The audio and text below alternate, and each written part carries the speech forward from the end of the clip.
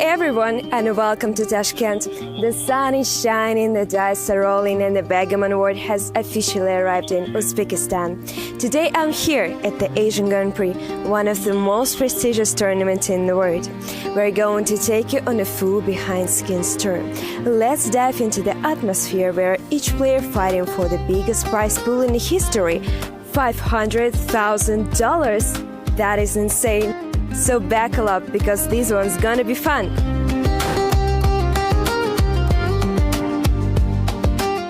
The technical hub, right here with God production tables handling the entire live stream. It looks like NASA, but trust me, these folks know exactly what they're doing. We had the commentators tables. This is where our live commentators break down every roll, every double, and every dramatic bureau for our live audience. We have a Russian version and English one. So let's take a look a bit. What's going on here, Sebastian? Hello. Hey. How are you doing? Amazing, amazing. So what's going on right now? We just finished the first round. Next to the commentary desk, we had the transcriber table, where all game being recorded in real time, move by move. And in this part of the hall, we had the stream zone, where all matches being played. We had the main table and two more, so fans could go deeper in the game. And of course, the referees tables. These are the guardians of the game. Any dispute, any question about the rules, they are the final word, and they take it very seriously. Now let's talk cheer, because backgammon might look simple, but the equipment here is anything but ordinary. Every playing table set up with high quality board, the kind that looks satisfying, just look at it. Buffalo box, so every fruit to be fair. Such beautiful checkers and clocks for perfect accuracy, and of course precision dice. That is a real sport. Now camera lovers, this one's for you. At every single table where as match is being played, set up the camera capturing the action. Every roll, every move, all being recorded. No match goes unwatched. And the best part is that all your games will be available after the tournament in the dedicated folder, so you can just study your opponent, relive your greatest moments, or maybe not the greatest, we all been there. Stepping out the main hall, there is one of the most social spots in the entire venue, the stream zone. Whether you're watching your friends, cheering your favorite player, or just killing time between rounds, this is the place to be.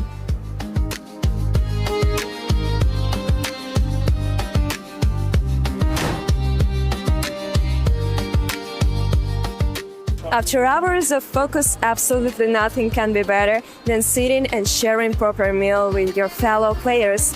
Somewhere between first course and dessert, stories start flowing. Replays, can you believe that moments, laughs? This is where the real magic happens. Not on the board, but around the table. That was your full tour of Asian Grand Prix, Tashkent, Uzbekistan. What an event, what a venue, and what a city. If you enjoyed this video, don't forget, drop it a comment and give it a like. And if you're a player here, we hope you rolled well today. That was Hanna Polyakova, special for you. Until next time, and see you on the board!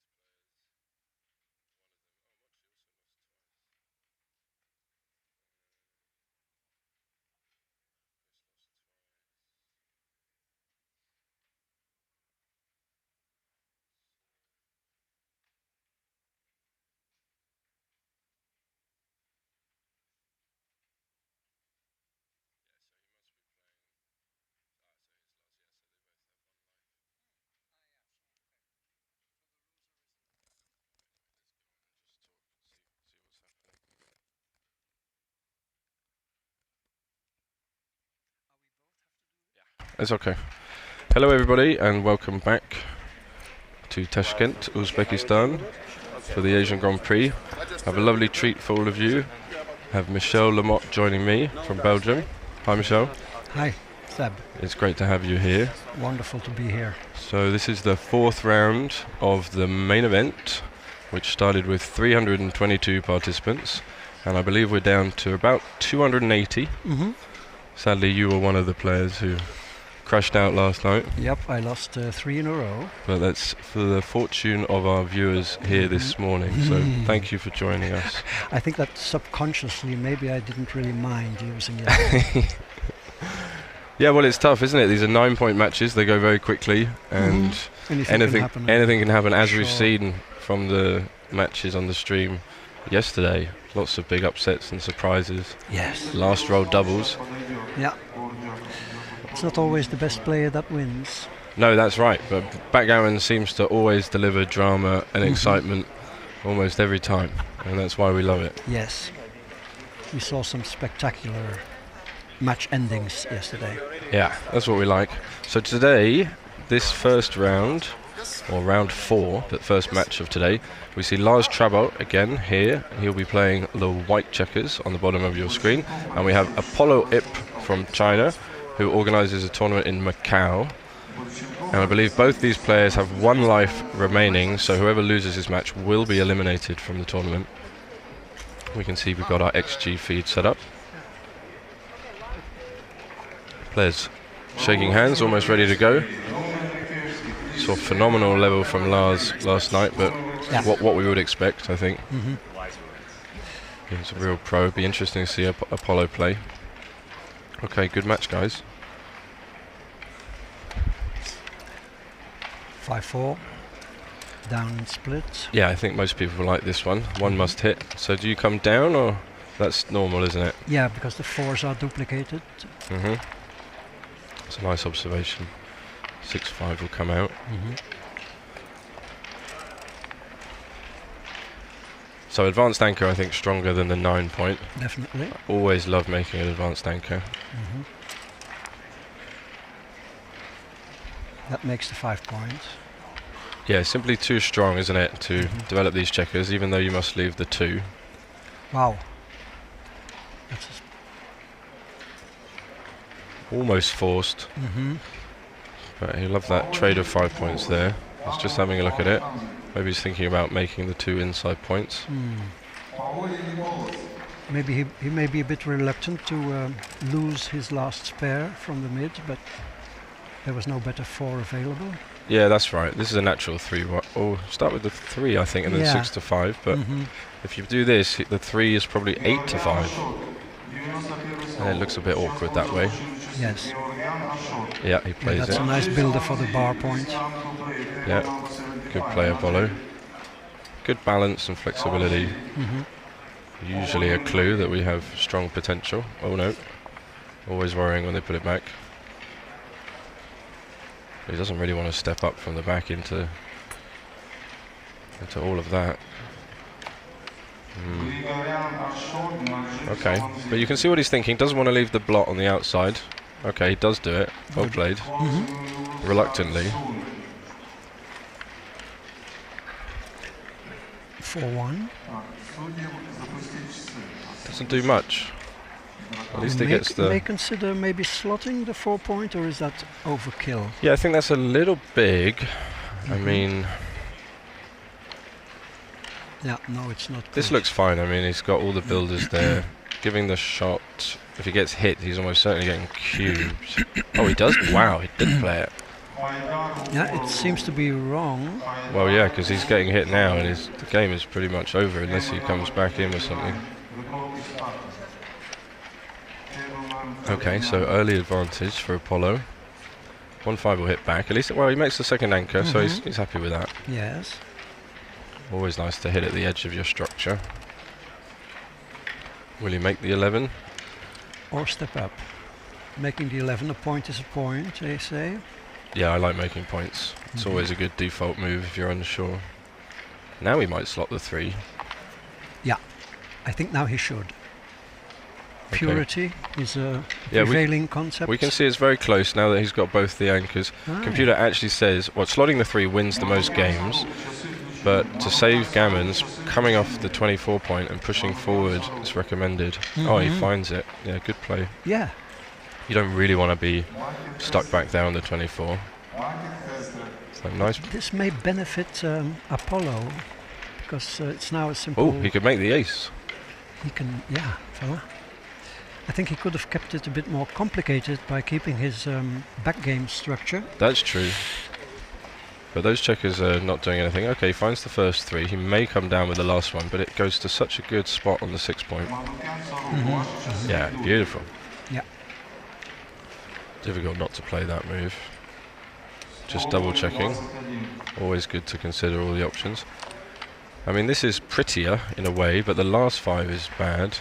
Yeah, and it leaves your outfield points stripped. All stripped, yeah, and you're taking away Lars's chance to improve here. It looks much better, this. It does. 5 might come out here. Yeah, he just grabs it immediately. He knows he doesn't want that 3rd checker back. Now, will he cube this? Lots of threats. Computer says it's a tiny, tiny double. Wow. Could roll 5-2, 5-3, 6-1, 5-2, any 4. Some double hitting numbers like 4-2 and 4-6. So lots of threats. He's got his 33 pip lead. That's quite significant, isn't it? Yes, but a weaker board. Yeah. That probably deters him from doubling. Yeah, not surprising that he doesn't double there. Hit and just come safe is natural, and hope the guy doesn't roll a 3. If he dances, then he'll definitely cube. Yeah, nice play. Keep it simple. Lars wants the 3, doesn't get it, almost repeats the position. But now it's slightly weaker for Apollo because he doesn't have the builder on the midpoint. So if he didn't cube last roll, be surprised to see him double now. I think I would have been tempted to hit on the ace with the 4-5 because he's so robust. Yeah, well, you have this nice priming structure. That hits, that's a good roll. Again, he wants to dodge a 3. A 3 would keep him in the game. No. Game over. Yeah, you may take a roll even. Yeah, it's almost... Oh, it is too good on a deeper analysis. So you can take a roll here. 2s, 3s, 4s and 5s all working. But I think we've seen a lot of people cashing 2 goods. I heard that, yeah. It's scary to play on, paying some risk. Yeah. It doesn't look... And especially against an anchor, it looks harder than maybe it is when you play it out. But he has some rolls that miss, like 6-1, I can see here. 6-1 is a bad one, yep. What else do we have? Well, even something... 5-1? 5-1, yeah, you'd have to leave a direct return unless he plays... I mean, he would be hitting the second block in board. So there is risk here, but there is also a lot of good numbers. He does decide to play on. It's a borderline decision. Yeah, good decision. Yes. Not what he was looking for. Well, comes into the... Yeah. Oh yeah, like we said, he must hit on the 3. But he might be tempted to play safe. Oh, that would have been automatic for me to play safe. Well, the idea is that there's more risk allowing him to roll a 3. It's better to get hit than if he anchors, then you're in trouble. Yeah, good play. Apollo he sees that. Yes. And it's going to work for more gammons if it works out as well. Yes. I see that. There was a checker on the bar. Yeah. Yeah. You keep him from establishing a second anchor. This is a very valuable concept that repeats a lot. So has he hit the clock or he's just looking at it? Yeah, just weighing it up. Yep. Good play, Apollo. Can Lars perform? I think he's going to see the cube now. It's still too good. But when your opponent enters with both checkers, you feel like they've made a significant improvement. But we can see very little risk now. He's going to cover with a lot. So another good decision to play on here. Could make the 2 point. Oh, yes. Yeah, he sees it. The bar, making the bar is a tempting alternative, but conceptually wrong. Yeah, just hitting with the 4-point board. So now we receive the cube, I'm sure. Yes. And now can you even take? Yeah, it's a big take. So great cube play by Apollo. Yeah. Lars is going to count this race. He's going to see he's nearly 70 pips down. But it's not such a trivial matter just to bring this home. No. Now that he's established that 16 point, Mm-hmm. he can release the mid. So he's got some checkers to play from. He can come out with a 5. Yeah, always counting. I thought he was taking. But look at that. It's over 20% gammons just on getting home safe. Mm-hmm. It's pretty scary. Good take. Mm-hmm. Yeah. 5-2 is a nice number here. Oh, double 2, fantastic. That was his troublesome point. 3, and the last one to the 3-point. It's natural. And that would have made it a big pass. So, fantastic cube handling there by Apollo, and Lars will be holding on to these 2 points of contact, hoping for a chance. Still not that easy to clear the 11 point. Oh, he doesn't want that. Mm-hmm. So does want to strip the 11, yep, so he can clear it next roll with something like 6-5 or 6-3, 5-3. And then there's only 1-4. It's not where you want to put the checker, but at least it's safe. Yep. Yep. Do you immediately see the bad rolls here now for blue? If I'm playing on white side, I'll try and find some. I don't see those right away. 6-4. It's not obvious to me. Yeah, he just escaped this nice back man. I mean, I can see that 6-2 is safe, but it's going to create bad numbers, something like that. Wherever the contact is. Another 4-3, again, is a bit weak, just weakening the position. Although he might clear the 11 with 4-3.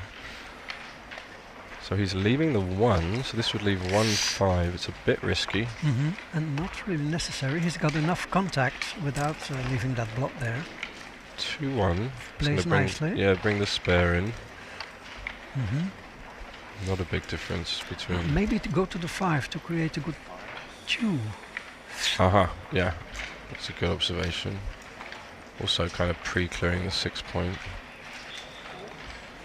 What about double 4? Mm-hmm. Okay. We can see they're pretty much the same. Lars will make the board. I think about making the bar point, but the inner board is just stronger. Mm-hmm. Okay, decides against it. Yeah, they're very close, but I like to take the inner board when I can. Yep. Again, 6-1 is bad here. 6-2 is playable. 6-4 is bad. But actually, he wouldn't really mind just clearing the 11 with 6-4, I don't think. Double 2, so has to clear the 5. Mm-hmm. I mean, he gets rid of one of his outside points. But it leaves that gap on the 5 point. This is all but forced, yeah. Sort of a disgusted flick of the checkers there. The double 2. This should just slot the 3. Just standard approach. Keep your structure. Yep, look to make that. Now, can Apollo find a nice number? There's not many here. Well, I think he might take the chance to go now. Yep. I think, yeah. Yep, he sees it, and the 3 is duplicated. If he gets missed, he's pretty much home, isn't he? Mm-hmm. If he waits, things are going to get worse, and this is actually not a bad clearing number. It's only 13 shots as opposed to some of the forced 6s that may arise. And you can see he played it straight away. He knows that that's probably what he should do. Especially Lars doesn't have a killer board yet. Right. The 3 being duplicated, extra clue. Yeah. I mean, we never like to leave direct shots, but when it helps with the progress and a real gain. Hello, Mr. B in the chat. Lovely to see you. Hope you're doing well. Apollo's fretting over it. Yeah, I understand his pain, but good play. another good play, yeah.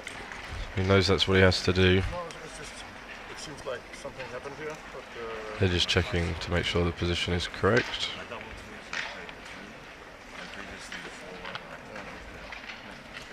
Again, the players have the option to play with legal moves when their live transcription is going on. he will say if it's one. So it's one. Always better just to check. Doesn't get the 3. So you can see right down to 9% winning chances. And that's why Apollo paid the risk. Just checking he can't hit. I've done that before. Just make sure. Can I actually not hit that checker? It's a shame. Whoa, that's a nice one, isn't it? Oh, you're not supposed to fill in the 5. Look at that. 3 off for the gammon. Wow. Actually wins Only the the most gammon. games as well. Wow. Visually, it looks strange to leave a gap on the 5 point there. I think almost everyone would fill in the 5. Yep. But 3 checkers off, we saw, was the best play. Only 8% gammons now. Lars might even run. Doesn't want to play the other 6 to the ace point. Yeah, he's thinking if he breaks the 7, he doesn't have a great containment structure. But that is the gammon's saving play. Computer thinks we're doing okay to keep that. Does he take a man off or clear both checkers from the back? Yeah, we see man off. Clearing both wins slightly more, but there are still some gammons floating around. You want to play aggressively when your winning chances are so high. 2-1. So that's a hit, isn't it? I would. I think pick and pass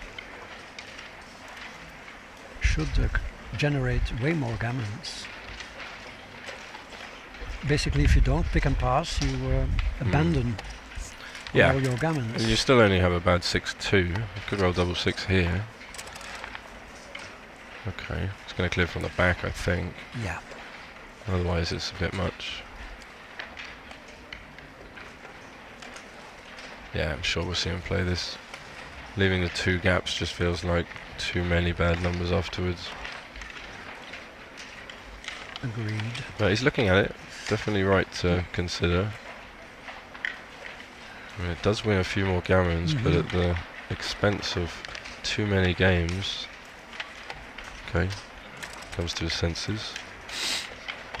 Will we see a shot here? Lars' position not really ready to hit. 6-5's a lovely roll. Now he's left in a 5 roll position. So there are some gammons here if he rolls a big double. 3s or better, or even 2s.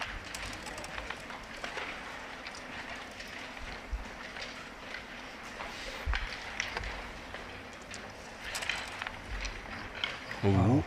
So he might have a shake at it. Gee. Bit of excitement. Oh, that's a bad one. Yes, yes, yes. So how does he play this? Just closer. Oh, look at the computer play. 4-2. Getting the 2s. Wow, this is a tough one. This is really tough. He's going to look at it. So, can he find this? So he gets 5, 2, 6. He's going to have to run through all the numbers here. Yes. And double 2 as well. He'll Yeah. get. It'll be interesting to see if he finds this. Yeah, there's no golden rule of thumb for these kinds of positions. And when do you create like an ace for the bear off instead of approaching closer? I think it's like from the 10 to the 9 is the crucial. That's right, the 10, the cut-off point. If you can move closer than the 10, you do that. Otherwise, you play 2 to 1. But something like this is very unusual. Yeah. Good morning, Bakar. Thank you. Good to see you in the chat. Bakar. Yes. Says hello to you as well. Ah, yes, I played Bakar in Budva years ago in the final. Oh yeah, great final. you had. Oh yeah, I was leading by so much and I lost. That was a very exciting match. Yeah. Okay, so he's looking at the best play. Yeah. This takes counting. You just have to run all the numbers. I mean, there's no way around it. But it's a strange one. Yeah. So he misses with all 1s and 2s this way. Yeah. Except double 2. Yeah. So The- that's 19 missers. The other way he does get 5-2, 6-2. But he doesn't get the 4-3. Oh. Yeah. Okay, yeah, they just corrected the position. Yeah, it's one of those that eats a bit more time than you'd like because you kind of have to get it right. Because you can get it right but just going through all the numbers. It's easy for us, we just see it on the screen. Over the board, I don't even know if I would have given it that much thought. No, many people wouldn't even realize that there's so much equity at stake here in this roll. I think they would automatically approach with 3 aces and bring one in. Yeah, I expect Lars to find it. I mean, it's 5% difference in the gammons. It's there's a big difference. 2 points in a 9-point match just on one little checker play. 5% difference. So here you have all the aces that miss. And 4-2, 3-2. And 4-3. 4-3. Uh-huh.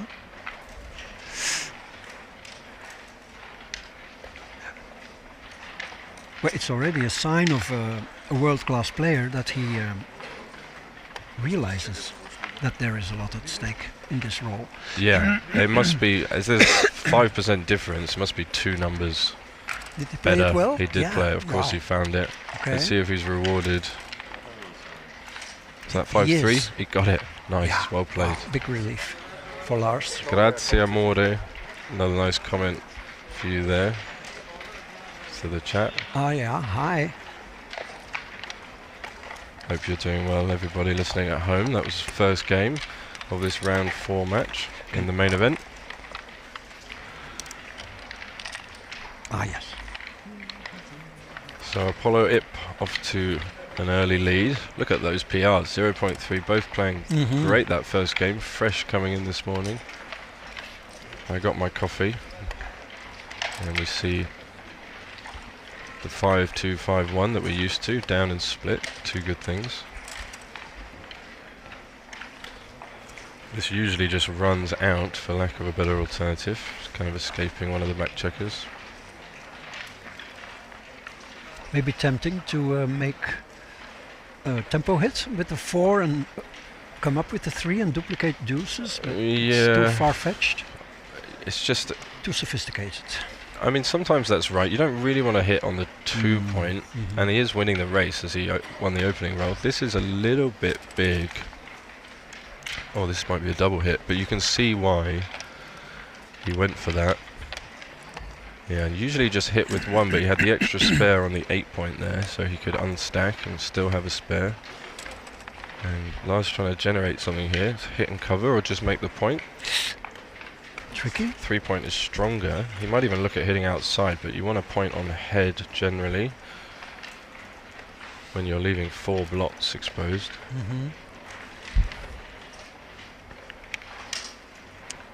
You might have the tendency to cover the blot on the ace, but this keeps your structure a bit purer. Yeah, you don't really want to make... Oh, he is looking at... This would be a... That's a big blunder. I mean, that leaves a lot of returns. There isn't really... Oof, and he's punished. Big punishment. Big time. So that would have been a dance. So yes. the biggest possible swing on choosing the best play there. And he might have had a cube. Yeah.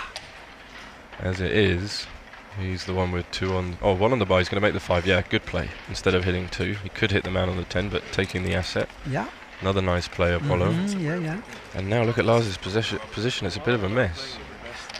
Blot on the ace, blot outside. Oh, he's going to have... Wow. Oof. Yeah.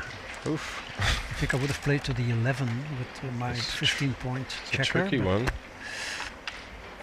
So Apollo, tough for him to find a bad number. The 1 will hit. 5 is natural, sort of the only 5 actually.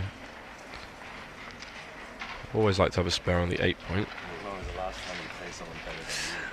They're chatting. Yeah.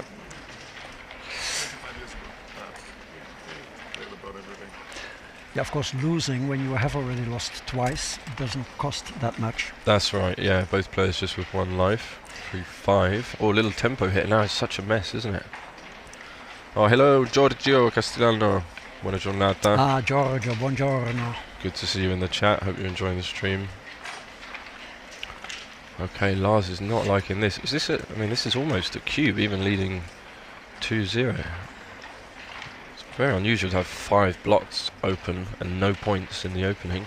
Yeah. Hasn't found any constructive move. Oh, he's looking till at now. this. He's not looking at hitting on the ace. Sort of a protection hit almost, just to stop all the numbers. And then you can see Apollo really looking at this position. He probably feels like it's a cube. Wondering what he's going to do. The 3 is easy.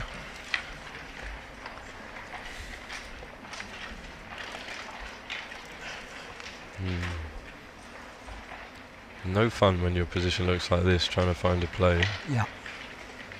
Just got to protect yourself from the worst of things. Double 6 is a big swing, of course. Maybe 2-6, 3-6. At least you generate some bad numbers for your opponent. Otherwise, I can't see a bad number for Apollo. 13-8 looks like a good 5 because you provide a spare on the 8, but it doesn't do anything. Yeah, you're just leaving yourself Yeah. open. You're like a boxer dropping his guard. You need to do something, apparently. Yeah, I like that expression. He's frustrated. No good options. Is he going to find this hit? Yep, he's looking at it now. I think when he looks at it, he's going to make it because this will give him the best chance to make an advanced anchor. And it does just stop Apollo's... Okay, he's gone for the natural 5, like you said. The pure looks So this is a cube, yeah, he wow. insta-cube. He's been waiting to double. Great cube, I think.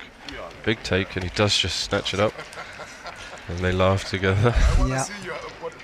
He played with great double hitting here. Great spirit and sportsmanship shown all around the room. Over 50 countries represented.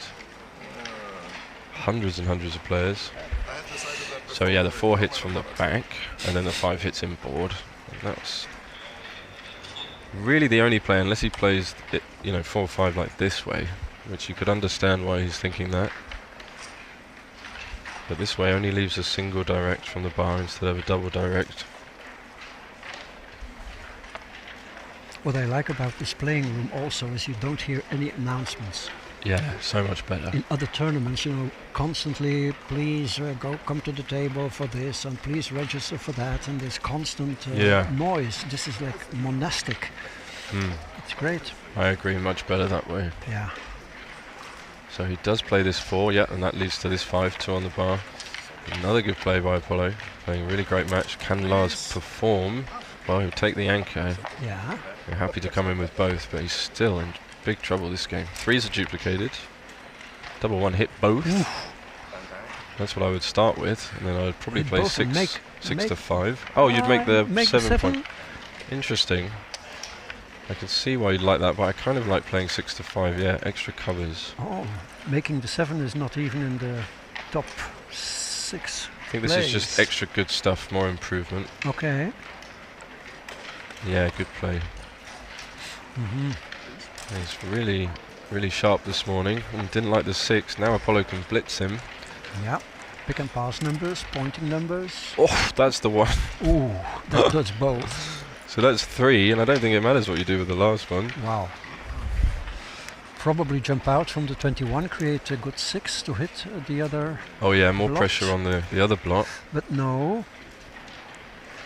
Oh, you want another builder to close the 2 point. Okay, they're very close. Yeah. Wow, Lars in big trouble in this match. Could be looking at a 6-0 deficit after 2 games. 3-1 will hit and maybe keep going.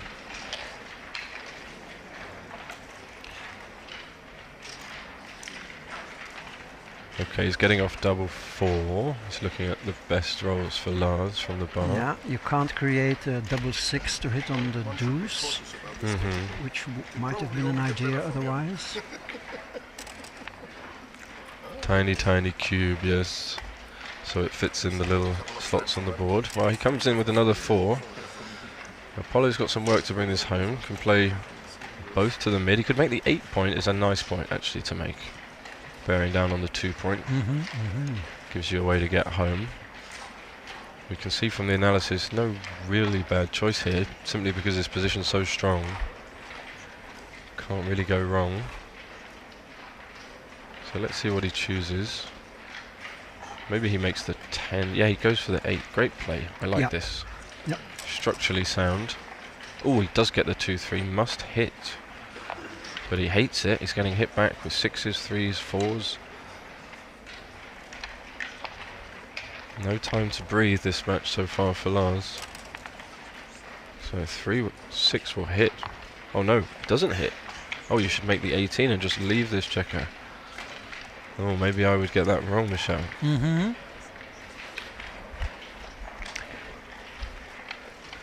Yeah, the theme is called Blitz Connectivity, I guess. Mm-hmm.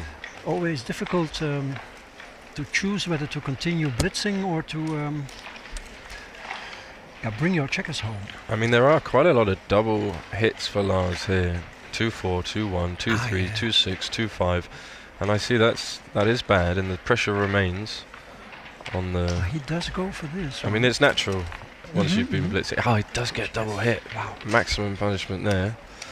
Still feel like his position is not that bad, but we can see that Lars is now the favourite with that disconnection you mentioned. Partial dance. And he's going to be looking to get a recube in. It's very close already. He has a powerful one. Trailing by trailing 2 2-0, points. exactly. Overtaking cube, as they say. But it feels weird to redouble with 4 on the anchor. Yeah, waits a roll. That makes the 5. Wow. You might be tempted to hit, but I would just make the 5. It seems too strong. And then I would double if my opponent doesn't improve. He's going to just play 13-7. No. He's not going to play this. You can understand why he's looking at it. But if he hits on the bar, he might triple hit, double hit. Good But play. this is best. Yeah, Apollo really hoping to make the 18. He doesn't. So will we see the redouble here? I think it should come. I agree. I think it should come here. Only because of the score. Yeah.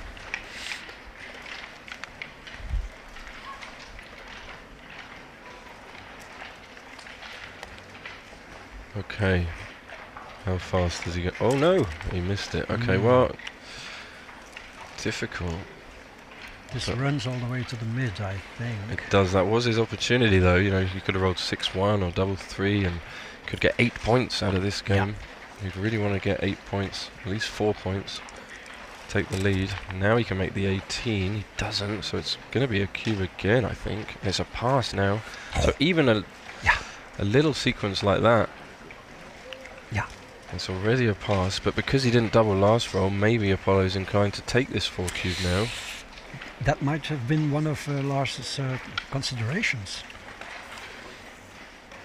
It takes acute score consciousness to realize that you have to drop way more, leading by 2 points. Yeah, especially a recube. A recube, that's which it. is potentially gammonish. Yeah, we can see there are gammons here, over 20%. And I'm very confident Lars will redouble now. The question is he going to take? Okay, stacking them up. Well, the fact that Apollo thinks so long about this move may indicate that he might be inclined to take. Otherwise he would just play something fast and push the clock if he is already resigned to passing. Or is that too far-fetched? No, I think that's reasonable. You could look at it the other way as well and say that he doesn't like his position, struggling to find a good play, and sees that there's no real valuable move that he can make, so... I sometimes find myself spending 2 minutes on a move, then getting the cube and realizing I have to drop. whatever I did. Yeah, well... still did your best to find a good play. Yeah. You should be able to foresee that the cube is coming. Yeah, more like recognize the value and the threats, and just maybe play something quickly and confidently and deter your opponent. Pretend like your position's better than it might be.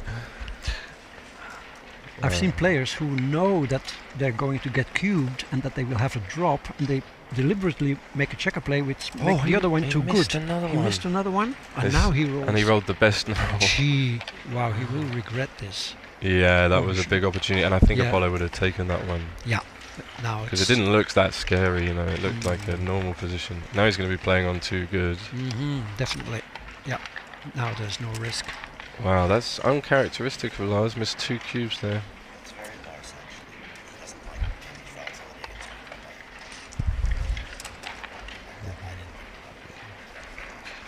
Okay, well, we're going to see if he can get the gammon and get his 4 points out of this game.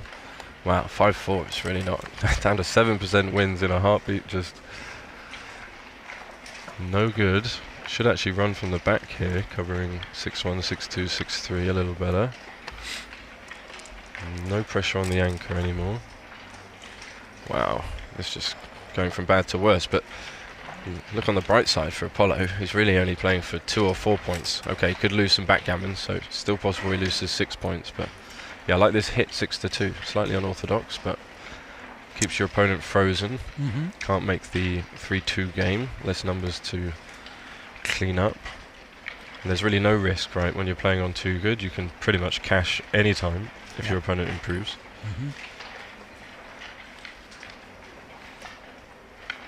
Replying to your question, I do not know who is manufacturing these boards, but I'm sure you can find it somewhere. Again, if you scan the QR code just under Lars Trabolt's name that you see on your screen there, it will take you to the website with all the relevant information for the events. Things you might be looking for. Okay, he makes some very natural play. A coffee, yes. Thank you so much. Yeah, so he just made sort of a natural looking play, but it's given him the chance here to clean up a little bit. Who is Leona Wilkinson? My lovely wife. Your wife? Yeah. Congrats. Thank you very much. Wonderful. Since when? Since a few months. Okay, wow. Fresh thing. Thank you, Michelle. Very kind of you.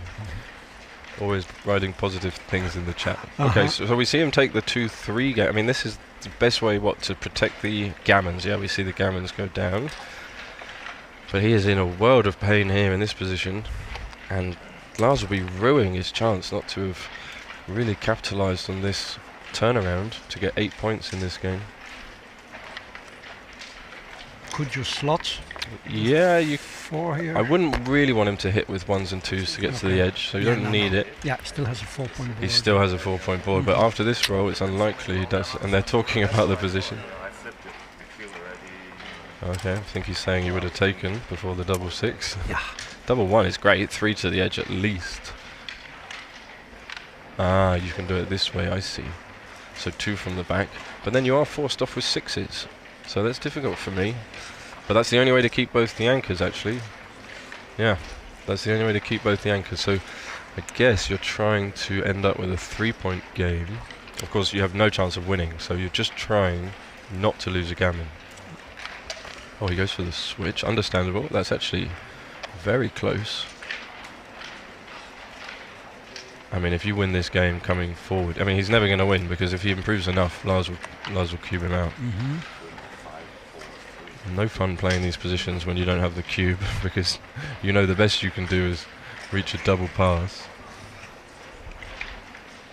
But they both seem very friendly with each other.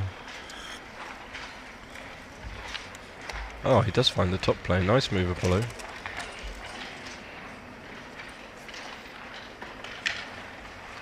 So Lars hoping he rolls a 6 here and breaks the front anchor, or maybe a smaller number to crunch his board like this.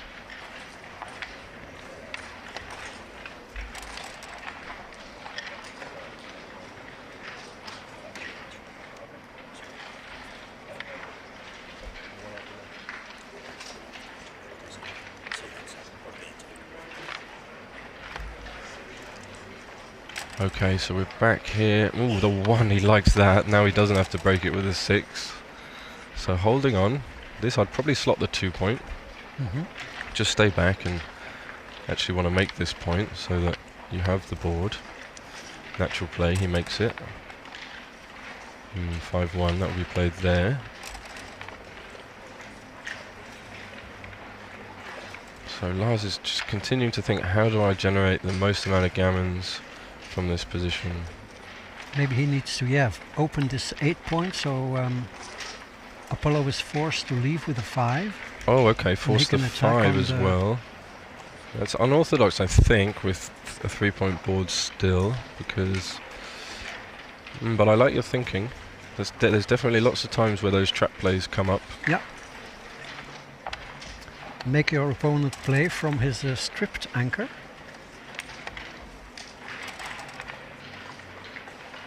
4-1. That should go to the ace, I think. Ah, no. Wow, so here's the trap play. Force the 4. So now he's down to a 2-point board with a block. You can force the 4s. Oof. And he has to come off the back. I mean, you'd like him to break that anchor. Doesn't do it, but there'll be... I mean, 6-5, you just make both points now. Can he play 7-2 now? I would. Same idea. Nice. Yeah, this is what we were talking about. Now he's down to a 2-point board. You're sort of free just to... And you really want him to break that anchor. Ah, yes. And if you break the 7-point and he has like a 4-1 on a 4-2, Yeah, he doesn't do it. he doesn't escape.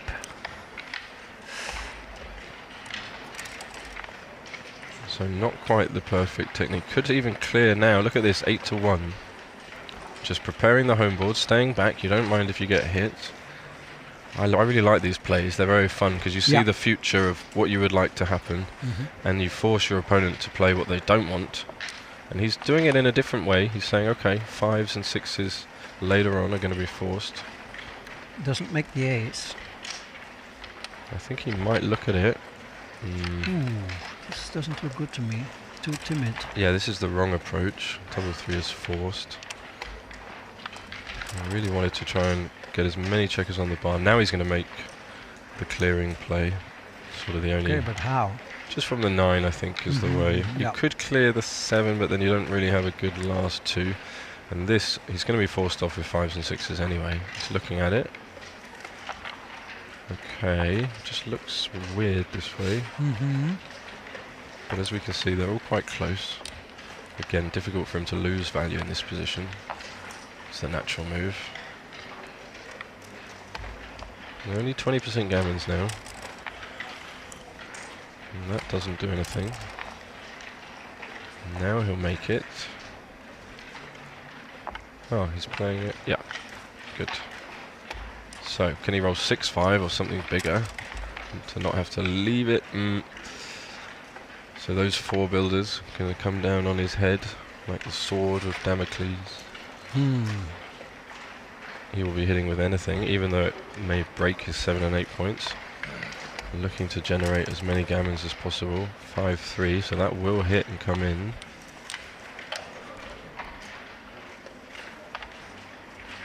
Yeah, as expected. So can he fight here? This is kind of the crunch moment that everything's been building to. Yeah, I would come in. Our computer actually plays 8-7, interestingly. But this is fine. Double 6, just when you don't need it. So man off. Super aggressive bear off. You don't care about any risk here. You're just ripping checkers. It's close to 50%. Yep. Ah, yes. I would have been tempted to play 6-4 to create good 3s, but... Yeah, you just don't care about this. Don't just care take them off. Right. Like even here, 6-3 is bad, but you just rip the checkers off. Sure. It's, because of the opponent's weak board, yeah. yeah, and percentage-wise, it just doesn't cost you any wins. I mean, no wins technically because you have the cube. But really, you're just increasing the gammons by more than... Wow, he went for the nice, smooth play, but it's... you know, if you don't win the gammon by 1 roll, that's the reason. And you don't want that to happen. 4-3, you have to clear the 4-point. You're not going to leave yourself a double shot with 6-3 in a stripped position. Yeah, he sees it. But Apollo is actually quite likely to get off this after being in terrible shape. Yeah. Even 2 off here. Yeah, there you go. Now he's in the aggressive mode, you can see that. Easy play. 1 big, 1 small. Nope, 2 big. Yeah, take them off. Might as well. Can't lose this game with cube access. 5-3 goes all the way. It's actually forced move. Yep. So. Ooh, that's a fun one. You see, hitting is really close. Wow. Almost no downside. Yeah, this leaves 7 checkers instead of... Well, it would have been 7 anyway. So he does hit, but of course Lars will just keep playing on. I think you put it on the ace. Yeah, the only thing you're trying to do is not get gammoned here. There's no chance you can win this game. A lot of these moves are going to be forced, as we see. Can he run one past? He'd love to pop. Oh, Ooh. that's also forced. Don't you have a choice as to where to lead? No you choice, don't. yeah. Well, you saw that quickly. Well, he needs the 2. He worked so hard for this gammon. Oh, he still could get it, but not many now. 7% we see. Double 5 leaves a double shot. Oh, that's a nice free. Yeah. Yeah. Okay, staying back. Rewarded with an extra direct shot. Oh, he'd love to hit this. Oh, that saves it. saves it, So yeah. he'll just cube him and finish. So they'll hit the clock. That's the end of this game. And we get to 2-all. Poof. I feel like that could have been more fireworks there. Yes. Yeah, missed a big double actually. Oh, Lars. we hear Lars say there. Just turn up his. Ah, yeah.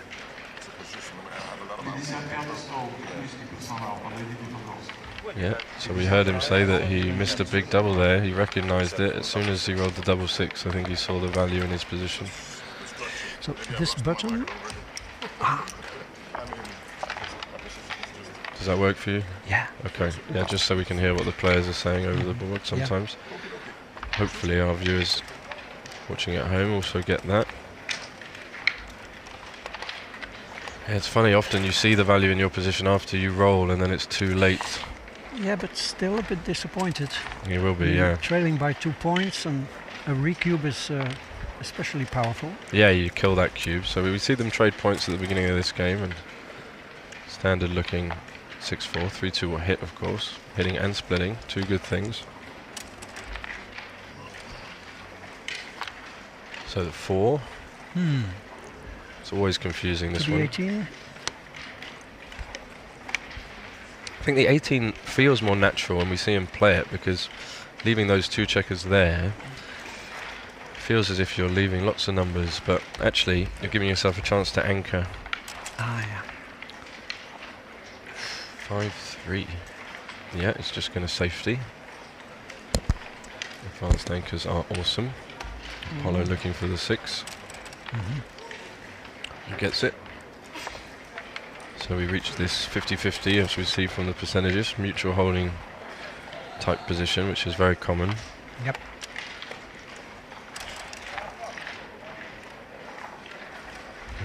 Stacky one.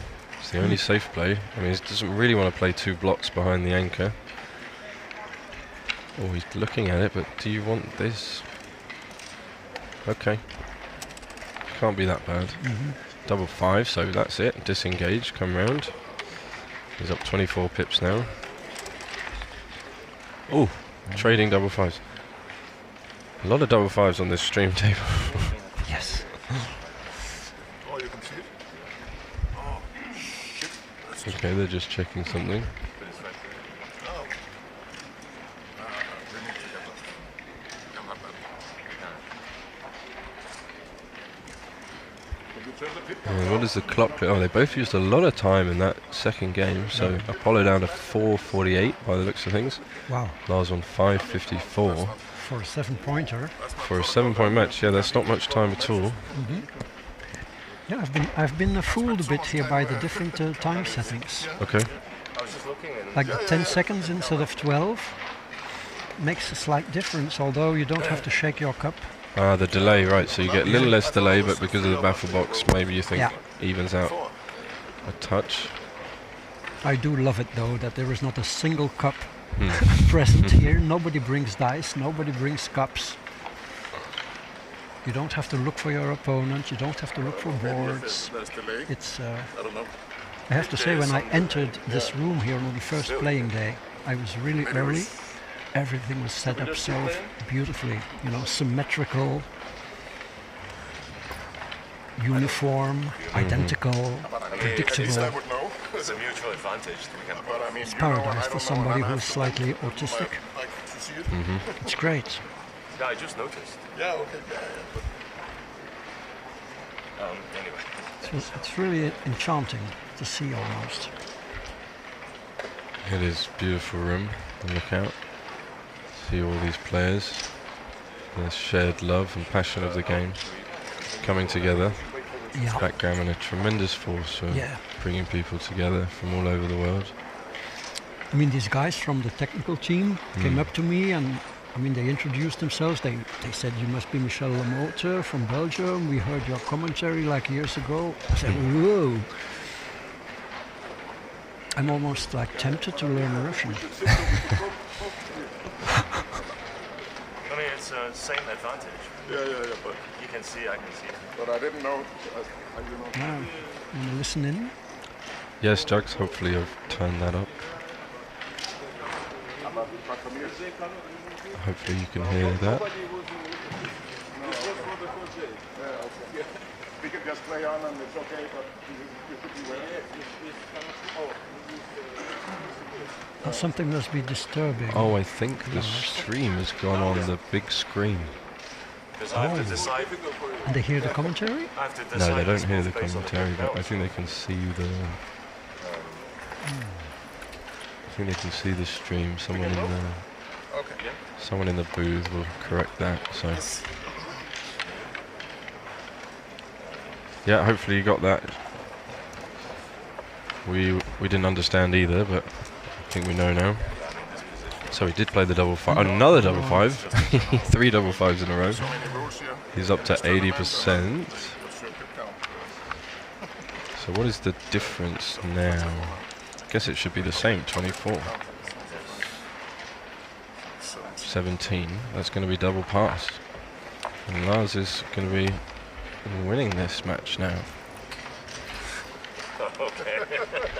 That would have wasted me another 2 minutes counting. Maybe if they see the live stream on the screen, maybe the pip count was visible.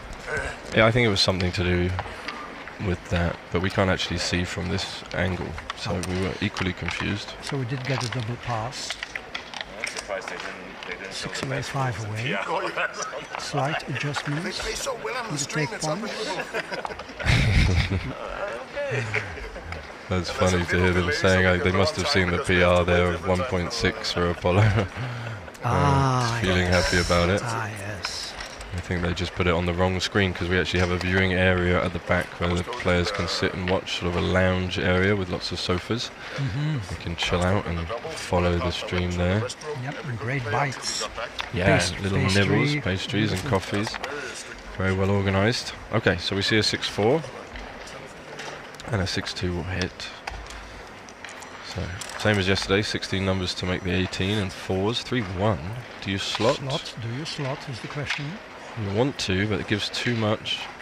Usually you don't slot when the opponent has a bad 4. Really? Because then you give a good 4. Yes, yes. This is like a small detail. Yeah, Julian Vetterlein told me that years ago. Yeah, Julian, great teacher, of course, of the game. Double 6 is always powerful if you're not on the bar. So those will be the first 2, 3, and another builder loves that structure. And Lars in the ascendancy again. He's got some stuff going here. That'll make the 10. Oh no, it won't make the 10. He needs to hit him. He needs to stop him from. This looks so natural. Yeah. Tempo play. It's a tempo play. Yeah, you've got to freeze the builder. You can't just let him roll. I think we may see Apollo make some mistakes now because his time is running low. No reason It's to a cube. panic though. Isn't this a cube? It is a cube. He sees it. I mean, the threats of making the 5 point. Yeah. He's only got one checker Probably back. a pass. Okay, it's 3-2 Is it down. close? No, it's a take. Well, it's not that close. I mean, he hasn't executed his threat. He does pass though, 4-2. I would have been tempted to pass. Well, there you too, go. He agrees. He was playing 1.6, 'cause so it's like a cheap point. you cheap give point at away. the score. Second point is expensive because it brings Lars to 4 away. So I would have been tempted to drop this as well. Okay. 4-2 here. Always nice to open with a point-making roll. Yeah, that's right. Especially a good priming point. This is out and split usually. Yeah, with the 8 points stripped. It's the more balanced play, as you call it. Yeah, I've heard you use the word balanced a lot. Well, I think there's a lot of power to balance, Uh-huh. and that goes for more than just backgammon. Oh, for the one he must push up, I think, from the back. You've got to put some pressure on this blot, and you kind of want a reason to leave that builder on the 9 point. I mean, it's tempting to lift it to the 8, Yeah. but 24-23 seems so It's natural. always 13-8 is also yeah. I'd be tempted just to make the 5-pointer here. Oh, we see it's really close. So we should actually split, but split with the 1, then come down. Okay, they're almost the same, aren't Yeah, they're hard to figure out. They are hard to figure out, that's right. Couldn't make a mistake there. 5 points. Natural. Oh, and he dances. So is this something? It is.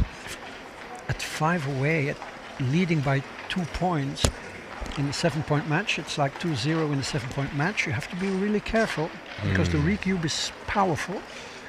Yeah, but again, we see so many advantages for Lars. He's only got 1 checker back. He's got the 3-point board, so Apollo's going to stay out like 25% of the time, maybe more. He does roll through it again. 3 will push up from the back, almost certainly, looking to escape that checker. And then 2 down, but we see him miss another cube there. Yeah. Difficult considerations. 5-1. I mean, he's going to cube now. I'm sure he's going to double now. Yeah, he may even be a bit too good, probably no. No, it's not in the bag. You are leading 2-0 in a 7-point match, effectively. You are happy with a single point? Yeah, I think that's why a lot of people wait 5 away, because they don't mind cashing to get to 4 away, but they forget the value of winning 4 points and getting to Crawford. This is an easy cube. I mean, he has 4s to hit, numbers to make the 5-point, numbers to escape. We can't see the pip count, but he must be winning. But there cannot be any chance that Apollo takes this. I think maybe he should take. Really? Wow. Wow, it's a big one. Yeah, so we just got confirmation there that it did come up on the screen, so we've added a 30-second extra delay. Oh yeah, little cube, and we can see it is a big take at the score. He does take, so well played. Great take. Very good play from both players. 6-3, just make the 5-point. Really? Well, you would like to run, but it doesn't go anywhere. This is super strong. And it's, it increases the risk for your opponent to attack, but 4-3 is a perfect one. But you wouldn't want to hit loose against this perfect 4-point board. Oh, and Lars dancing, so Apollo could swing this. It's Apollo who has the powerful recube vig. That's right. Trifle too early, probably. Yeah, I might just play to close. the 8-point here. But it's a small mistake. We see 6-4, so you leave double 5, which would be a great roll anyway. So no risk.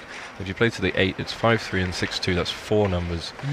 So 4 numbers instead of 0 numbers, because double 5 is just a winning roll. Yes. Regardless. And this is sort of a little extra builder maybe for the 2 or the ace. Beautiful play. Yeah, good find. 3-1. Down or in?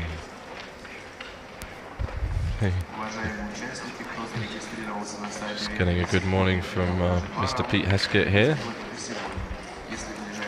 who won his round and won his match. Congratulations to Pete. Okay, he did come down. I like that play for the extra builder.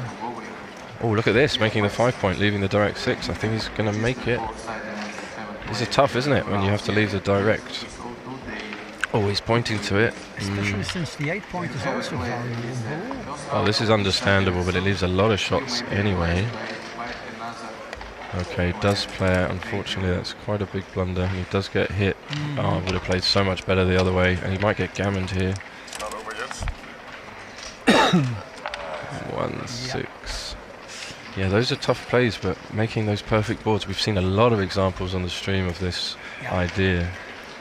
Giving direct shots, but really improving the strength of your position. 1-6. Wow, this is a tough one to come out to the 18. Great play. Great play. He's getting hit with almost everything here. Yeah, 2 down or hitting and coming around the corner.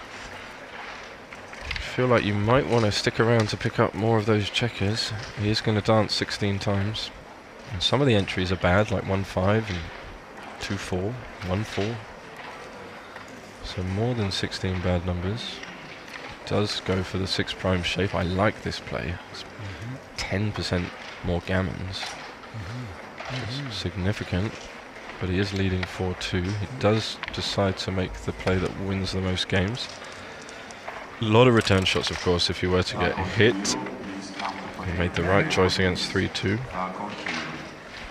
he would have been hit.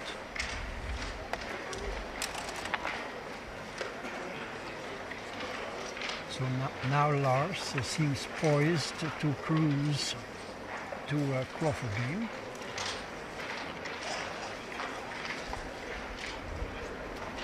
Yeah, we saw before Apollo did well to get off the gammon. He might be able to get off it here.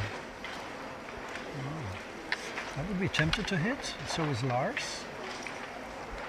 Yeah, it's a tricky one again.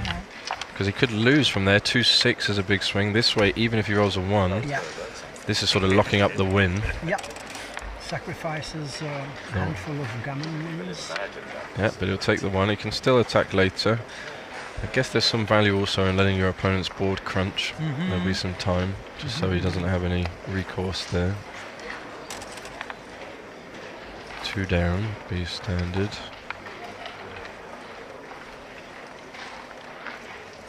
Okay, not a big difference. 3 will slot the 5, that's where you want that checker, and that only leaves 1-6. So does he hit with a 5 here? This is the question. He did. That was correct. More coffee. More coffee, right.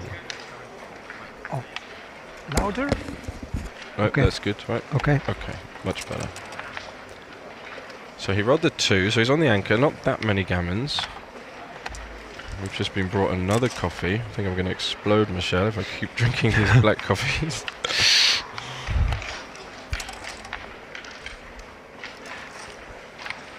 Thank you very much for your comment in the chat. It's great to see so many of you this early in the morning watching and loving the backgammon action from around the world. Got many more fantastic matches to bring you throughout the day. And what's going on? 5-4. So just standard play, make it and come in. Let your opponent crunch a bit more. You know, you don't want to give him a 6 here. Let him roll double 4. Let him Even roll. with the 2 blots in your opponent's board? No, because you also win more gammons because you stop him from moving. This way he starts moving off the gammon. I know the distribution looks nice, but okay. You see, actually, this is the DMP play, but the other play wins more gammons. And that's what you're looking for. This will play what he should have played last roll, but again, not a big difference. Can't Ugly fault him. 6-5. Apollo does start moving. That's Yeah, good. 6-5 is very, all the 5s actually. All the 5s, okay. Okay, so he's happy to clear. Only 6% gammons now, so he can't bear off aggressively as he would like to. 2 off here. I mean, you leave bad 6-5 anyway if you clear the 6 point. You're leaving bad 6-4, so it's 2 bad numbers either way, but 2 checkers off. I'm sure he'll take 2 off here. Yeah, I learned from Mitch's book that you should look for short-term safety when you are bearing off against the deuce point anchor. Oh, he didn't do it. And you go for Yeah. long-term safety if you're bearing off against an ace point anchor. Yeah, they're general principles and good rules, but each position, you know, is specific Yeah, to its own. right. And it's not logical because you do want to clear the 6 for safety. But if you're leaving 2 bad rolls and you leave the double 4 and you open him to be able to run off the gammon easily, you don't get any checkers off. Yeah. Then you must weigh that accordingly. Yeah. And he chose a slightly inferior play there, but he is going to win this game, so he'll be happy. Probably feel as if he could have got 2 gammons. He's still going to be 6-2 up. Yeah, 7 away, 3 away. There's a challenging score. Yeah, and he's down to 3 minutes 25, Lars. They have picked up the pace. They're both enjoying themselves. Big smiles. It's really lovely to see. Regardless of the result, everyone here is very lucky, of course, to be playing backgammon and having the free time to come and visit. Beautiful Uzbekistan. I think what we lack a little bit in this match is like the pressure, because both have lost 2 matches. I mean, losing is not such a big deal. That's right. If you pick a Okay. match between players who have won 3 matches, there is pressure. Yeah, okay. So Pressure that's to keep your lives. I'll make that Yeah. suggestion to the organisers after this round. Look at the PRs, almost identical PRs. yeah. It looks like they're going to take a 5-minute break. So we will do the same. We'll do the same. Good. And thanks to everybody. We will be back with you shortly.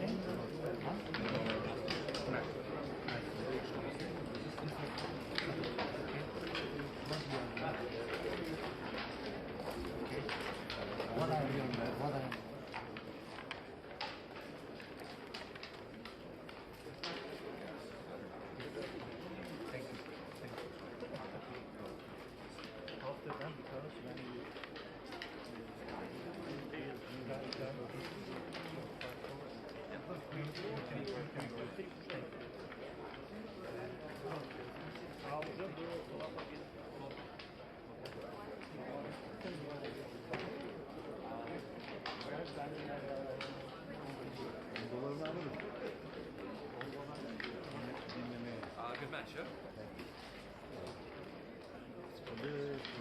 It was a decision, like, the worst in that game.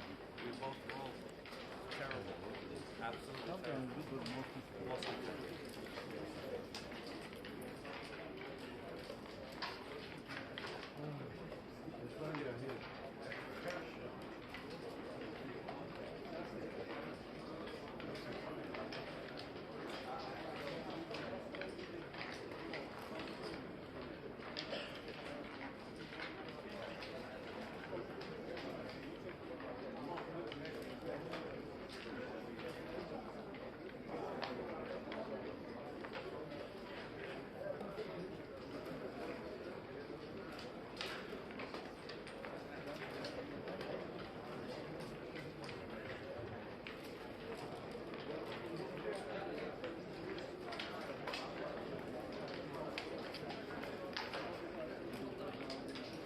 Considerate Pega, please come to play sidelines. Considerate.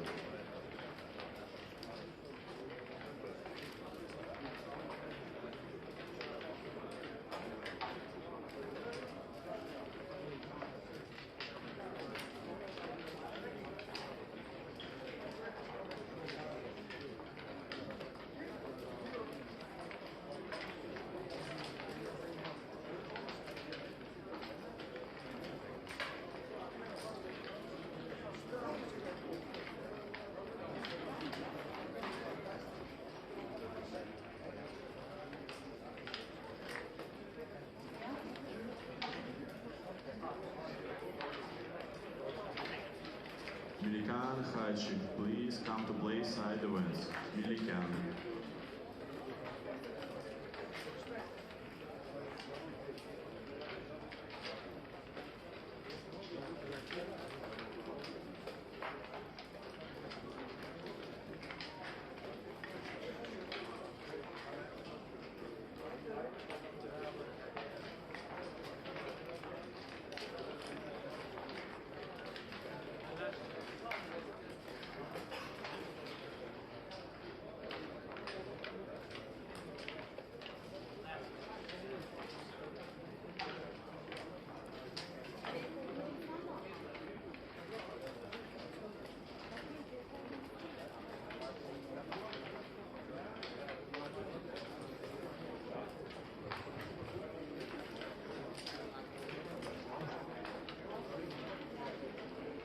Солодухин, просьба подойти сыграть дополнительный турнир.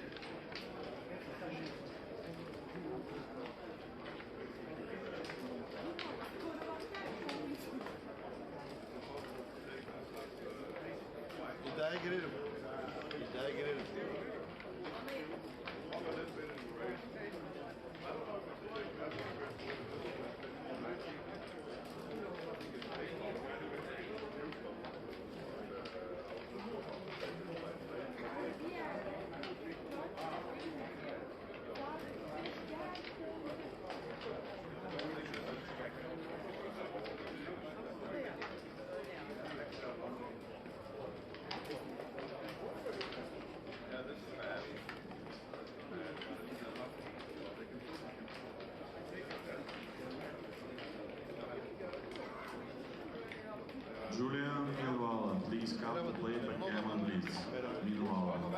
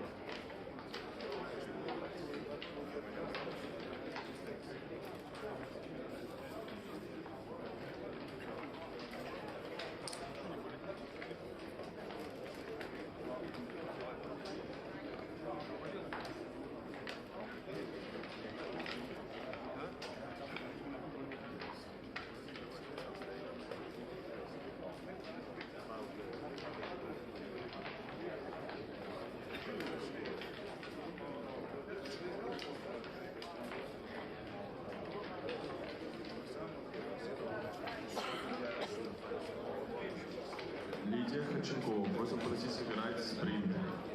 Лидия Ходченкова.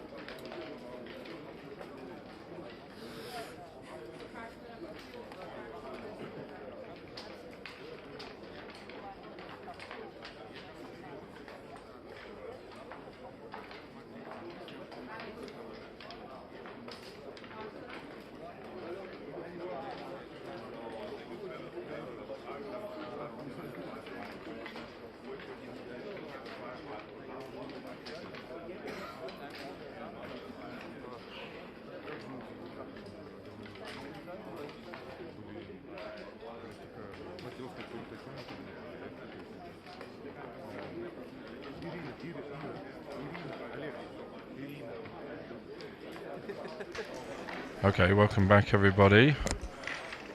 Just waiting on our production team to put the match back on. I think the players have resumed playing. Looks like the transcriber is in position as well. Good morning to Alexander in the chat, hope you're doing well. So let's see if this small technical issue is resolved, because all we can see at the moment is the beautiful arena and playing room.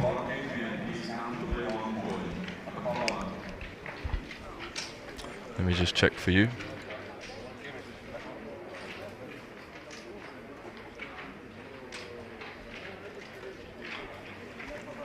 Okay, so I've just asked someone to correct that, because if you can see on the stage there, it looks as if Apollo and Lars playing a little backgammon together. Mm-hmm. And we're a little bit far away. Yeah, it's hard to judge what's going on the board from so far away. It's a pity, because the match is now in its closing stages at a 7-away, 3-away score.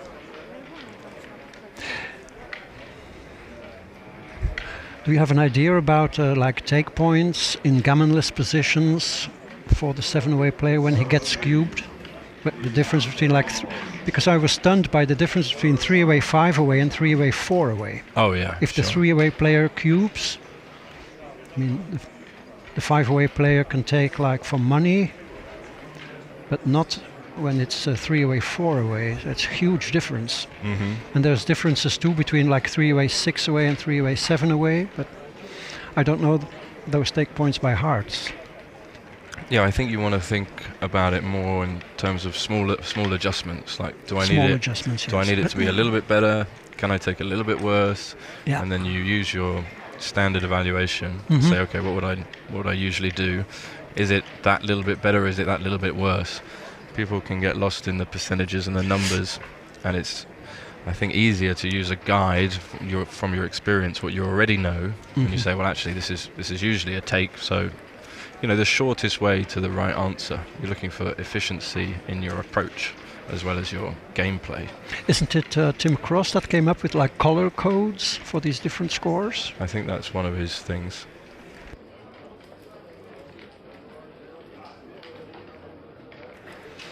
Okay, so we've just been informed that they are having some technical problems and we'll have to wait a few minutes.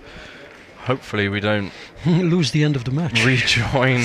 rejoin the match when they've finished. I can't tell too much from the body language on the stage.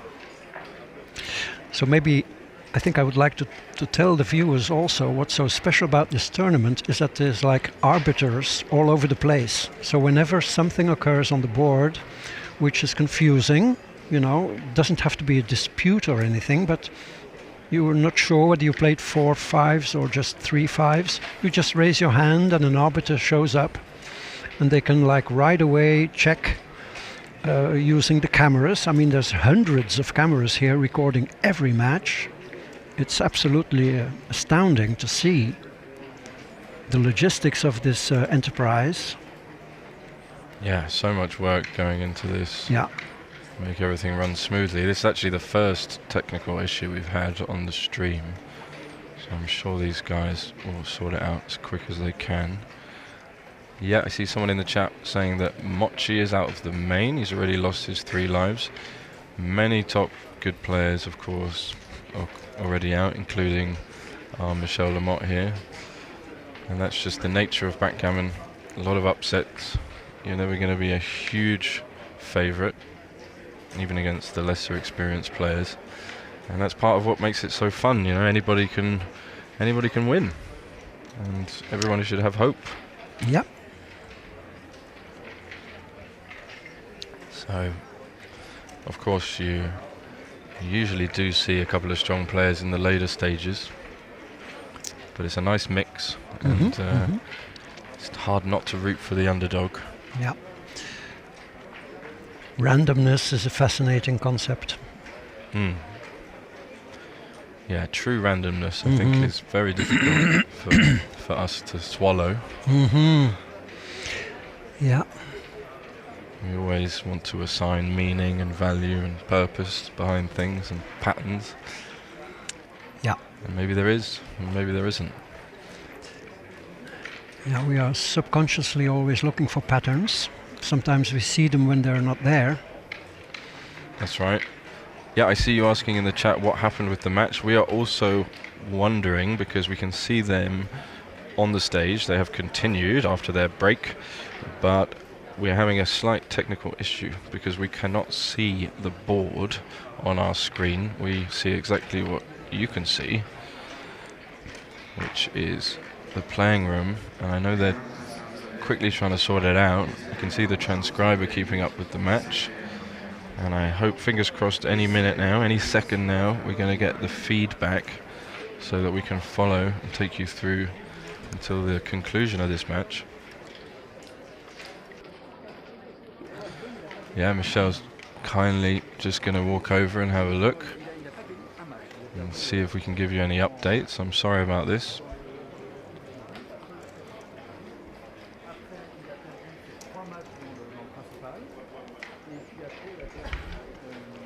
Again, we're live here from Tashkent, Uzbekistan, at the Asian Grand Prix 2026. Hundreds and hundreds of players have shown up from all over the world to participate. We are currently streaming today, or the first half of today, the main event, which started with 322 players. And Michelle says the match is going to be over soon. Oh, how can you check the tournament table? Are you referring to the one on the stage that we're waiting for, or are you the whole bracket, which you can scan the QR code that is on your screen now and that was on your screen before, just under Lars's name?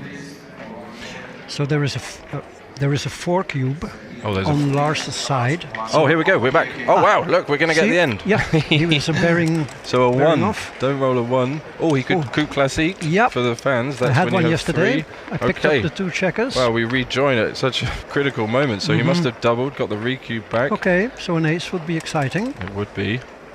Doesn't roll it. Now a 1 for a small chance. Otherwise, this is game over.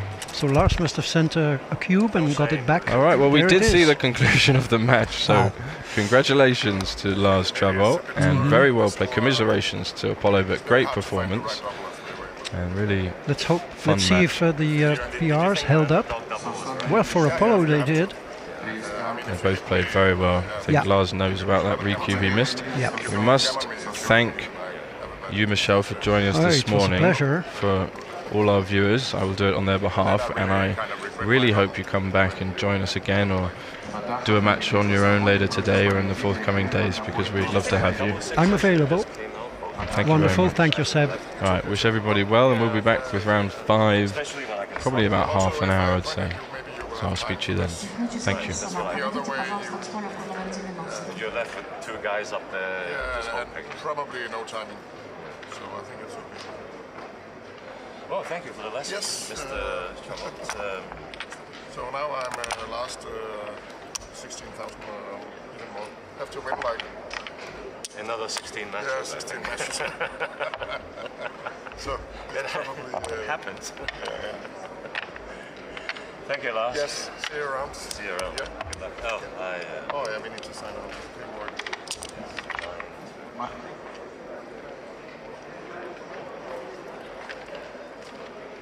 Thanks. Yes. best of luck, my friend. Cheers. How did we do? Well, you know you missed this 4 cube. Yeah, I know. How big was it? Like 300 or something?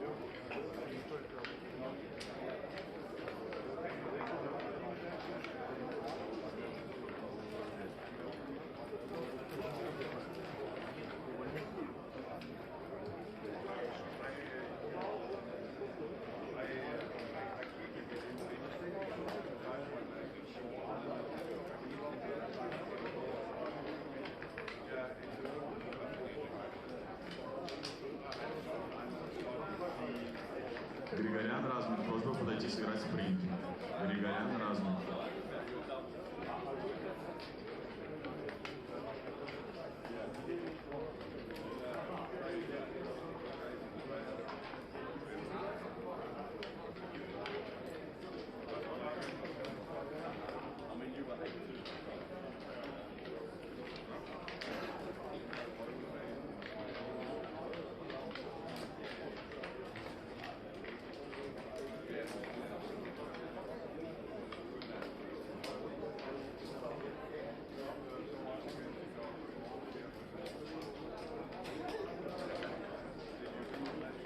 Марченков Алексей. Просьба подойти в зону сайд-ивента.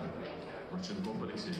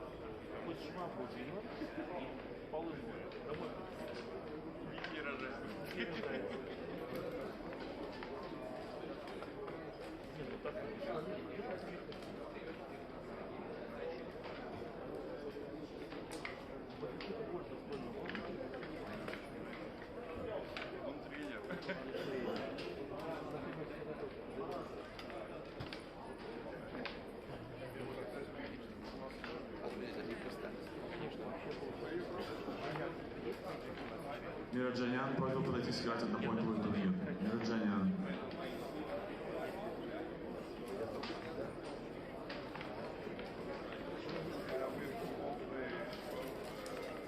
Теперь можно потерять, когда есть два.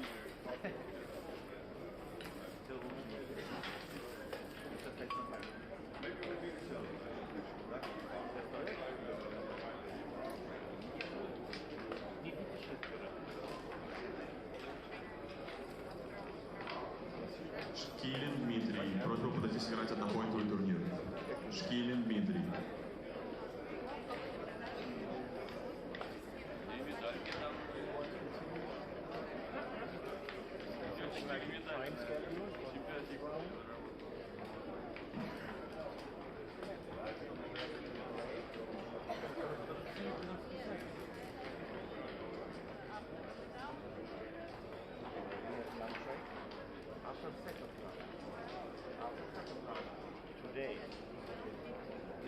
Лагула. Просьба подойти сыграть однопоинтовый турнир. Лагула.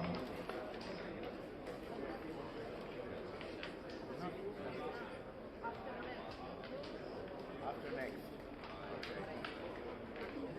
There's still something, right? Now I have 10 minutes.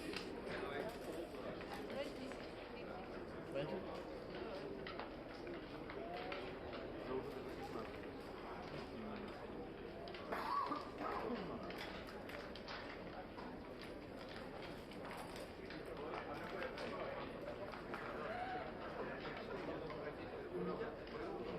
Георган Мисак. Просьба подойти сыграть однопоинтовый турнир.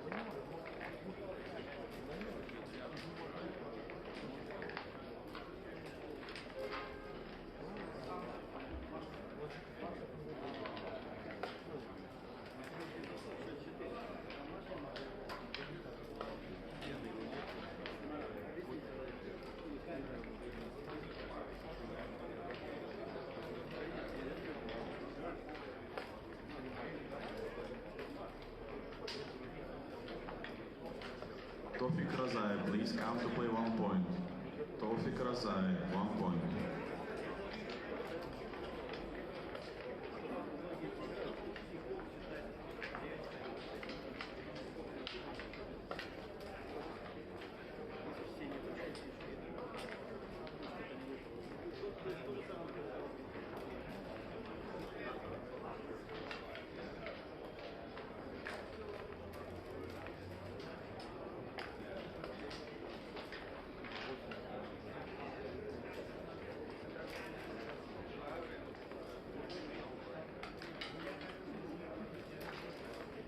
Бурлаков Валерий, просьба подойти сыграть короткий блиц. Бурлаков.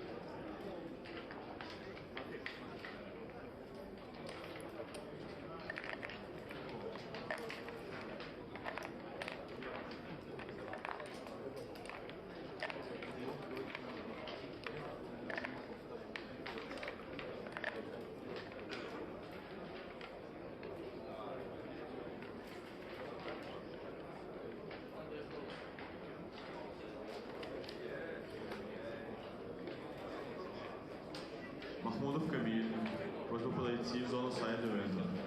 Махмудов Камиль.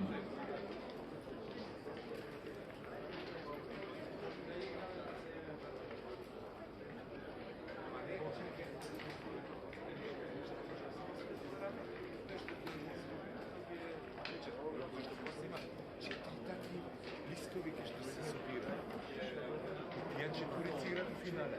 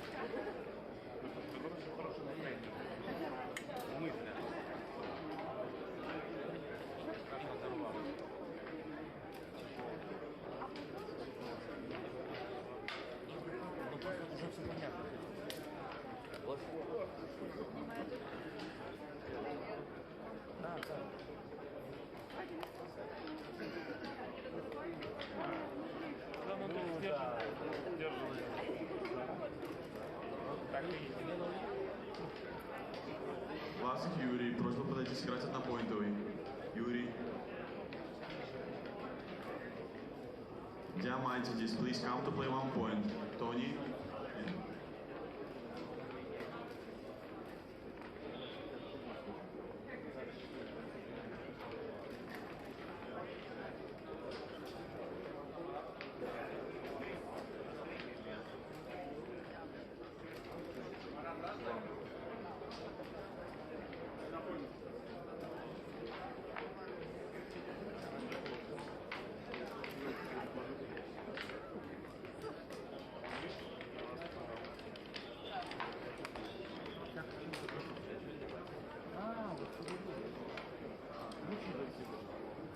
Это слово. Я знаю, я уже понял. Да, да? Да. Вы не хорошо читаешь.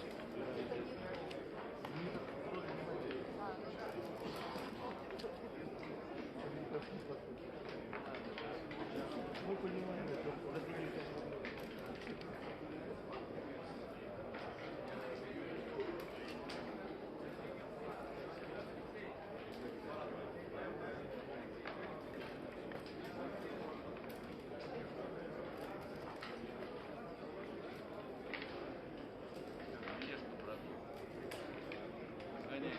Всегда пытался.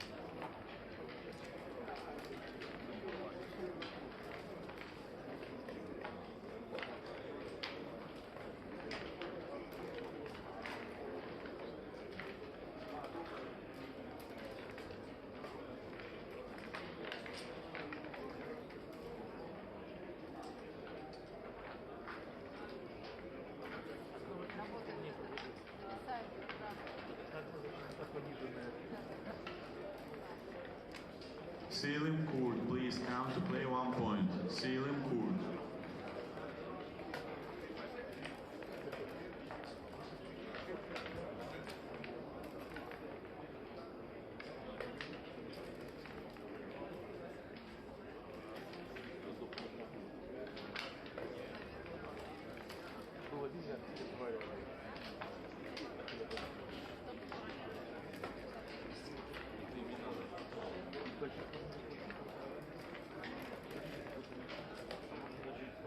Roman here, please come to play. Side events.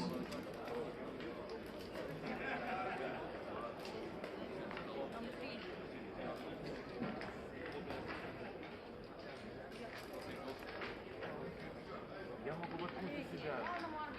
Я могу у себя воткнуть на снимок.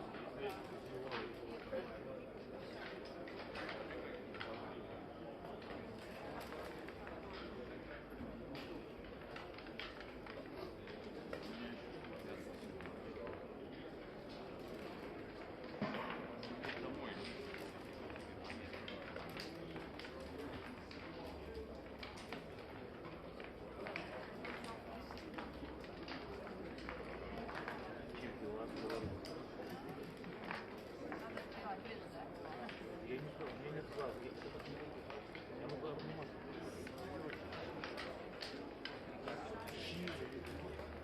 А я что-то лайк.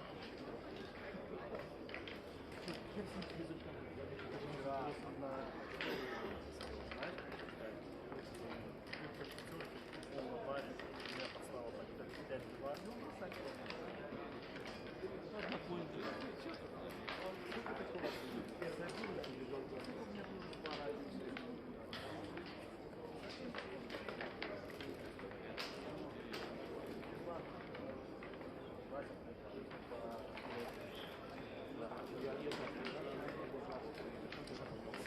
Руслан, зачем?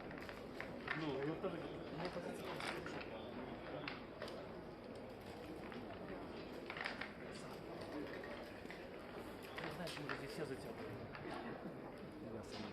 Tan Alam, please come to play Women's Cup. Tan Alam, you must play today your first round.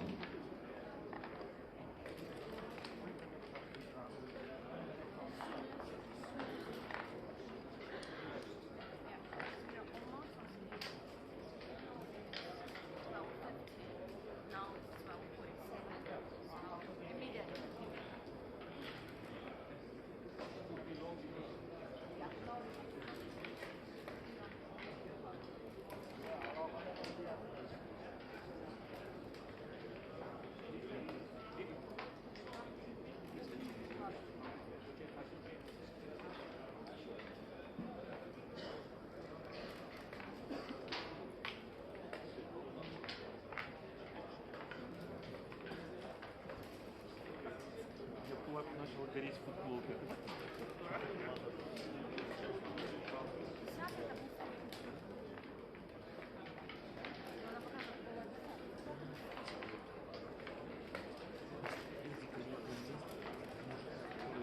Marash, please come to play 1 point. Marash, 1 point.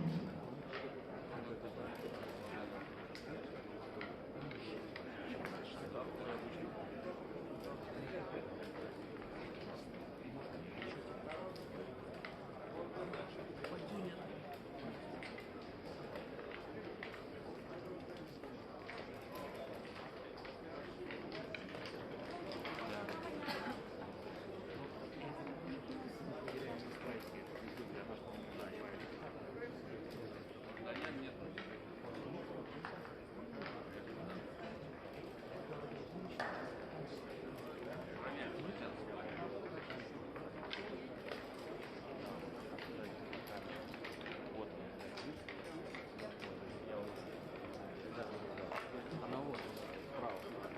Там вот сейчас. Большая фишка. Нет, больше. Emmerich, please come to play 1 point. Emmerich, please come to play 1 point.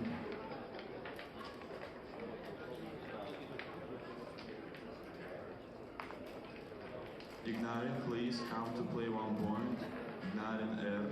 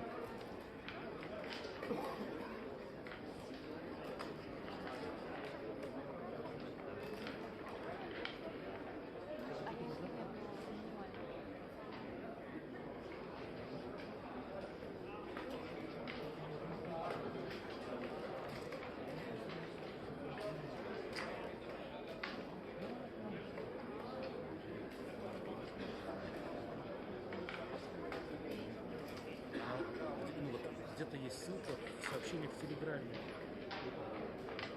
IPF. На канал IPF можно зайти? Да.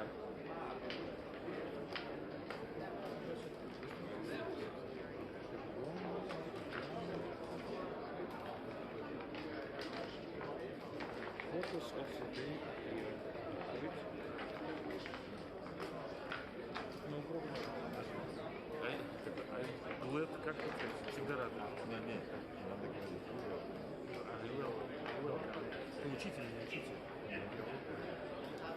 Я всего эти 2 слова и знаю. Красава. Видишь, ты уже смог даже меня этому научить. Мастер. Благослови. Благословлю. Иди с миром. Иди с миром.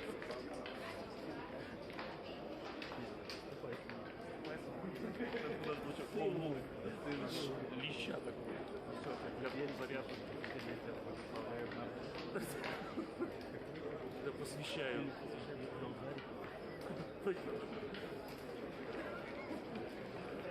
Да, лучше.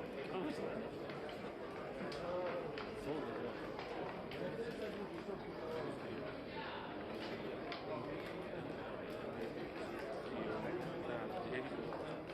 Я же на топ программе. Не, она игл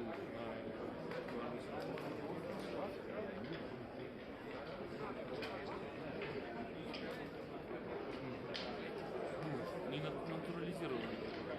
Не индейец же, конечно.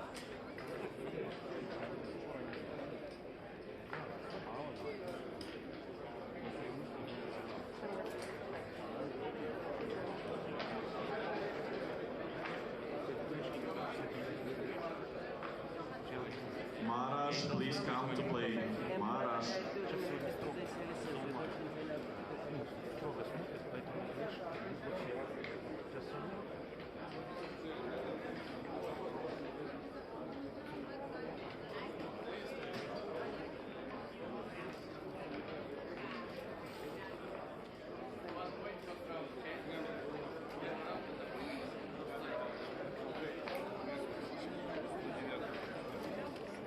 Gul'deren, please come to play Women's Cup.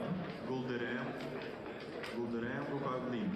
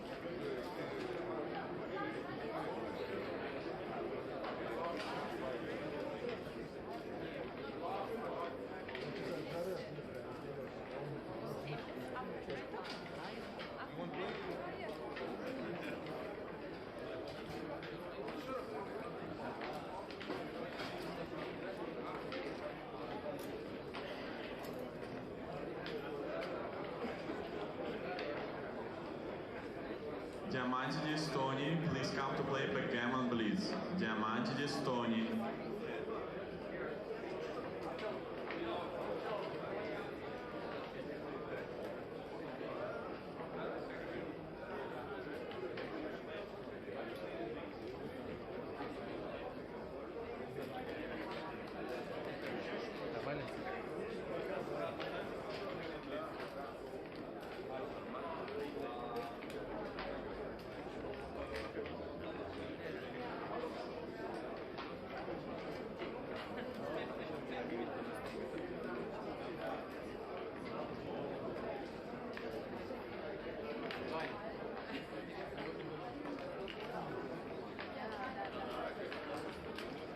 Так, сейчас мы только микрофон возьмем у Артема, чтобы здесь.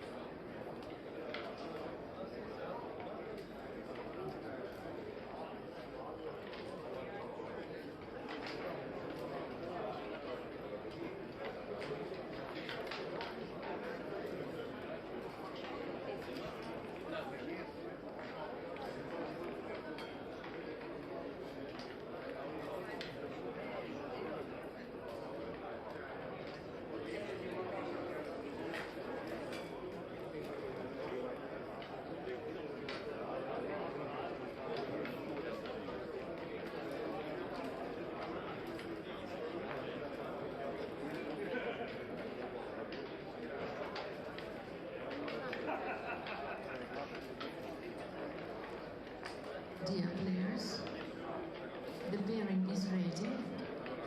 Please take your seats.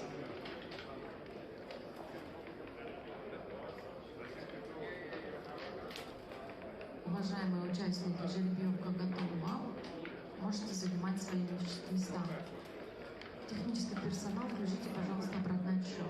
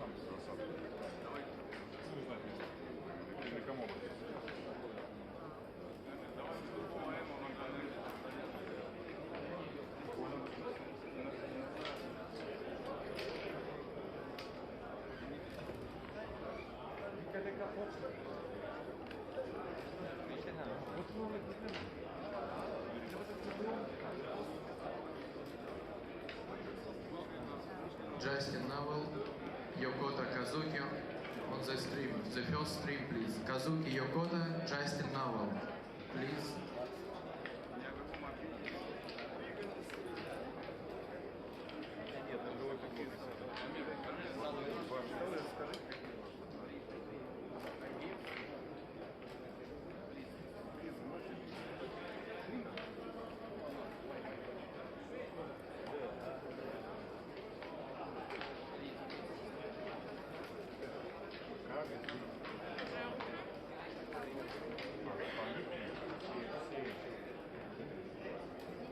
Kazuki Yokota, Justin Novel, 51. Table on the stream. First stream, Kazuki Yokota, Justin Novel. Second stream, Martin Frederick Kahn, Petrosyan Artur. Second stream, Martin Frederick Kahn, Petrosyan Artur.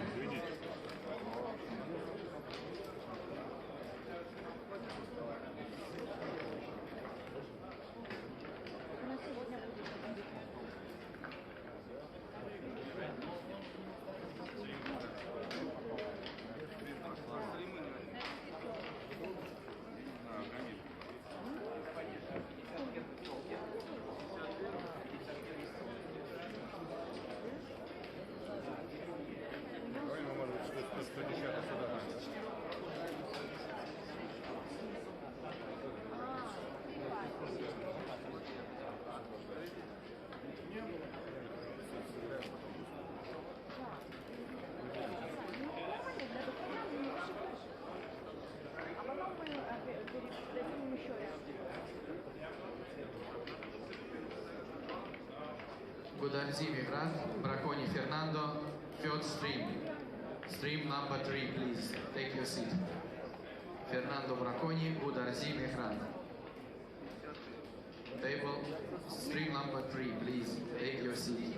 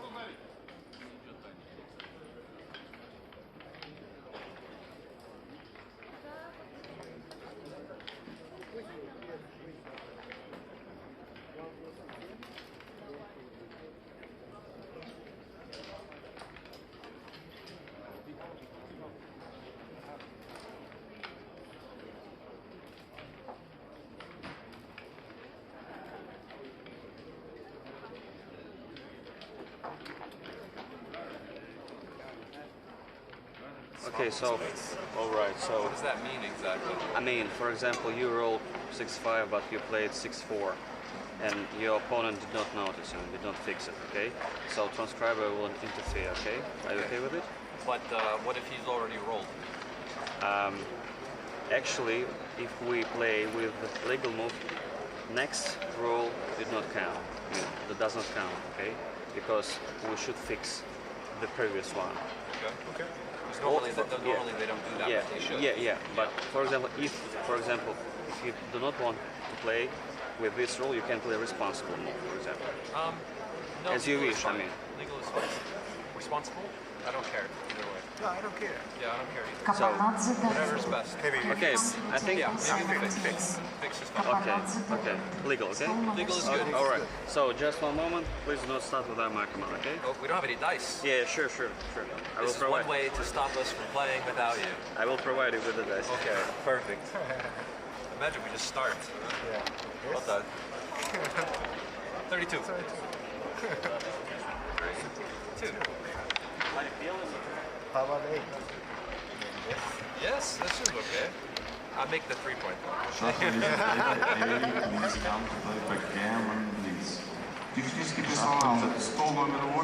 So hi everyone.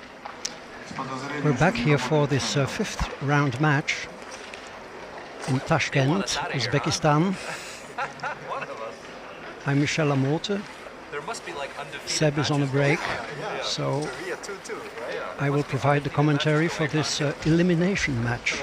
Both players have 2 wins and 2 losses, so the loser of this match will be out of the tournament, and the winner will go on.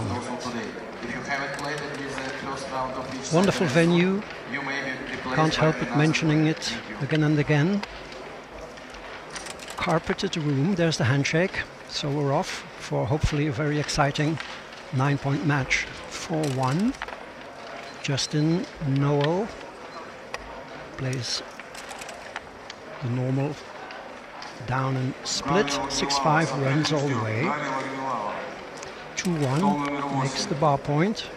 Valuable point in the opening. 4-2 makes the 4-point. 4-3, wonderful anchor.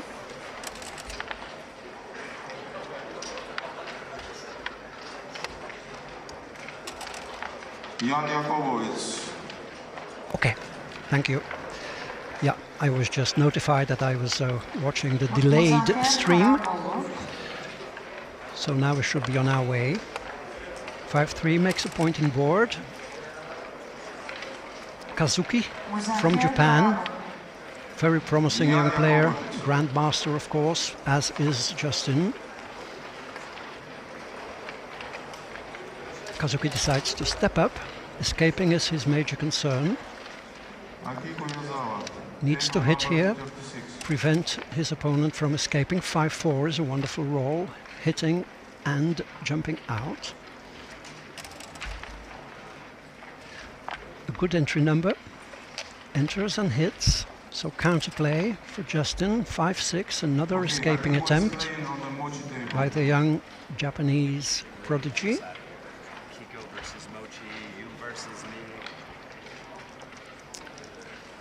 They want us gone. 5-2, so that's a hit. And brings it in. I think that's the safest option, with Kazuki having a 3-point board. That's a wonderful entry number by Kazuki. Entering and hitting, Justin needs to come in. He should come in, I think, with the ace, because he's way down in the race, I think, but I'm wrong. That's okay.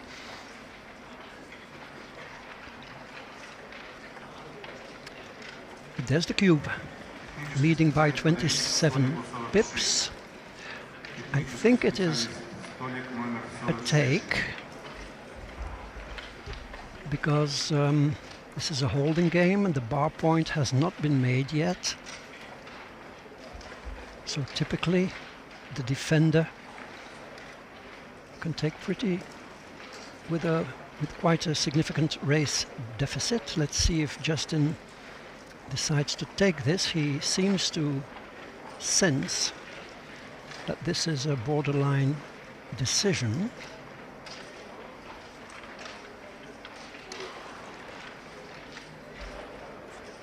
He does take. It's good. 5-4. Cannot safety the spare from the 16 points. So question is, does he bring it to the 12 or not? If he goes to the 12, he gives, I think, 6 shots, 2-5, 4-3 and 6-1, as opposed to only 2 shots. So maybe with Justin having a blotting board, he could go to the 12. We can see in the XG feed that it's a close decision. Bringing his checkers home is Kazuki's main objective.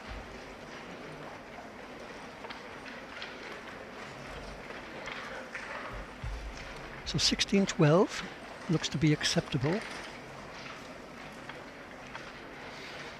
And it seems that the best move is bringing a checker in from the 13 point. Kazuki goes for the safest option, short-term safest option. Justin makes the 5 point and brings a checker in. Could also slot the 2 point, only a slight equity difference. 3-4, wow. Now it looks like Kazuki will be forced to play 13-6, but that's not the case. This time he should give the 6 shots and make the ace. Yes, that's the better alternative. The best defense against being hit is establishing a strong board yourself. He sees that, he finds it. Wonderful. And Justin finds the hit. And now he has a 3-point board. It is volatile, of course.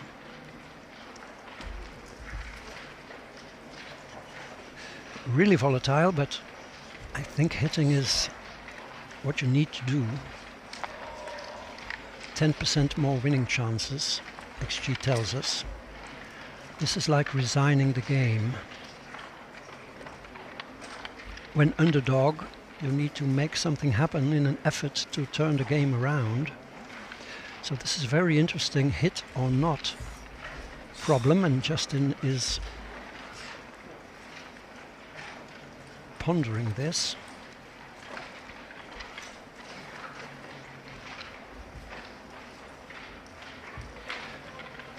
So by the way, good morning to everybody at home watching this. 5-2, he does find the hit. Great play by Justin, but that's a double hit by Kazuki. Wow, this yanks up the gammons. I'm sure gammons up to 61% now, and a dance by Justin. Nothing he can do about this. I think that, well, I'm not so sure, but do you want to keep pressure on that blot on your 12 point? You could play 2 down, but the computer prefers to clear the 10 point. Will Kazuki find this one?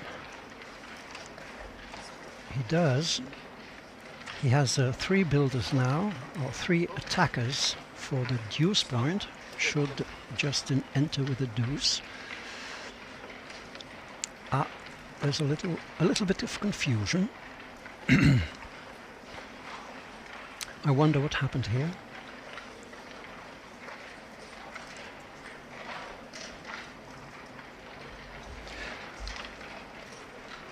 So let me say again, I think there are 20 players left now with a maximum of 4 wins out of 4 matches.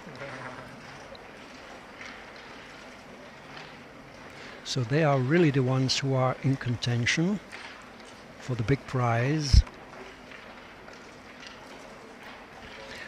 One of them is my compatriot from Belgium, Daniel Rosenberg. He's also playing a Japanese player, but that is none of our concern here for the moment. Sebastian, of course, I really love listening to his commentary. I mean, he is so spot on and he sees things so quickly.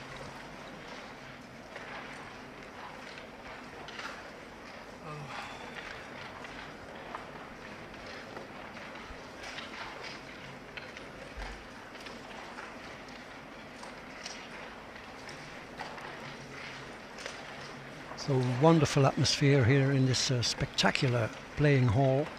By the way, you can't see it at home, but this room is carpeted. I mean, there is a thick carpet on the floor in this magnificent playing arena. So you don't hear scraping of chairs. Maybe there was an illusion. We're good? Okay. Okay, we're ready to go. The carpet absorbs a lot of noise. So Justin now in danger of being gammoned. Kazuki misses the shot at the third blot. So what should he do here? I think, yeah, I like this play, providing a 4th builder for the deuce point. Double fives is a great entry number for Justin. Wow, he enters with 2 checkers, is able to hit and jump out. Wow. Now Kazuki is in danger. If he dances, he is vulnerable, having 2 more blots, but he doesn't dance. Quite on the contrary, he finds an entry number which hits, and Justin dances. Wow, that's a cruel sequence. It looked spectacular at first. What to do now? You make the 7 point, it doesn't look attractive. But you certainly don't want to be hit on the 7 points, so that's an argument for making it. And you, of course, the back checker is 5 or 6 dependent to jump out, but I think this is the best play. Right, well played by Kazuki. Justin needs an entry number, he does find it, and now he has a 6 to play, and again there's the hit. Of course, Kazuki cleaned up his blots in the outfield, so the danger... Wow, that's another good entry number, hitting and escaping.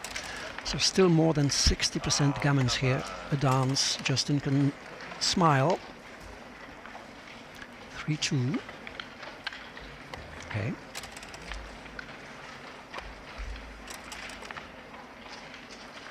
That... no, it doesn't make the deuce point. The 3s are blocked. 1-2. I think you cleared the 7, yes. You don't want the 7 points with the ace point made. Double 4s, so grave gammon danger here for Justin.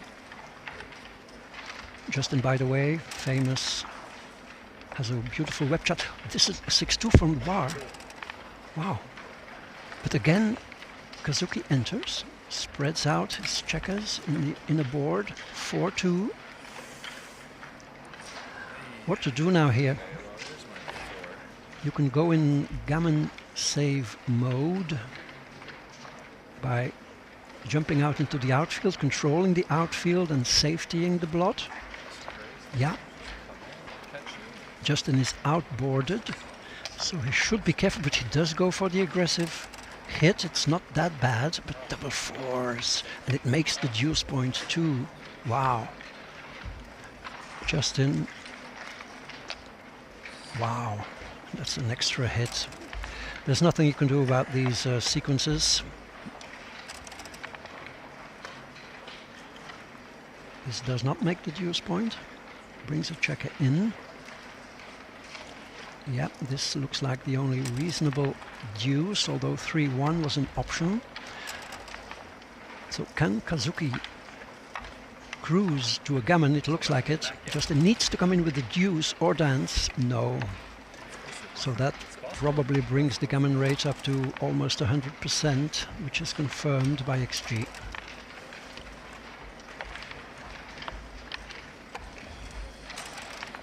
Feel free to say hello in the chat, should you be watching.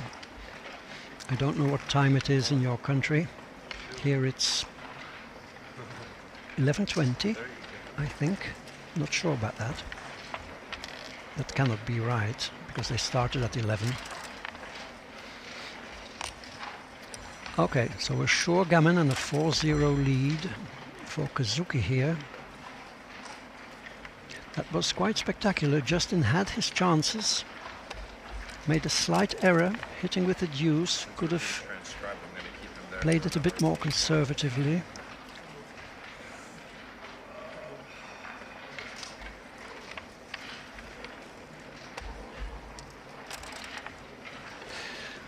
So of course, with only one life left for both players, losing is not such a big deal.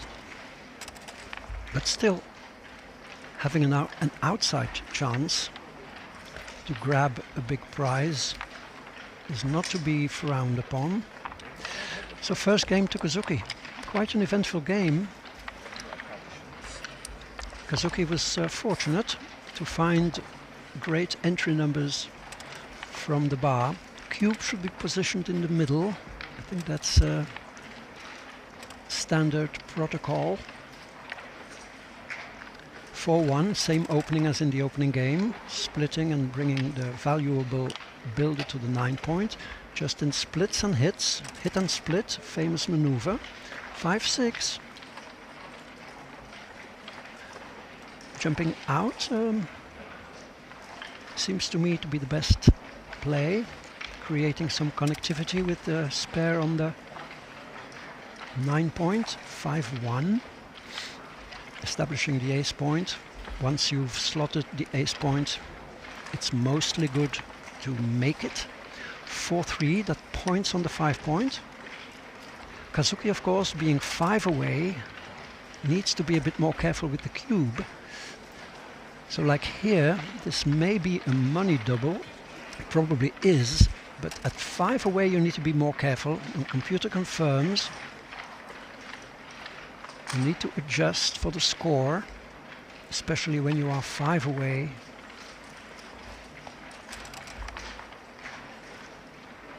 So can Justin find some counterplay? He anchors up. This, yeah, okay, thank you Kazuki for putting the cube in the middle. Realizing he is far from a double now. Aces make the 4 point, wonderful. Justin needs a point making number, he finds it, 6-2, the 4 point. So Kazuki, I think, had better wait with doubling till he has escaped his last checker. I mean, escaping his last checker to the midpoint cannot lose his market by much, as Justin has established a wonderful anchor. Thank you for your positive positive input in the chat. Beyefendi from Istanbul. Good morning. 6-4.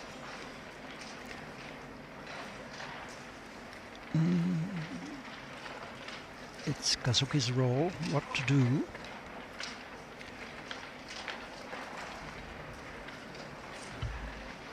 The 6 looks pretty. Has he played the 6 yet?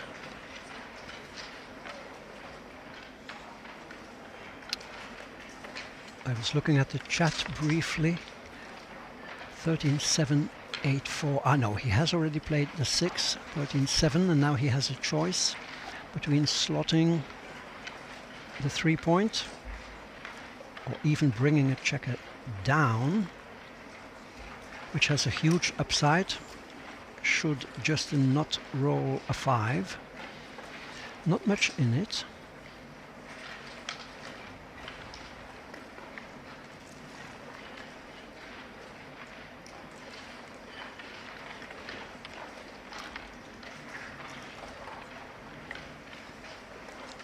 this is the right, well, yeah, it is close to the right move. 3 moves which are really close. Sometimes grandmasters feel that moves are close. This would be an argument for deciding quickly.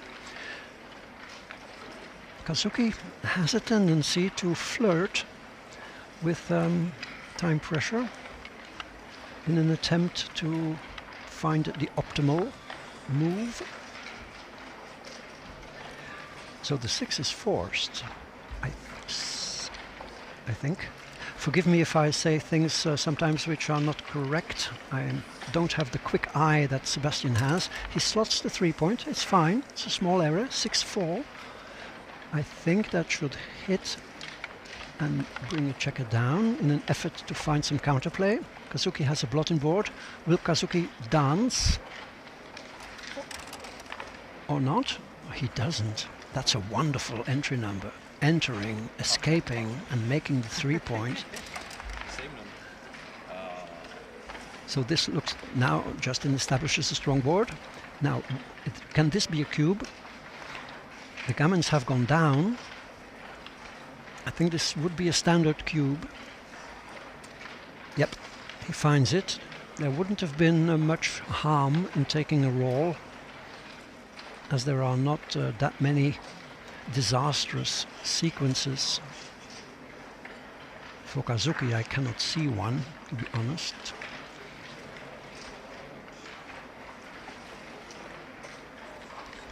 A roll like 6-4 would leave a fly shot. Justin should know that this low anchor game doesn't have enough winning chances. He does find the pass, well-disciplined pass by Justin. So we go to the 3-away, 9-away score. Justin is looking for a slight advantage in the gammonish position. Kazuki is rolling on, opens with a 6-3, big split. 3-4, standard reply, duplicating deuces and sixes. Bonjour Philippe.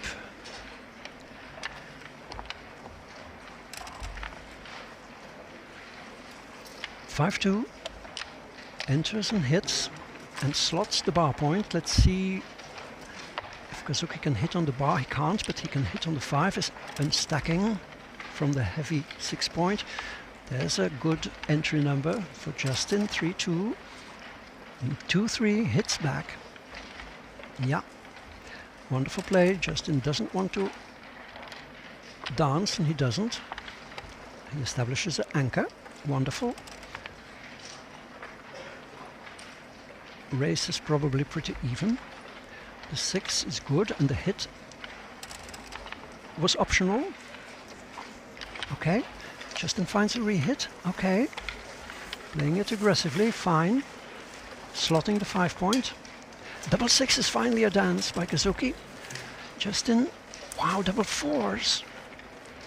Did he miss a cube here? I'm not sure. Certainly a cube is coming now. Especially, or now Justin is pondering whether he might be too good. He decides against it. That's good, with 3 checkers to escape from the back and an inflexible front position. He cashes the point. It's a valuable point. He is now 8 away. So going for the gammon and going to 7 away wouldn't have given him that much of an upside. So good decision by both. 8 away, 4 away, very exciting score. Kazuki really needs to be careful giving the cube away, because the recube vig for Justin is very powerful. 3-1 makes the 5-point. Can Justin make a point of his own? He can make the bar to start with. And he brings another checker round. That's wonderful. No fly shot. Well, the fly shots were there, but Kazuki missed And Justin is scratching his hair, or whatever remains of it. Probably already pondering whether he can give this cube or not. So 4-1. Interesting move. Interesting move. Justin has a barrage of ammunition aimed at his 5 and 4 and 3 points. So the tempo hit is mandatory according to XG, although he could just play 2 checkers up. Wow. I'm sure he will. I mean, 13-8 is out of the question. It does nothing. So this is a difficult decision, I would say. Yeah, that's it, Kazuki. You need to put your opponent off balance. Otherwise, every number, I think, would make a point in board. I do not really see a number which does not make a point. Maybe 5-1.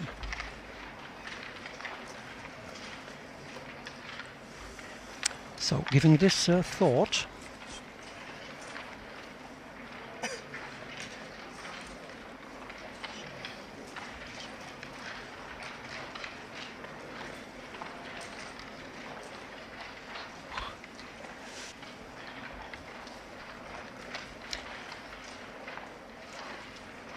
Kazuki, of course, being a grandmaster, finds this tempo play. The tempo play is a bit unusual because Kazuki only has 1 spare left on the 6 points, so he would love to cover his blot on the ace, and if he does so with a 5, he will have a stripped front position, which is never pleasant. And now Justin is pondering a cube. I think the cube looks okay, but it isn't. It isn't. Well weighted, well weighted. So now where does the 6 go? It cannot go from the back. So probably he should hit on the deuce for lack of anything better. So now we can see why Kazuki's tempo hit was so good. 5-6, that's a hit from the bar. Can Justin find a hit from the bar himself? No, but the double 4s should do good things. 1-2. And make the 4 point. Yep. Yep. Wow, that's a fantastic escaping number by Kazuki. What can Justin find? Okay. He finds this anchor making roll. So this is a fine position for Kazuki to be in. It's gammonless, so he can edge closer to an efficient cube. Needs to clear the 14 point first.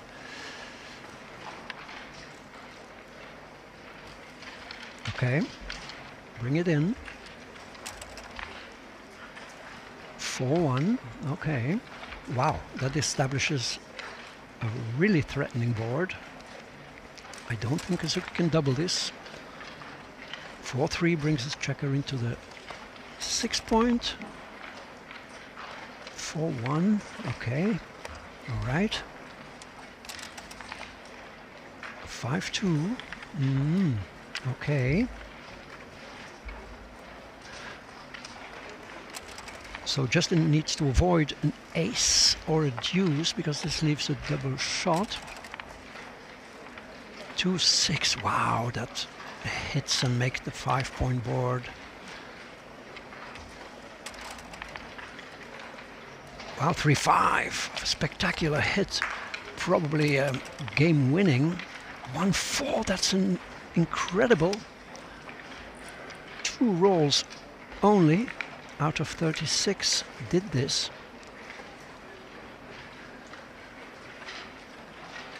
Justin needs to find his composure here. contemplating doubling from the bar. It's a bit too much. He has some market losing sequences. Double 3, 3-1, 3-5. I don't think that's enough.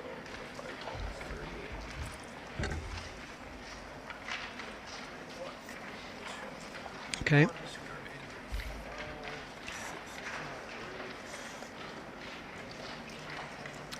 Haha, more viewers in Turkey. I spent a wonderful night in Istanbul on my way here. Took a flight from Brussels and spent a night in Istanbul downtown. Splendid dinner I had in a rooftop restaurant. I'm sure going to go back to Istanbul with my wife in the near future.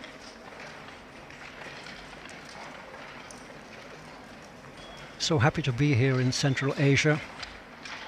I've been reading up a bit on the history of the area, the Silk Road. There is the cube. It is over-optimistic. Justin bases his cube on the volatility, but it's not good enough.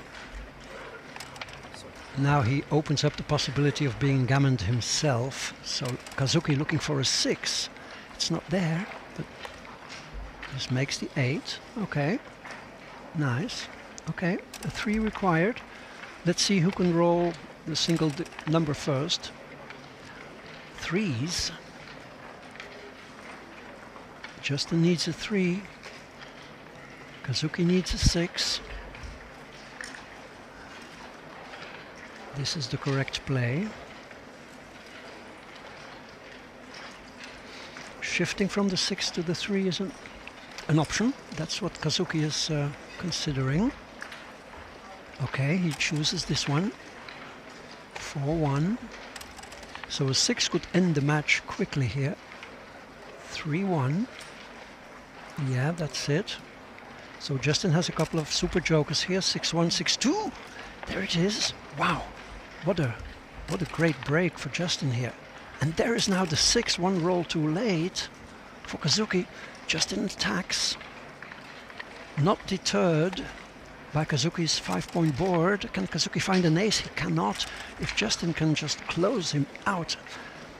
6-4 doesn't do it, but he slots the bar in an aggressive attempt to close his board. But there is the ace for Kazuki. That's a bummer for Justin. Can't do anything about it. Who can roll the number first? A 6 required for Justin, an ace for Kazuki. Tense, volatile. I need to try harder. The art is to remain calm, not let the volatility get to you. Yeah. Now 5-3 is not what you want, Justin. There's the 6. Okay, and the hit. Yep, keep hitting. Wonderful play.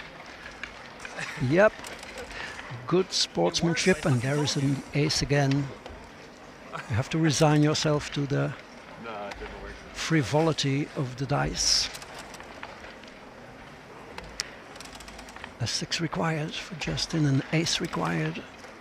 There's the ace, but now 6s are required. I really need to come in now, You do, Justin, you really need to come in. That's true. Can Kazuki find a 6? He can. Yeah. Unfair. Justin is disappointed. And so maybe are the viewers. Not that we don't... how would you say that? Not that we don't appreciate it when Kazuki wins. But it would be a bit more exciting for us to have a long, thrilling match. Still, Kazuki still needs to find another 6. And he does have bad rolls too, like double 4s, which would open up a point in board. Still, Kazuki huge favorite to win the match right here. Has about 70% match-winning gammons here. A lot of fun. A lot of fun.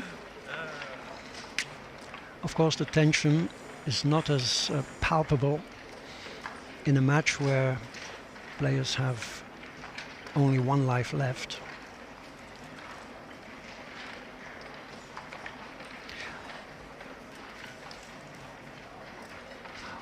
Or am I mistaken? I think they both have 2 lives left. I apologize if my information is not correct. I think they both have 2 lives left, so this is not an elimination match like the previous one.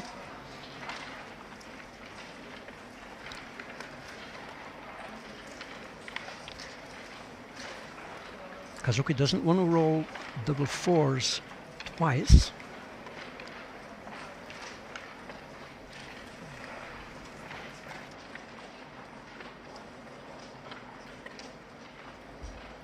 Thank you.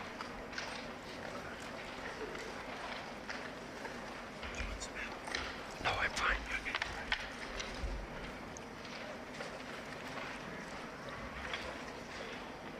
So 10 minute points in this.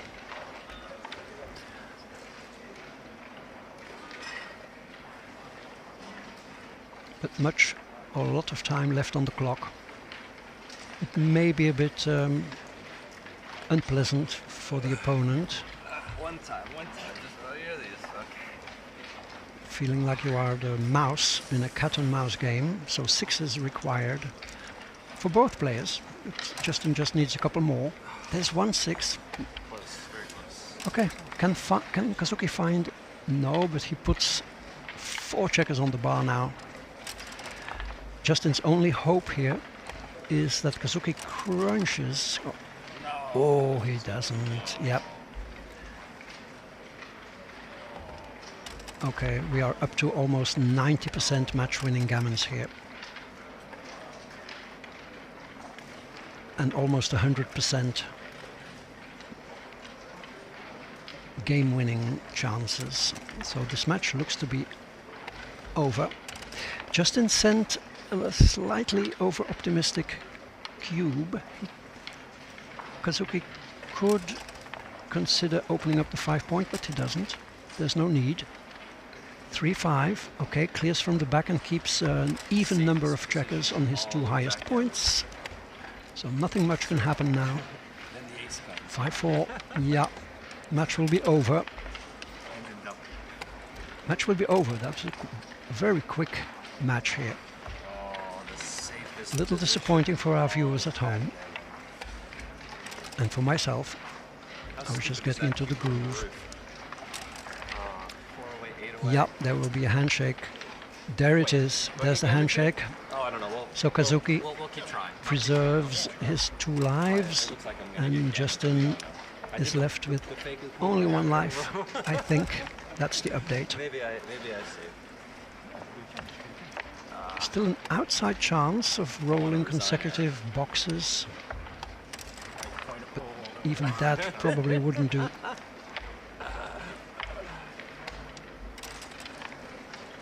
gonna stay for the backgammon. Is Yeah, that okay? that's backgammon indeed. Is this okay if I stay for the TC? That was an extremely volatile game. The match could have turned out different, but the dice decided against it. I think we've gone off. That's it. Thank you, gentlemen. Thank you for the handshake. Congratulations, Kazuki, on a good win. PRs, I have no idea. Kazuki probably below 3. Justin, maybe also something in that area. Couldn't quite see it. My glasses aren't strong enough. Oh, there it is. Wow, Kazuki below 1. Justin below 2. Yeah, it's the early cube that maybe Justin will come to regret later. So thanks very much for watching, everybody. This tournament goes on. This was round 5 of the main. I think there is now a lunch break coming up, although I'm not sure. So stay tuned and keep watching this beautiful tournament here in Tashkent, Uzbekistan. Thank you and see you later.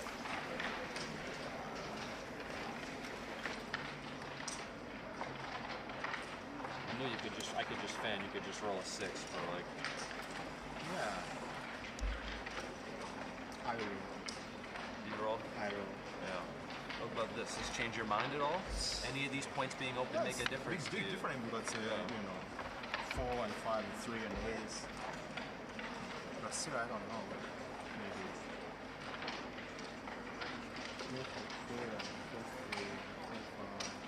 Because I unduplicate the 5. Unduplicate, yeah. This is that's my point. It's a big, huge change, right? Yeah. You still take. I just see a lot of gammons if I enter, maybe, you know? Yeah, it's really. Out of trailing for, I mean, I just thought maybe 4-away, 8-away was also kind of like a special score, maybe? Yes, this is a special score. So, sure.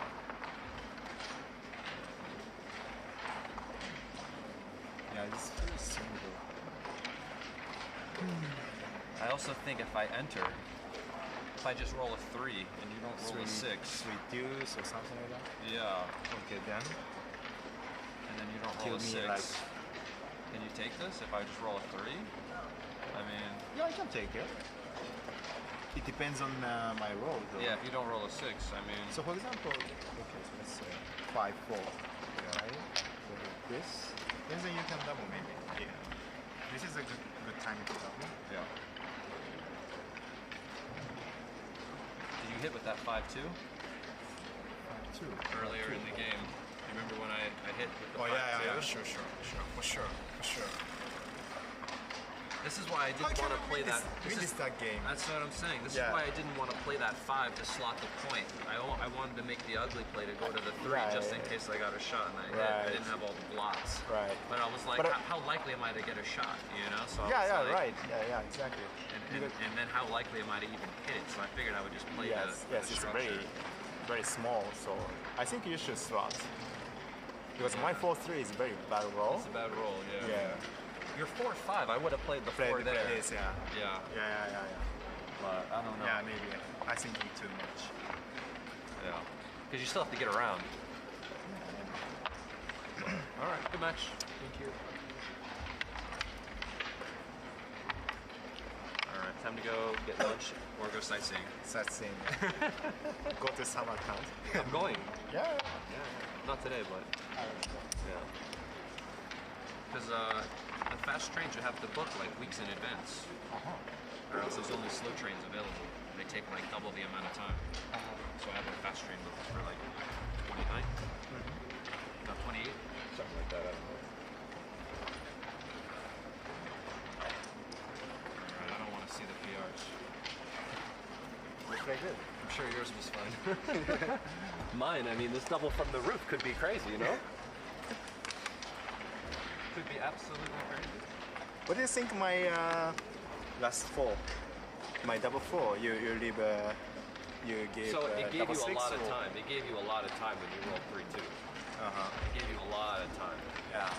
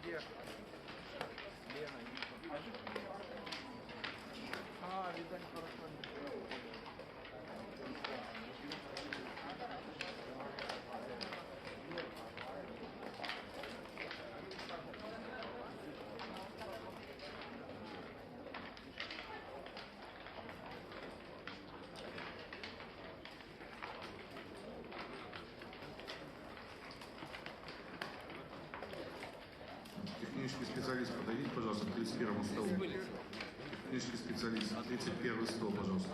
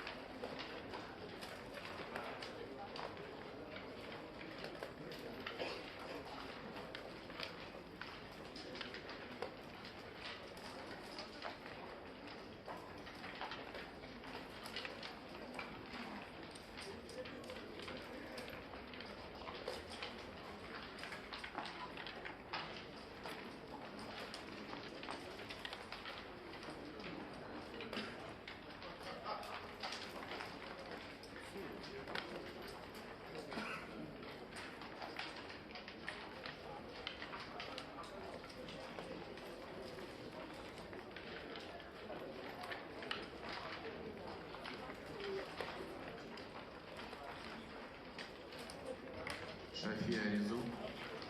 Shafia Rizu, please. Shafia Rizu.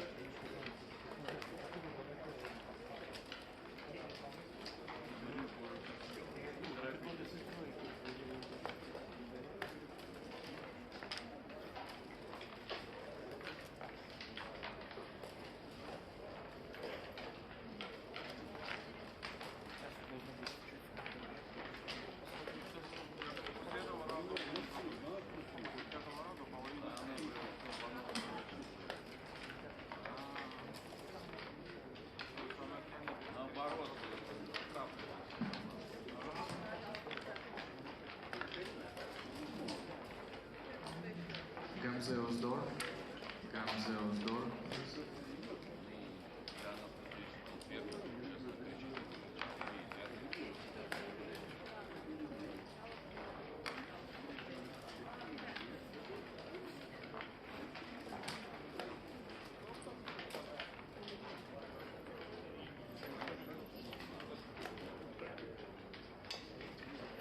Amin Shahwalizadeh.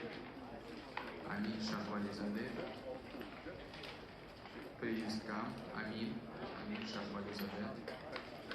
For backgammon, please. First round. Amin Shahwalizadeh.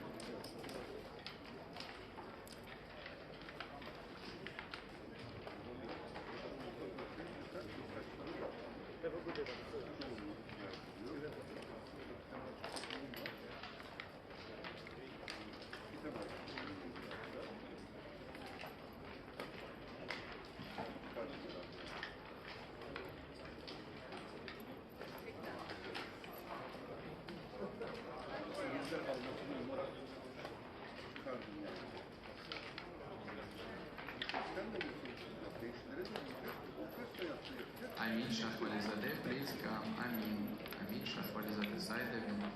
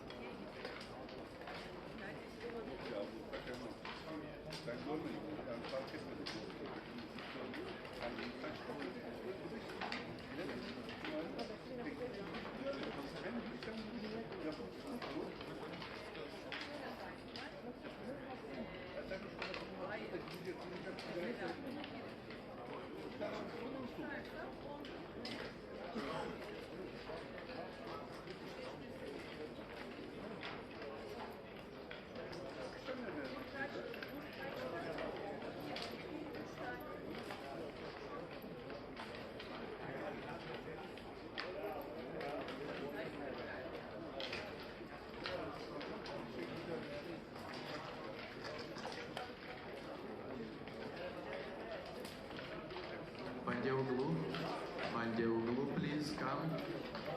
Bandeoglu.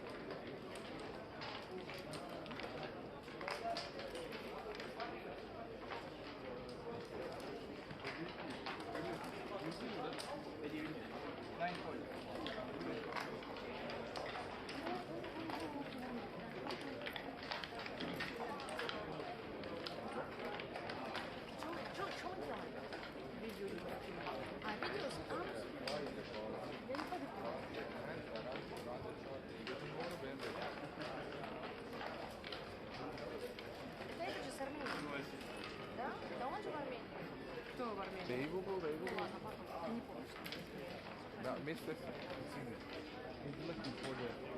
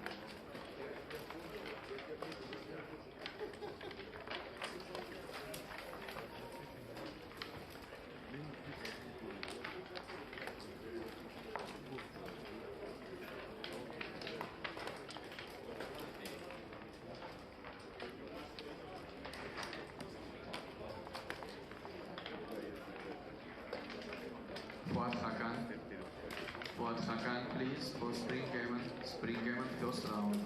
Fuad Hakan, please come. Please come, Fuad Hakan.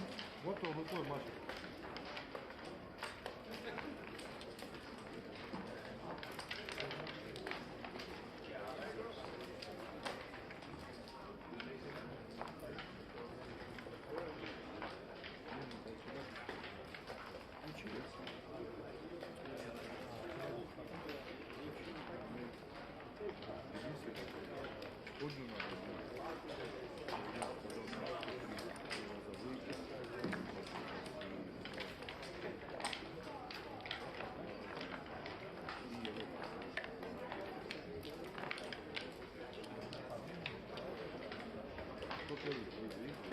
Лена Громенкова. Громенкова Лена. Если в зале, просьба подойти к сайту ивента. Лена Громенкова.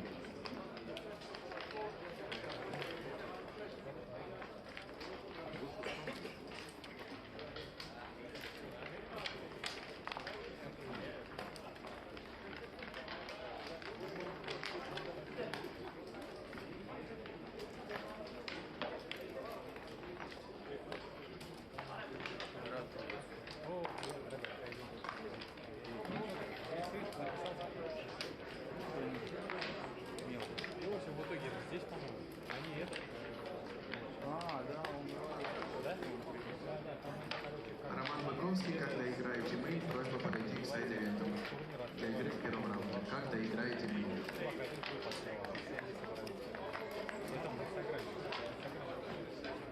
Здесь не понадобится. Это какого здесь?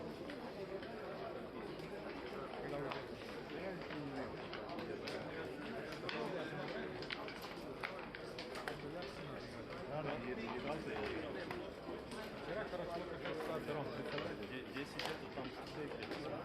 Вот смотрите. Нет, пары. Это пас по компьютеру. Смотри, у меня вот осталось. Так, он 6.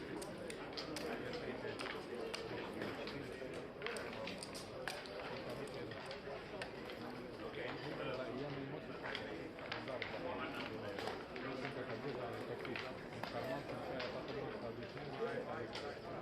это позиция, все дела.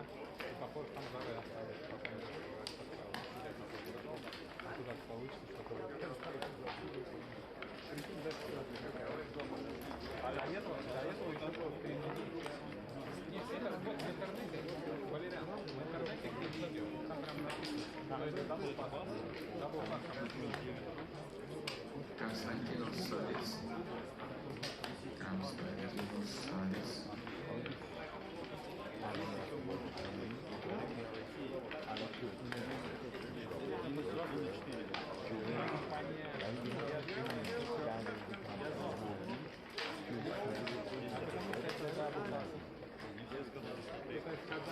Я просматривал в этом.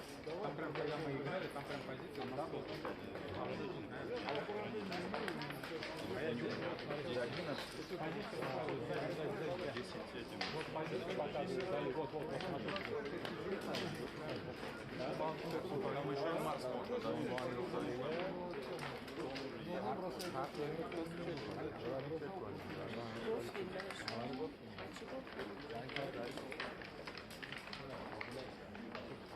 Вчера все равно играл, он меня просто снял. Как вот он играл. Ему еще не нравится, еще так я. Вот в руках огонь.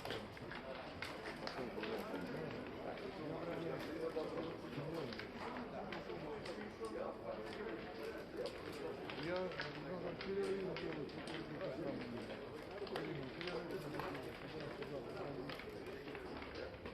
Я забываю,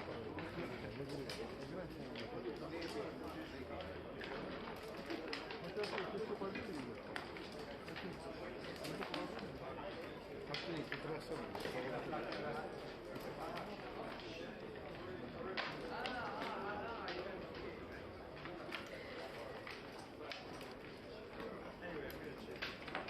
А он может выиграть?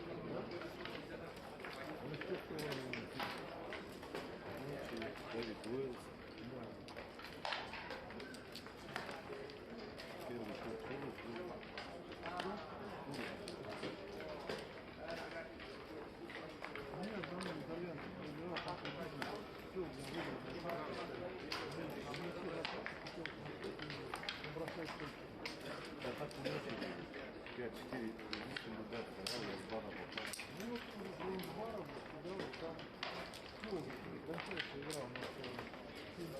идет там на удвоение играет, ну все.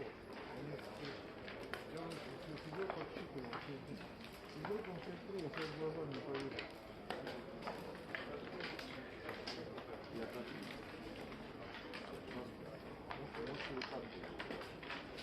Роман Быковский, Рома Быковский, пожалуйста, подойди на сайт ивент. Рома Быковский.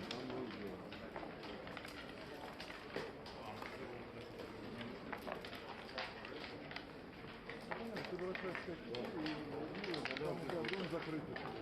4 у него стоит. И 2-0 ведет. Дом у него вот такой же. Ну, нормальный дом. Здесь правильно, хороший. Вот так. Я попадаю в 4. Ром, смотри. Смотри, играет. 2-0 ведет. И вот на деле. Мара попадает в 4. Он подойдет, идет. Я ему на 8, он идет. Он идет. А что такое? А, 6 становится, понял. Сидят 4-3. Он идет, зайдет.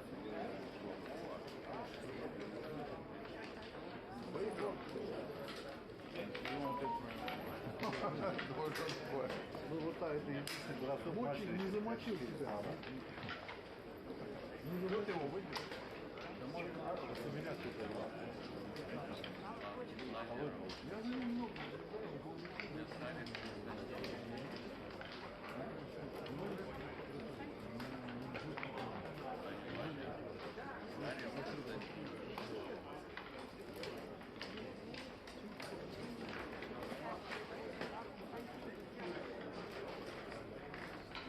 Он Валерку может играть.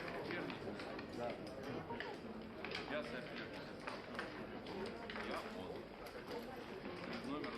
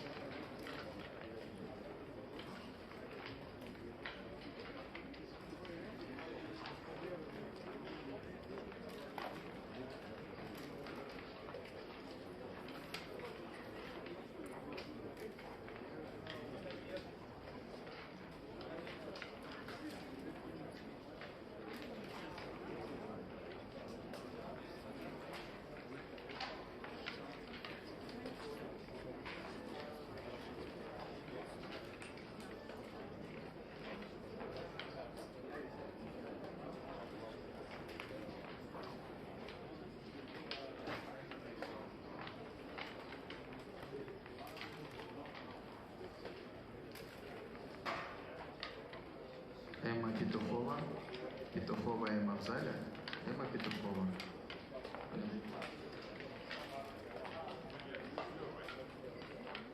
Челенгаришвили Ливан в зале. Просьба подойти на сайт ивента, если в зале. Челенгаришвили Ливан и Петухова Эмма. Просьба подойти на сайт ивента. Быковский Роман. Роман Быковский.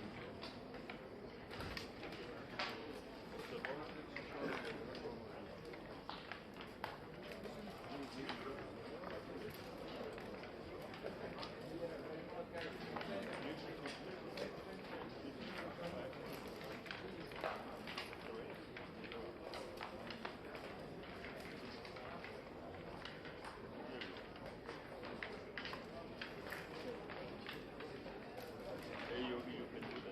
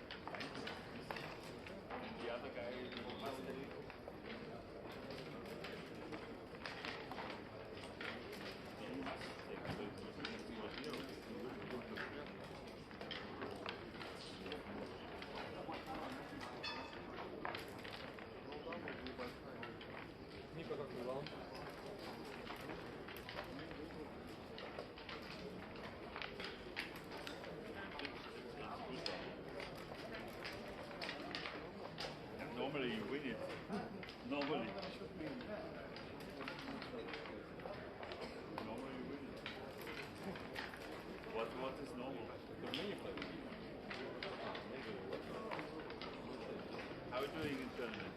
How many lives here? 3. That's fine.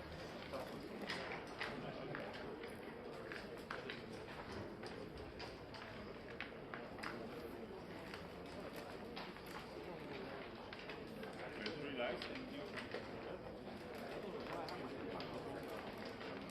I play for Anhor players, I lost 3. I went 1.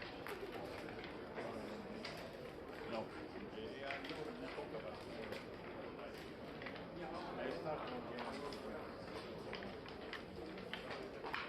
Ты самый лучший.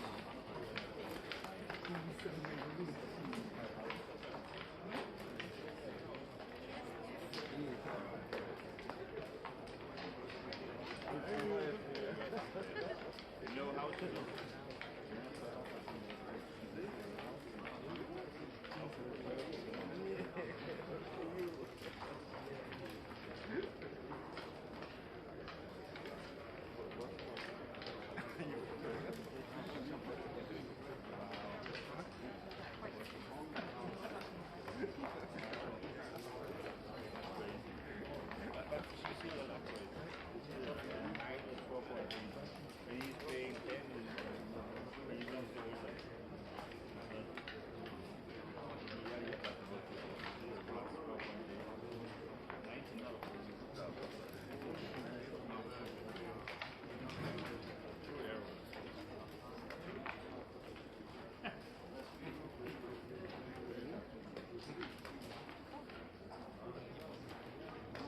You need the right position, so you must.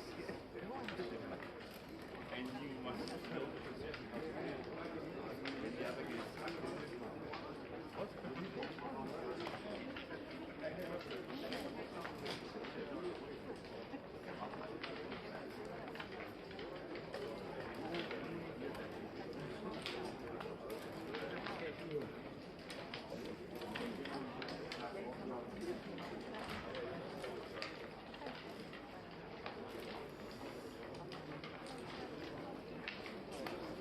Оксана Гаязова в зале. Гаязова Оксана, пожалуйста.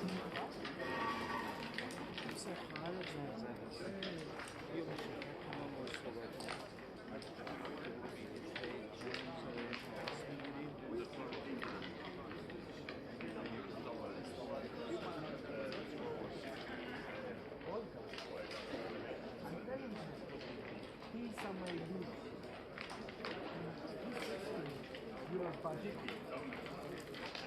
Budget. Why? I'm budget.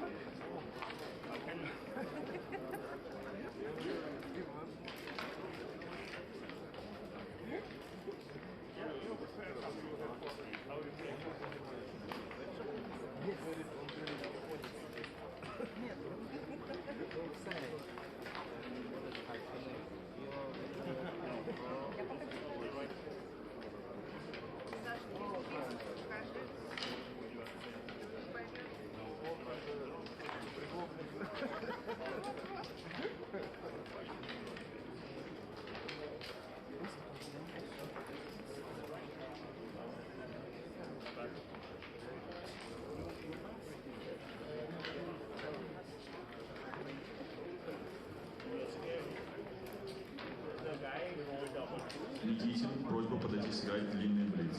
Никитин.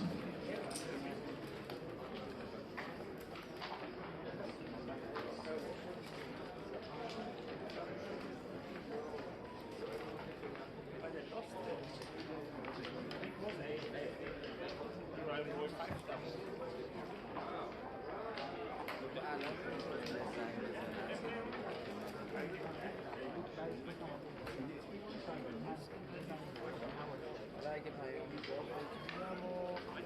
jag kan bara skjuta ett gigantsova.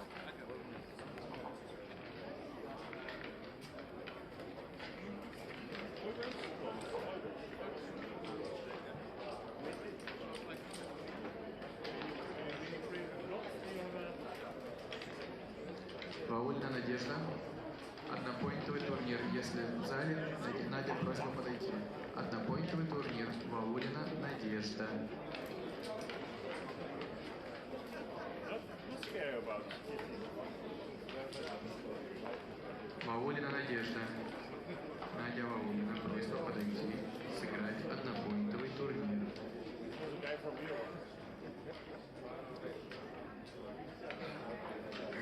Yeah, but that's nothing, man. When you're not the runner, you can do that.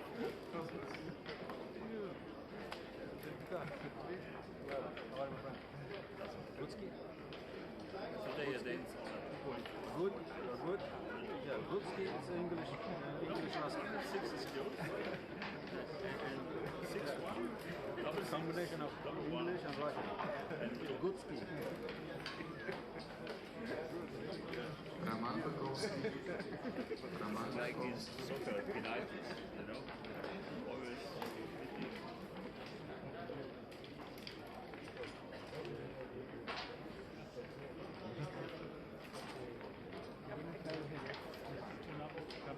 Мичи, Мичихито Кагияма.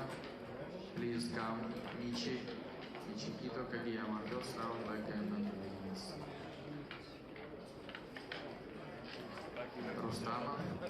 Rostama, please. First round, 1 point. And the 6th place is 12,000. The 6th is 12,000 minus taxes and everything. You must be under the Мектив. Мектив, please. 1 point. Мектив, первый раунд. Первый раунд однопоинтовый. Мектив. Мектив, first round. Please come. Please come, Мектив. Okay, good luck.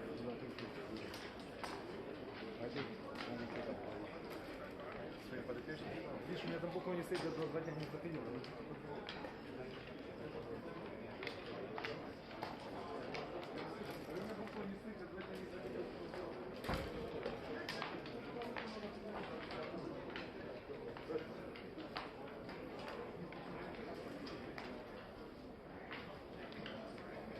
Неджат Мухаммадреза. Мухаммадреза. Неджат. Please come, Неджат Мухаммадреза. Неджат.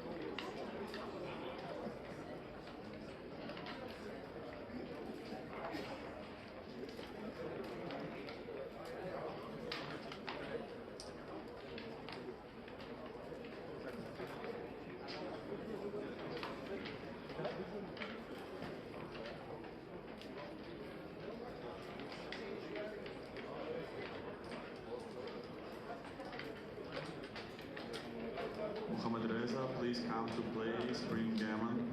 Muhammad Reza.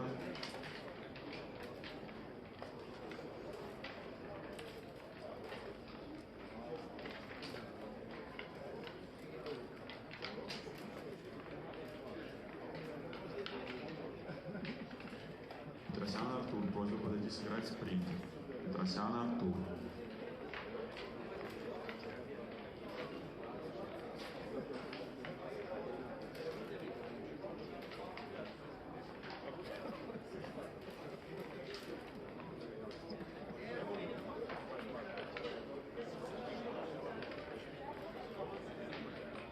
Я вообще не смотрю.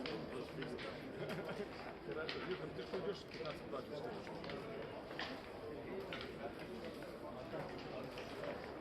не знаю, если его здесь нет, то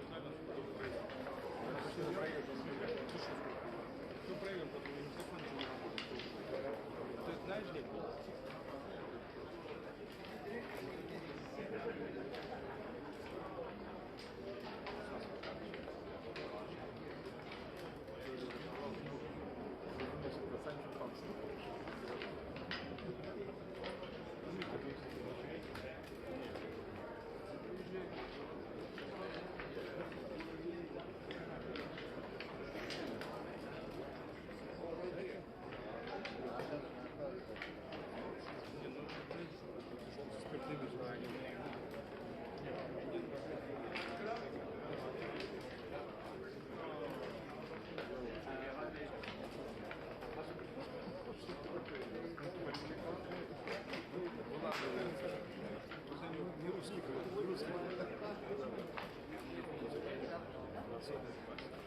Женя Хорошилов. Если свободен, просьба подойти для игры в спринт геймом. Женя Хорошилов. Пожалуйста, второй раунд спринта.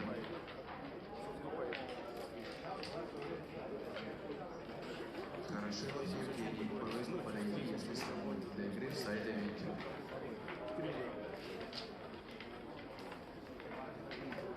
Игнарин Алекс. Просьба подойти сыграть сайд-эвент. Игнарин.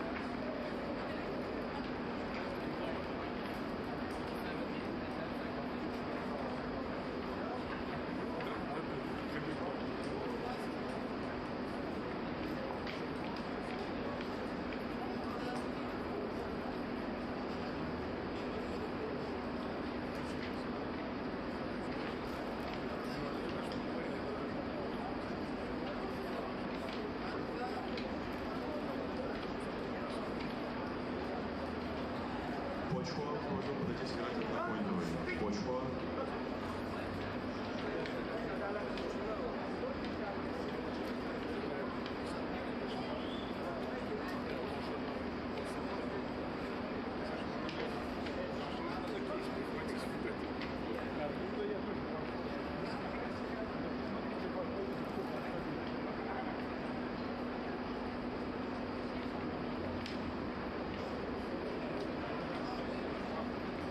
Буларян. Просьба подойти сыграть однопоинтовый. Буларян Гор.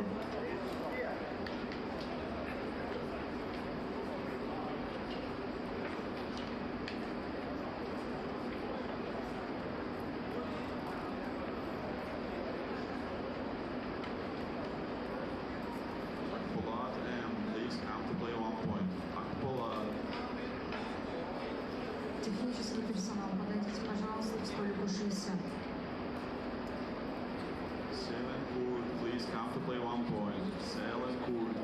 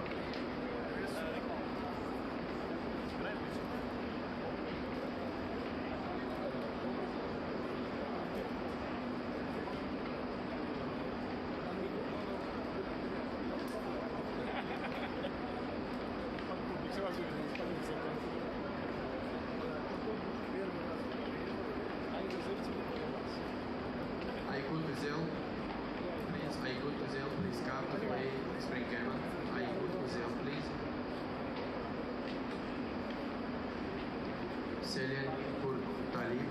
Selin Kurtalip, please come to play backgammon, please. Selin Kurtalip, please come to play backgammon, please.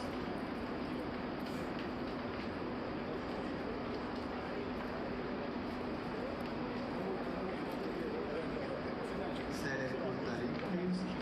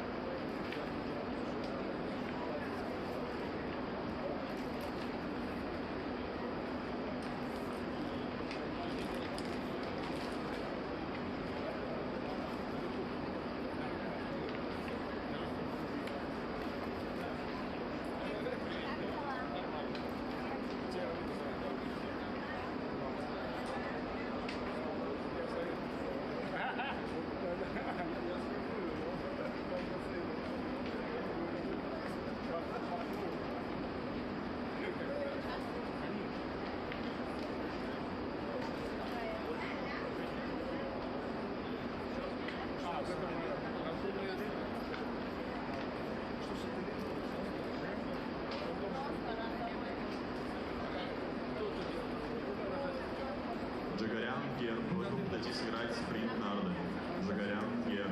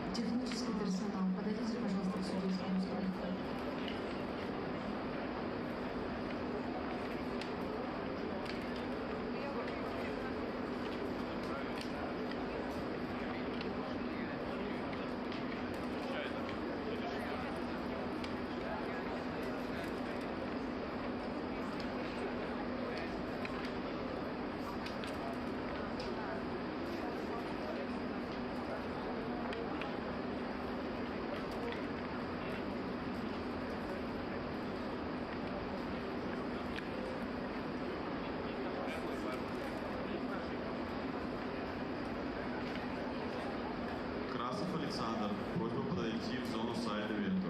Красов Александр.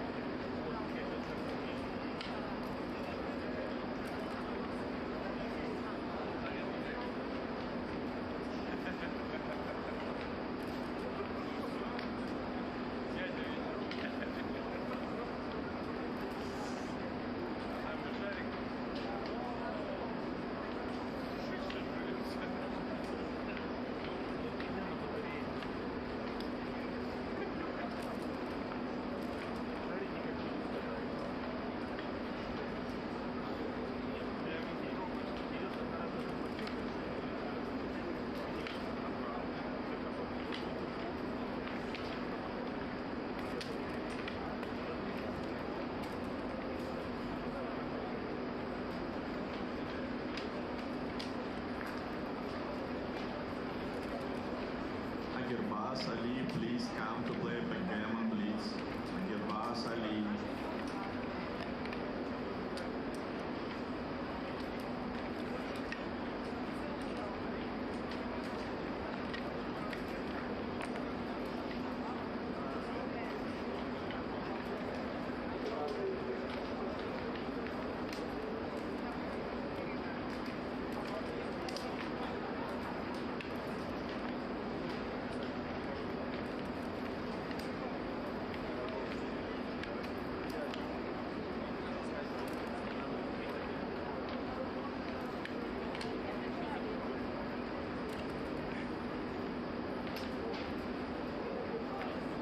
Burukan, please come to play backgammon, please. Burukan.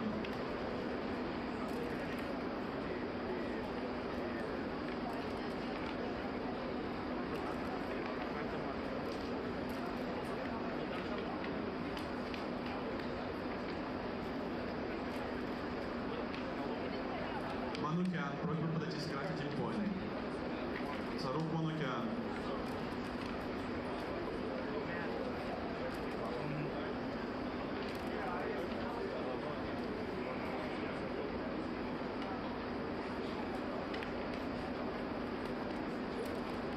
Rosenberg Daniel, please come to play backgammon, please. Rosenberg.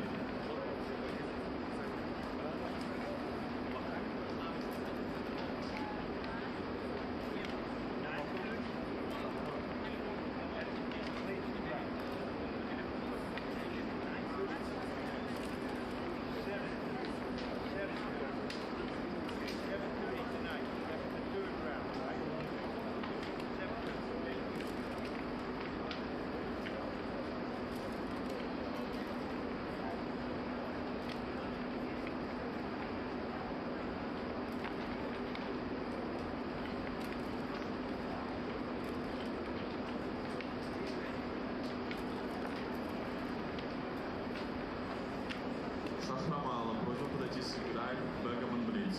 Shahramala, please come to play backgammon, please.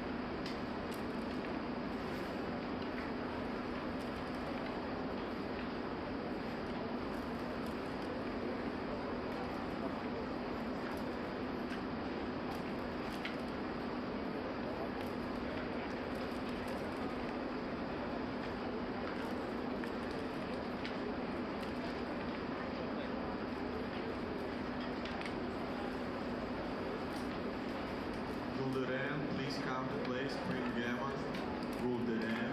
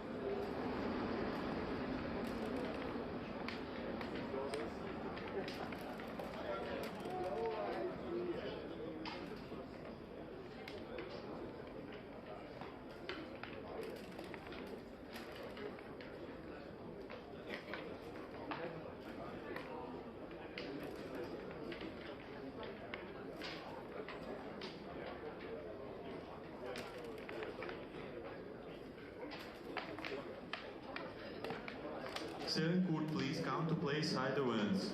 You have to play first rounds today. Shaykhantour.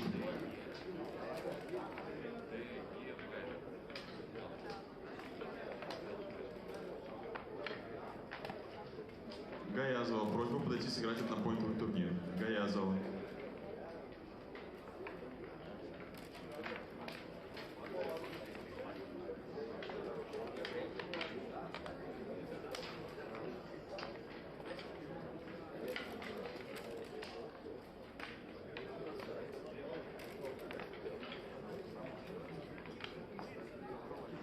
Нунец Степан, просьба подойти сыграть спринт.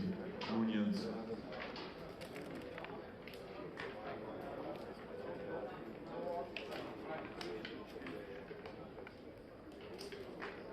Oja, will you please come to play backgammon, please?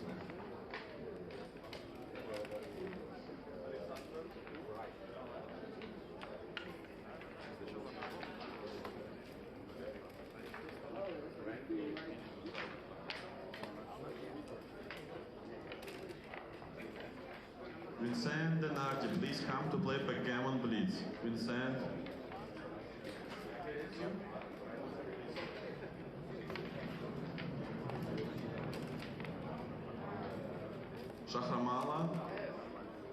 Shahramala, please play backgammon, please.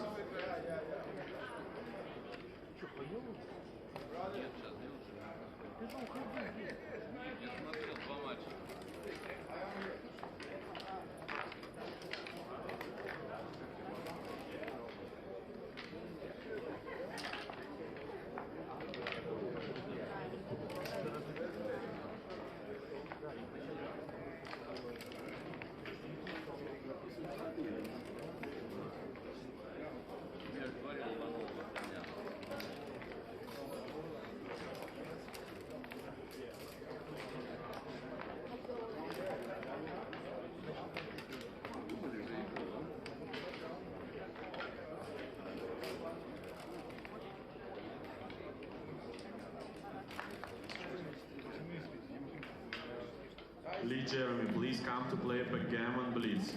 Lee Jeremy.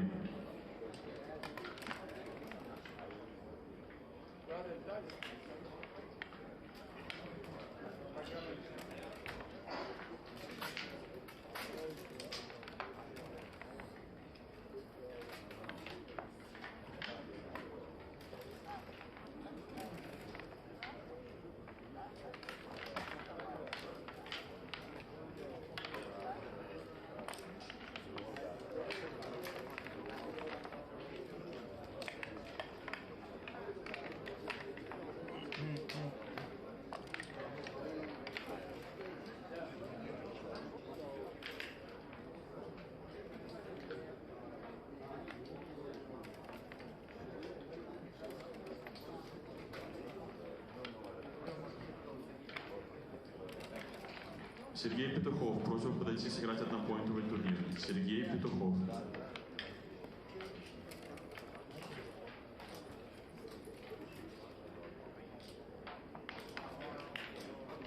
Барташ Константин, просьба подойти сыграть однопоинтовый. Барташ.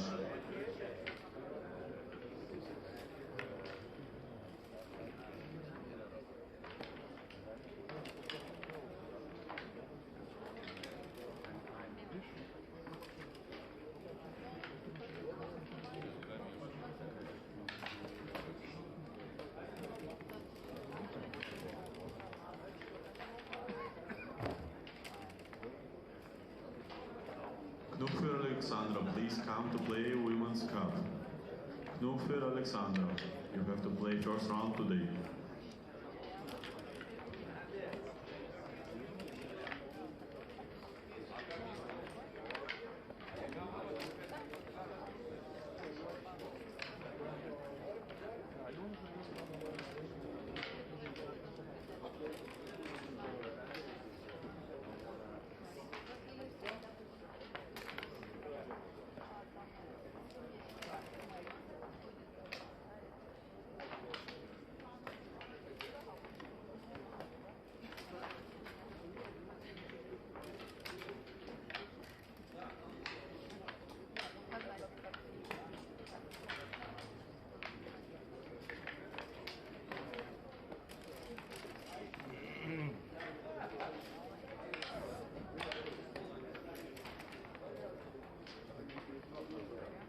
Шкилин Дмитрий, просьба подойти сыграть однопоинтовый.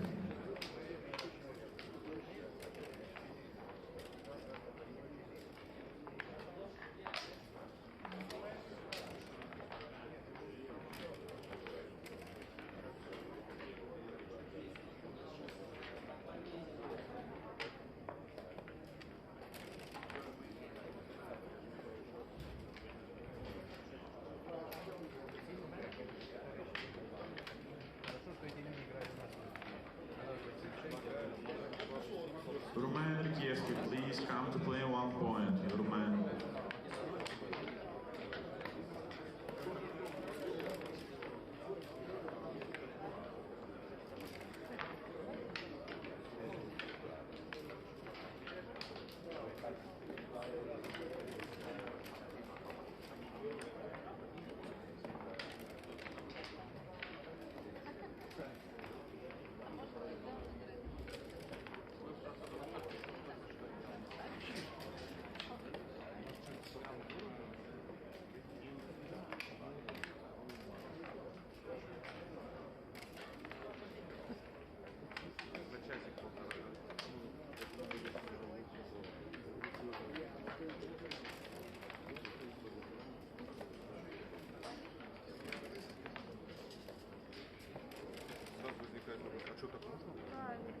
Hodson P, please come to play 1 point. Hodson P, 1 point.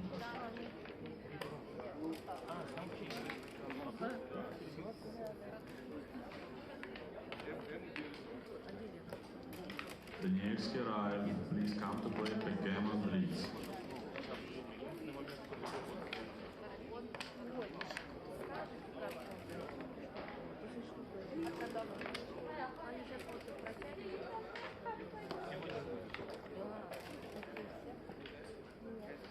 Только здесь, да. Я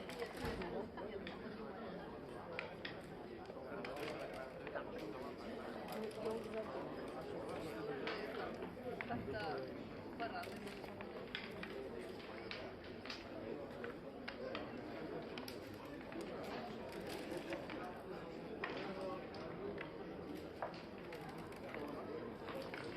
Hudson, please come to play 1 point. Hudson.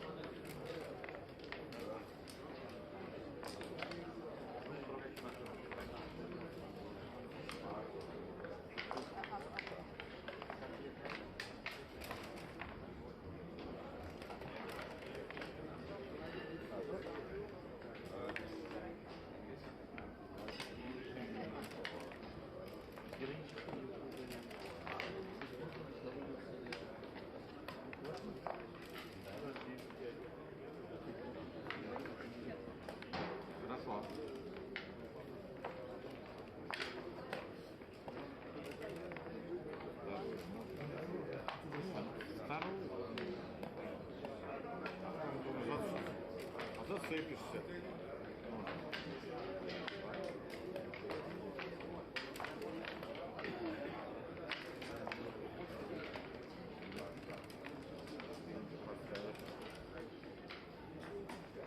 Барташ Константин. Просьба подойти сыграть одну пойнту.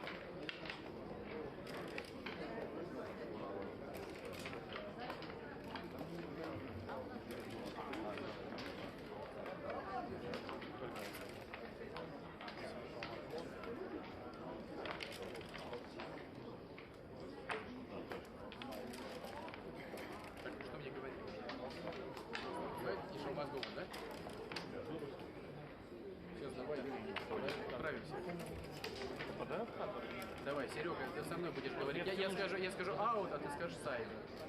Легко. А что сначала, аутсайд или шоу-баску? Нет, тогда можешь сказать две. Что?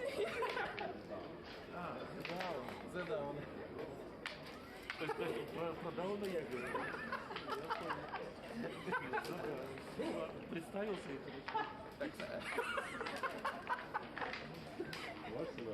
Так, подожди, сначала я говорю аутсайд. Я буду выслушать, чтобы не оставить. Хорошо, а Шумазгон уже вторая, да? Серия. А, да, конечно. Можешь если как бы. Стой, же он сказал, что да.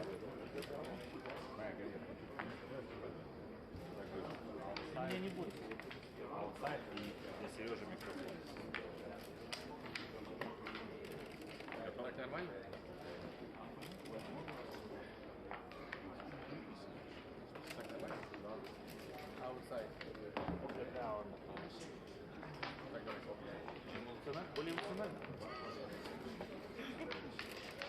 можно. Outside. The down. А еще раз. Слишком быстро, нет? Так, а там и должно быть там. Outside. The down. Не the down. Outside, the down. Как бы D, это не произойдет. Вот так, да? The down. Да. Пережив. Если ты мне даже скажешь, дашь сказать outside. Outside. Down. Только с эмоцией. Outside. То есть вы хотите спеть эту песню? Outside. The down. Смотри. Вот.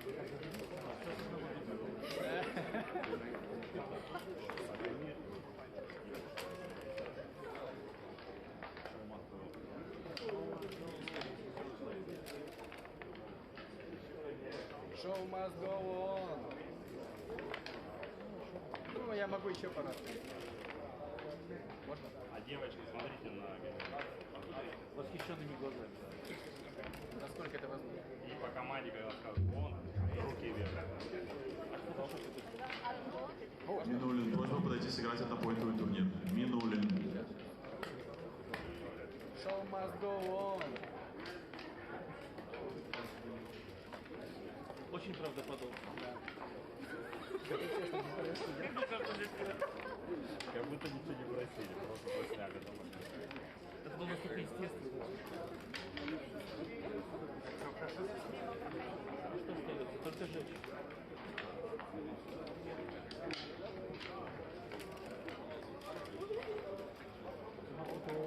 Фамилию будешь?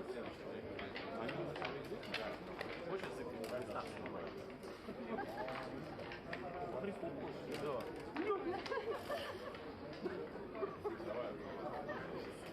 Я пока пришел. Я сломаю язык, а он сразу. А? Давайте. Да я там пока найду, мне что в теме, а я там Просто Минулин, просьба подойти сыграть однопоинтовый. Минулин. я вторую шагу.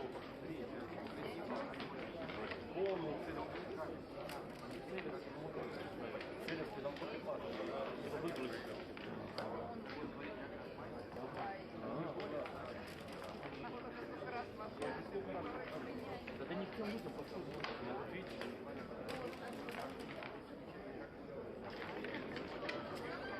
Да.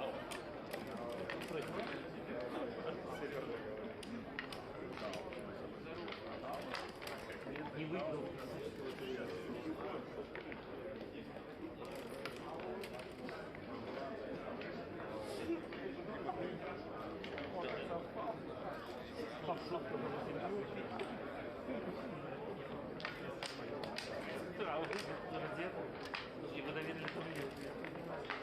Я понимаю, почему.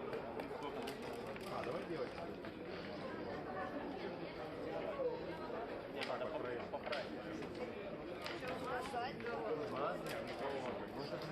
Он сказал втроем.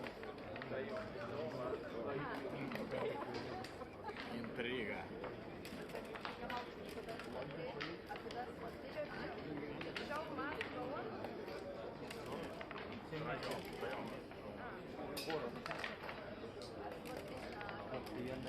Камеру и поближе.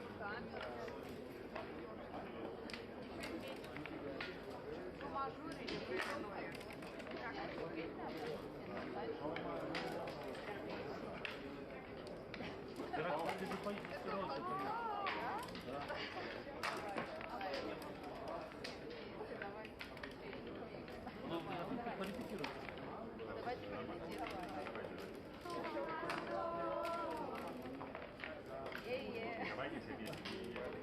Так, ну ты просто скажешь. 3,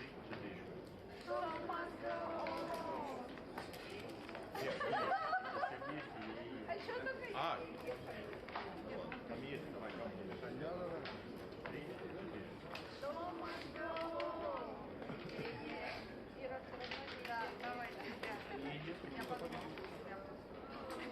Очень громко.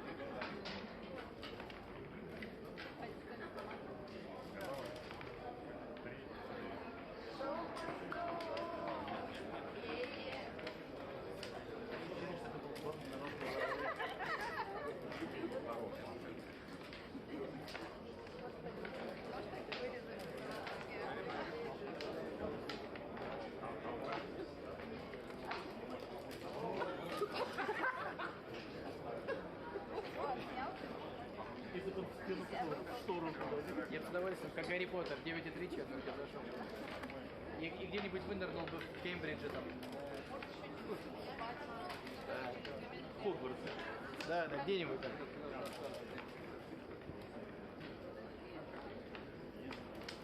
Это было это. Он не дождался. Нет, а я...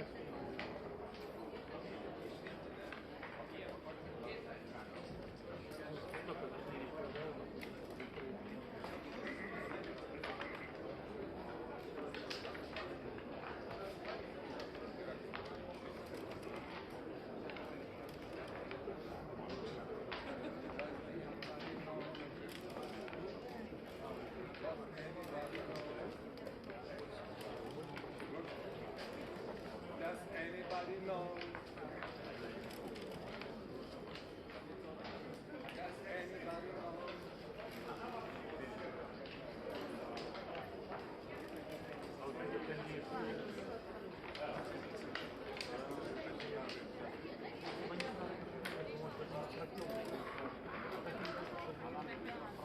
Budris, you can play 1 point. Your opponent is here.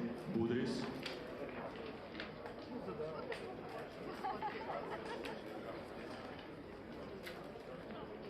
Kazuki G, please come to play side event. 1 point. Kazuki G.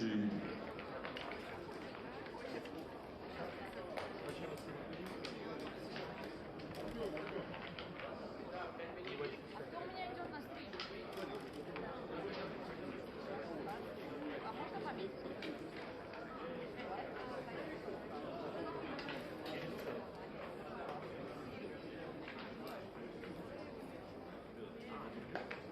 Dear players, pairing is ready. Please take your seats. We will start in 5 minutes. Дорогие участники, жеребьевка готова. Занимайте, пожалуйста, места. Мы начинаем через 5 минут.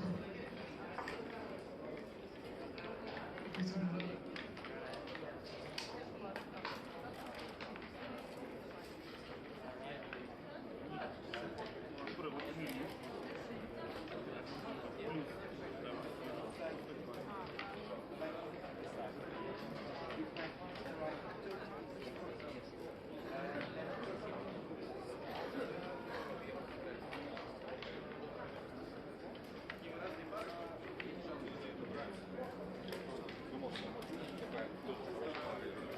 С тренировки вчера с Траблтом очень хорошо сыграл. Тренировки на 2 штат, Трабл победил. А я видел.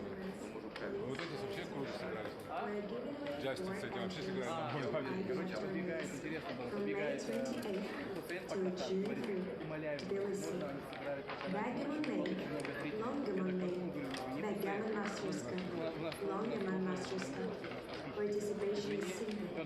Subscribe to the International Backgammon Federation telephone channel. You can see the QR code on the screen. Scan it with your phone to know more information.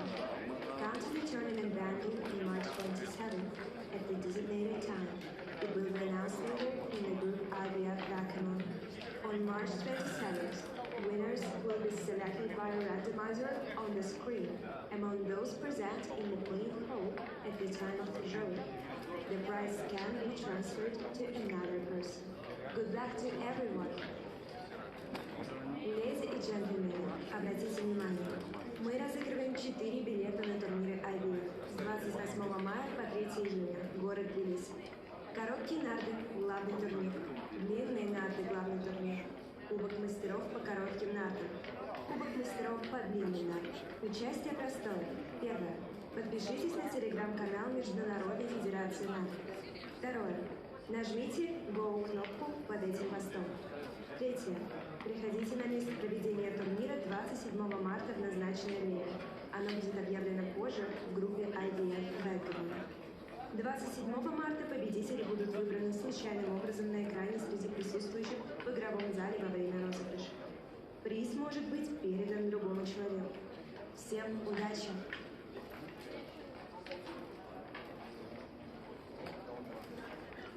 Макичан Сергей, просьба подойти сыграть короткий блиц. Макичан Сергей. Anthony Niakiani is on the third string.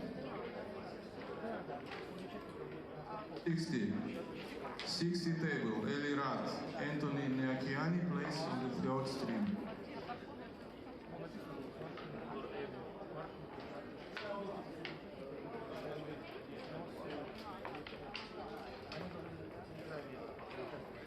Лагула, просьба подойти сыграть однопоинтов. Лагула.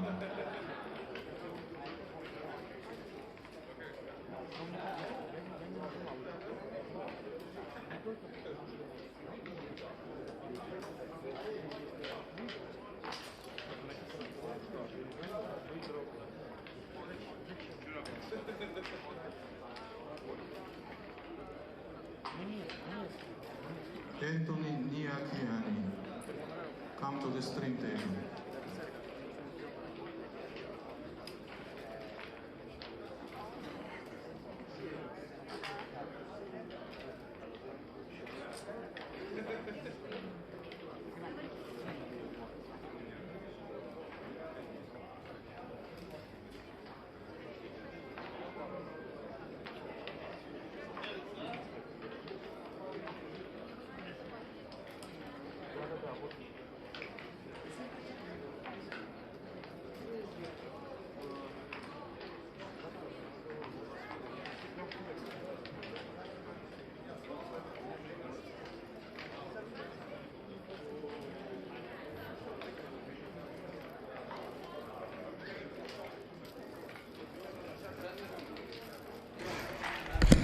Hello everybody and welcome back.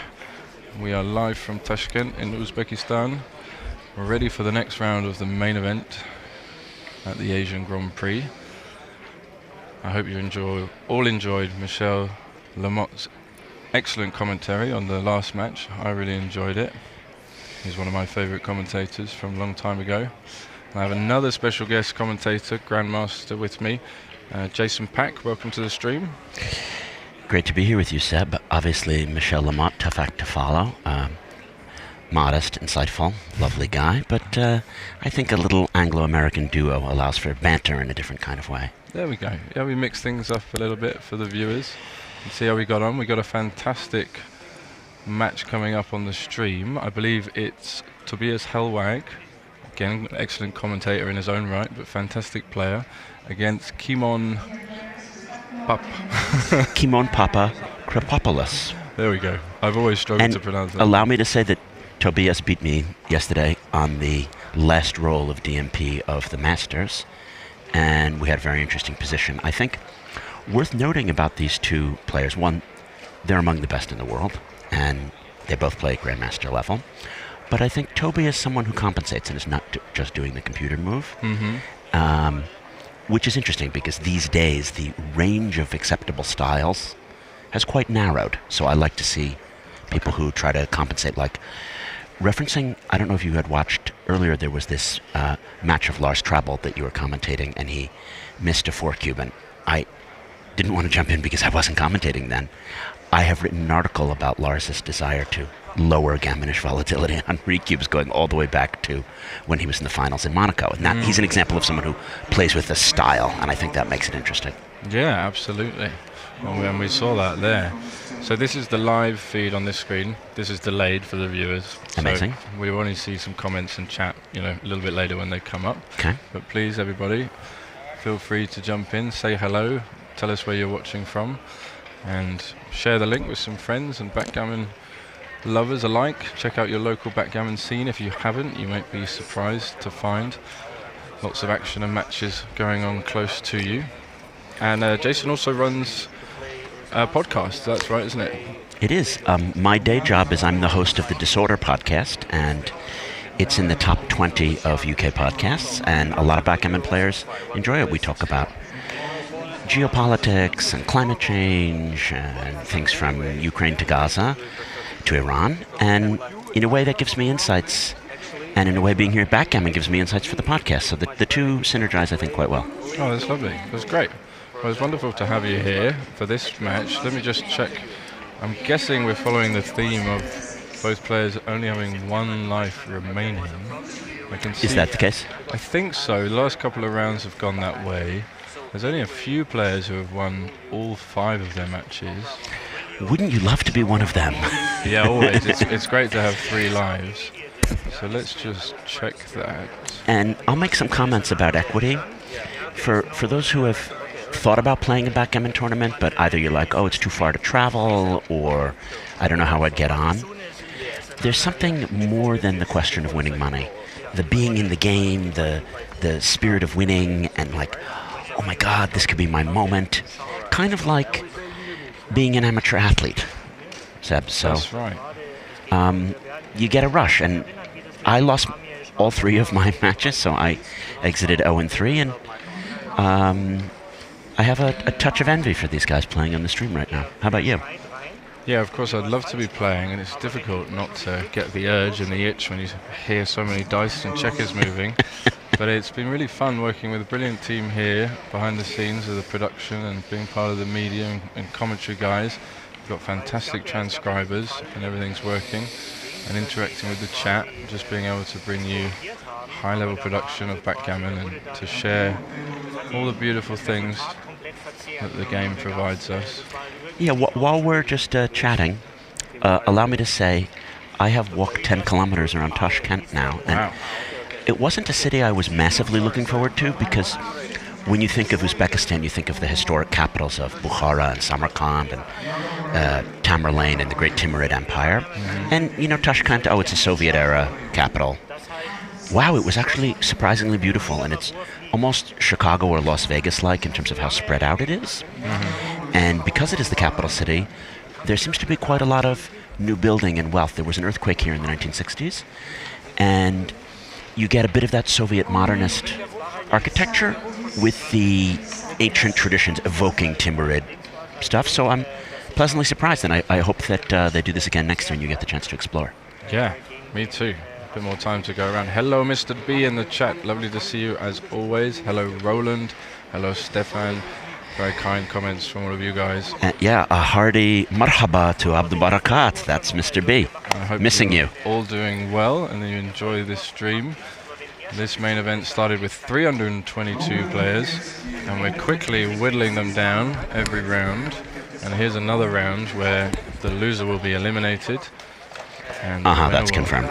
That is confirmed, and the winner will go through. We can see that the XG feed is set up and the names. Hopefully they can't see it there. No, they can't. They can't. They could only. So what we figured out was they saw the pip count earlier, and they were running in the race. Yes, with the double fives, all those double fives. And Apollo said, you know, why are you keeping a running count? It's just up on the screen. So then they stopped it. I thought it was quite funny.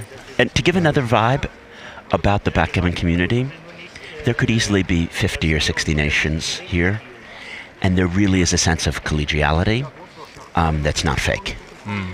And you were getting that in that little humorous comment, you know, the one guy telling the other guy that the pip count is public information rather than using it to his advantage. And I think that it doesn't matter if you're playing Russians or Iranians or something. We're in a very safe and almost sacred space here. Yeah, it's all good. And shared love and passion of the game, really bringing everybody together from over 50 different countries, highlighting the power of backgammon. And historically, these are two Germans, although the one has a Greek origin. They're people from the same nation. That's right. So they are both rocking the German flags, and I believe they're both on the German team. I would assume so, given how strong they are. Yeah. So this should be really entertaining for us. And we see, he's rolling the cube. You don't want to do that. And you probably don't want to have it at 2 in the center. It's okay. Double ones is a nice start. It allows you to blitz and prime. You could call this a two-way game. A little mistake there, though. He leaves the 8s here, which you shouldn't do. You should just split with the back checker. Are you sure? When you're attacking, I think you're supposed to. No, it's a small thing. Don't want to leave these shots. Oh. But actually, it worked out for him. We saw just a little green thing on XG, but he's got a lovely structure now. And to be honest, really happy to roll a pointing number there. Yeah. it was a cube saver. Develop his structure a bit. Yeah, it probably was a cube saver if he didn't develop. I don't think the split is right here because you really want to be building for the prime. Yeah, so getting an and extra you're not threatened builder from being attacked. down, he sees it. This is a better way to split. Correct, this is fine. But you don't want to do 24-21. Yeah, that's just one good thing. This is two good things, a bit more efficient. Another nice roll for Tobias here, able to make some more structure. You see the double hit not so far behind. 4-3, that really sets him up well. Yeah, this is getting close to a cubing advantage because you're dominating on both sides of the board. Even after the 1, he's got to anchor, I think that's for sure. Really? Yeah, but he's considering stepping up. Yeah, but then I would personally anchor because you can see daylight. You can see daylight. He's getting doubled here. I mean... Oh, this was a big mistake to not double.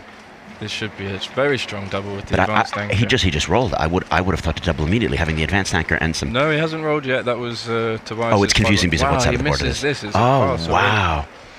Why wouldn't he? I would have doubled that for sure. Yeah, that was surprising. He had a lot of threats, a lot of advantages. Now it's just a clear double pass. There's no... might you be too good? Might you be too good? So look, he's putting the cube, but he missed a big moment there. But he thinks he's cubing to 4. No, he doesn't. Okay. He doesn't. So that's a surprise, but I guess these players maybe a little tired, played lots of matches.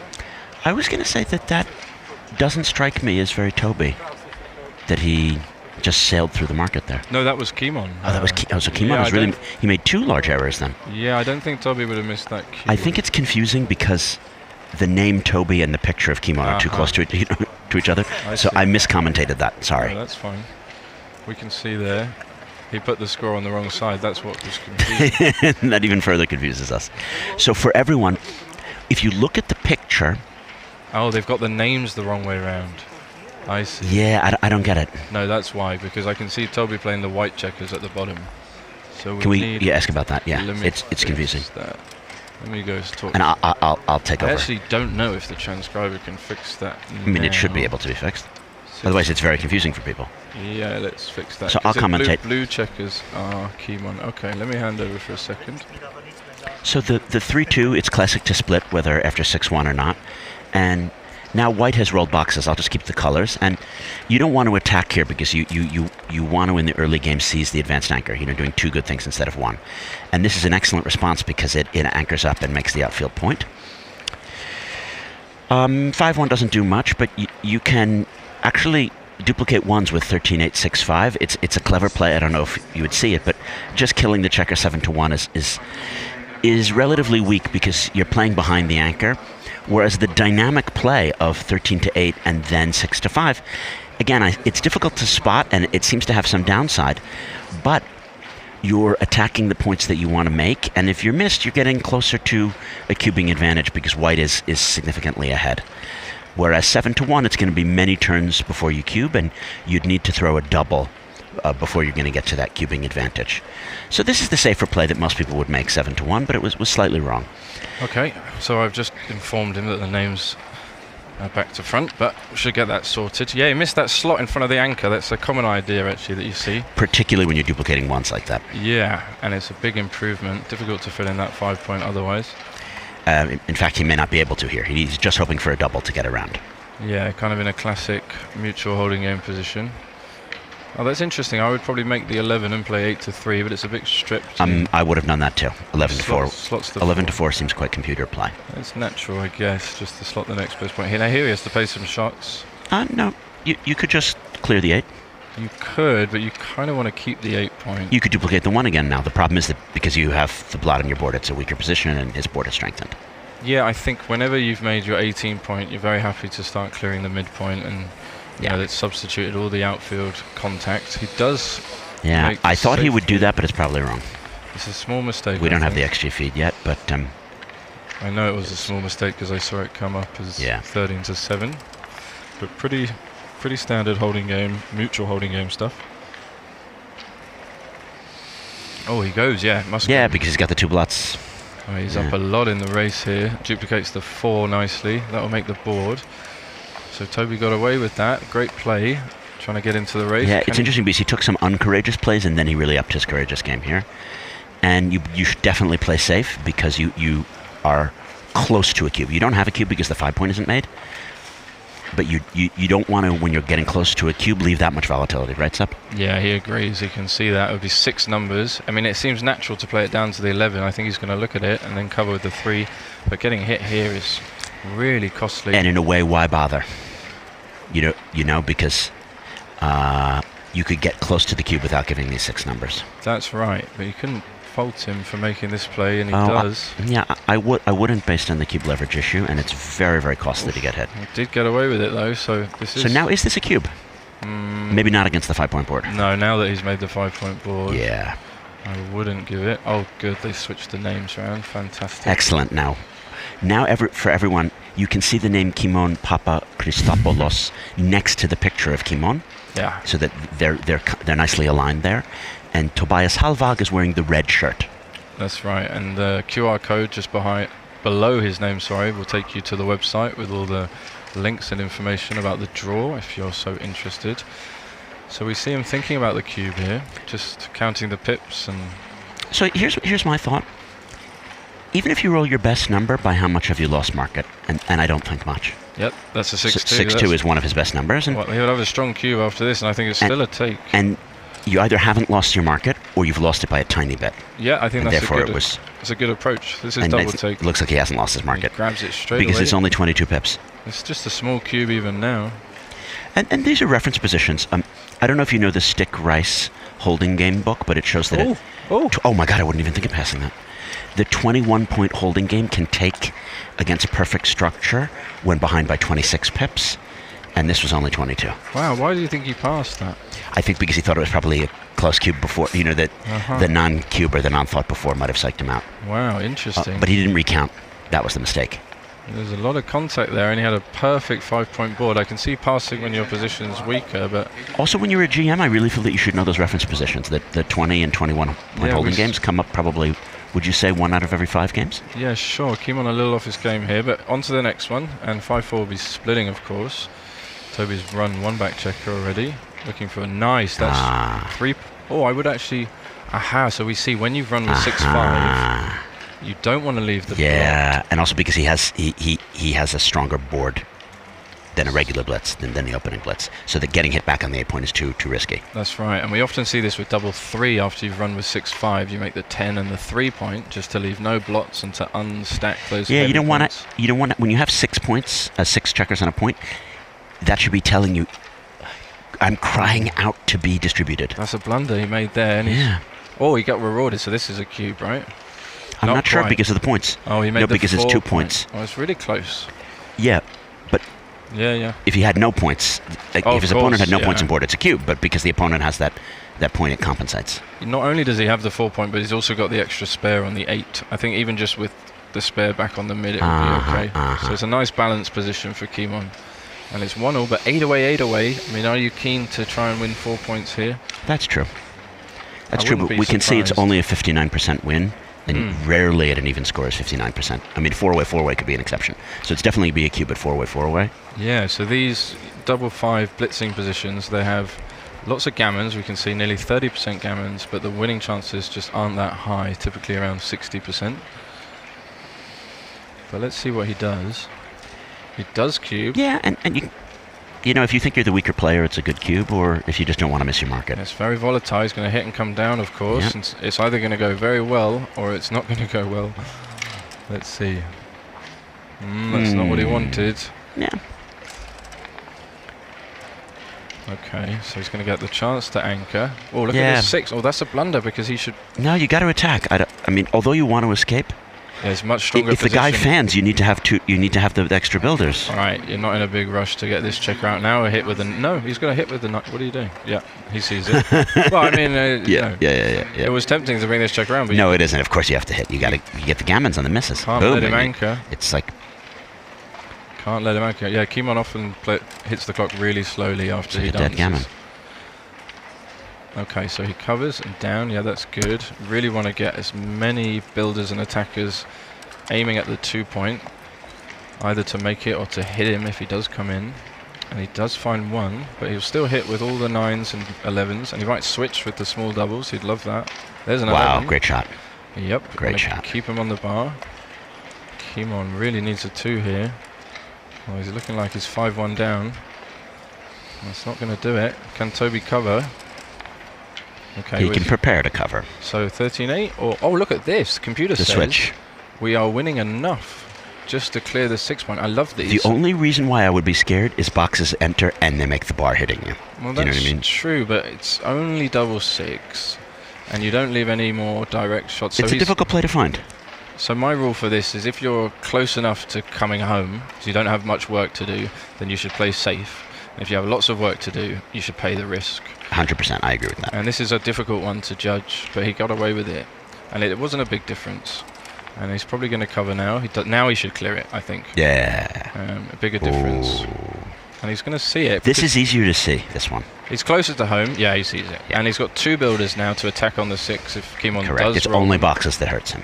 Yeah, I mean, but double 2 was kind of good anyway, wasn't it? Yeah, good play. Good play. Well spotted. He did spot it there. Nice play, Toby. So, by the looks of things, this is going to be a get off double and you want to get 6 off boxes. and get another builder, yeah. Correct. You can just diversify because nothing hits you.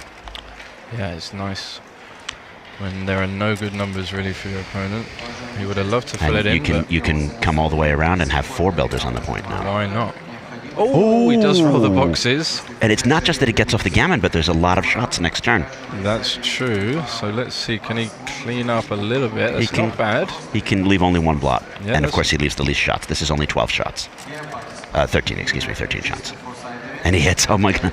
What a swing. Backgammon is such a sick game, Seb. It is a sick game. Like when you're watching it, it's difficult to convey how you feel when you have, I don't know, 10k equity on the swing of that roll and it happens to you. Oh, but he did come in 5-4. Oh, he's going to make the 9 point. And now he's got structure. No, that's right. It's a very emotional game. The swings come thick and fast. You have to just keep your cool. He's That's pushing very to the good edge. to come up to the edge. He wants to see a 5 or a 6 here from Kimon. He sees the 6, so going to get hit, but he's got a 5-point board. So And essentially, if he doesn't throw a 5, he's got to hit with the 3. Has to hit with the 3. And if there's no 5 in the return, then blue can cube. Oh, yeah, the redouble. So I wasn't even thinking that's that why far ahead. you hit, and if you're not hit back, you cube out. Oh, this will be interesting. I So- mean, he's thinking, but what is the alternative? I mean, if you You don't want to hit, leave an extra shot at the back, so I wouldn't play 16 to 10 8-5. I'd just play 13 7 8-5. he's definitely going to hit. Yeah. You can't just allow. Why leave the double 5s that can get you gammoned again? And you don't actually need to cover it because if you're not hit, you just cube out. I mean, maybe except for 3-6 or something. You know, unless the guy gets to the edge with the 3. Yeah, perfect. This is perfect. Good play, Kimon. Needs a. Oh, I Okay. saw the 5. Okay, so it's a cube out. Yeah, that's exactly right. Because threatening It to make is a the 6 cube out. prime with a 1 or a 2, that's 20 Boom. numbers plus 6 5, so 22 numbers to Yeah, complete this the is 6 prime. not close to a take because even those things that don't cover, white would need to roll the 2 and then escape. So yeah, yeah, big pass. Wow, what a swing. He huge looked like pass. It looks like he was losing 4 points. easily losing 4 points there, and just a couple of sequences. He probably had later. less than 5% in the game because he needs to throw boxes and then a shot is left and then hit. And he then probably win had only after hit 2 or that. 3 turns. Yeah. Yeah. Wow, sick So- one. Oh, it happens. Yeah, there we go. You always feel bad, like Yeah. opening your 6 point and then the guy rolls double 6. That's why I was saying it was particularly scary when it came in and hit. Yeah, exactly. Okay, so 3-1 to Kimon. And he'll be making a point here. Just cleaning up the board a little bit.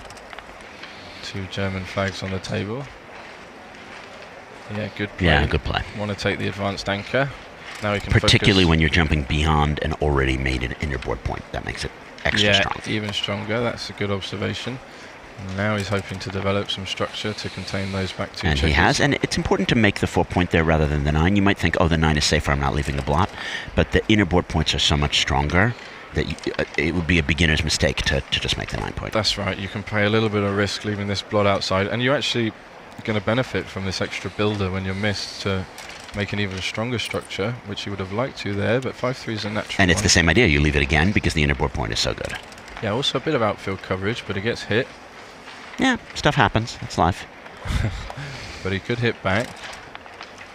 Oh, the 2. Ooh. Well, the 6 This is actually a bad number. Down. Yeah, this is a bad this is number. one of his worst entries. But I always like a good excuse to slot a point I'd like to make. It gets hit again. Gets hit again. So another swing in Kimon's favour.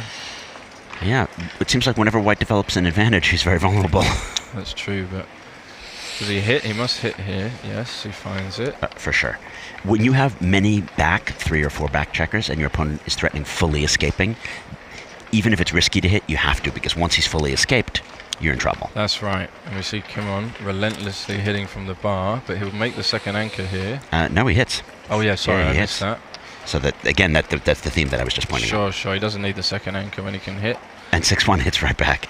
Yeah. And now he's going to want to make the second anchor and play a back game. You don't want to go for a back game, but when you find yourself in this position, you want it. So yeah, he'll make the ace it, enters, and now you make the 20-point. And the 20-21 game isn't exactly a back game, but it's a dual anchor holding game, and it's actually quite strong now that the timing is good. These double fives are quite a bad number for blue, because he doesn't want to attack on the ace. It might seem like, oh, I can hit on the ace, but that's actually negative because it helps white's timing. Yeah, look at this. Computer does recommend making the ace point here. No, I know you have to. You're kind of forced to, because otherwise you're leaving shots outside. That's right. They're just for lack of a better alternative. And you kind of don't mind getting the goalkeeper away. But you can see he still only has 59% wins after this move. Yeah, and had he rolled just 2-1, his wins would be higher than this double five. Right. But I do feel like once you've cleared the midpoint, getting over the 5 and 4 sort of double holding game structure is easier than you think. There is something seemingly attractive to a human eye about playing this pure play and not going behind the anchors. But, oh, this is wrong. Why leave the shot outside there? That's okay, right. Slightly technically wrong. You don't really gain much. Yeah, he leaves some shots here. So the 3... You dodge them. I would just come to the 20. Don't want to get pointed on. And also, you need to escape those checkers to remain your timing. You're not gaining anything by Maybe staying you on can the also 2. make an outside point and link up. So down with 2. What a nice roll that is. That's a great roll. If white doesn't escape, blue might be near a cube. But we'll now, run around the corner. Yeah, now he's not near a cube. You'd come around from the back or the front? Yeah, this one. So it's more difficult to escape that one. Yeah, so from the back. This is perfect. Just come down. And the general rule in front of a holding back game, or either back game in general, is you cube when you have 3 points to clear. And I don't know why this position would be different. Do you? That is a good general rule to follow. It depends, of course, on the distribution of spares and how many dead checkers, if you like, you've got behind the anchor. But so here, this is an awkward, because he has no spares very on the weak position. 6 point. If he had one on the 6, it's not really threatening that much. And also, you have to keep in mind that Kimon is 6 away, while Toby is 8 away. That actually is quite meaningful. It makes it more difficult to cube. Yeah, I think one more improvement. So this, and then I think it's maybe okay. Yeah, white is also running out of timing. But really, he would love those 2 spares on the 7 point to be on the 6 point. To Correct. Be threatening It's hugely different. Clear both at in one time. This is close. I would cube this for money, but not at the score. Yeah, that makes sense. Leading 3-1, 8 away. You've really got to be careful when your opponent's 8 points away. Also, when he's behind, whether he's 8 away or not, that his recube to 4 partially or fully kills your gammons. Yeah, that's right. But he's going to think about it. He can't make a mistake here. It's one of those, do you feel lucky, punk? some gammons here. I think he might. There's also some bad numbers, though. I mean, God forbid you throw double 3, right? 6-3. Oh, 6-3. But multiple 3s and 4s in a row, and you're really going to end up in trouble. Sure. And then white's quote-unquote bad timing won't really hurt. Yeah, I actually like white's position. So he does hold off, which is understandable. Oh, that's a good one. That may be a market loss. Yeah, that's just a pass now because it's just... Yeah. I don't think there is a number that white can take. Okay, that was best number along with double 6. Yeah. I can't see a take here. No. And it can't be too good because you have horrible numbers like 6-3. Do you know what I mean? You don't want to risk 6-3 just for very few gammons. So this is an example of something where you should understand why it's such a big double and why it's such a big pass. Yeah, we see he's still winning 30% of the time, but he just can't pay these gammons. There's so many of them. And he has to first get the shot and then hit it. And then contain it. And it's just too much work. Are we slightly ahead in our commentary because the viewers are seeing this, but we're commenting on this? Yeah, so the stream is delayed for YouTube. And so we're seeing it live. We're commentating on what's happening now, and then it's going out. Oh, okay, but our voice should time up with this. Yeah, exactly. Great. Just for the security of the tournament. Okay, it does pass. And good, so they did the cube action there correctly. Yeah, that was well played. PRs are coming down. You know, it was in the 7s before, and now they're coming down to their what GM we would levels. expect, yeah. Obviously, if you want to take a break or whatever, Thanks. you let me know. Oh, that's cool. I appreciate it. It's great to have some different voices on the stream. I hope everyone's appreciating that at home. And we kick on quickly to the next game. We're 5-2. And this is round 6. Because he's down, he can't. Because he's down in the match, he double downed with 5-2. Yeah, I which like is the more that. aggressive play. More gammons. Usually in you do display. that more like a 4-way, 2-way score, but well, you know, why not? Can't be that wrong. It complicates. Yeah, any trailing score is good. This is a nice slotting play. He doesn't find it because he's got big stack. Tobias's structure says. Yeah. You don't want to slot your back checkers when the other guy has 10 in the zone in a good structure, and that's exactly what was the situation here. Yeah. 6-2 wouldn't have hit, and he'd have the 5 slotted to counterbrand. That's right. And he goes for this, which is the recommendation, and that's why you don't want to split, because you open yourself up to attack for these big heavy points. But nice hit back, yeah, and he'll come out with a back checker. Yeah, you definitely don't want to leave unnecessary shots. Try and make as much progress as possible when the opponent's on the Ooh, bar. boxes. And he gets a dance out of it, but he's leading 4-1. Yeah, I don't think this is a cubit money, so it can't be a cubit 4-1. So when your opponent has their 5-point made, this is big protection, isn't it, from the value of the position. If they ever come in and turn it around, they've already established some structure. And having that made really helps Tobias's position. And blue has a gap, and there's really, again, not much market loss. And what, double 3? Yeah. Double 3, double 5 is probably the only one. Yeah, the market loss you're talking about are threats, the rolls that would improve the value of his position. This is a nice one, right? Just linking up, making the 18. But it's not market loss. No, it doesn't really do much, and you can see how easy it is for Tobias to enter here and then just start making his board. Yep, and it's very important to use the 2 to slot the 4 because he had that big stack on the 5 and he wants to make those points in order, even if they're behind blue's bar point anchor. That's right, and he'll be delighted to get this checker out of there because that's not really helping with the defense. It's just a liability to get gammon more. Only 9 pip difference, I think, after this roll. And we're in another sort of mutual holding game, but Tobias stuck on the 3. Not a great number. Do you want to leave shots? Do you want to play behind? He's got the blotting board, so we've been talking about this, that you can leave indirect shots much more frequently. But actually, top computer play, which is a nice one. Yeah, he just plays safe to the 6, which you can understand. I think most humans would do that. It looks a bit stacked. That was a moment with the blotting board, a weakness where he could have tried for a little bit more. I mean, what's he going to do now? Now he has to pay the shots anyway. And it's against a stronger opponent board, ergo it's riskier. That is right. So you want to spot these moments where there's low risk to take an advantage and get a quick development. Yeah, and these are called pay now, pay later problems. He got away with it.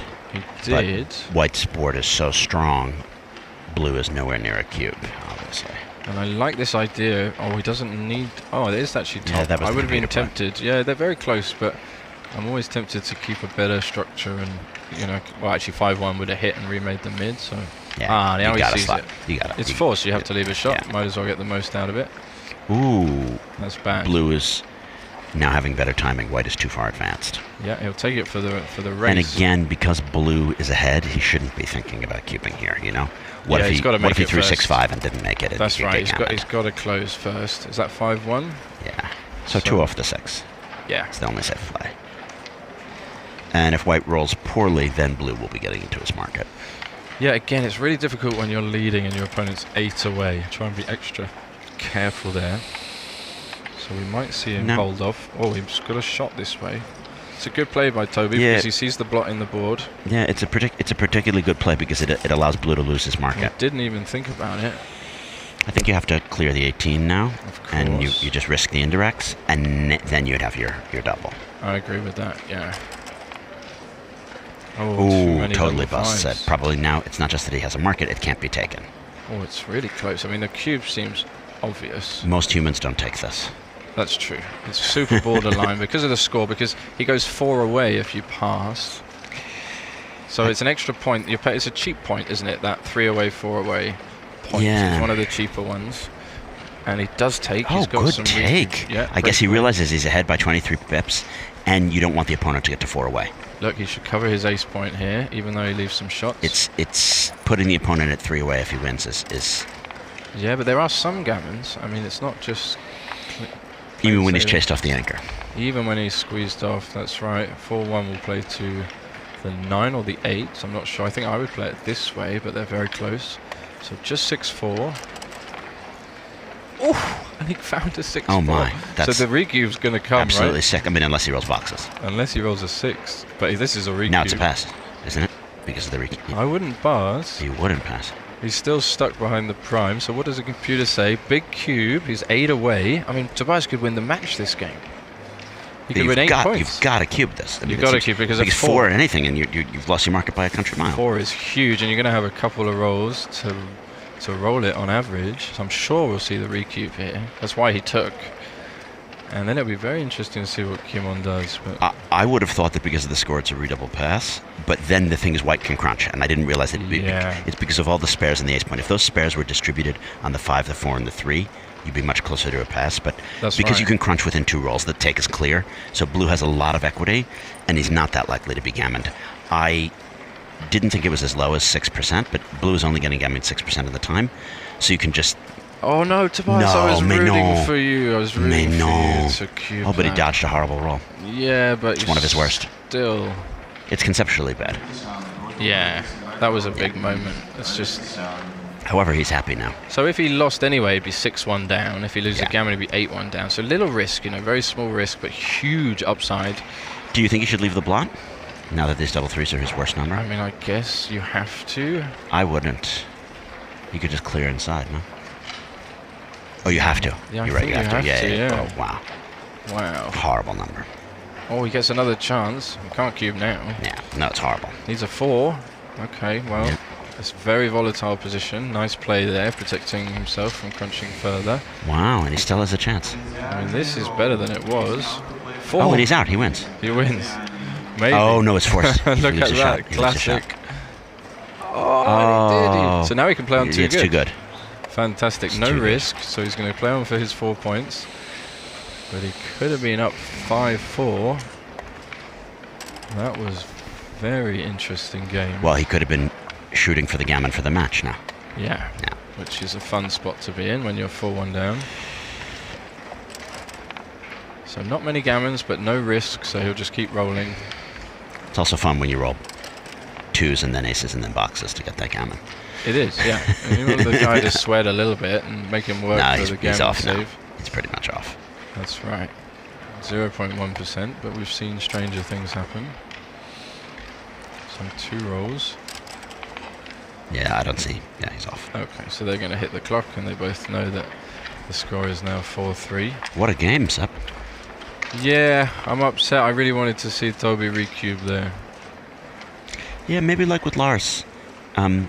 Although I said that was more stylistic for Lars. There is a thing that when you're playing one of these tournaments and you've been losing your matches and whatever, it's difficult to spot that cube. Do you know what I mean? Yeah, I don't know. I think when you're trailing, maybe I just recube too aggressively when I'm down. No, it's the correct thing. It's the correct thing to do. I'm talking as a player. If you're feeling down on your luck, or it's just been such a long trip to get here and all That's of that. Right. I just want to take good spots. If I have a 5-point board, 70% of the time the guy's going to stay on the bar. And if I have a couple of rolls that are going to win for me, then that seems like a good deal. Yeah. And I want to take those good deals because they're few and far between. So when they come up, I really want to maximize the value of them. Correct, and that's like investing, and it's like life. Whenever you have an edge, and you think that the oil price is going to go up, and you think that you have an edge over the market, that's the time to invest. You buy the Brent crude before it goes up. And if you think that your position is going to be stronger in 1 or 2 rolls, that's the moment to recube. So this is educational for people because normally it's a blunder to split with 5-4 after 6-4, but we still see a lot of people split with 5-4. Because he's leading 4-3, the difference is actually much closer. But you must not split when your opponent has this correct, because it's an attacking structure, and it's really bad to prime once you've done the 6-4, so why? Exactly. You don't need to split because you're not going to get primed, and your opponent can use the I wouldn't say it's a hit. beginner mistake, but I'm quite surprised to see it from these Yeah, matches. this is one that you should know because this is bad. But we see it anyway. It's a natural thing to come down and split, just not against the 6-4. So he's going to be popping out with the 5, probably. Oh, he double hits. I like the aggressive play there. So double tiger, protecting his slot on the 5. You see and he that dodged it. Paid he dodged off. it, yeah. Can he cover now? Nah. Well, he can make the ace. Oh, yeah, he should make the ace. No, he should make the anchor with a 4, actually. Oh. That's the valuable part of the move. Okay. And then 8-2 is Yeah. As long as you made the golden point. Yeah, the 3 blots is kind of ugly, though. It is very ugly. But if he dodges the 1 or the 2, he's going to be really happy. And if he gets hit, it's not so bad. True, because you always want to anchor beyond the guy's inner board point, but there's a temptation here to do this play, but having the mate ace is so bad, you need to almost go into Barclay Cook mode and think about recirculating your checkers, which is usually wrong to play 70s style, but in the 70s they were right about some things, and it was that you don't make your ace point early. Oh, well, he did it. Yeah. This is a move that Barclay Cook would ding. Again, understandable, not wanting to leave 3 blots in board, very sort of ugly. Unusual position. Is this double hitting or just making some structure? Ooh, what a number. I would double hit and play 8-7. Yeah, what a number. I think that's the way to do it. Particularly because now that you have the mate ace, That's right. So there's a great tip for our viewers. Once you've made your ace point, you're much more inclined to play an attacking, blitzing game to utilize the you don't value want to of make the this 5. structure. You do not want to make the 5 here because it gives all the tempo and momentum to the opponent. He can hit with a 2. He can do all this other stuff. Usually this is correct, but you can see that you're giving aces and 2s here. Ace 2, he really got punished for that. Yeah, double hitting was just too powerful there. And sorry to cut you off, this is an example of when you think your opponent has rolled a super lucky number, it's actually that you had misplayed. That's right. And he could have actually come down with the 6 there, another interesting one. Wow. Punished again. So punished. So punished. Double 1 he'll switch. That's kind of forced. Yeah, now he does it. Yep. Trying to just buy himself a bit of time, a moment to improve. He gets it. Oh, fans. So he got what he wanted. This will make another point, increasing the dancing numbers to 16 rolls. Wow. 4-3. What about this? He's got 2 blots outside. He's got the blots on the outside. Those are huge market loss. So this is an example of a high gammon, low win position that's so volatile you have to cube it. Well played, Kimon. This is a good cube. Yeah. And Toby's not going to like this, but he's going to have to take this. There are clearly so many gammons when a 9 or a 10 is thrown, or a splitting number followed by a fan, right? Yeah, but you can see he doesn't have much in the zone in which way. I can't fill in a 5th point. You know, his threat is really just to Other than split. double 4s. Other than double 4s, which you could roll anyway. And then your favourite to come in, and you're 4 pips ahead. I mean, you are on the bar, but it's just nothing's really happened yet in terms of... Correct, and that's the reason why it's a double take. But if we're going to use the O'Hagan law of 9 market losers, we can see that there are clearly more than 9 overall market losing sequences, because pretty much any sequence and then a fan for white is a market loss, and it's instant market loss on the 6 hitting numbers or double 4 or anything which splits and then fans. So I would say you're having more than 45% market loss here. Yeah, a couple of the bad numbers would be 5-1, 6-1. Yep. Double 1. However, if you throw one of those and he fans, you've still lost market. 6-5. Probably, yeah. So it's very volatile. And there are almost no bad numbers for blue. They're just good numbers for white. Yeah, I mean, when white comes in, he kind of takes a massive jump in winning chances. Particularly if it's something amazing like 5-1 or double 5. Yeah, I'd be looking at those 2 blue checkers stuck back on Kimon's 24 point. I'd be thinking, you know, as soon as I enter, I've really got a good chance at counter-priming, and he's got a lot of work to escape and get everybody home. It's interesting that he's thinking so much. Do you think he's thinking on the score aspects? He's down, so that inclines to take. And he's 6 away, 5 away again. He doesn't really also, when opponent is 5 away, you can take deeper. That's true, yeah. That's true for both. This is a clear money take, so it should be a take at the score. Yeah, I'd agree with that. It's just you hate being on the bar because you might never move again. And this is a psychological, emotional thing. You also hate that either he hits you now or he splits, you fan, and he hits you next turn. Sure, but that is quite a parlay. I mean, you are a favourite just to enter. Even if he does roll a 9 or a 10, entering with 1 still puts him under pressure to continue attacking. So correct. I think he'll find the take here. I'm not sure. We've seen a lot of crazy things so far. That's this match, true. So it's difficult to say. Sometimes it just depends how you're feeling, and you might feel like it's not going to go your way, and you don't really want to play the position. And I advocate for, playing with a style and having a reason for what you're doing, just not deviating from the computer play by 0.300. Yeah. Yeah. Then that's too much of a deviation. Yeah, that is too much. But let's see. Tobias, of course, extremely experienced. And by the way, it's obvious for us because we're looking at the XG feed, which actually confirmed what we both would do. I would have double N taken this. But it's really good to take your time. The reason that you have this time bank is to use it and avoid a huge blunder. So they should not be criticized at all for taking this time. No, definitely use your time efficiently. Invest it wisely. I think he's gonna. Yeah, he realizes nice. Good job. He's not happy about it, but he realizes he can't just give up. So 4-2. I think you split with the 4 and come down with the 2.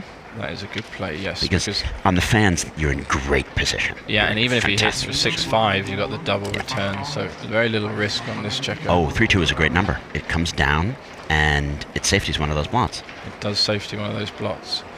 But so this is an example of a non-market losing sequence. Yeah, exactly. He's happy he took now. So he does have 4s, 5s, and 6s, but it's just not that strong now. We'll see. And some the 6s are the really strong numbers. Yeah, picking up this second checker, but then he has a chance to anchor. So boom, 6-4 from the back, I guess. Nope. Oh no, hidden down to it. Oh, they're very close. Yeah, it's difficult to decide. Yeah, really close. Extra builder. So what is that? Oh, double 5 because double 5's good anyway. Oh, okay. ooh. So now he's got a nice position because it's difficult for Kimon to play almost safe. A 50-50 game from here. Yeah, because as soon as he anchors. Blue has some timing issues. Yep, and he can even attack and try and contain right now. There's one. Boom, boom. Hit and cover. Loves that. Gabam. You don't mind attacking because you have the anchor in your board. Oh, 1-6. Can he cube this? Horrible number. Can he recube What a this? horrible number. Or is it just... Can he recube this? But I would just suffer first before... Let him suffer. Oh, no, he's playing 11-5. No, don't do that. Why no. Now it's no. Huge cube now. But why would you do that? Now you can get gammoned yourself. I wouldn't even think to make this play. Wow, it's like a tiny take on the recube. Seb, I wouldn't even think to make that play. No, does he think he's points. duplicating the 2, or what does he think he's doing? I don't know what he's thinking there. Because the other play duplicated, didn't duplicate, but I mean, it was just so much safer. Come on, Toby, you didn't find the other 4 cube. Oh, God, and also you're 8 away. You're 8 away. You must find this. This is like... Yeah, right, so any 1, any 3, any 2, and you're just killing... Or boxes. You're killing the guy. Or something like, 5s and then a fan, 6-5 and then a fan. So there's so many ways to lose market. Yeah, you've got to cube this. I don't even think Kimon will take this. But also consider 2-1 and double 2. Do you know what I mean? Oh yeah, double 2. You're putting the guy back on the flight to Istanbul if you throw double 2. Double 4. Yeah, there's some great rolls here. Come on, Toby, you can. By the way, it's good to take your time because it can kind of psych out the opponent. Even if you know this is like the most important cube position of the whole match. Yeah, you found it. Well done. Good play. Kimon hates this. And his position would have been a lot stronger had he made the other 6 down. Correct. It would be quite close to taking because there's so few easy take, gammons. I think, with 13-7. The other play would have been... I think he's going to pass. Yeah. My read, he's going to say, oh my God, he's 8 away. The opponent being 8 away is very scary. 6 away now compared to earlier. Sorry. Oh, I'm sorry. It's okay. 6 away, but, he's passing to 5-4. And he might feel like 5-4 is a better spot than this because he doesn't really have any connection in his position. He's missing his 8 point. He gave up his 11 point. Yeah, you can see he's not happy. Arms crossed. But the point is that getting gammon loses you the match, and that makes this a very scary take. That's right. It's just a scary position. You got that man back on the 24 point. 1-6 was... So there's an interesting thing in the chat from Jacques42, and you're right, Jacques. The 6-1 blunder play by Kimon was done out of upset emotions. He played it too quickly. He was so angry that he was in a good position that turned on him. Yeah, then you just got to take your time. Yeah, you can't let these things affect you. Just keep trying to make the best play. And playing with 1 blot and having an extra point in your position is clearly stronger than opening yourself up here. Even 5-4 makes the ace point now, and you're going to have more blots. Yeah. You can't really make a mistake taking or passing, and of course he doesn't know that, so it's easy for us to say. Yeah, he's sitting back in his chair. He doesn't like this. I feel like he is leaning towards a pass. I thought he was going to pass as soon as he played the 6-1. He was like, just get me out of this game. Yeah, it looked like that, didn't it? Okay. I like how Toby took time because it in a way puts more pressure because it's like, is this something, is it nothing, Yeah, instead of just instantly saying, oh, I've got something, you kind of, do I have something? Is this good enough? Is it too good? Do I not even know if it's good enough? Yeah. Yeah, you kind of sow some seeds of doubt there in your opponent's mind. It's not bad etiquette to play a degree of poker with this game because it's a game.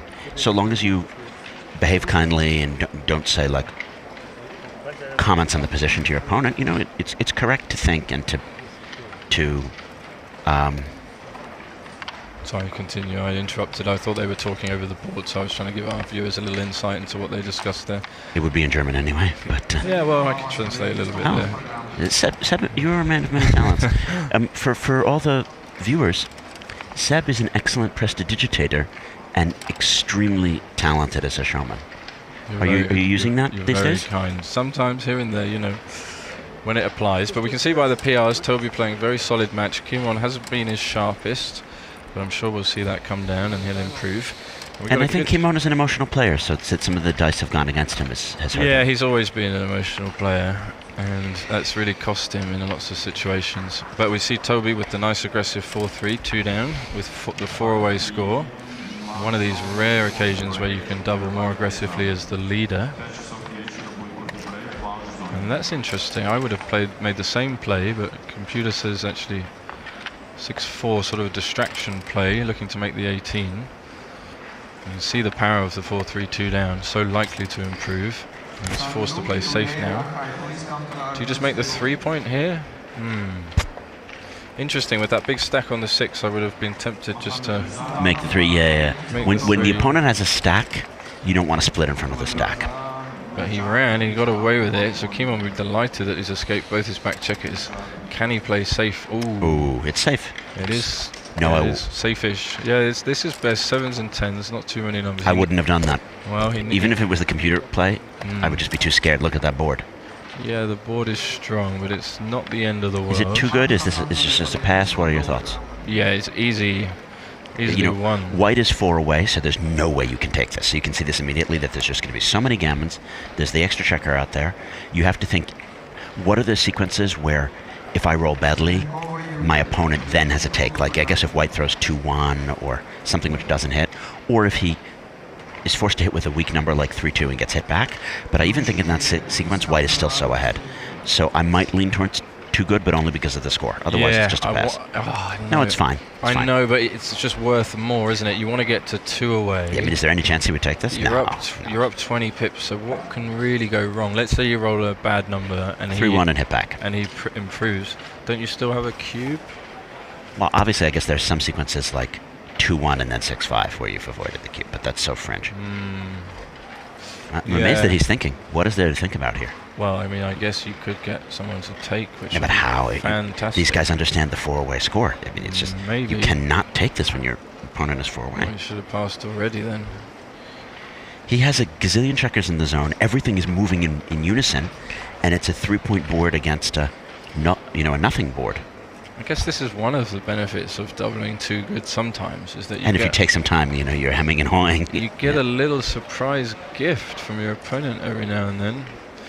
I would be very surprised. I mean, I take a lot of stinkers. I'm a known bad taker, but it would never occur to me to take this. Yeah, he raised his eyebrows. He's leaning forward. No, mais non. Mais non, c'est impossible. C'est impossible. We don't want to see him. This is a money pass. You agree, Seb? This big. Yeah, this is just a bad position for blue. I mean, he has. And if it's a money pass due to gammon threat, and the opponent is 4 away, and 4 away, 5 away is one of the rarest scores where the person who is behind still has to play more cautious. Yeah, even if 4 away, 6 away, you don't.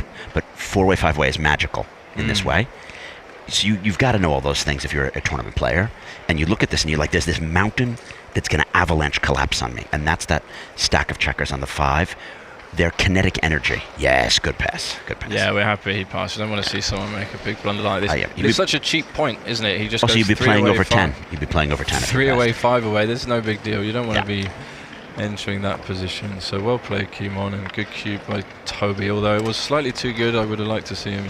Well, if you're that close to getting a pass, that XG can give you a number that says if your opponent is 8% to take, then it's correct to cube, and we could see that he was more than 8% to take. Yeah, so we see the other variation of 5-2 opening now that he's leading and being 3 away. He'd love to make an advanced anchor, and he does, which means he has to slot 6-5.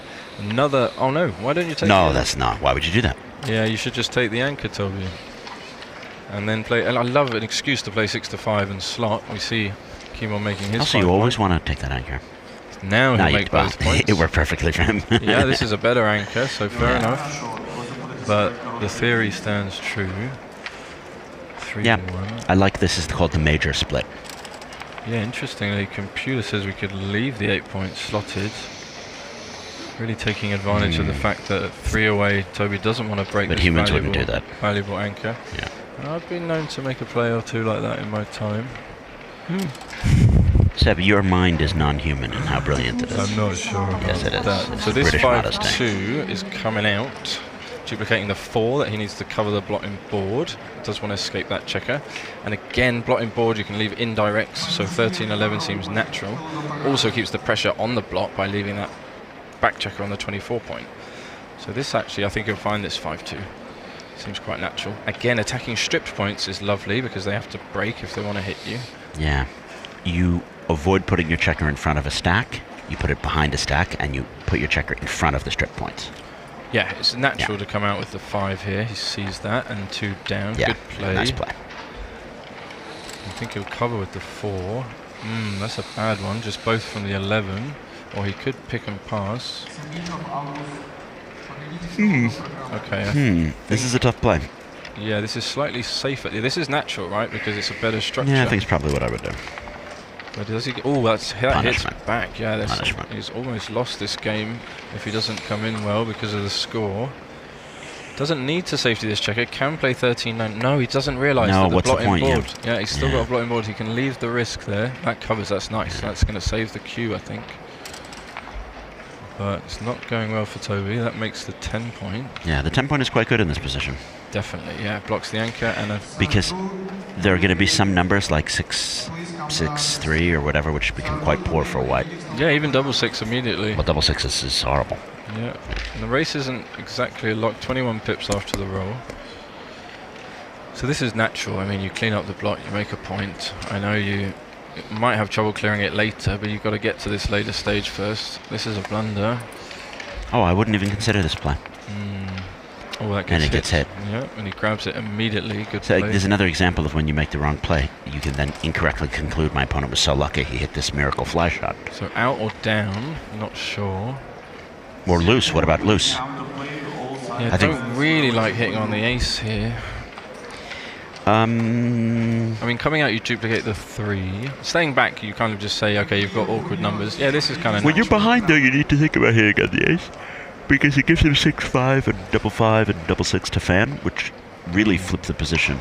That's true. So it's not many numbers, but they're very powerful. That's true. 5-2 is not a particularly good number. I guess you come out and yeah, you just either push the back checkers forward, both of them. That'll duplicate some 4s. Nice. He's going to find this, so that goes there, and then you push the other one. You can link them up. Oh yeah, because they're linked. And there's a 4 duplication. Also with the back checkers, also 4, 5 duplication. And there's really no. It's a bit safe, but come on, don't leave that guy on the 24 point. Yeah, it's bad. This is violating one of Robert's key principles. Cube now. 5-away, 3-away. No, don't roll. Think about it. Oh, he didn't think. He missed the moment. That was a good moment for some chances, because look how naturally his position develops. And now Toby's got these big stacks and this awkward structure. I think probably because he wasn't thinking about the misplay. So when the misplay happens, but there were some gammons there. Well, now he's probably going to think about it. But you just have to see how amazing it is when you make the 4 point here. No, he's going to roll again. No, no. Right, well... I mean, this is also surprising. That's a surprising missed double. Yeah, because you've got to look at the structure. Yeah. Now you attack on the ace, and it's still close to being a cube. He's allowed Toby back in it. The 6 numbers that enter and hit are super duper market loss. I would just think of cubing. It's still a cube at the score, and he's obviously, if he didn't cube last roll, he's not going to cube now. Trademark slow clock tap with the dancing, just to emphasise. Wow, and White is turning it around. Yeah, back to 50%, Toby, but Kimo's really not taking his opportunities in this match. And now Toby, 3 away, really wants to escape this back checker. Can't. He's going to play 6-4, probably. Oh no, look at this. Yeah, 8-4 is less shots. Oh yeah, so it's 3-6-5-4 that way. This is just 6-5. Still get the 3 builders. And you're going to crunch less often. That's because true. If you don't get out, you want to have more pips outside. He's doing it that way, but that's 2 it's extra a hard shots. Play. Doesn't need to pay extra shots here. Only focus really is escaping his back. You have to see also the question of the bad 6s. Yeah. He sees it. Yeah, good play, Toby. Nice one. Always a bit funny playing a dilly builder in there, but still can be used effectively. Okay, don't give the extra shots. Getting hit here is a nightmare. I mean, if you get hit from the bar, you pretty much lose. Yeah, so it's over. 2 extra rolls, it's not worth it. Good play. Good play. Right, can he perform? Does. You don't want to hit on the ace, do you? You just want to come in on the 5. And I mean, wherever you come in, it's 3 builders, so you're not happy about it, but the 3 is duplicated. But why not give yourself another man to close the 4 point? I guess you're only afraid of just having 3 blots, but you're behind, you're the 5 away person, so you're less afraid of it. That's why I would play pure. No. Oh, no. Yeah. That's way down the list. 250. Wow, I was not thinking about this. But again, understandable. He's thinking about protecting himself. Oh, and now he pops out. He turned what was otherwise he might a bad think of number hitting, into but he a good doesn't number. need to hit. No, you just pop out. The whole goal of the position is to pop out. He's up 25 pips after this I think roll. he'll see this. The 4 will be duplicated to hit and cover the blot on the ace, and then he's in a strong position. Also, you just want to get around. So I see people do that a lot. They panic when they feel like they're going to get attacked. They do that loose hit in the board, but that it just pays even more risk and kind of messes up their structure. Yeah. Does that make sense? Yeah. Good play, Toby. Toby's playing quite well. Yeah, very well. And he's just using his time well. Oh, the 4. It was duplicated, but it will still hit. And you smooth. 7-6 is very natural ace. So can he roll a 1 here? Oh, no way. I think that's good enough, isn't it? No way. What a number. 1, 2, 3, 4. Yeah. What a number. Nice. What a number. He'll be playing on 2 good if he dances here. Yeah. Oh, he gets hit wow. back. Nice shake there from Kimon. Backgammon is such an exciting game, you know? You think you got it in the bag, and then anything happens. Does, and now so this he's is too good. No, double take. Look at this with the blot on the ace. Doesn't always fill in the 4 point. Toby's still up 16 pips. He can't miss this cube. I know he missed the other ones, but come on. Now the guy's on the bar. If you make the 4 point, this game is over. Come on, Kimon, you can find this. Oh, I thought blue was on the roof. So no, of course it's not too good. Yeah, but of course it's not too good. Always rooting for the players to make good decisions. Yeah. And he's got time here. He's looking at it, giving it the finger point.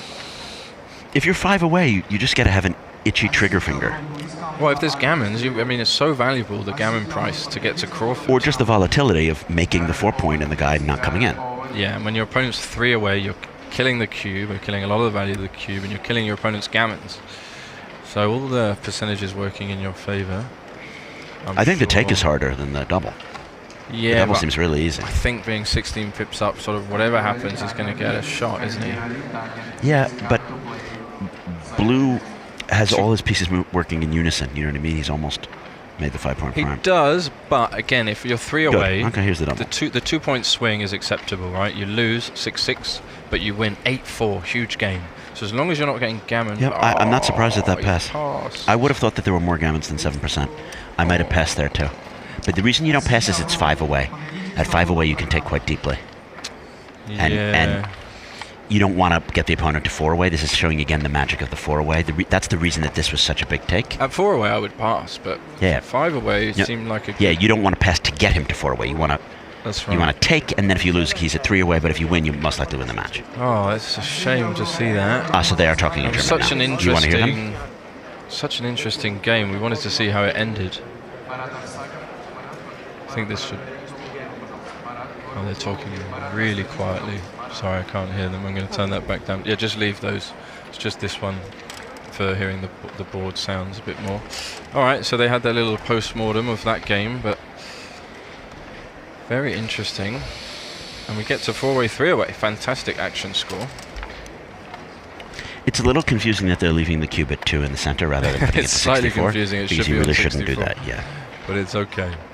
But when you're being streamed, it's not great. Yeah, we will chastise. Get that one sorted. Must chastise. Now you split, duplicate the 1 that your opponent needs to clean up, and you're protected with your 5 point strong board. That's a lovely number, isn't it? Wow. When you've run with 1, always getting to safety. Double 6, fantastic roll. You just want to make the deuce point? Yeah, so this is interesting play. Normally, a lot of players would run that checker from the 20. No, but you need it to hold the 14. You need it to hold, and you also want it to anchor, right? You don't just want to vacate and leave. So good play. Yeah, this was the play. Ooh, lights out.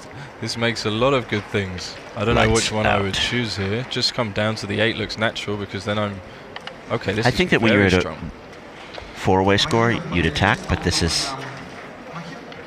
He's at the 3 away score. Can't double 3 away. Yeah, 4 so I don't away think you here. can double. I didn't know if I would make that. I don't know if I would make that play. I would have played the because coming 3 away. home play. I would have played the non-attacking play. I like spares. Well, because of you're 3 away. Because I'm 3 away. Right. If I was 4 away, the guy dances, you win. It's double pass.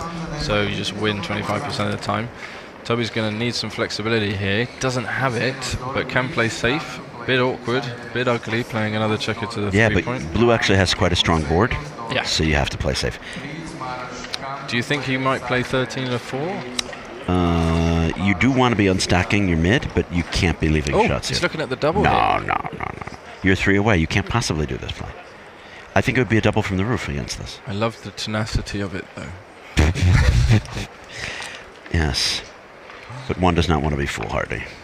That's right. This is solid. You're winning, right? You're up 18 pips after the roll. Yeah, you're trying to bring in against a shadow holding game. That's what I would call this. It's like a shadow holding game. So you don't want to take risk. When you're in what Michi calls phase 3. Yeah, so he does play safe. Good play, Toby. Although it was tempting, it was worth looking at. Sometimes those double hits. So I'm not sure you want to anchor. I might just make the point. I'd make the 4-point. Yeah, because White's position is so No, I don't ugly. like this. I don't like this. This makes it easy for Toby to play safe. Again, because the opponent is 3 away, you're not super worried about being gammoned, and he just you get into a holding game where you're behind in the race, and your ability to use the score has disappeared. Whereas if you make the point, yes, you're giving 4-1 and 6-1, but other than that, he has all these horrible numbers that leave shots. 6-5 is an insta shot. I think 6-3 is a shot. Yeah, he's going to do it. So I think if he was closer in the race, he would just anchor up. But he's still sure, if the race is even, then you have to anchor up. If you're even, for sure. But even just a little bit closer, here, he's just losing. You can't just gift the guy all these turn bad numbers into good numbers, like 6-5, for example. And that's a clue, isn't it? When you're looking at a position, you say, okay, am I making my opponent's bad rolls good rolls? And usually you don't want to do that. I think it's also worth, when you're playing a complicated score position like 4-way, 3-way, asking yourself, what would I do at DMP? And what would I do at gammon save? What would I do at gammon go? And at this position, you know that at DMP you're staying back. It must win more when you're having more contact. Must win more. And then when you're the 4-way player, you're more going to be the one who wants to win the games. You know what I mean? So that if you ask yourself that question, you're going to get to the staying back play, don't you think? Yeah, and he blundered again. That's just uncharacteristic there. I think he might have made an illegal Why are we move. pausing the clock? I think he played 2 3s. But he's still going to make the wrong play even when they put it back. So yeah, that's the 2-3-2. Even if you could play 2 3s, this wouldn't be the right way to play them. I'm sorry, Kimon. Kimon, you're a very nice guy, and we've managed to become friends after all these years. I'm not trying to make fun of you. Okay, so 6-4. Well, now he has 4 checkers on the midpoint, so he's threatening to clear it with a double. Yeah, nice. And he'll be hoping to roll double 6, and then the game will be over. No, Kimon has had some hard decisions, but I think this hasn't been his best performance. 5-2. Do you just play 3-1 and keep it? Yeah, why not? That's what I would do. Why not? So now, because it's just a holding game, 3-away can actually cube when he has market loss. For sure. So I would think about this, because 3-away, the cube is very powerful because it gets you to the Crawford game. And in fact, despite being ahead, it plays close to money in the holding game cube actions. The reason that this is not a cube is that 19 pips is not enough when you have all those kill checkers behind the anchor. That's the key. If it was 21 pips or 19 pips, but all the checkers were in play on the 6 and the 8 and the bar, then you'd have a double. But inasmuch as blue has a perfect position for his pip count, and those checkers are inflexible on the ace and the 3 points, there isn't sufficient market loss. Of course, a high double is market loss, right? But 6-1 is not market loss, given how smooth the blue position is. Oh, he does yeah. cube. He's just gone on the pip count there, hasn't taken the details into consideration. Again, I'm going to reference Stick Rice's holding game book. It's actually quite poorly written and has lots of typos, but conceptually it's good. The other one that you might want to look at is Kit Woolsey's Backgammon Encyclopedia, the holding game chapters. Yes, fantastic. It really covers all of this, and Kit Woolsey is an excellent writer, so those things are explained quite well. Shout out to Kit. I love all this. That was one of the first books I picked up, actually. But he's thinking about it. No, I mean, this is a huge take in money and ergo a huge take in the score. In holding games, you actually have a slightly higher take. Yeah, but this is obvious. This is nothing. This is an intermediate take. Okay, well, he makes the 7. That's got to help. Yeah. No gap is better than gap, right? I mean, holding games typically... But it's still not a double. Well, but it's just, I think it's an improvement, but he's lost out there. Wow. Is this right? I wouldn't do that. I would not do that. Why did he do And that he does so it without fast? thinking. Yeah, it's close. Was it? I guess the race got closer. Oh, no. Doesn't like it now, no, does he? he lost the equity. Yeah. He lost all his equity. 90% for Tobias, so double's looking fantastic. You know, I want to give another practical piece of advice for people who are playing tournaments. When you have a lot of time and you're in an important position, like you're 4-way, 3-way, and the cube is turned, just recount the race. You might have the count wrong, and therefore you're making your decision based on the wrong count. So you're like, oh, look, I'm ahead in the race, I'm coming out. But maybe you're off by 10. And this has happened to me. I'm quite poor at these things, and I know my weaknesses. I'll just spend 2 minutes recounting because I'm like, this is one of the last important decisions I have in this match. Yeah, we just double 4 from Kimon there, back up to over 20%, so he's still in this, 2-1. Is he in it? He's in it. He's got 27% now. Oh, I missed that. I'm sorry. I was from 9%. I was too busy being professorial. No, it was good. It was a good recommendation. You should always double check your pip counts. Always double check your numbers. I mean, it's not going to hurt you anything. So only 60% now for Tobias. He's going to be sweating. So this recube, the take point's 40%, isn't it? 3-way, 4-way? I think he has a really high take point, but that's going to help a lot, that double. Wow. Backgammon manages to get exciting even from non-exciting positions. Isn't that amazing?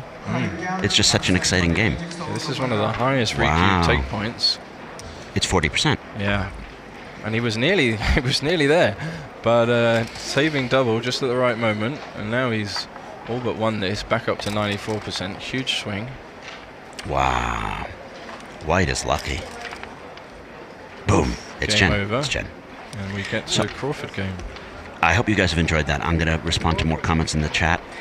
GLH64 says, nothing like a fast-talking New Yorker trying to speak French. Phenomenal commentary, guys. Oui, c'est exactement vrai. Il y a rien que New-Yorkais qui parle français assez moche et vite que moi. Oui, oui. I mean, this is such an international crowd. I feel like we should try to do some things in Chagatai Turkish now, and maybe cut over to some Arabic. And I'll use this moment to say, in our disordered world where it seems like everything is going to pot, the rule of law is gone, people are at each other's throats, the economy is tanking, at least we have each other in backgammon. You know, we're mostly a trustworthy community where you can trust people with money and to be honest, and I think that we really have built something. We built something here, so get in the game, and I think that you'll find friends as well as something which is mentally stimulating and helps you in your career and investment decisions and things like that. No? Yeah, on that beautiful sentiment, the players are just taking a quick 5-minute break, and we will do the same here and look forward to joining you back with us shortly. See you soon, guys.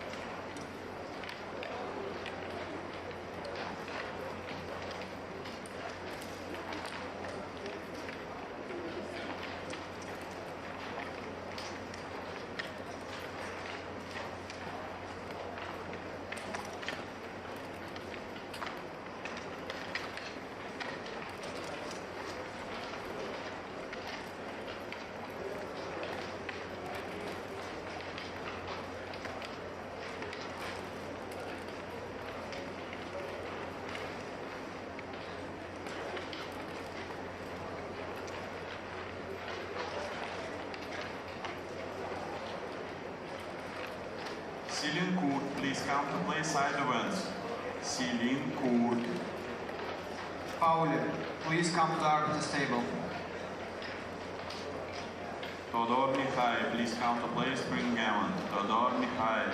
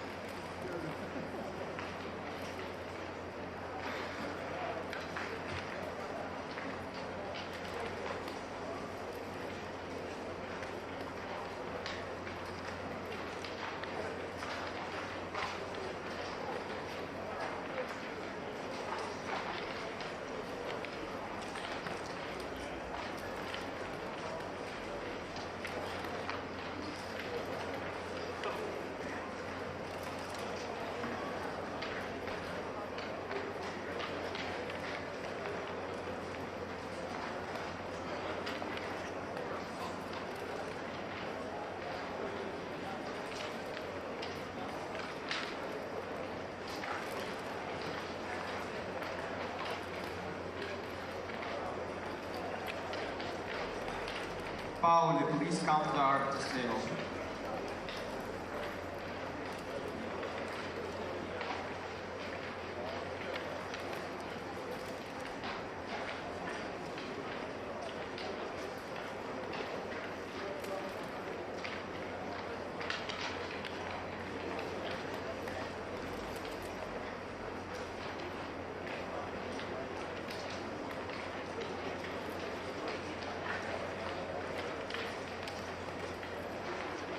Никитин, просьба подойти сыграть длинные блиц. Никитин.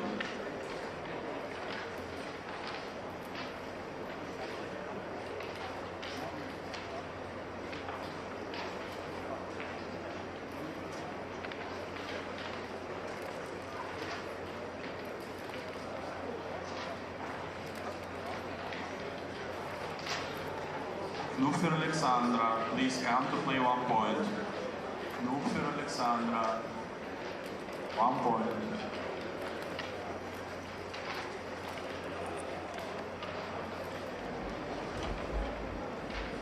Okay guys, welcome back. We can see the players are seated and ready to go. The draw is published. Yes, if you scan that QR code under Tobias Hoag's name, it will take you to the draw and all relevant information. I am back with Jason Pack.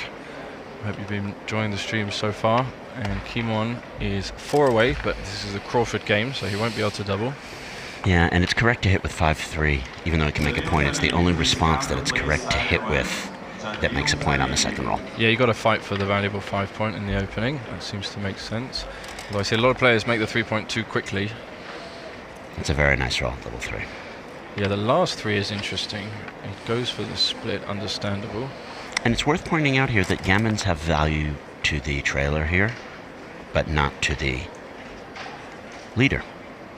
Ergo, it is nice for Kimon with the blue checkers to attack. So, I mean, he's going to play 6. Yeah, he gets this bonus value for the gammon, doesn't he? Saves him an extra game, and Toby will kind of edge towards saving gammons, even if it may cost him a couple of wow, wins. the computer wants a very creative play of making the 5 and hitting loose on the I 3. like that because I of the wouldn't 4 have seen it, checkers though. on the 8. I like it also because you can't get gammon yourself, but I wouldn't have seen it. That's right. So you've got to keep in mind the percentages at play. I think he... Oh, he's just he's going to see it. Nice. No, this is a different variation. Oh, okay. He's not even going to hit. No, you have to hit. Yeah, I mean, you have to hit. It's got to be strong. You have to hit when you know also that the gammons are so valuable for you. Yeah, he's going to put it back. At least he's going to do this. Yeah. But he's not going to find the top play if this is in his mind. No. Oh, no, this is bad. Okay. Again, funny, they're making errors that I wouldn't think to make. Now you just hop out and make the outfield point, right? I'd make the 16. 8 point is nice. If you hop out, you duplicate the 4s. Yeah, we really want to remake the 8 point here. Take that structure. I would have made the 16 in a heartbeat. Yeah, it's not a big error, and you can see how that makes sense. But the duplication of 4s is actually really nice after you make the 8. It's a triplication of 4s. Yeah. Do you see that, everyone? You can make the 8, and then by playing to the 16, you triplicate the 4. And I think he'll find it, although he is looking at making the 16 point. The 16 is instinctive. When you have checkers that are 1 apart and you roll a number where the 2 dies are 1 apart, you know, it just clicks in that you wanna make that play. So, again, we think it's good to take your time, particularly because this could be the last game of the match. However, they have 4 minutes and 3 minutes respectively, and there may be more games. Yeah, I thought that he was going to do this play because it just seems instinctive. Okay. Not right, but not wrong by a lot. Getting hit here, he dodges it, but I mean, if you lose your 8 point, that's makes it awkward. So because blue can't get gammon, there's no reason for him to play 24-22. It's not easy for white to attack. This is the play you do otherwise. I mean, you just should play 13-5. Focus on offense and stay back. You want the goalkeeper because you want to win in the variations where luck turns against you. And now you don't have that goalkeeper. Yeah, he gave good 3s, 4s and 5s there. Felt like a bit too much, but he gets what he wanted. Yeah, up in the race and just coming home safely. Yep. That was his plan. Slot both. Yeah, natural development. Double 2 is a lovely roll. What a roll. Pretty easy. I mean, this is so strong for structure, and then you want to clear from the rear and get home. So that makes sense. 6-5 down and cover. Oh, no, I'm wrong. What is the race? 11 No, pips? we must have the race wrong. No, we don't have the race wrong, but we have the gammons. Look at the gammons. There's almost no gammons this way. Staying back wins 3% more, but you lose 16, 20% gammons, 80% gammons. Great well play, spotted. Toby. That's well spotted. It's so difficult running into a race you're losing, but he does still have that contact 5 away. Yeah, I mean, it's because of the contact is both 5 away and 4 away. He's holding 2 points, yeah, so he has good winning chances. A lot of gammons you would pay from staying back, and just a couple of extra wins. We talked about that before the start of the game. So now he's in a nice simple game where if he loses, it's going to be 8-6, but if he wins, the match is all over. And again, it's confusing. They didn't take the cube away from the center thing, even though it's the Crawford game, which is kind of annoying for the viewers. Yeah, we see the Crawford on the scoreboard. It's true, but still, just good etiquette. That's right. So these double midpoint positions are awkward, aren't they? Because you struggle to clear them and you run out of time. So he's which is why it was fine for white to run, because he can just hold from his own 16 point. That's right. He still wins lots of games from there. Now then, is he going to create more wastage? And not easy to bring this home for Kimon, and Tobias is more likely to be able to clear his midpoint when he's got 2 checkers holding 4, which is super efficient. Hello, Bo, in the chat, and thank you. See someone rooting for Tobias there. Okay, takes the solid 5 prime, understandable. Double 1. Great roll, because what a good roll. Now that there's spares rather than 2 points to clear, you can wait many extra rolls to get that double, you know, whereas before he was going to get stripped and have to leave a shot much sooner. Yeah, no, it was really good timing for the double 1 there. Fantastic. Now you can see you can just play easily with the spares. Yeah, and you're always going to want to save a 6. Both players want to save a 6. That was, the 1 is bad. He's got to play. Do you want to save a 6? I'm playing 5-1. He insta-played it. I might have considered 5-1. I mean, 6-1 is bad now, but I would have made the same play just because of the but race. I just wanted to consider it. I wasn't saying what the right play was. Sure. Ooh, double 6. Well, he's going to go because he's now very close to being a You just got to count the race. If you're ahead, you run, and if you're behind, you don't. Why would you? No, I wouldn't run this way. It only gains on 6-1, 5-1. Otherwise, there's no gain. Okay, it's close. No, but you're killing checkers. You are kind of killing checkers. For what reason? I mean, it's a very. Also, you could hurt yourself. He clears, and then you throw 6-1 and leave the shot. So I mean, I've done that. Yeah. Been there. I think he'll put it back and just run. So he's going to see that he's 3 pips up after the roll. So there's no reason to hold because the opponent has no bad numbers. You can give yourself a bad 6-1, but he has no bad numbers. So if he had an immediate bad 6-1, maybe this would be slightly better. Correct. And it is good to reinforce the 4 point, but not at the cost of putting those builders on the 6 point, because you've spent 4 pips. No. Okay, not a big deal. I know, but back to back. That will lock it up pretty much. 85. But it also hurts him now more because he has 2 more to get in. Yeah. He has two more pips, or no, 4 more pips before he can start pairing off. That's right. So Toby's going to hope for some big doubles here, but he has only just a smidge over 10%. Well, we saw last game seesawed. Yeah, I'd slot the 1 so you have take off. Smoother distro. So let's see what happens. In and off. Kimon creates 5-3, the gap creates on the the gap. 5. Doesn't want to see that, but Toby needs a big double. That 1 is bad.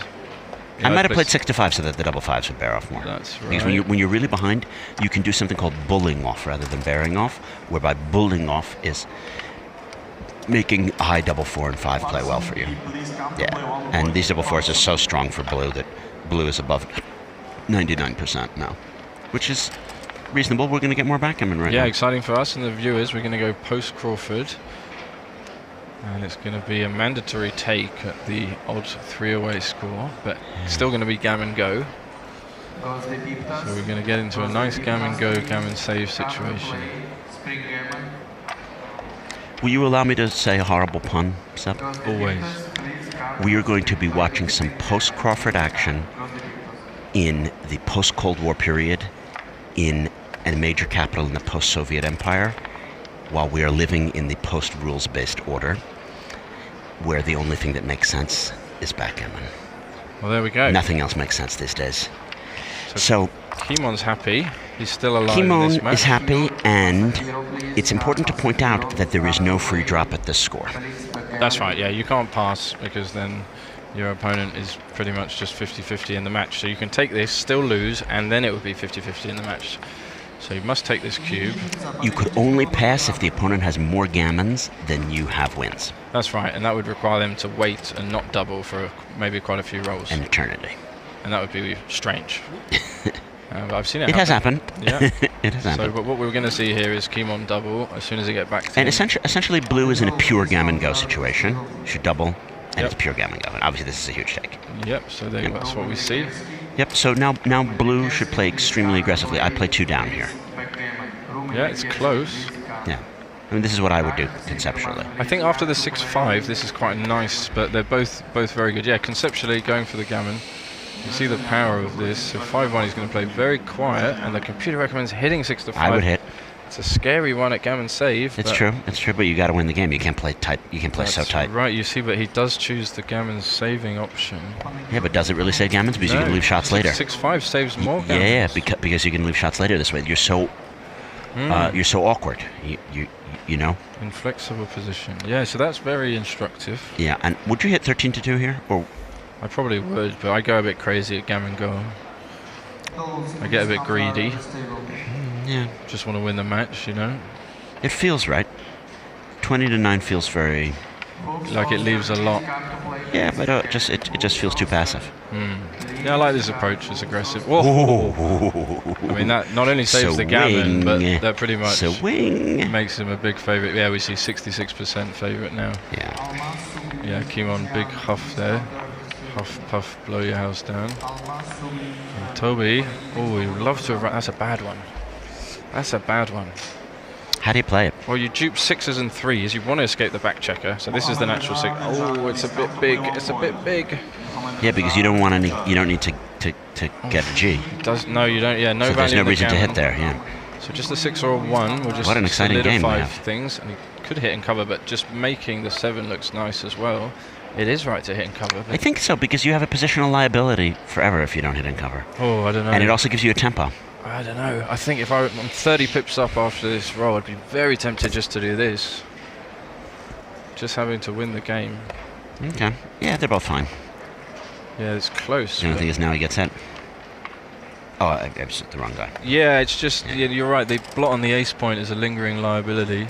This 5 has got to jump out from the back, and then 1. Hope to get missed, and you're on your way home. Yep. Yeah. But he's still in a bit of trouble if he gets hit here. Good play, Toby. Hit the clock. And he's in more trouble because he doesn't have the ace mate. Yeah. There's more. It just G's looks against awkward that way. So this is hitting and coming down. Lots of builders. Doesn't mind if he gets hit. Again, we see the indirect shots when your opponent has a blot inboard. And well, when you're in pure gammon go. Okay, at least he can 5-3. play safe. Oh, he should hit. Wow, this is tough. It's Huh? tough. It's He's tough, not man. going to hit. Humans don't do that, though. That is tough play. Humans don't do that when they're leaving 2 blots on board and they're at gammon safe. They just don't do it. Yeah, that's a tricky one. I mean, he's going to get hit anyway. Then out, right? You just jump out. Yeah, you got to jump out. Crime not to jump the prime. He does that. Also because you have so little timing. Doesn't want to dance here. 2-4. Oh, Now he can make the 2-4. ace. Oh no, sorry, he hits. hits. I didn't see he jumped out there. So the 4. You got to hit to continue behind the prime. Oh no, No, that's bad. Oh, that's bad. Stop him making the 5. Also, not only makes the 5 prime, you can get blown away. The double 4 blows him away. Oh dear. Makes the things and hits. Toby's in trouble here. 6-2. And with the last one, I would just... Oh, he needs to come in. I would have played 8-4. Yeah, you want to play totally open. You want to play bigger here. Because you don't want to duplicate your 6s. Wow, what a swing. So Kimo's got a lot of work to do, but... And the 5 comes around the bend, 16-11. He's up to 35% Yeah, gammons. 16-11. Now, Kimono's the favorite in the match. Kimon is the favorite in the match. But he misplayed that 5. That was pretty bad. You should just play 6. Now he's got a bad double 4. He's got a really bad double 4 now. Not a good double 2. No, it's okay. He pushes up from the back and goes there. Just plays. Just plays. Yeah, okay. Would have been better if he was around, though. It would have been better. Can he roll the 1? Oh, he much needs this 1. 6-2 is going to come out from the back. Yeah. You got to come out from the back because it's easier to escape later. I'm going to jump the prime. Yeah, that's good play. So Toby really wants to see the 1-6 now. Correct. I mean, he's a big underdog in this match now. Wow, I feel bad for him. It's such a horrible way to lose as well. 5-2. He just jumps all the way. Do you want to diversify and play 4-2? No. I mean, it's tempting, but you're sort of in a good spot just to come home. I mean, if the guy doesn't come in, you're going to win a gammon anyway. Yep. Now he's covering a6. Yeah. Oh, look, 3-2 gives you double 1 extra to close. No, that's a nice. That's just a tiny nuance. Oh, a6. I was talking about covering the a6. Yeah. Wow. This saves so many gammons. Look, 28% versus 41. When he gets missed, he saves the G. Yeah, that's the idea. But he does win more games again, staying back. Nah, but you've got to come out. You've got to come out. It does feel like a resignation, but I mean, the other way is just hitting with 2s and 3s and 8s. Now you can get G'd too much. Yeah, of course. I mean, you hate it. Good play. No, good play. Good play. Can he dodge it? Oh, he got it. It him. hits. So he needs another one. Or ace-2. Or double aces. Oh, ace-3. He's alive. He's alive. At least he saves 3 pips. He saves 3 pips. Still up over 50% gammons. He can hit back now, Tim.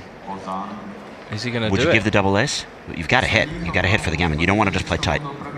It's pretty clear that you don't want to make the 7 because you're giving up tons of gammons. Look, top 5 players hit on the ace. Well, it's obvious because it's gammon go. Do you know what I mean? When you get hit back, you don't lose all the time because the guy has the ace point. So you've got to go for it. You've got to go for it. At DMP, it would be the reverse, but I mean, you just got to know your score. So look, the safe play wins 7% more games, but the hitting play wins 25% more gammons. Yeah, and it should be obvious that it's a ton more. And he does find how to play the ace is hard. 7-6 certainly looks a little bit safer. Yeah, 1-6 big swing. Okay, he goes big. That's the biggest play. If you just want to risk it all in one roll, you do that play.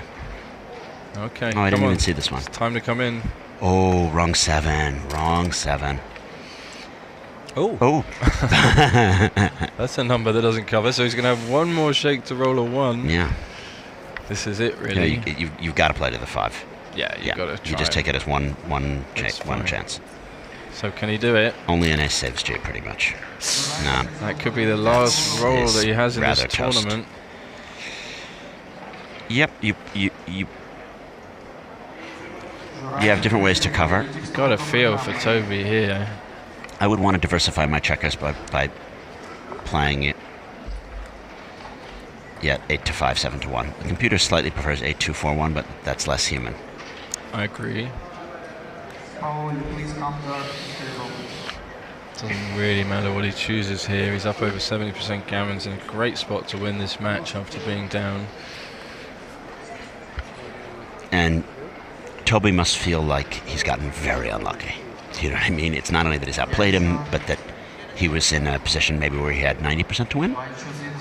And now he's in a position where he has, 80% to lose. Yeah, it's tough. These are the swings. Such are the swings of backgammon. So can he roll an immediate 6 and get moving? We see Kimon clearing the 6 point there, brings the gammons down to 64%. There's a chance this to is get going to off help. now. He could save it. 28. Maybe it's like 50-50. 28% we saw there. Now it's 38. Come on, Toby. Then we get a nice DMP game. It perfectly goes to the 6 from the... Yeah, just play efficiently. Yeah, exactly. It's 15-6. Perfect. I think everyone's rooting for a save double here, two, so double we get two. Another game. Okay, 46%. So it's sort of a coin flip whether he wins it or not. 2 in. Yeah, you just don't want to waste any pips beyond the 6 point. Yeah. I would just bring them in perfectly to the 6 point. 4-1, 2 off. Yeah, he grabbed the wrong one there. 43% gammons. Just perfectly into the 6. You don't waste any pips. Must be 2 in. You don't waste any pips. We want to see an exciting DMP finish to this match. It's been pretty exciting already. It has been. Ooh, That is great number help. because it's 3 crossovers. Only 13% gammons now. 3 crossovers. I play 7 to 4 because then you can get off on double 4s immediately. That's a good spot. Yep. So you don't mind killing those pips there because you just want to get off immediately. You maximize the rolls to save it. So that you can't be G'd. Okay, so it's only double 4s and higher. Double 4s and higher. Yeah, everything gets off now. Everything work. Yeah, whether you played in or not, it also got off on 3-2. So just double 4s or higher. Extra double-handed shake from Kimon. I would do the same. Almost. Not to be. C'est la vie. You wanted the DMP. I don't know if the viewers did. It seems fair. I mean, they've had such a grueling match to get post-Crawford and then lose the gammon at gammon save. I know. But when you're in the post-Soviet world, in the post-Cold War era, you're more likely to go post-Crawford. Don't you find that? I have no idea. Yes. It's obvious you spent the afternoon at the museum. No, but that was a textile museum. It was just silk carpets. So no, there was this, you know. Well, the rug really ties the room together. Yeah, that's what they say. Okay, so DMP, they're still chatting about it. Little smile. Kimon feeling happier now. Let's try to order the disorder of this this DMP, where all the main action goes. You know, where you win or lose the most equity is in these DMPs. Like, so it doesn't reflect in the PRs, but a slight error at DMP is actually hurting your winning chances of the match more. That's true. So you want to have more time, and you really want to use that time. Yeah, this is vital. We see Tobias has 1 minute 35, Kimon with 2:15, so not a lot of time on their 6-4, you hit outside. Of course, you hit outside. And now White is a ahead. Yeah, Toby is favoured again to win this match. Good for him. 58%. And you want to come down because it's DMP. You don't care about getting gammoned, and you already have 3 back, so you don't mind having a 4th back. Actually, having a 4th back is advantageous at DMP. That's right. More contact, more ways to win later on. If you get missed, of course, the advantage should be clear that you could make those points. 6-5 is a great number. Yep, you do hit. Hit and runs. That's right. All 2s other than 2-6. Hit back. Double 4 is good, but it doesn't hit back. You make the 4 point, and I would come down 13-9 because you want to keep back with the goalkeeper. You don't want to step up. Yeah, and you want to make the 5 point next. So let's see if Toby can bring this what a home number. safely. Might be his best number. Wow, look at this play. I would not play 13-7. So you typically do make the bar when an opponent has 2 back like this. This is the smooth play. This is like what all humans play. Yeah, just clean and no risk. It's just a human play, and it wasn't even in the top 5. Yeah. That's how interesting that this game is. I guess because you don't want to have the 2 stacks of 5, so you'd rather just take some risk right now. Yeah, this position is very awkward to play safe from, as we see. And just lose a shot right now. You could double hit, but no, I'd rather keep the 8 point. Yeah. Because the hits are less costly. Got to keep that 8 point with the big stack on the mid. Yep. And it looks like a back game, but it's not really a back game, Seb, because blue doesn't have enough timing. Because I'm not worried about getting hit, I would play 13-8. Yeah, the aces don't hurt. What an exciting DMP game.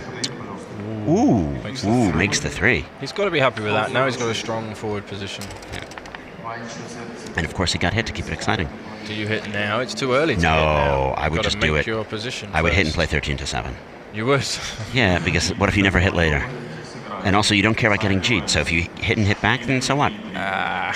Screw the computer. This is a screw the computer. You just always hit. I feel like I would just chill and make the On doit board. frapper. Because you still have an ace point game. يعني لازم اضربه يعني اضربه أولا وفكر بعدين. I said, we know this. This is the Middle East. You hit first and think later. Look at this, so loose. I mean, if hit first, think later. Nah.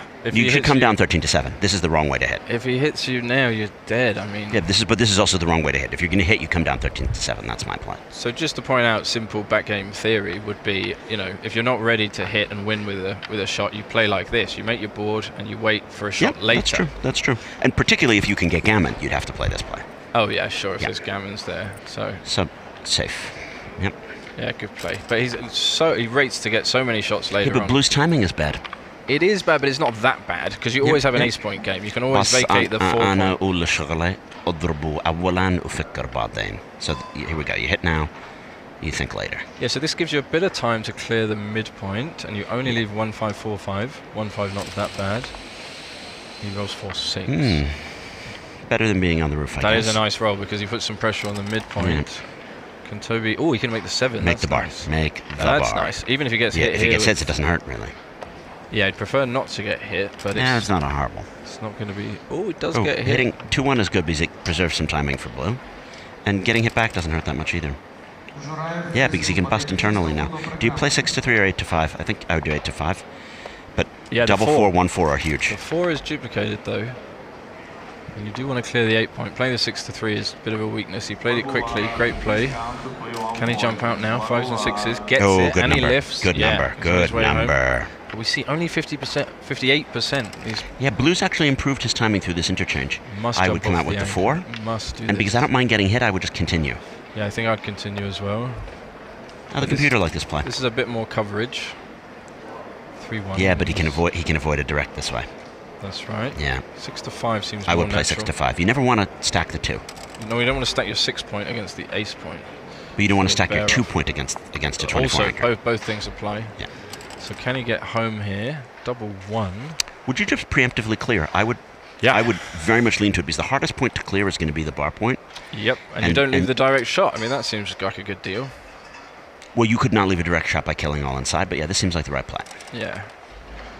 Pre-clear. Oh, that's bad because it's too many pips. But he makes the 0.6 away, which is good. He's still got his ace point. Still too many pips. His equity has gone down. Yeah. But he's still got some chances to hit here. What do you think about making the 11? No, I've got to keep this 0.6 away, and then I just play the other one to That's the 7. human play. Yeah, That's the human play. Very natural. The human play is the 0.6 away. He's looking at staying back with one checker. He's just dipped below 1 minute on his clock. Oh, what's he doing? What's he doing? This one, I don't like. Yeah, I think he's confused himself. This is kind of a simple idea. Uh-oh, and there's only 47 seconds left. Oh, this is quite wrong. Dear. Wow, that's a sick play. This isn't on the list. That's absolutely sick. I would never even consider that. No, come on. Well, he's made it very easy. Oh, 6-2. And he gets rewarded for it. Okay, he's got a hit here. He was rewarded for 6-2, but yeah, great play, Toby. And he's got the blot on the ace point true, even now. It's back, but what a swing. What a swing. Oh, and it's cocked. He's happy to roll that again. Yeah. Oh, it doesn't hit. You have to make the ace now. You do. Blue is in trouble. Down to 19% Blue is winning in chances. trouble. Lots of swings in this match. And it makes the perfect form. Now it's just a badly timed ace point game where you have your own ace made. The reason why the 5-1 play was atrocious is you don't even want to put a checker on the ace point. You want to be making the 2. Got to play first. pure. Yeah. We'll see him remove the spare from the 6. That's very important. Wants to clear the 6 as fast as possible against the ace point. Yeah, and you also just want to keep everything smooth. Yeah, you don't want to be stacking the 2 here. That's wrong. Right. Yeah, I would recommend that people read Michi's book about this. Yeah, excellent book actually. Endgame technique. And here you can just clear. Yeah, clear from the rear. So now he only has 4 points to worry about before Clear winning. from the rear. Grasping victory. What a roller coaster we've had here. Yep. Yeah, nice play. No bad rolls. Into the 8. Blue is running out of timing. Can he bring this home safely? Definitely take off both because you don't want to have that spare on the 2. I mean, it's tempting to see that it's quote-unquote smoother of having a thing on the 3, having a spare on the 3, but you just want to take off. No bad numbers this way. Yeah. It's what's called a 0 position. That's 0 position versus 6-5. This is difficult to assess. Do you run out? Yeah, I really struggle with these ones. I mean, I don't know how to determine this. It's very close, so it doesn't really matter, but these are very tricky decisions. And he has no time. He has only 30 seconds. When you get pointed on the ace, you feel like you've made a massive I would just mistake. take off. I would just take off. It's slightly better to play 2 from the 5. Yeah, but I wouldn't have seen that. I wouldn't have seen it. All right, so some bad numbers And you here. probably want to save a 6 if you're below. 6-3 and 5-3. Oh, 6-5. 6-5. Can he roll the 4?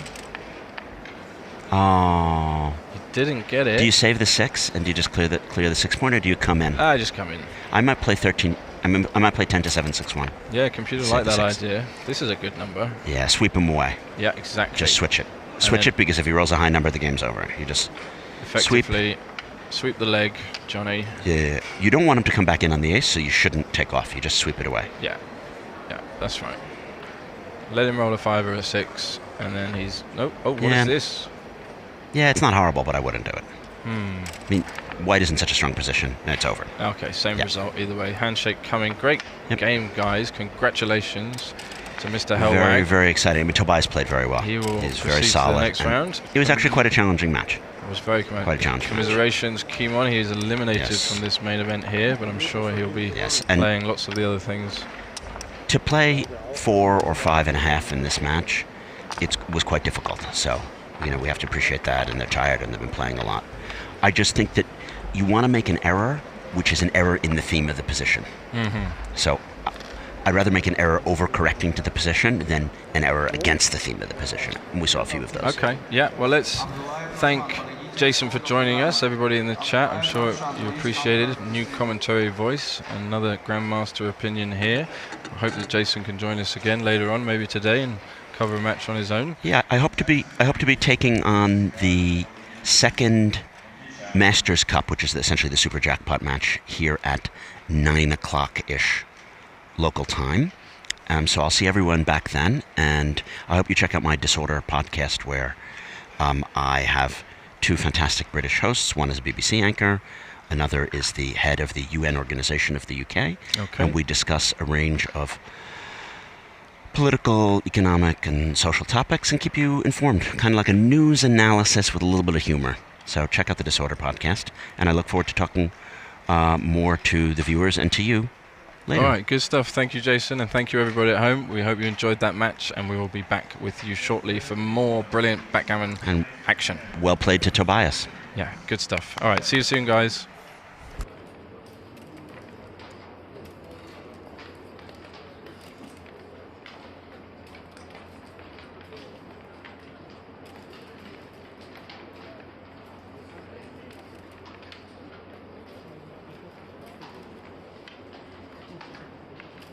Tillman, please come to play 1 point. Tillman.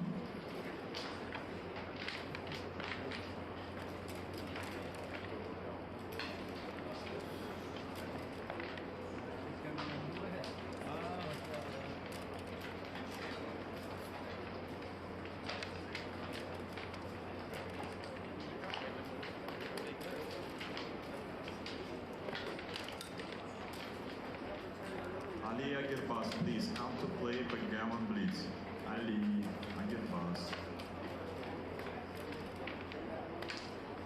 Закир, Бабур, подойдите к столу до программы.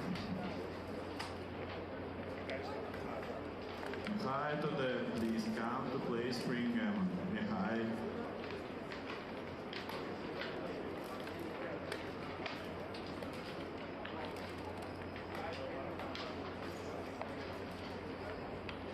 Шураев, подойдите к столу до программы.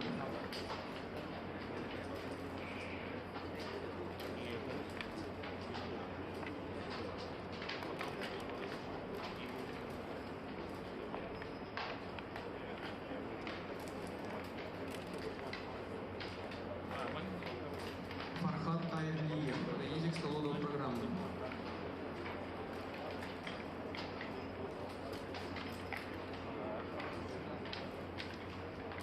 Fernando Braconi, please come to play 1 point. Braconi.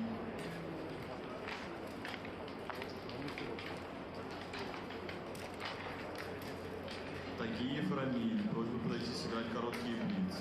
Тагиев.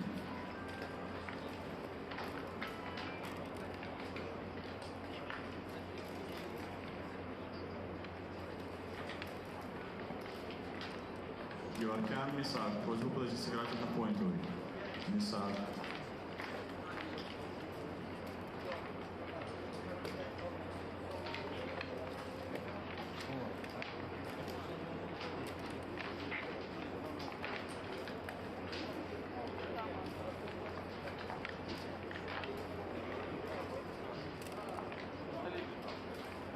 Сахин Оркун, please come to the arbiters table.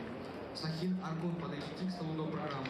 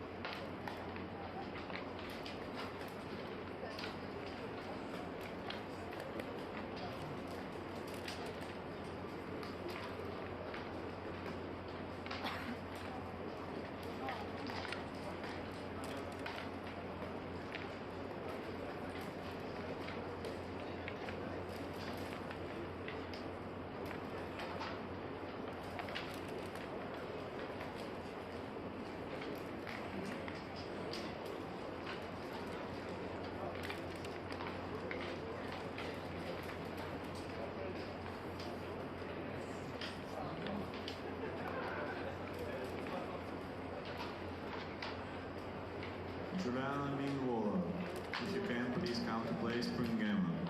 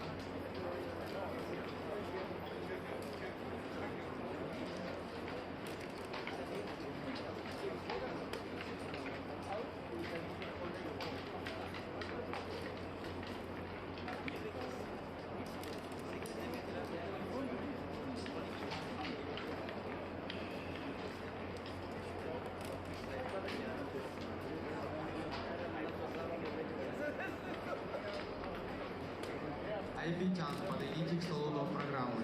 Айпитян, please come to the table.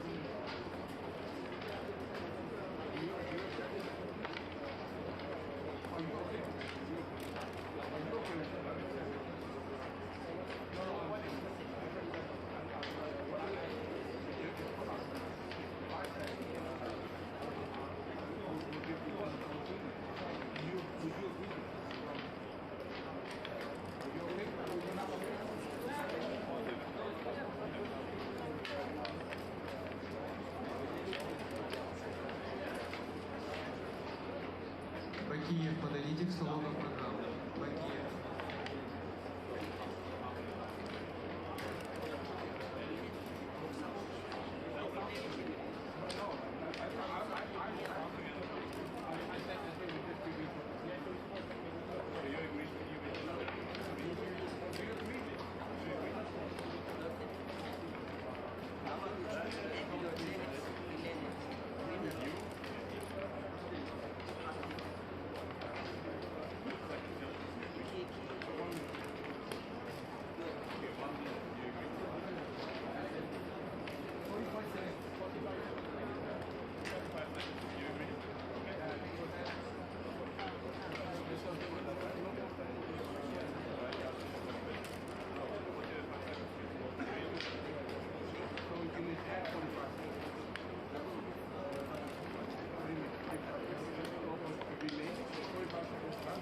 Сандук, подойдите к столу до программы. Сандук, the stable.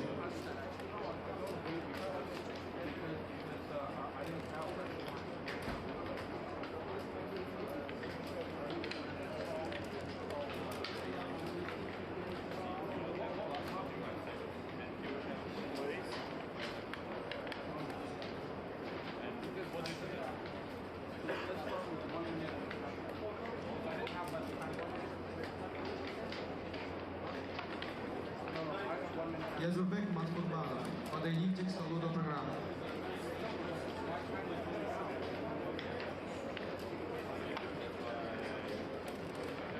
Бурлев Ахмал, подойдите к столу до программы.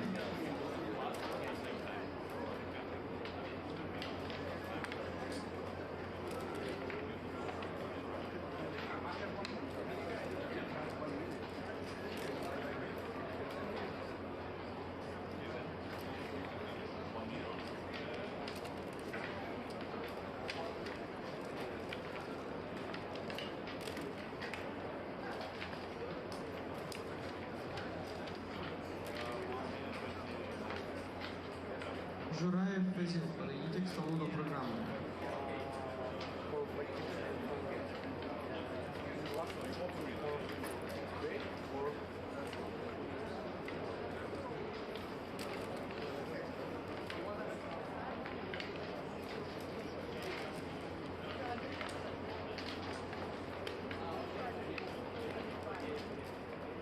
Убайдуллаев Гайбулов, подойдите к столу до программы.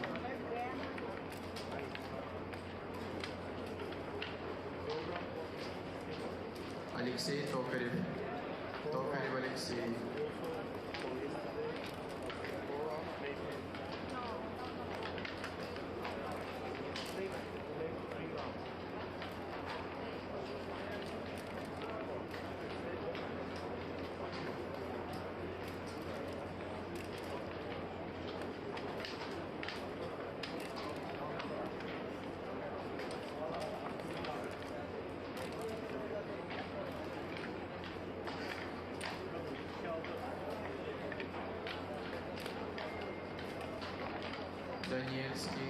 Danielski, please come to play. Backgammon, please. Danielski, please.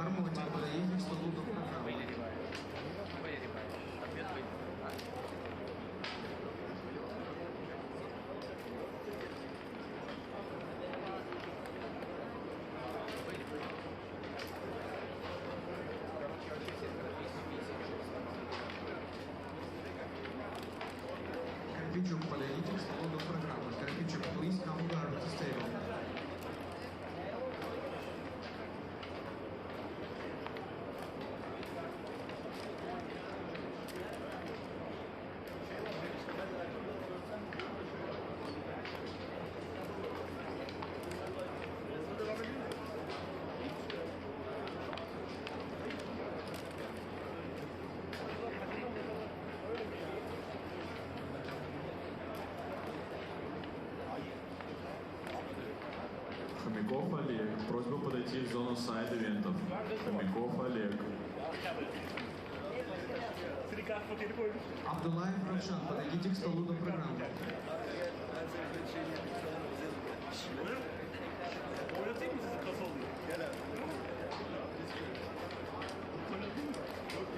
Talbot, please come to play backgammon, please. Talbot.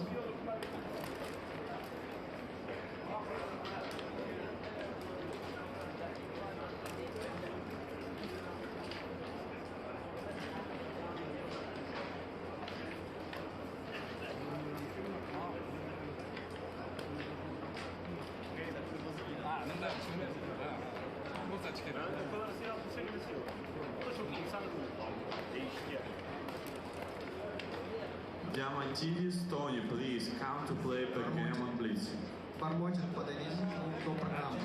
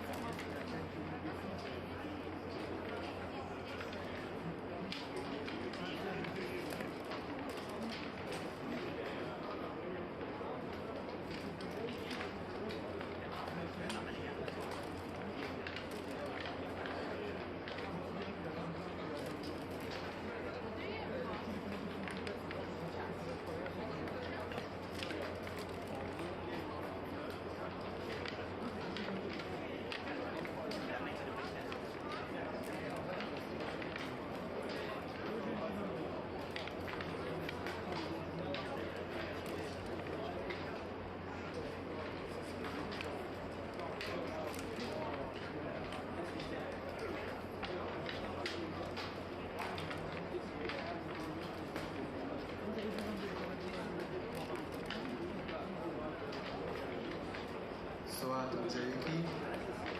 Suat Rudjeviki. Suat Rudjeviki, please come to play. Backgammon, please. Come, please. Gosde Piptas, please come to play. Spring gammon. Gosde Piptas, please come.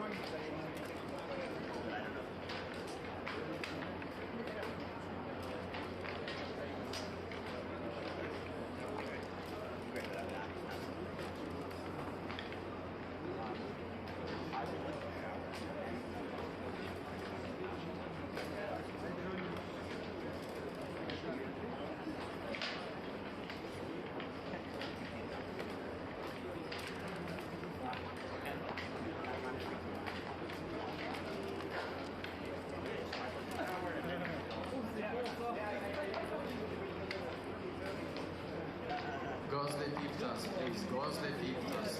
We wait 2 hours. Gosde Piptas, please come to play spring game. Only first round.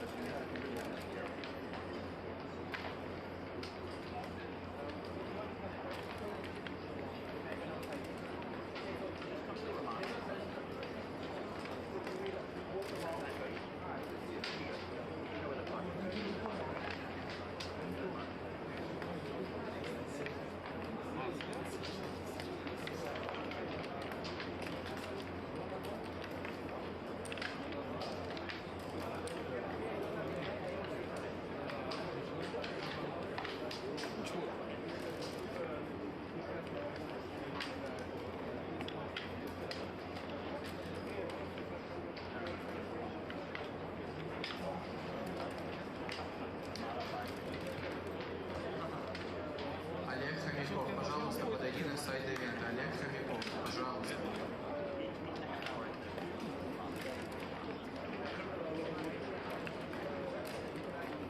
Никитин, подойдите к столу до программы.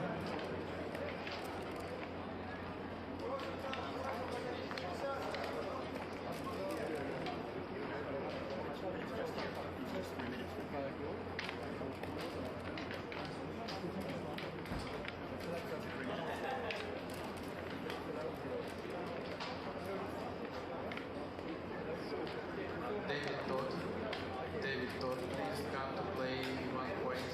David Todd, please come. David Todd.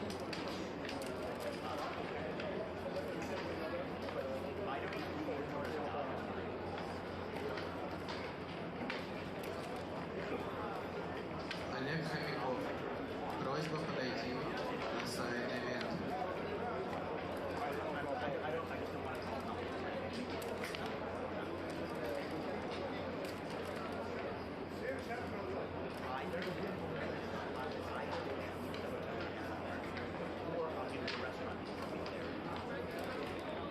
Mehmet Ali Akfalat, please come to the arbiters table.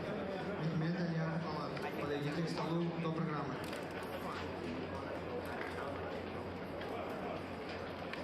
Гуларян Гор, если в зале, просьба подойти на сайт ивента. Гуларян Гор.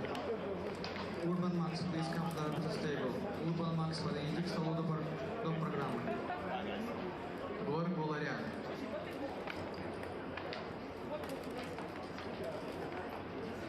Ouais,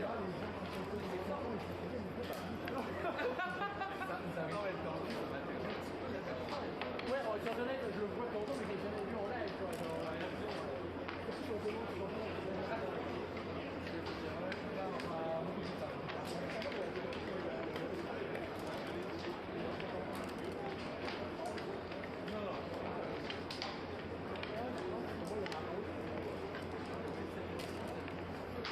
Султанов, подойдите к столу до программы.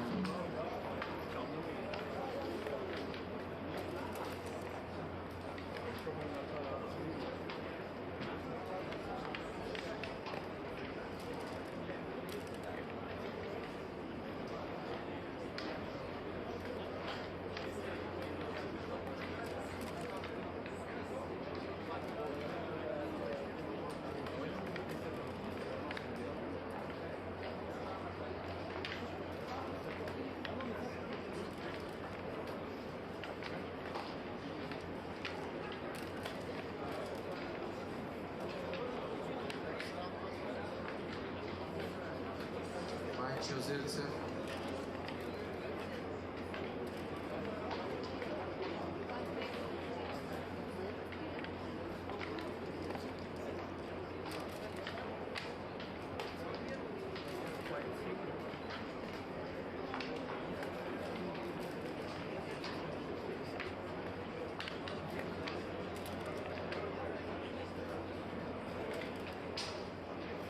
Стильян.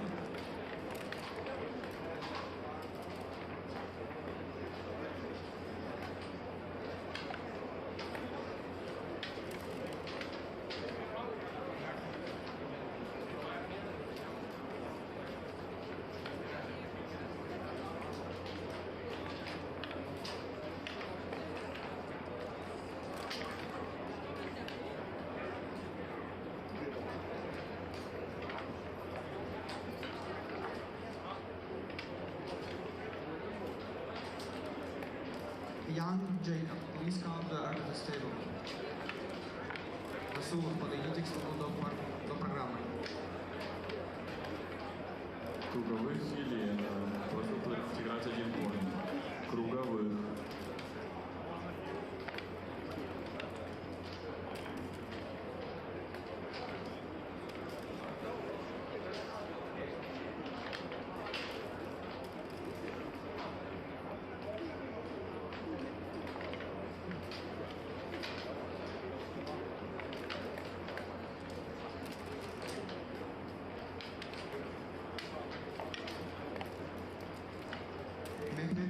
Axelon, please come to the arbiters table.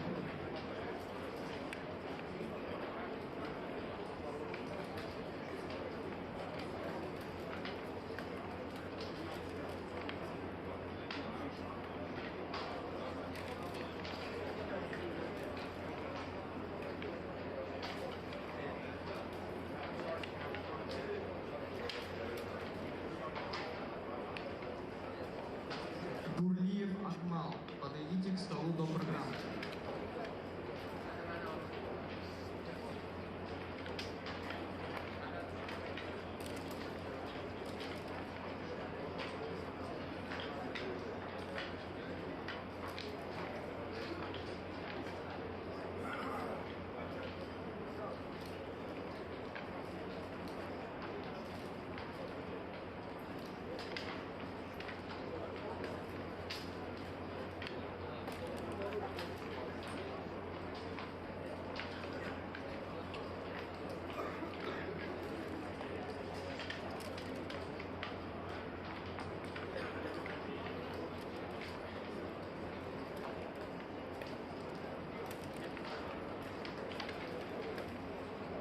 Марзиев Сакхоз, подойдите к столу до программы.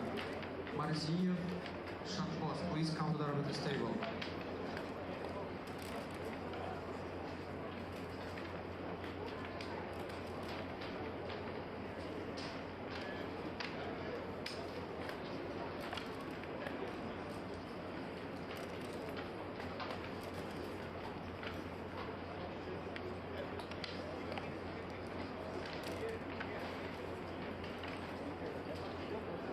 Бакиев Буньот, подойдите к столу до программы. Бакиев Буньот, please come to the arbiters table.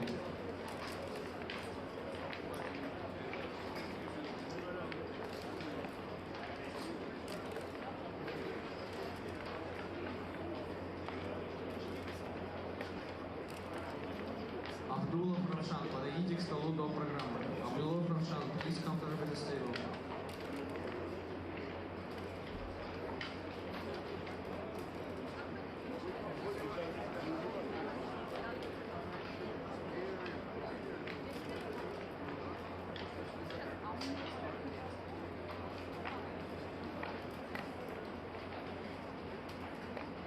Мираджан, просьба подойти сыграть однопоинтовый. Мираджанян.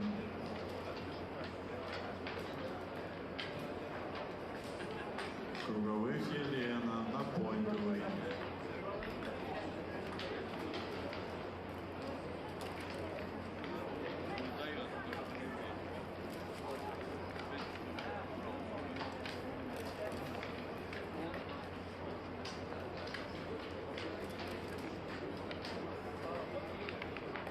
AK Анатолий, подойдите к столу до программы.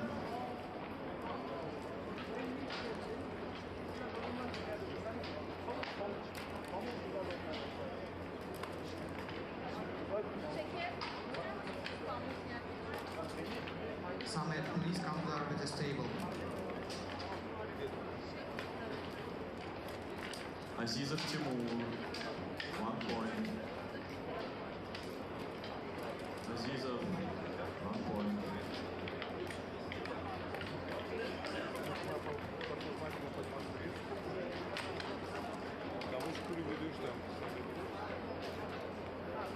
The draw is done, dear players. Please come to the room.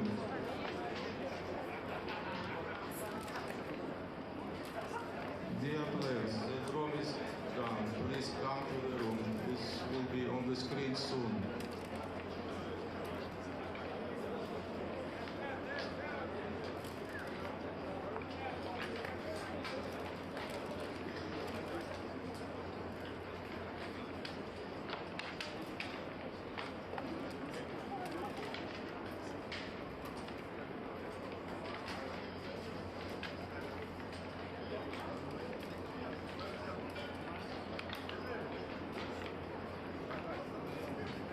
Просьба называть, кто идет на стрим.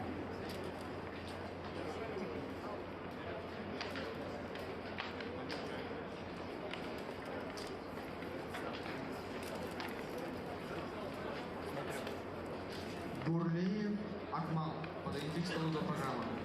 Бурлеев Акмал, please come to the arbiter's table.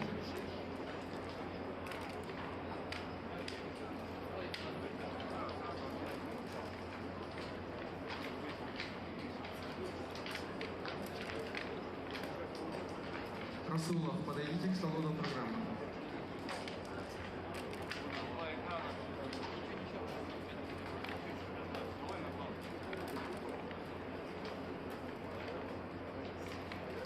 Пряткин Вячеслав, Чемоханенко Василий на главный стрим.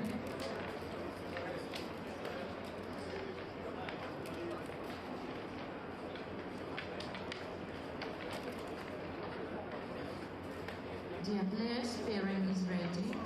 Please take your seats. Уважаемые участники, жеребьевка готова. Занимайте, пожалуйста, свои места. Мы начинаем через 5 минут. Лагвилава, подойдите к столу до программы. Лагвилава, please come to the arbiter's table. Технический персонал, включите, пожалуйста, обратную связь.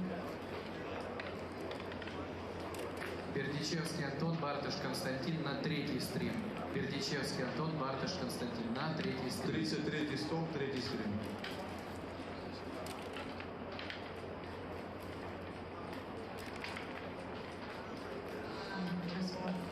David Todd, 1 point. Todd. Кагияма Мичикито, Доран Клакстон. Stream number 2. Second stream, please take your seat. Мичи, Доран Клакстон. Michi Clarkson. Table 53 is going to the second stream.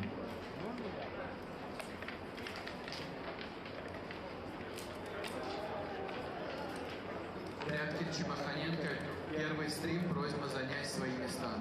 Пряткин Чемоханенко. Барташ против Бердичевского, 3-й стрим, просьба занять свои места.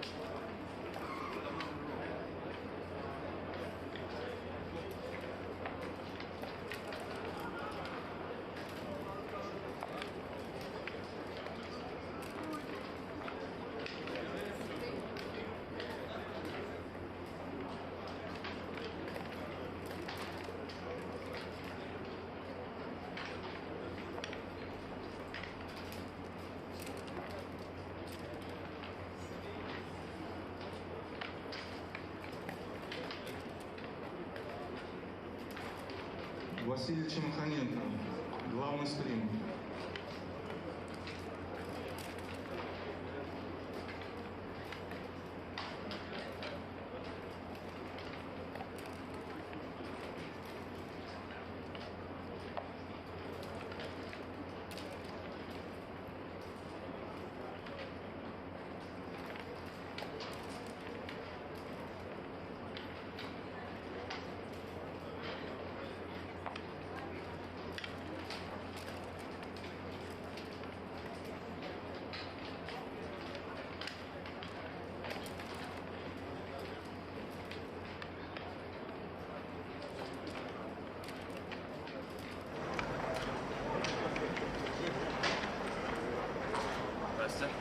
С вами?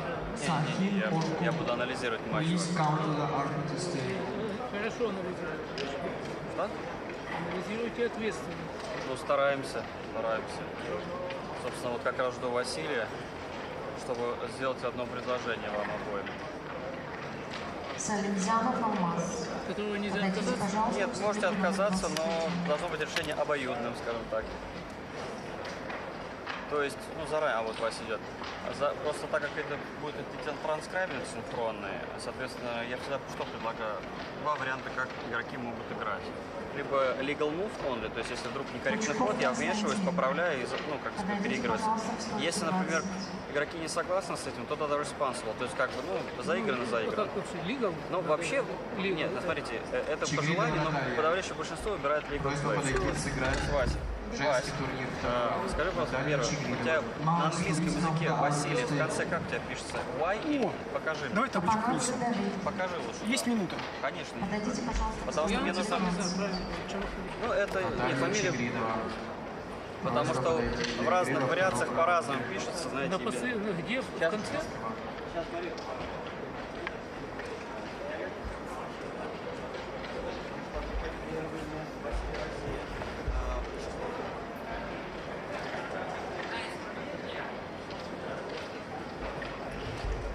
Данильский ралли.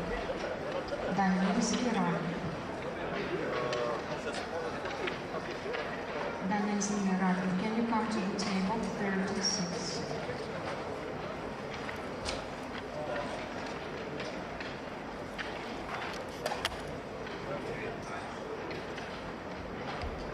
Так, число в порядке, число. Как пишется? Сейчас пока не начинаю. Расулов, подойдите к столу до программы. Подальше от кондиционеров. Либо напротив таких хуеты, которые громко говорит, там еще вообще когда говорят. А ты еще тепло себе несешь, как там вообще она греет? Масахиро, please come. Масахиро, please come. Жакуров, Айбипетян. Подойдите к столу до программы.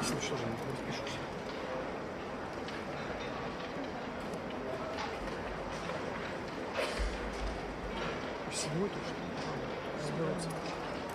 Салихов, Минсики. Подойдите к столу до программы. Ayça Temel. Ayça Temel.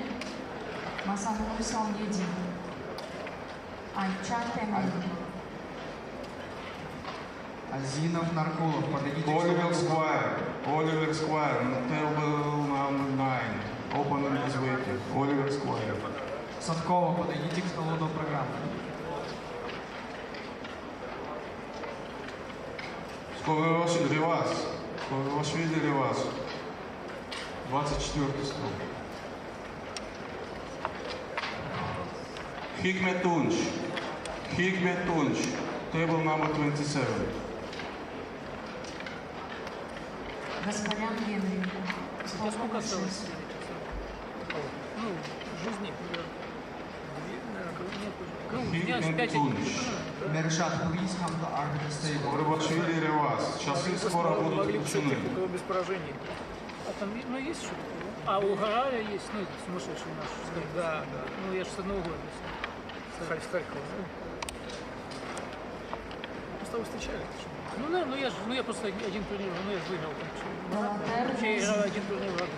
Делатар Незик. Ну, Delotter, Nancy, can you come to the table number 12? Оливер, Слав, черный футбол. Василий Вячеслав. Ревацкого Рашвили. Как будем играть? Часы будут скоро включены. Фэрплей? Да, давай, конечно.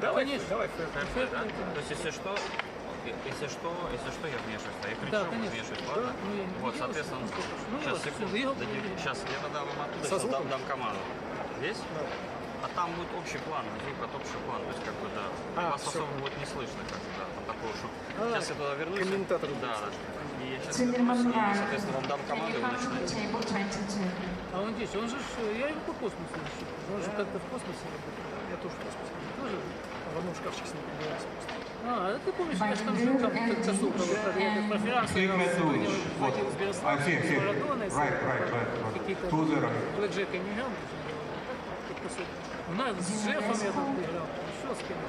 Dinulescu Adrian, can you come to the table 29? Если я там еще работал. Ну так я же тут как раз в этом. Даже партизан сменили. Кто играл тогда? Я им карты раздавал, у меня фотография даже и осталась. Ну партизан молодец, он тогда молодой был. Партизан 41-го года. Да, и тогда он получается... Нет, все, можно начинать? Окей. А кубики есть? Да. Кубики дайте. Мы можем словами. Если словами без документов. Если словами только без документов. Ну да, знаешь, есть такое. Организуйте, пожалуйста, часы по отсутствию. 12 стол уже вот бежит. 12 можно не включить. Arbiters will start the call of those who are not present.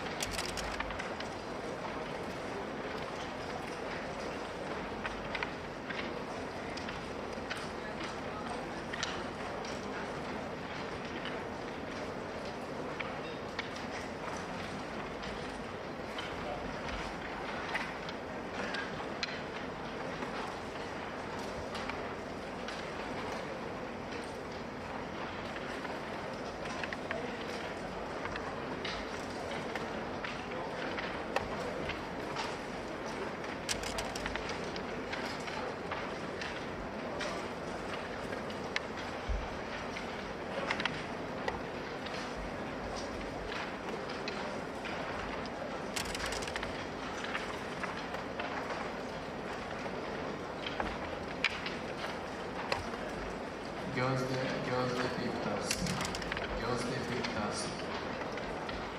Please come to play Spring Gamer.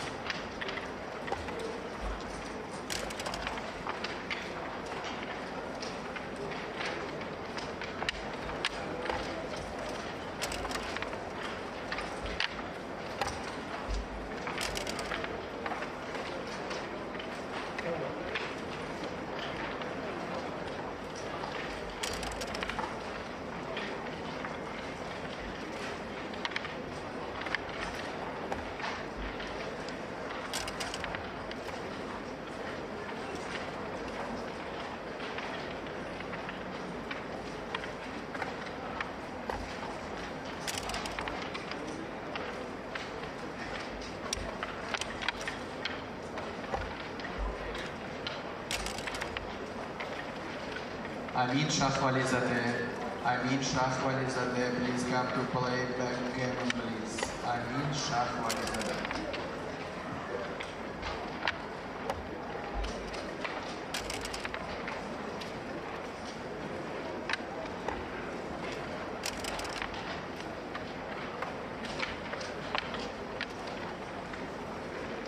Amin Shahwalizadeh.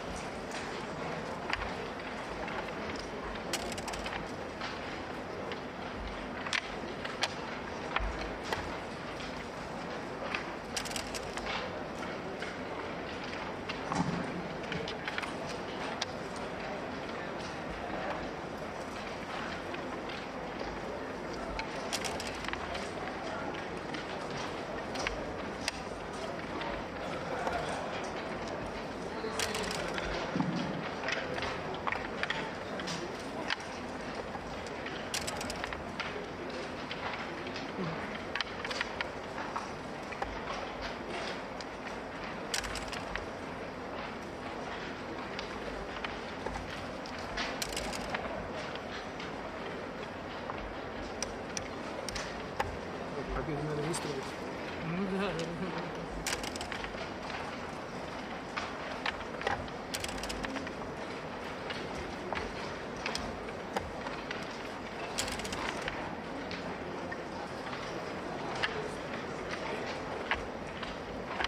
Чиленгаришвили Ливан. Ливан Чиленгаришвили. Красов Александр. Please come to the arbiter stage. Красов Александр, подойдите к столу до программы.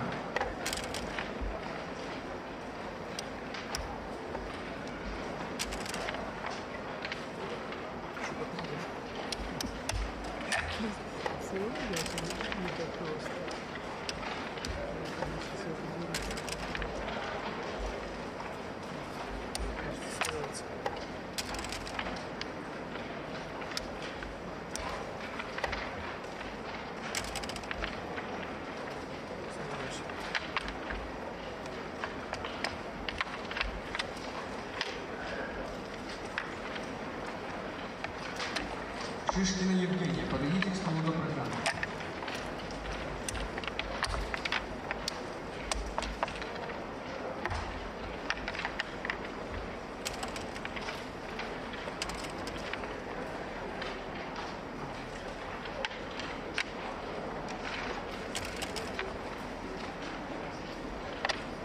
Danielski Ralph, please come to play side events.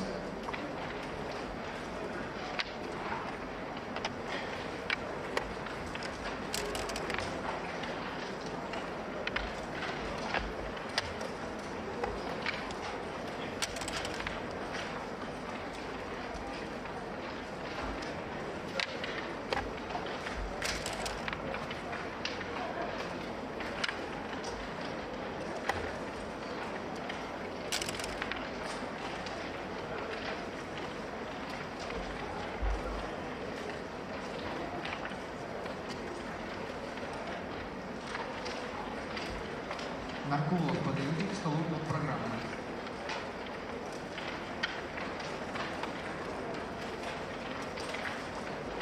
Гуларян Горд.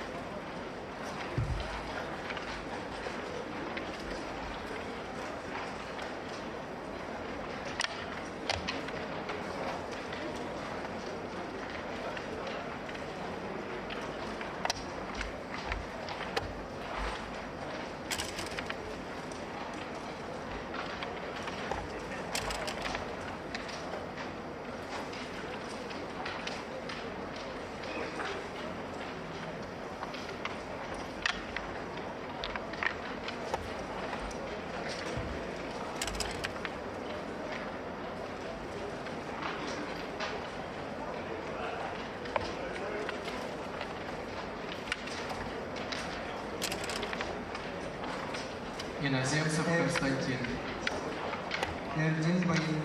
Константин Иноземцев.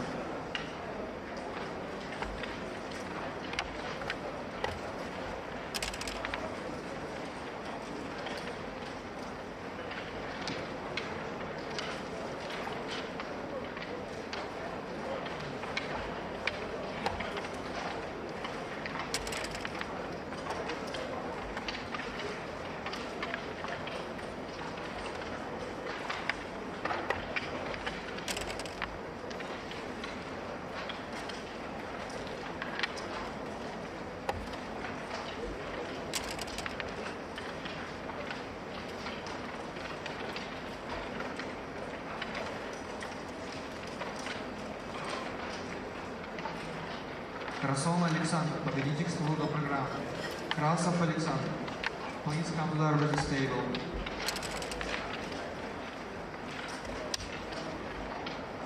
Ванчо Зырцев.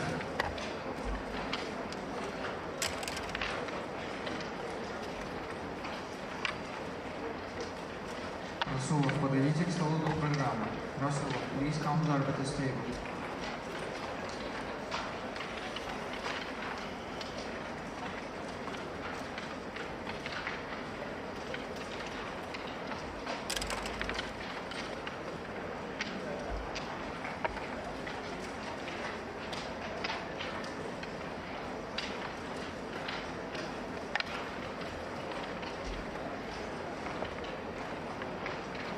Hakim John Nijimberdiyev, please come to the arbiters table.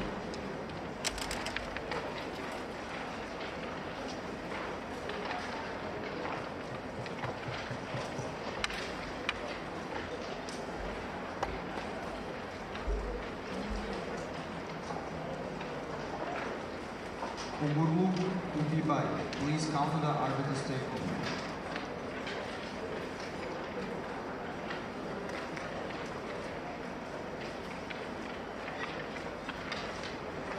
Pedram, please come to the arbiters table.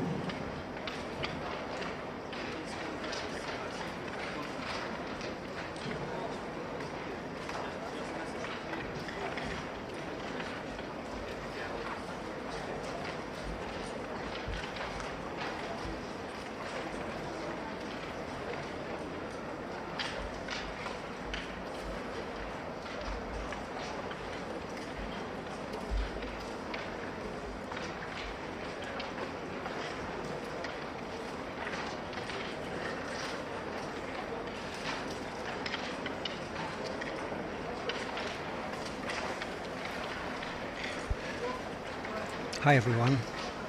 Sorry for being late. I was notified a bit late and had to rush from my hotel to get here. No harm done. I see there's a 2-0 score and now a cube and a drop. Okay. So Slava Pryatkin from Ukraine, but now playing under a German flag, has a 3-0 lead in this match. My name is Michel Lamotte, standing in for Sebastian in this match. 6-1 makes the bar points, and 4-2, it's a great reply. 2-point making rolls, and that's another great roll. Strong position now for blue. White needs something good, can't escape, needs to bring 2 down.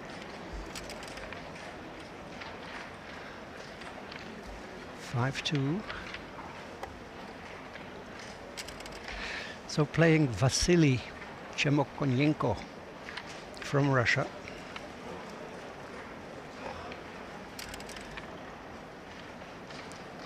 (4-5). Stepping up and making the 8-point is the first move that catches my eye. It's confirmed by XG. And a 6-5.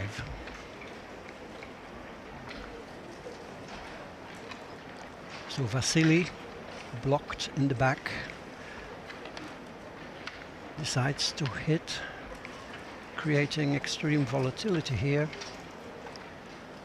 And as we can see by the XG transcription, This is a position Vasily won't be able to take should Slava decide to cube, which I think he will.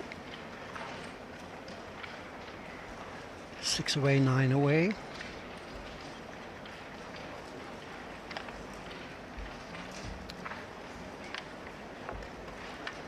Deciding to try and make something happen, but there is the action cube and the easy drop, bringing Priatkin to a 5 away score. 5 away, 9 away.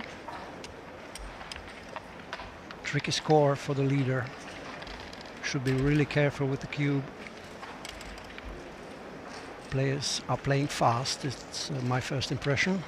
5-4, splitting to the 20 point. 4-2.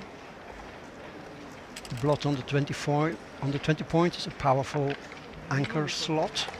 He cannot make the anchor, but establishes a powerful 3-point board. 6-4. What does that do? Running is the best option. He sees it quickly.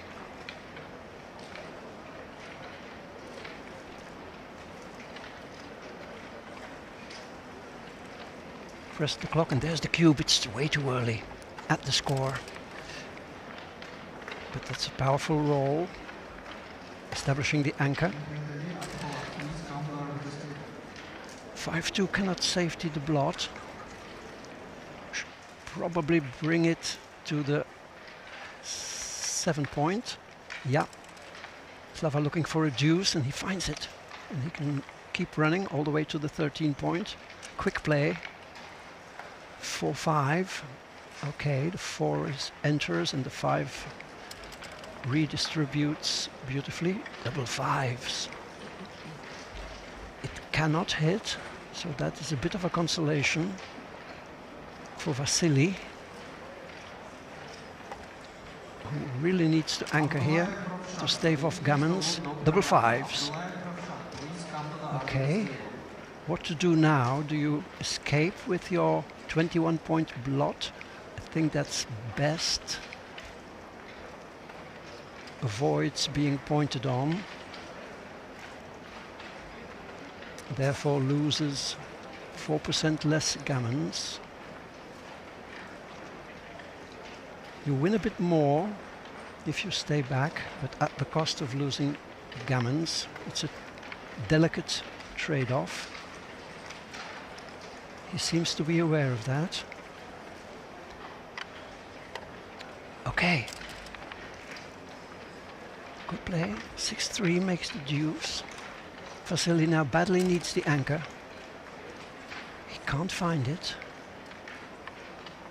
So if Slava can find a point-making roll here, but he cannot. 13-8. Tense moments for Vasily. He establishes the anchor. That's a big sigh of relief for our Russian player. 2 and 4. Okay. Ozan Uzgur, please come. 6-2. Ozan Uzgur. Okay. So the gammon danger has gone. Deva Ramas, please come to play backgammon, please. Deva. That makes the a 5-point board. Okay, and now Slava has some bad rolls. 6-4, 6-1. That plays nicely. Vasily now will have to give up. Oh, 24 pips. Wow. And now he may be edging closer to an efficient cube. He can recube. I think Priatkin's take point is pretty high. It's around 27-30%.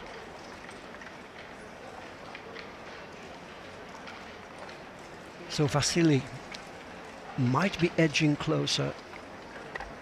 He decides to keep the contact.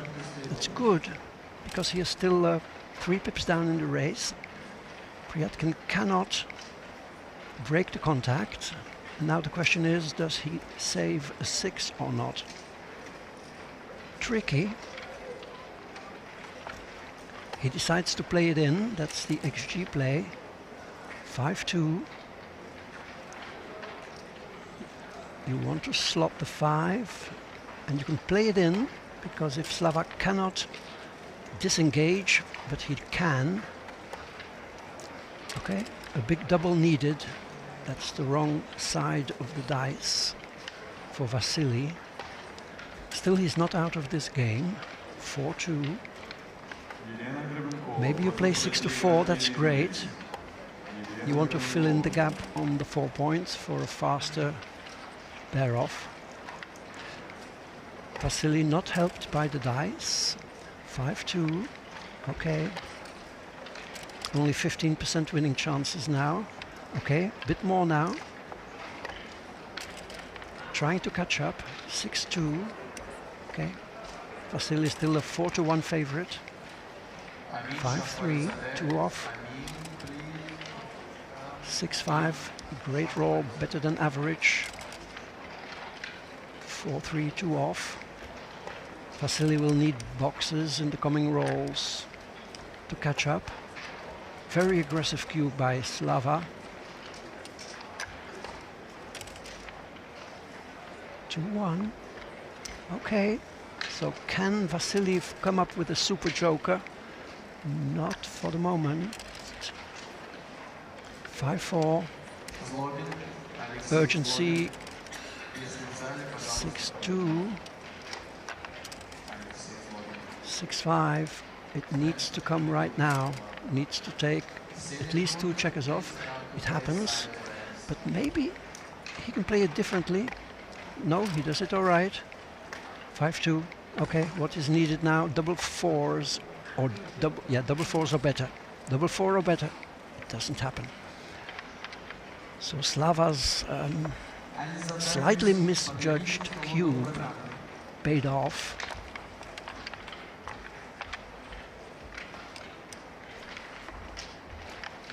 Three-way, 9-away, huge advantage for Priatkin. 6-1, good start for Vasily, who is looking for a gammonish position to turn the cube. He needs to be slight favorite. 55% winning chances and 20% gammons should be enough to cube. 5-3 points. Slava has the wind in his sails for the moment. 5-2. Not easy. K doesn't mind losing the last spare. Double 6s. Points for lack of anything better to do. A 5 is great. Now do you approach with the checker to the 9 point? Or do you make the 11? Making the 11 is really strong when the 5 point is open. Oh, and that's not so good for Slava, who has timing problems now. I think this may be a cube. Well, I'm probably talking a bit too early, but I think I would send it here. Yes, has 65% winning chances and 15% gammons. Excellent cube. Should he decide to give it, he should. I have no idea how good. Where he doesn't give it, that's a mistake, I would say. 9-away, 3-away. If you cube, your opponent's gammons are reduced to... Wow. Is he really going to not make the anchor here? That's a bit too aggressive, I would say now. Surely Vasily will cube. It's slightly less of a powerful cube now that Slava has spread out his back checkers and is no longer glued on the ace point.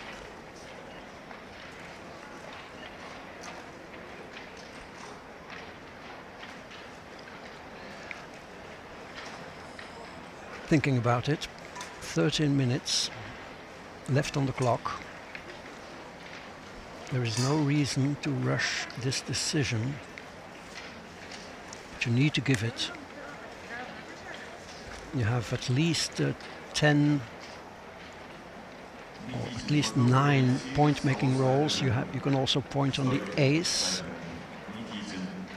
with high numbers, and point on the 4 with small numbers, make the 5 with a 2-1 for instance, or a 3-1. Vasily really should find this cube. He doesn't cube. Overly cautious. Okay, 1-2. Yes, that's what you need to do. You give 7 shots, I think, or 8. Now it's too late. He lost his market by a lot.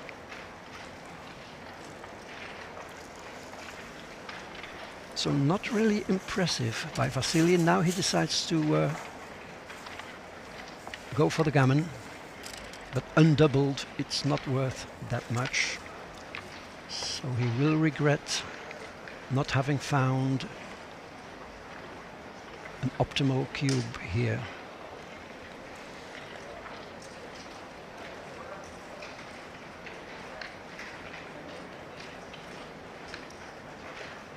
Still pondering whether he might be too good.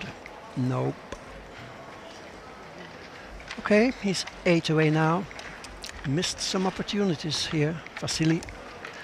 I'm not sure how many lives these players have left. So whether this is an elimination match or whether we are watching a match between 2 players with 5 wins, I cannot confirm. Okay, 2 down by Slava, and a double 6 by Priatkin. Okay, that he is probably close. He was probably close to a cube decision, but decided to wait. Can't blame him in this position here.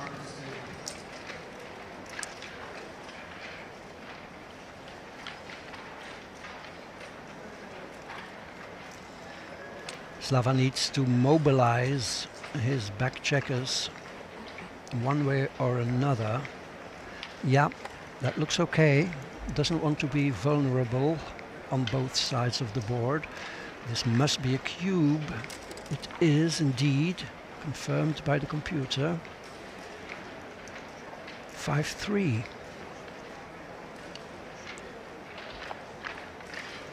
The double tiger is not appropriate here. So he simply made the 4 point, and Slava replies with another point-making roll. Once again, high volatility, market losers. Must be a cube, especially at the score. 4 points would be huge here, and you never know that your opponent chickens out.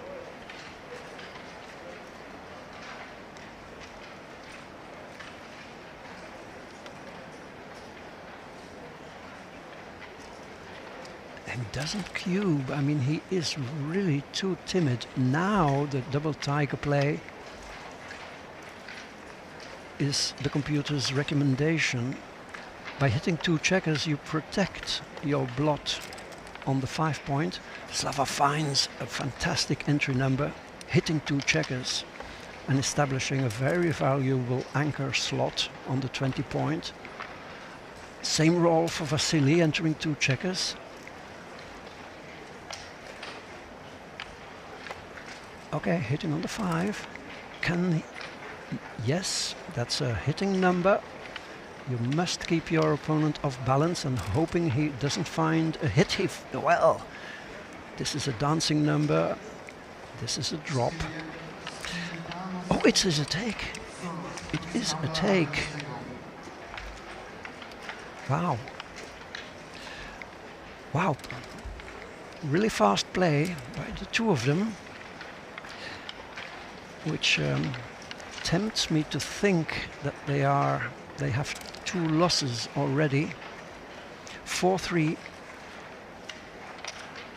Yeah, that's the standard reply after a 4-1 opening. The builder on the 9 point is so valuable that you want to put your opponent off balance. Great roll for Slava, making the 9 point. And 4-1 now makes a great anchor. Slava will run, I think, with his 22-point blot, bring it all the way to safety. 6-5 is good. Covers the blot and makes a 2-point board. Great roll for Slava. I hope I'm not mispronouncing his name. 5-1.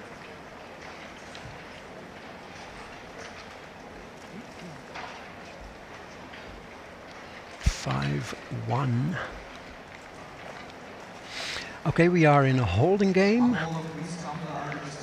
So I learned from Mitch's book that if you have established a high anchor and you are in a holding game with a bit of a race advantage, the prevailing concept is safety. So he may be tempted to either slot the 7-point or hit on the ace, but he finds the right play. Excellent checker play by Vasily. 2-1, what does that do? It steps up, I think, to the 21 point. That prevents your opponent from using his dilly builder, the third checker on the deuce point, efficiently.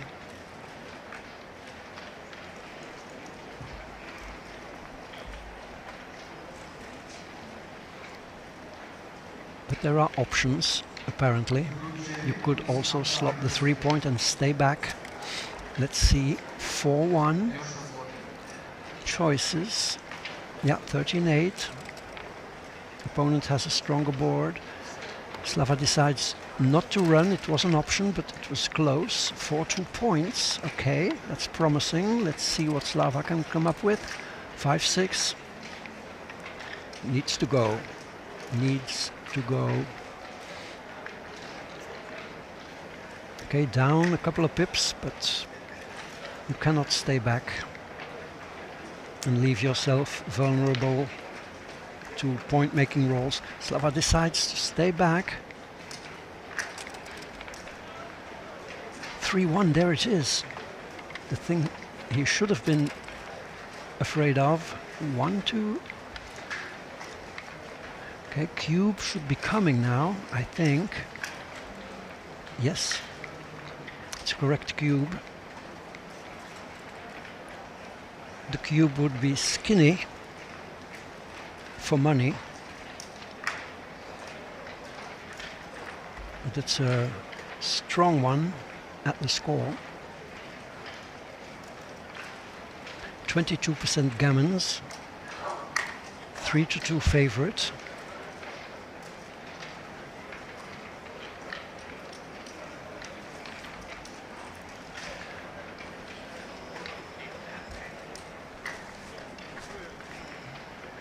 And once again, Vasily too timid with the score. Now double fours.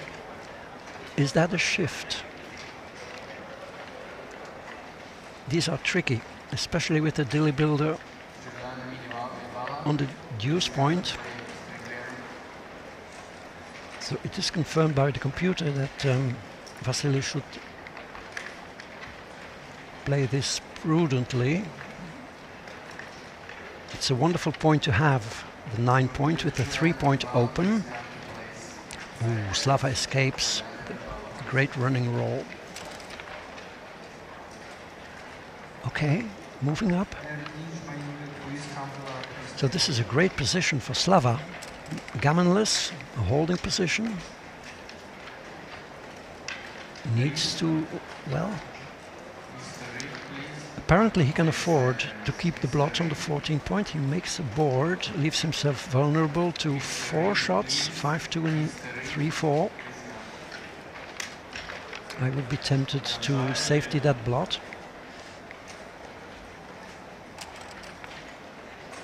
4-6. Okay, making the 3, coming in to the 4-point is like the natural play. Why wouldn't you make the 3-point? Yes, good. 6-1. Okay, that's a great roll.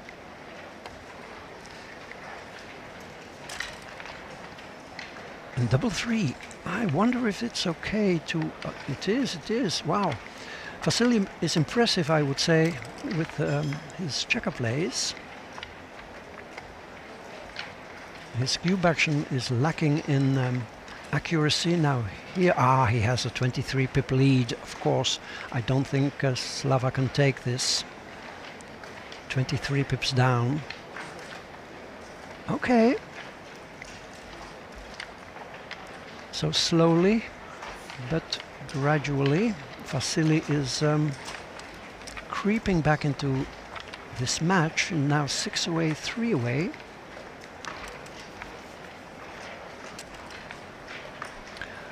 Double fives, okay. Need to re-roll. 6-3. Vasily wins the opening roll. Makes the big split to the 18 point. 2-1, hits and brings an extra builder down. 5-1. Not a good roll. I think you need to come in on the 24 points, but no, he plays it like this. Looked to be a small error, but nothing really bad. 4-6. See, stepping up with the ace is never really good. You don't want your blood on the 23 point, you prefer it on the 24 point, and Slava finds a point making roll. 3-4, okay. Blues back checkers are glued on the 24 point, so 4 builders now to make a point. He finds one, the 5 point. And double three, wow, that's a double hit. Excellent roll for Priatkin. Okay, there's the entry number, only 1 checker. Slava go, wow, there he was too good for sure. Wow, beautiful play, making the 3 points and shifting. Double fours, back checker blocked. Okay, 1-2. No, 2 more down, probably. Okay, the 2 plays are equal. You could also play 11-7 and duplicate aces. Vasily is in trouble. Wow, especially now. Wow, closed board, it all goes wow. Okay, wow. Blistering play by Priatkin. He's one of the first players I watched when I was a beginner 25 years ago. I was so impressed by his imaginative play. And of course we all remember the final, the final for the world title in Monte Carlo. He played against Lars. The famous fist pump over the board when he was able to send a powerful recube. That was a memorable final. 6-1, okay. A gammon will bring him to Crawford, but he needs to avoid 6-5 here. 6-4, that's pretty neat.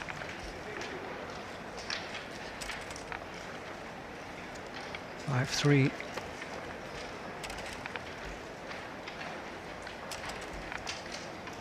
Six, 1. Vasily would prefer to dance here. He does. So 2 high numbers would leave a shot. There they are. So a 3 would be huge for Vasily. Can he find it? He cannot. 4-2. Okay, that's it. Wow. Gee. In less than 10 minutes, the score has gone from 2-0 to 8-3. These players are playing at a blistering pace.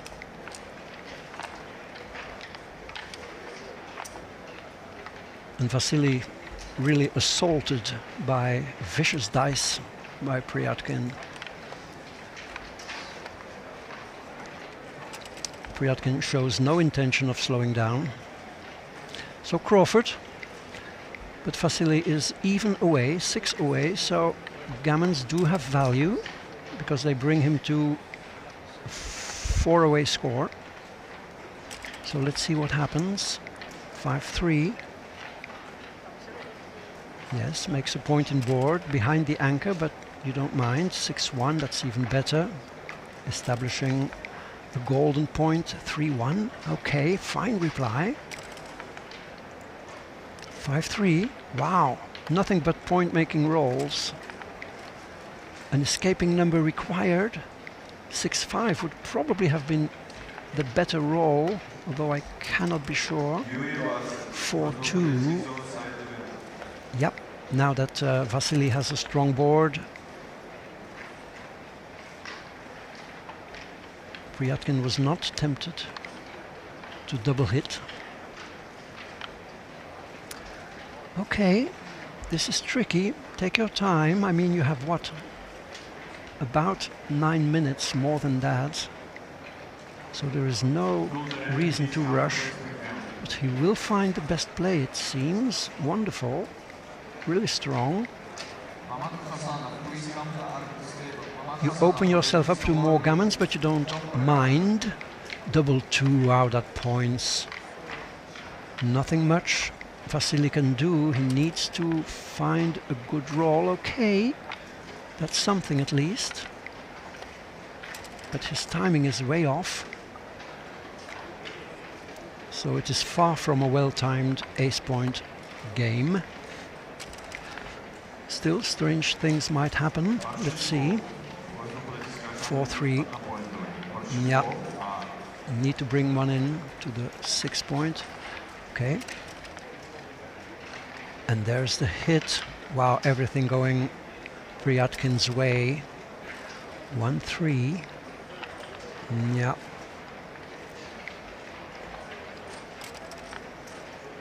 4-5.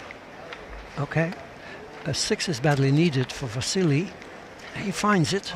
Yes, that's good. This may allow him to preserve timing. 6-3. Yeah.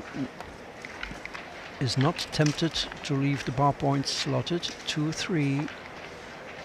Things are looking dismal for Vasily. 4-2. Wow. Backgammon can be easy at times. So ideally, Vasily would like to dance 5, 6, 7 rolls if possible, because an entry number, that is the entry number. Okay, makes a 5-point board. If he can find a 6, he might still be able to preserve his timing.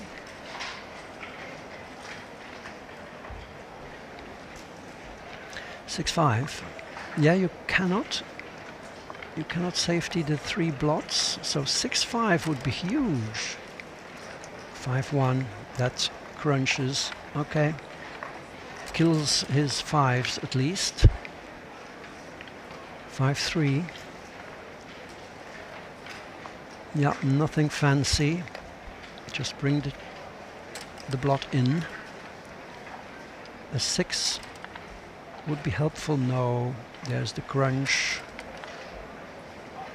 Double 2. With Vasily's board crunched, Slava can bear off aggressively. A good 6, a useful 6. Still less than 3% winning chances. So this match will be over soon, it appears.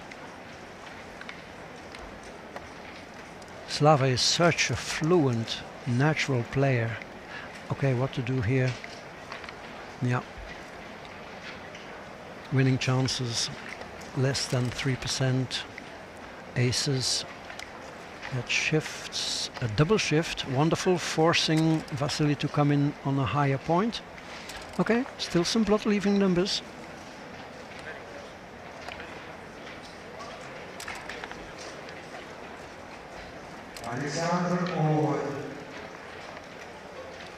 Yeah. So it looks like this is all but over. Wow, this went really fast.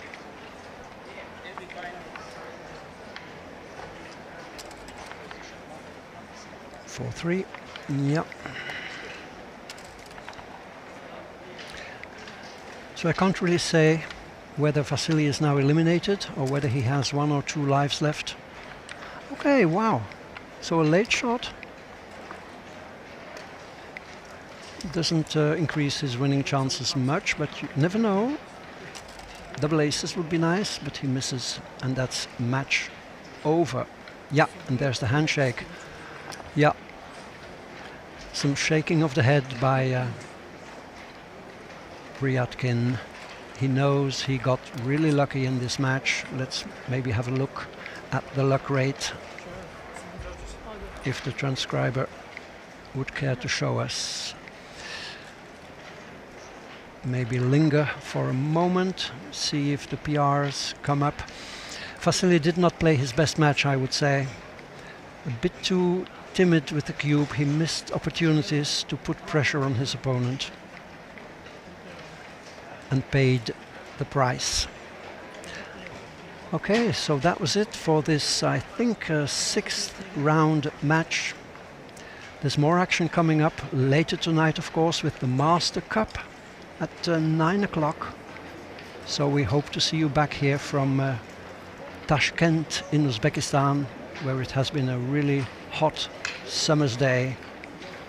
So see you later, probably with Sebastian at 9 o'clock tonight. Goodbye, this is Michel Amorte from Tashkent. Goodbye.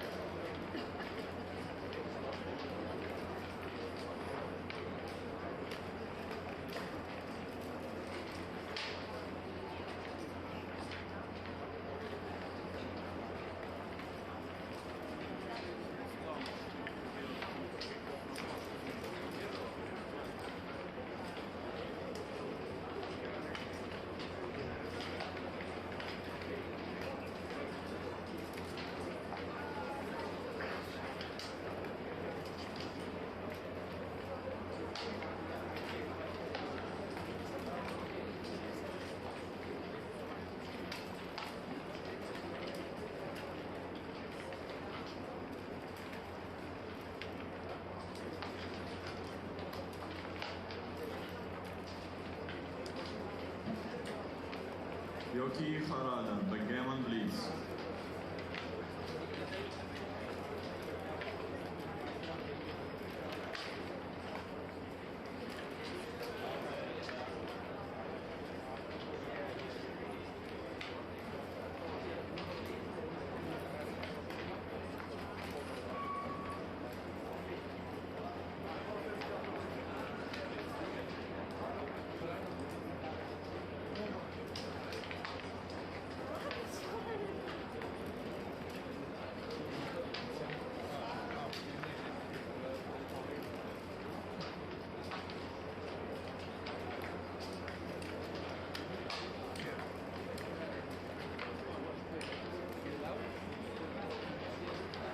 Christian Giena, please. Come to side events section. Christian Giena.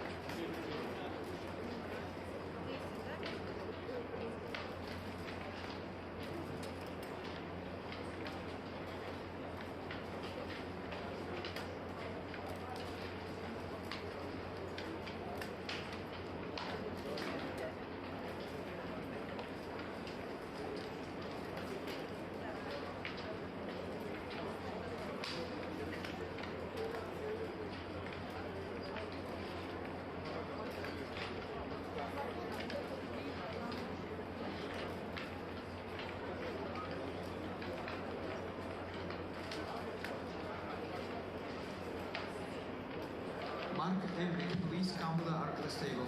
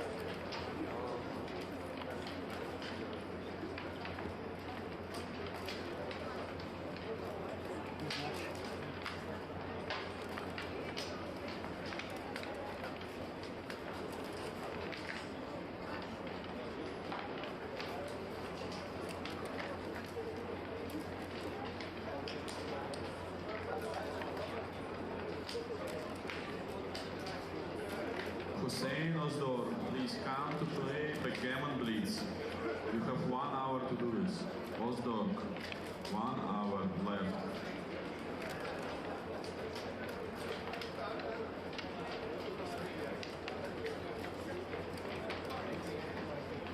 Tofik Razai, please come to play side events.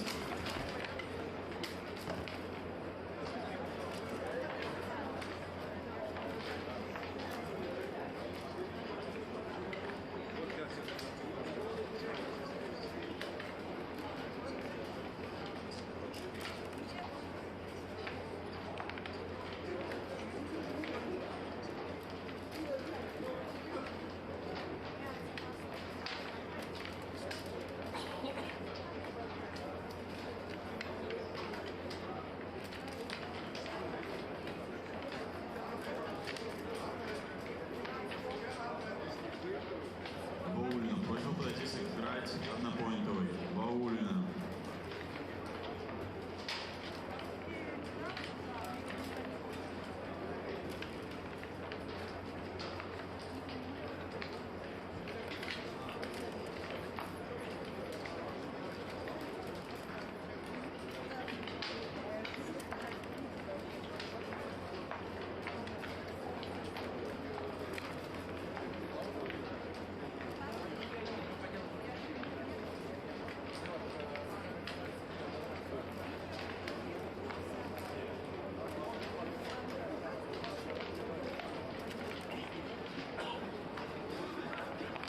Jose San, please come arbiters table.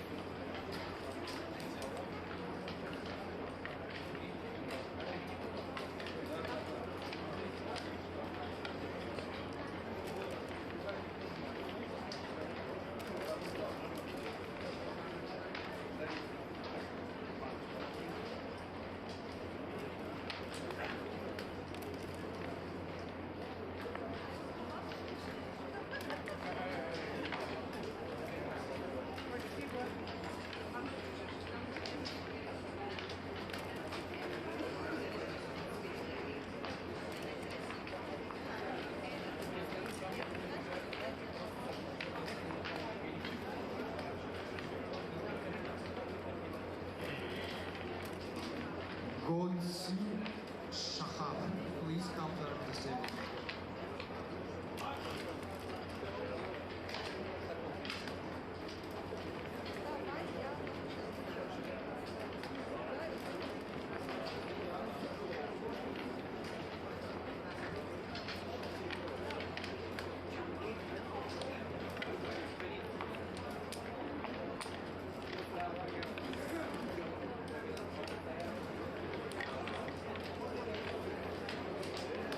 Mark Emmerich, please come to the table.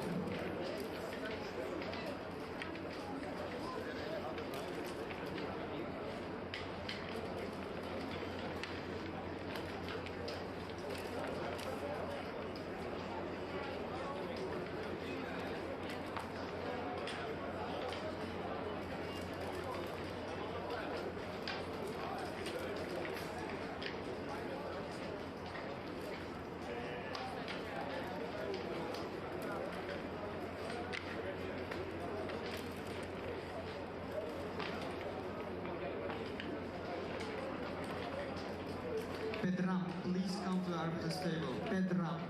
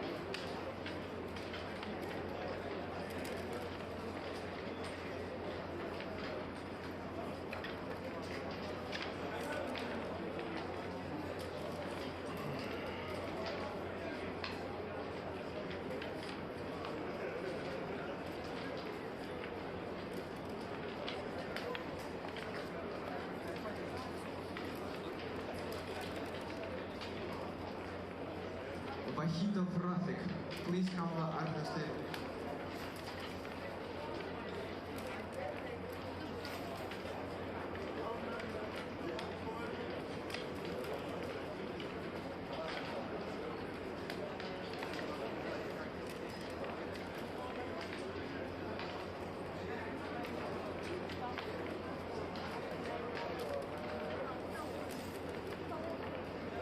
Gustavov, просьба подойти сыграть на point to it.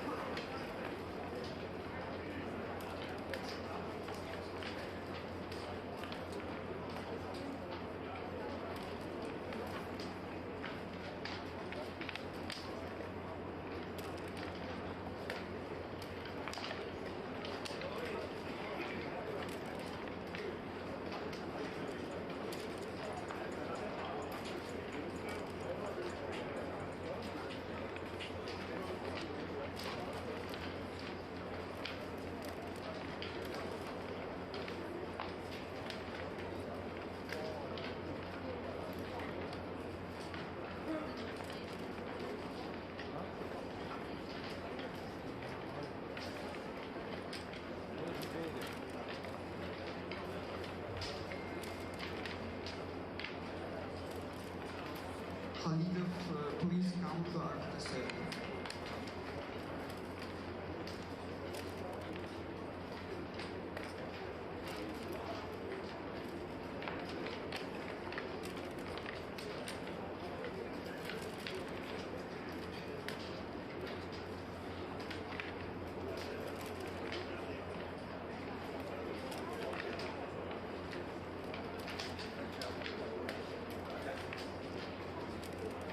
Евдокимович Юрий.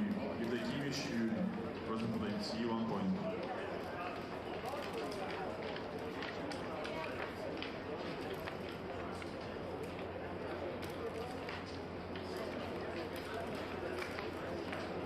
Urban Max, please come to the arbiter's table.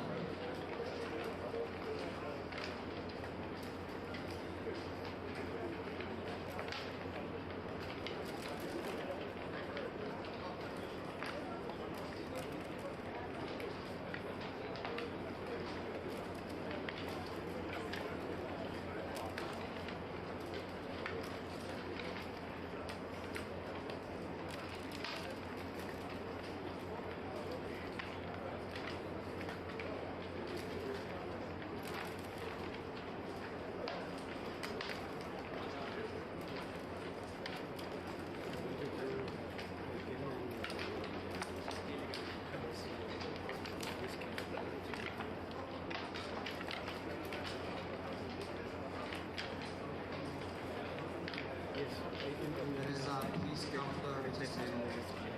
Аветисян, просим подойти к сайд-эвентам. Аветисян.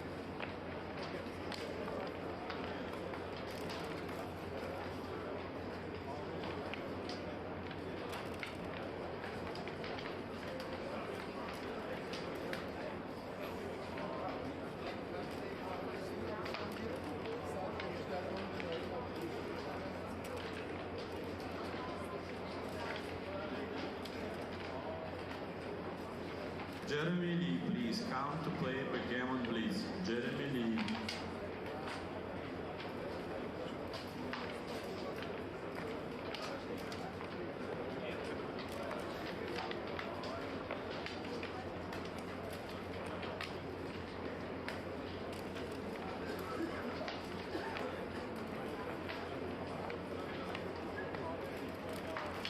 Rosenberg, please come to play backgammon, please. Rosenberg Daniel. You must play first round today.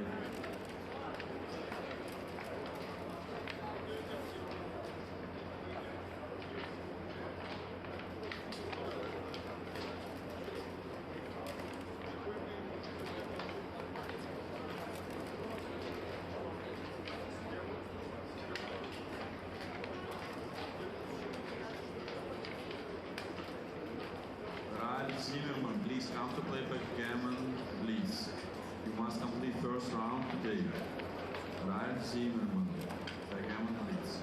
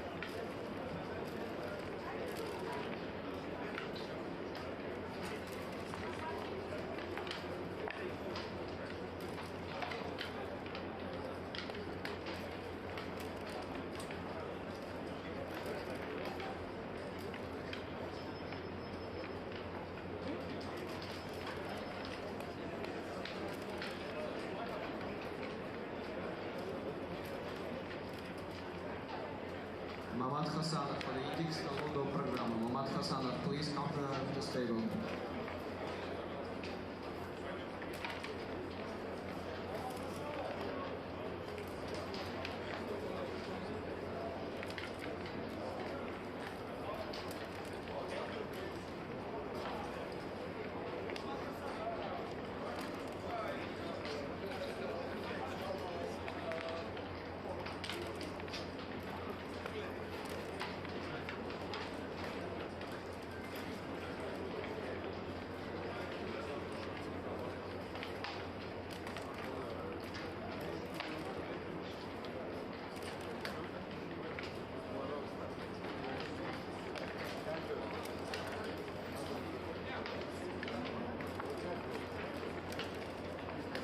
Apollo, please come to the arbiter table.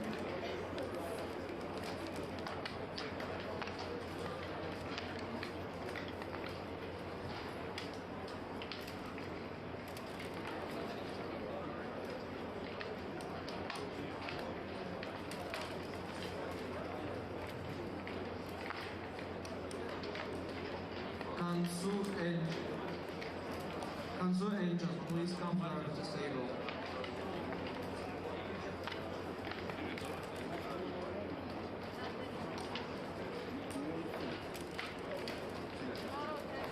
Kanzu Angel, please come to the arbiter table.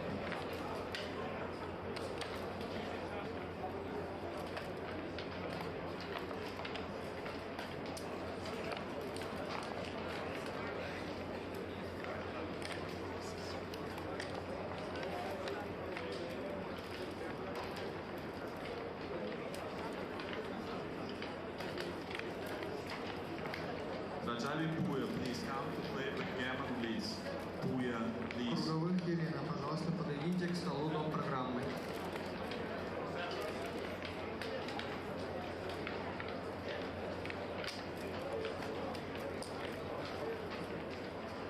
Юрий Вацик, просьба подойти сыграть на поинтовый турнир.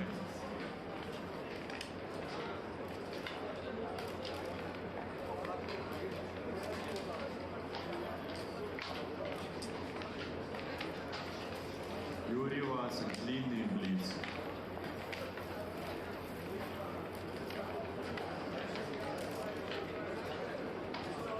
Петухов, подойдите, пожалуйста, к столу до программы.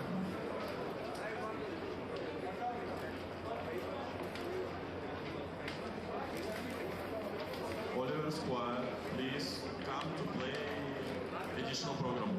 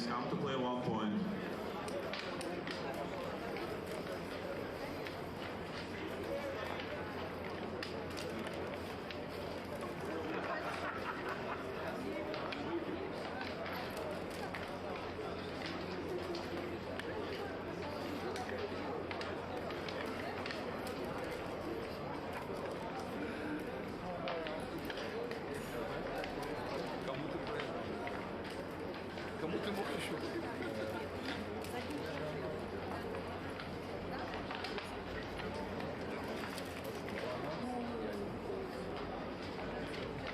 Против Лома интеллект бессилен.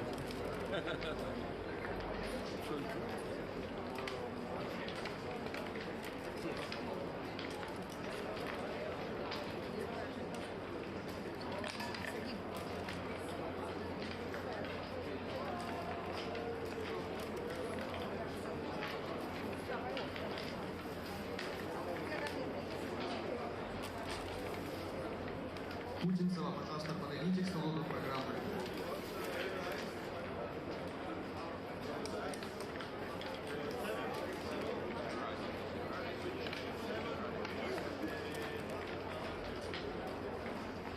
Kenan Hassanzadeh, please come to side events. Kenan.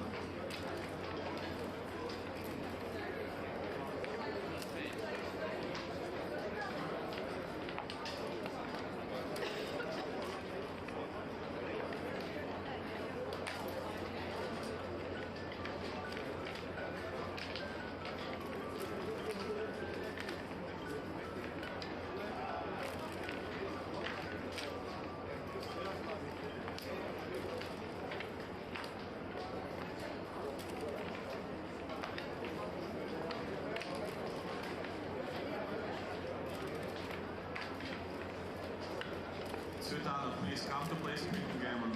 Tsvetanov. Токтоголов, подойдите к столу до программы.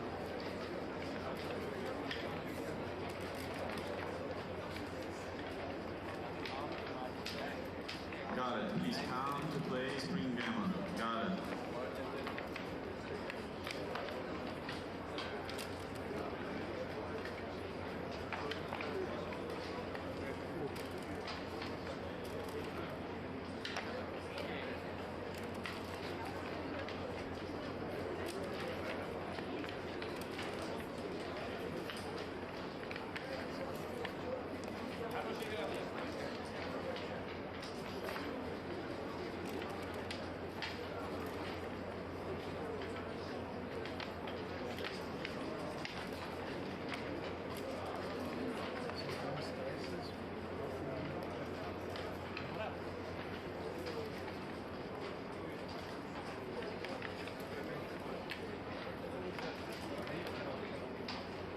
Puya, please come to play backgammon, please. Puya. Last call, Puya.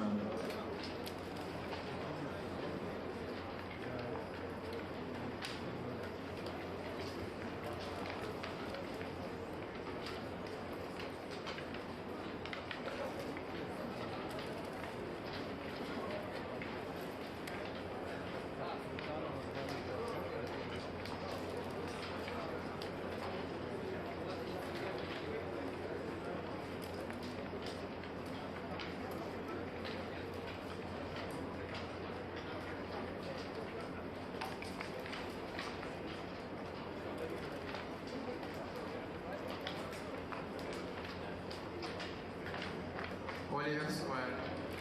Oliver Square, please. Vedran, please come to the arbiter's table.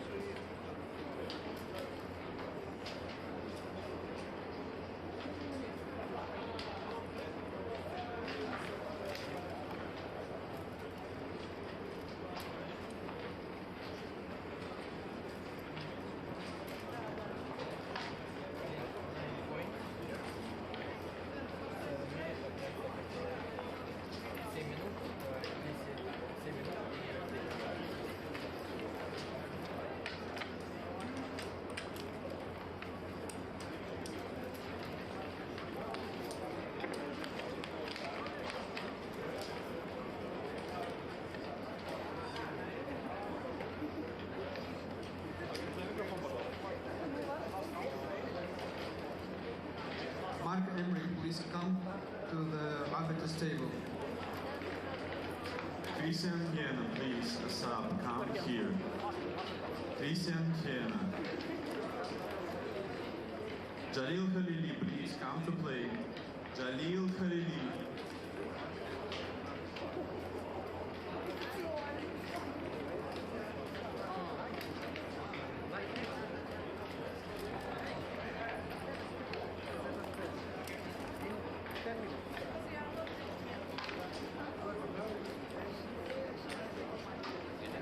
Мукичан Эдуард, просьба подойти сыграть длинный блиц. Мукичан Эдуард.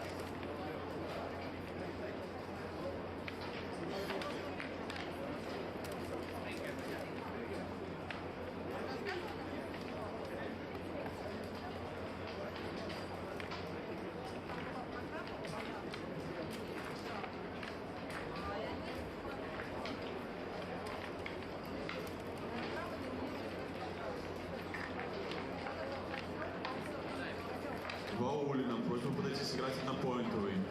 Ваулина. Сегодня вы должны сыграть однопоинтовый.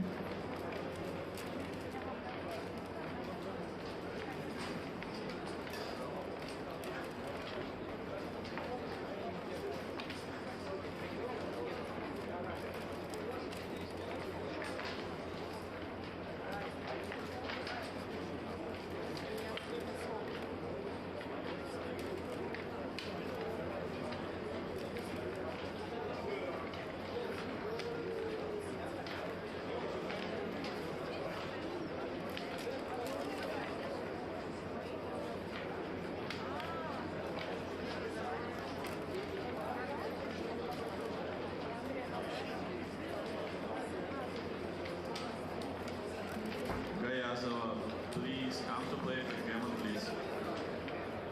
Гаязова, пожалуйста, подойдите сыграть короткий блиц.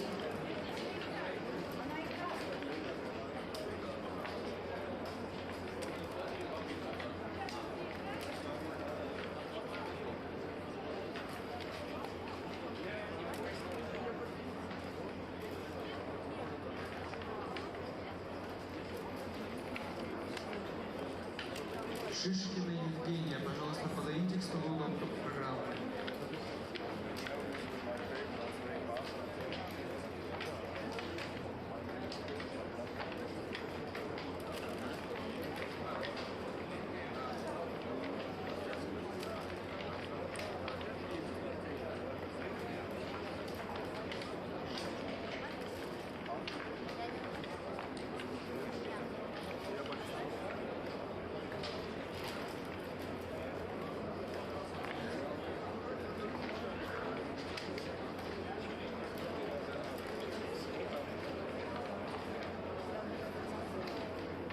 Dear players, the pairing for long gammon is ready. Hussein Ozdor, please come to play 1 point. Hussein Ozdor. Dear players, long gamon main is seated. Well, the tables for the long main are with the blue numbers. Long gamon is blue numbers.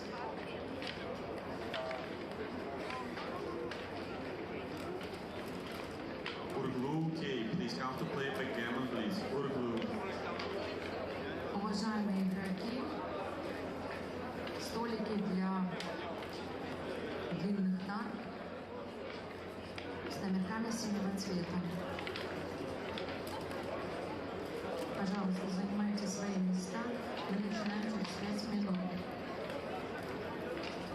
Технический персонал, включите, пожалуйста, обратный отсчет.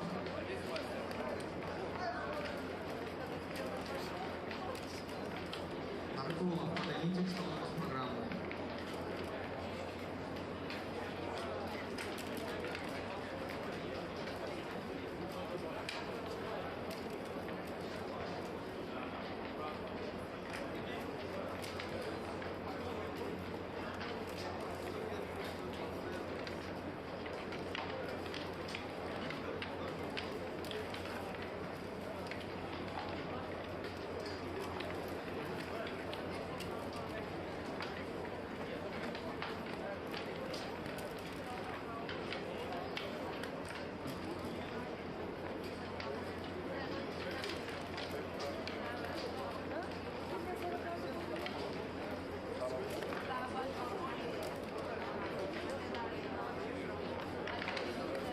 Danielski Ralph, please come to play 1 point. Danielski Ralph.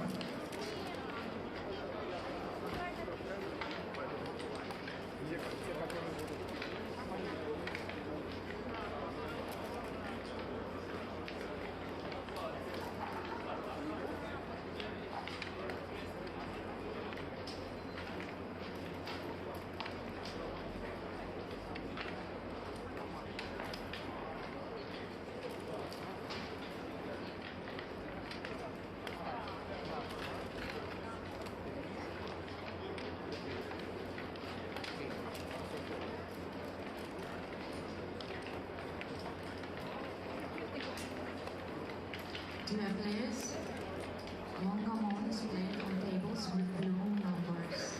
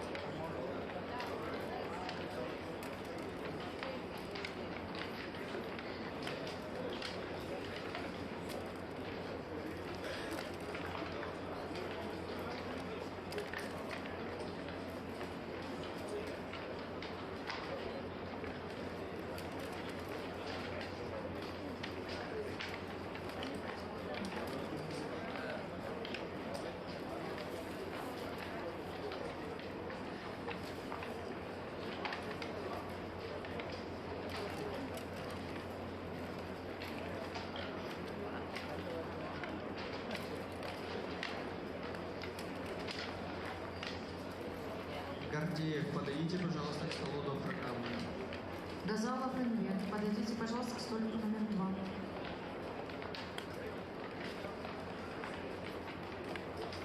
Daniel Rosenberg, please come to the reference table.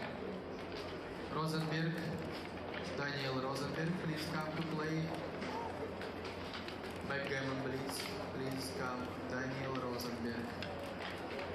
Mirjanyan Eduard and Altaliv Kapalbek. Table number 3. Hikmet Tunç.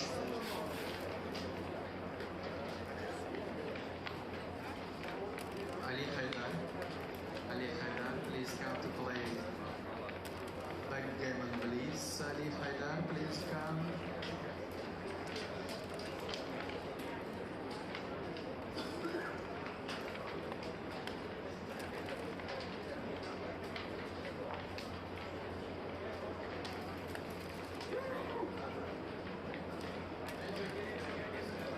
Sokubashev Kenchibek.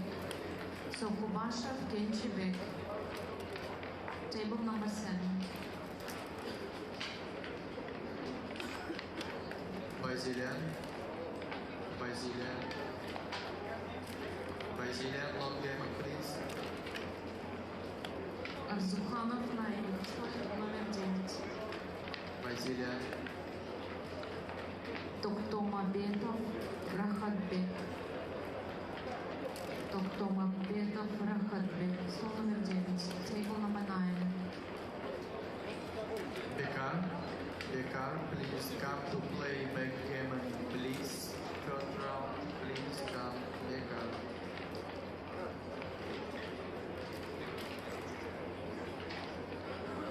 Puya Rajali, Puya, please come, Puya.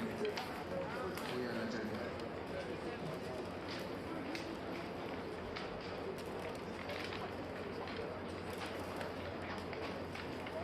Melikan Hachik. Melikan Hachik. Меликян Хачик.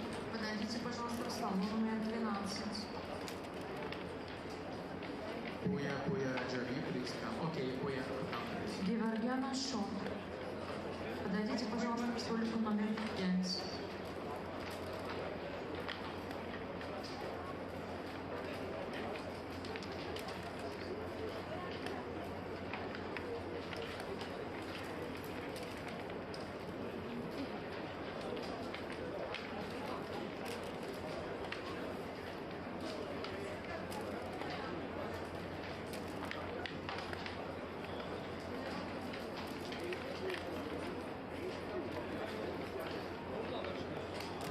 Lars, please come to the arbiter's table.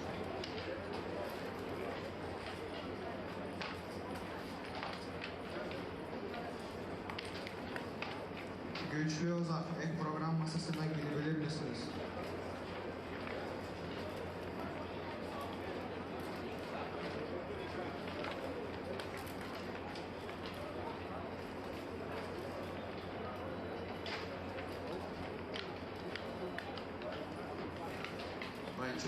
Please wait. Dear players, preparing for the Backgammon Master Cup is ready, and your tables will be with red numbers. Please take your seats.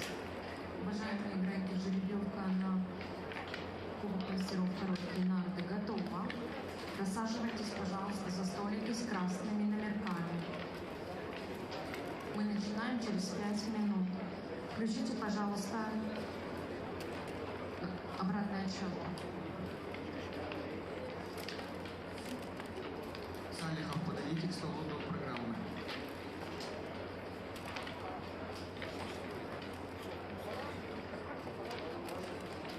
Ханбулугов, please come to the arbiter's table. Ханбулугов, пожалуйста, подойдите к столу до программы.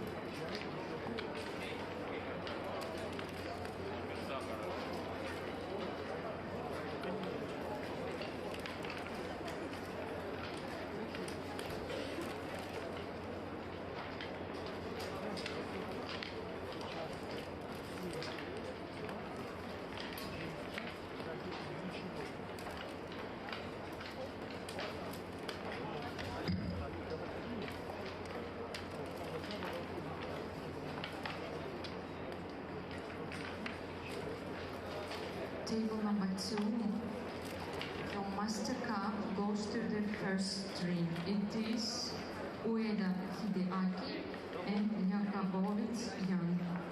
Stream first.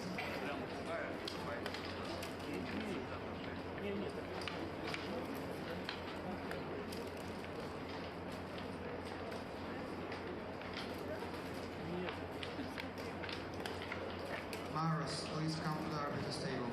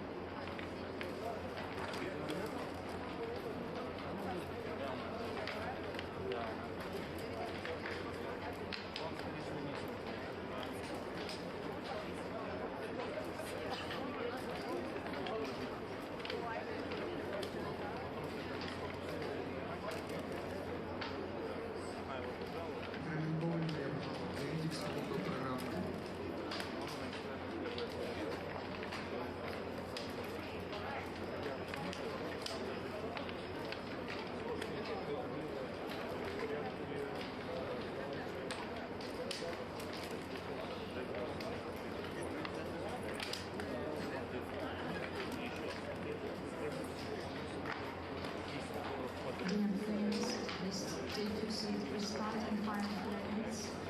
Master Cup.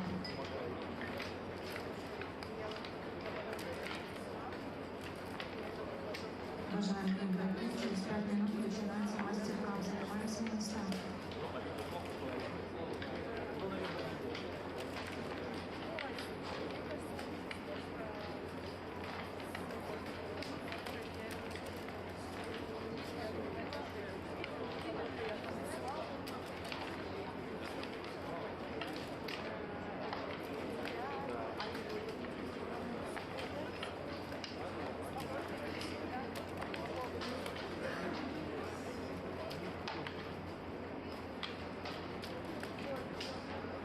Master Cup will start in 10 minutes. Please take your places.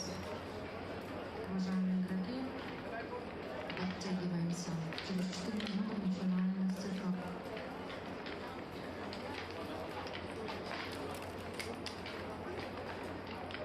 Master Cup. This is the tables with red numbers. Master Cup это красные номерки.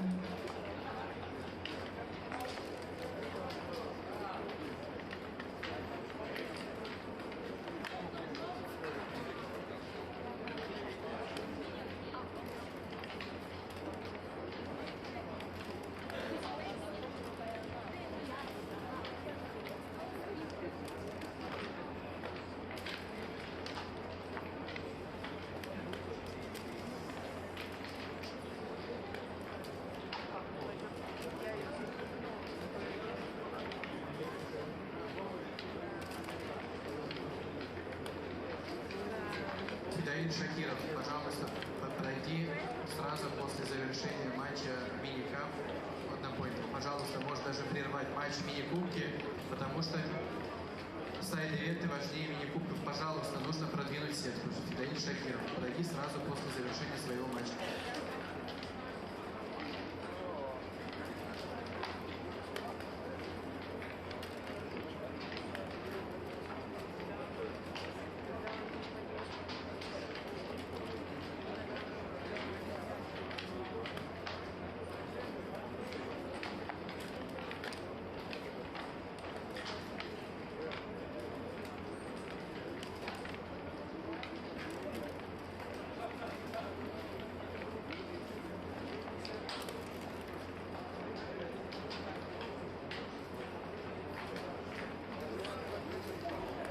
Борченков Алексей, подойдите, пожалуйста, к столику номер 1.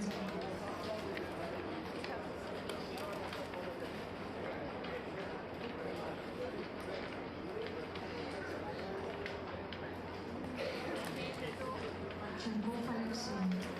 Борченков Алексей.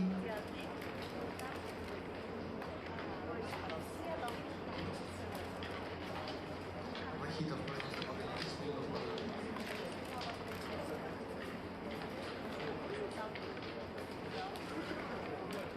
Вот сейчас подойду. Сейчас подойду.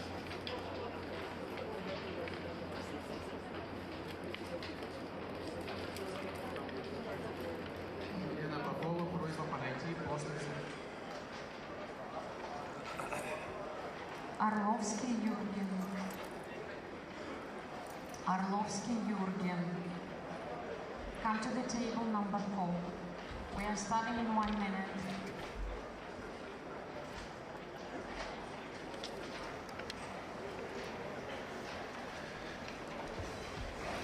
So, hello everybody. Thank you for joining us at the Asian Grand Prix, Tashkent, Uzbekistan. We've got a very exciting matchup here. So, Jan Jakubowicz is taking on Hideaki Ueda, G0 from Japan.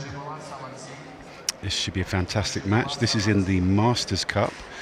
We are in the round of 16, and I'm joined here by Michel Lamotte. Hi, Michel. Good to be here with you. How do you think it's going to go? A perfect match? Or like oil and water? Can we have a second pedal? Or like oil and water? Okay, great. So if you're ready, you can start, okay? So this is the round of 16. I'll run through the brackets quickly whilst the players are setting up. So Kenji Shimodaira is playing Alexei Barchenkov. Hideaki Ueda versus Jan Jakobovic, which we're commenting on now. Viktor Alexandrovich Pugin is playing Akiko. Emma Garvakovna is playing Jurgen Orlovsky. Ethan Wen against Jacobus Bohr. Mochi versus Amin Shavalizadeh. Amrali Tavakoli playing CMC from Denmark. And Sergei Vladimir Sazonov versus Najbala Salamzi. 2 more matchups, Patrick Nupfer versus Gary Jodovic Lagvilava. This is not easy, these names. And then Oliver Squire is playing Adrian Baltariu. And then Adrian Dilescu, remaining from the UK, is paired up against Sergeyevich Tokarev. Naoki Ikitani playing Taufik Razai. And John Rockwell versus Rivazi Shikarabashvili. Aykut Uzel versus Guido Weidner. So 32 players still in this. Wow, long way to go. A long way to go, yeah. A long way to go. What's the prize money? So the prize fund here, first placed 68,700 US dollars, second place 34,000, 20,000 for third and 13,000 for fourth. Okay. But I imagine deals will be getting done as we get closer to the business. And right, so Hideaki starting on roll with 5-1, splits and comes down. Double 5 is going to blitz. Yes. Typical blitz opening if white dances. It's just a narrow no double. Exactly, very good, Michelle. I was going to test you on this one. Yeah. What about the 4 point, if the block's on the 4 point? Then it's a borderline. Then we're in, yeah. At this score at least. So Jan correctly doesn't cube. Now he gets the cube. Yeah, Yep. and now this is a trickier decision, so this is a pass already. Really? Okay. I'm sure Hideaki will find the pass here, but this is an awkward one. It's a sequence, we're not always used to. So I guess, from Jan's point of view, a little bit disappointed. You sort of whizzed past your market there. You did, yep, he did. But I guess a point on the board against this guy is always a good start. So 2-1 is going to hit and bring down a builder to give a good 6 to cover the block on the 5 point. 5-2 hits, and are we coming down or stepping up? It's very Both are close. okay. Okay. 6-4 is going to enter and then hit on the 5 point.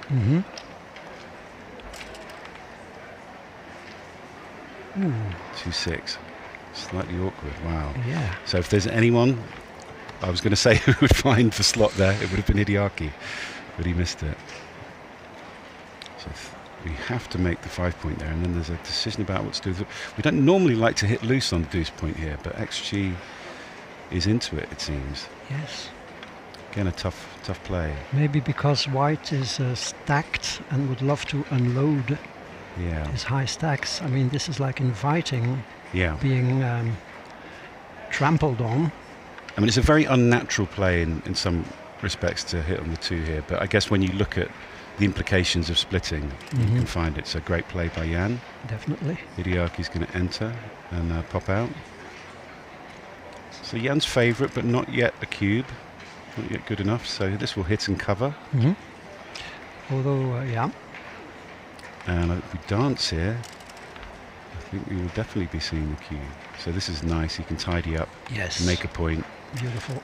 His first positive move in the game. This is going to make the 7 point and then probably split, are we? Or no, 8-6, interesting. Wow.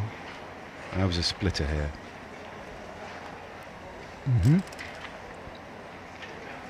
6-1 is going to make the 5 point, is it? Yeah. Interesting decision there. It's really close with the bar, because I guess with all of those blocks back, we're giving up lots of indirect shots when we break the 11 point.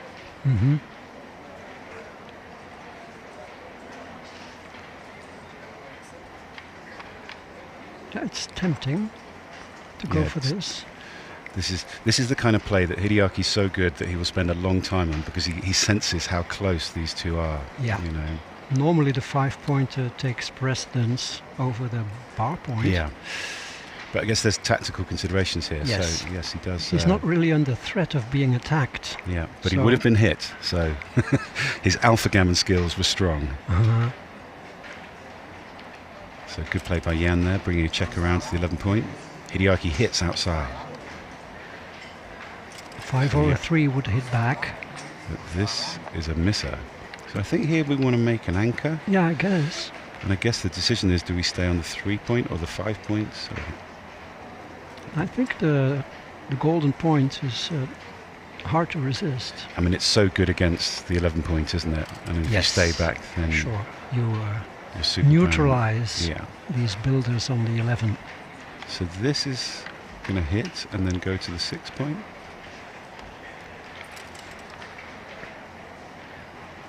Ooh. 2, 6 is forced, looks like forced. So we've entered what looks like a back game, but given the that Jan doesn't really have timing for it, I'd be surprised if we stay in it for forever, or for the immediate future at least. So this, is this whose role is this? Is this Jan or Hideaki? This is Jan. Okay. So basically leaving, playing 13 to 6, it is the kind of back game play where we're sort of less concerned about leaving shots, because being hit has less of a downside when you have 2 anchors in your opponent's home board. Mm-hmm. So he's looking at coming out. This is also close, so clearly not a wrong idea. Yep. And that makes the point, underlines the point of how, without the timing, and also with that deep point made, Yes. Jan doesn't really want to be playing a back game here. He's got to fill in the 3 point and the 4 point before Yeah. he's got a strong board that can contain a hit shot, which is always the strategy with a back game. Yes, his front position is really compromised Yeah. by this deep point. You want purity in the front if you are playing a back game, so it's not an easy decision. Yeah, really tough. It looks like he's going to find the right play. Great play by Jan. Mm-hmm. I don't know much about Jan's game. Are you familiar with him? He's been playing for a long time. Strong German player. I always have the impression that he just came out of the shower when he appears at the board. The wet look. Okay. I think he puts his head under cold water or something before appearing over the board. But he's good on hygiene as well. Yes, yeah, very fit, very fit. Which is always a nice quality in a backgammon player. Yes, you need to be fit. So 3-1 here is just going to go to the 4 point. Really no other option. 4-1 should slot the wing. Okay, this is interesting. XG wanted to play 6 to 5 there. Just giving a few more numbers to cover. And we are in doubling territory. So Hideaki missed a cube here. He did.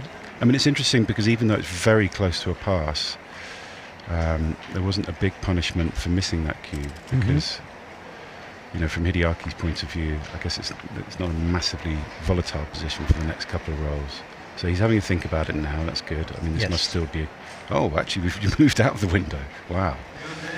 Yeah, that's interesting. Jan significantly improved his front, front position with the 4-3. Fascinating that we moved from a very strong cube into a small no double. So Hideaki's running through the numbers here, thinking about, what are the implications if he can get those 2 checkers down from the midpoint? Does it become a pass then?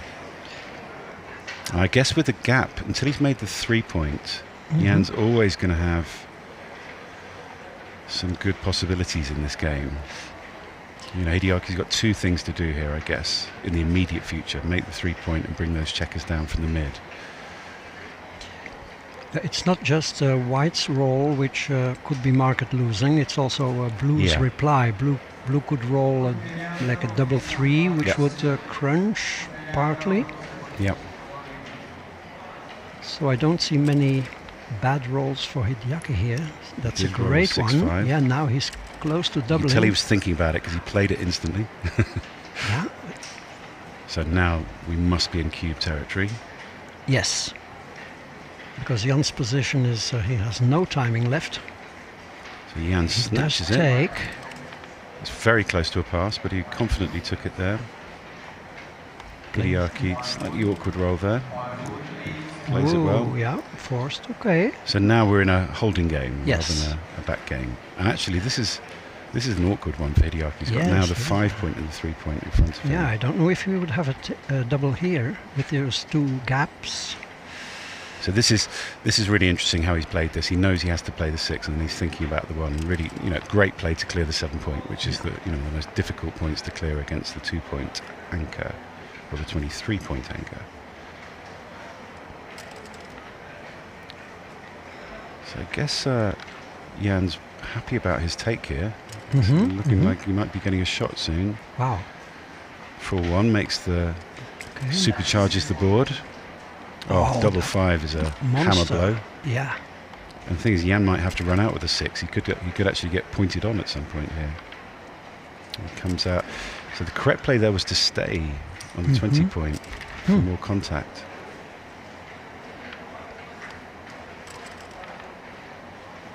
Three, 2. I think we're just going to the 1 point here.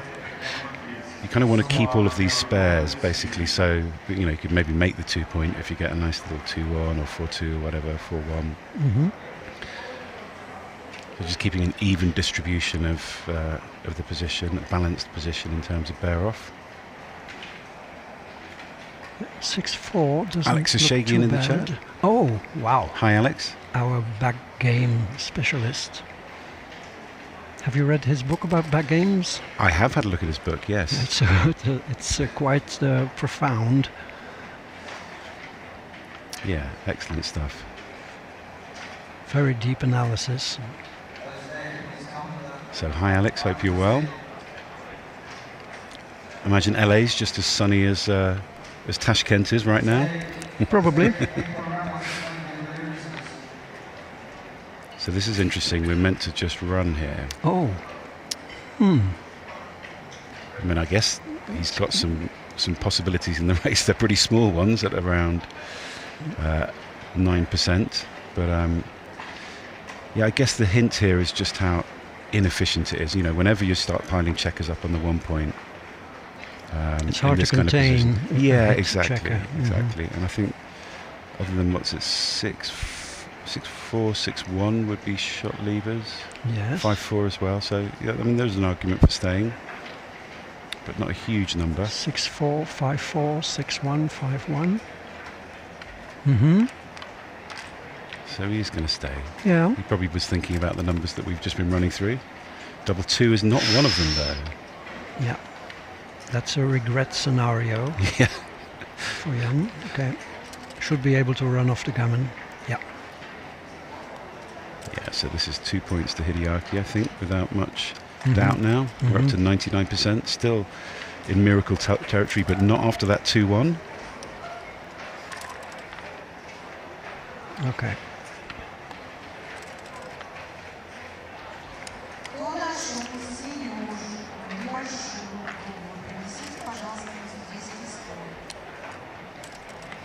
You're keeping an eye on the chat? Yeah.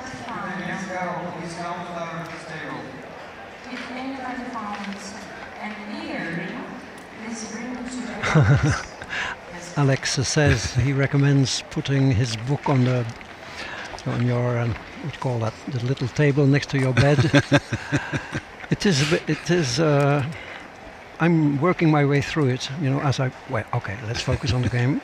Hi to Merin as well, nice to have you in the chat on the stream. Nice Eric reply to the Peterson. 2-1 slot with double 6s. Lovely. 4-2. So both players playing great here as well. Very low PRs so far. So Yeah. this is interesting. Yes. And this is a classic sort of early game position when your opponent has rolled double 5 or double 6, got ahead in the race. You need to play a little bit more kind of positively to try and improve your position. Which sort of, I guess, disrupts the early game rhythm that we're used to. So this should hit and bring one down. Yes. And then you're hoping that your opponent misses. Yep. Because if you can make this point, you're getting close to a cube. But no, not now. 13-11 are we, or are we stepping up? No, We're stepping moving up all the way. Yeah, we're moving up. And I guess, you know, given that we're likely to be return hit on the 20 with quite a few numbers, then you've got good chance of making a high anchor, an advanced anchor. So 5-1 is a strong response. Yep. And again, with a poor entry here. Wow. We were not seeing that. So seeing some fireworks here. Both players heating up with the rolls. What can Hideaki reply with? Only enters one. So hopefully Vianney can make the 5 point, which he does, and then we'll split. Fluent play by both. Yeah, it's really good. These strong players playing well. Good play by Hideaki. 2-1 is going to make the 20 point. And then 6-5. Oh no, he's double hitting. Wow. Very close. Okay, it's gone to the top play. Great find here. Ooh. 2 on the bar, what does that do? Yeah. 1, 2. Wow. I mean, you always want to send the cube when your opponent has 2 on the bar. But here, with 3 behind, you know, actually what's a strong structure already with all those spares. We were not in cube territory yet. But this double 6 is going to be getting us closer. He should make the deuce point. That hit arrests the development of the cube. 4-3 is just going to make an anchor. Although we can make the 10 point. Yeah. Very close.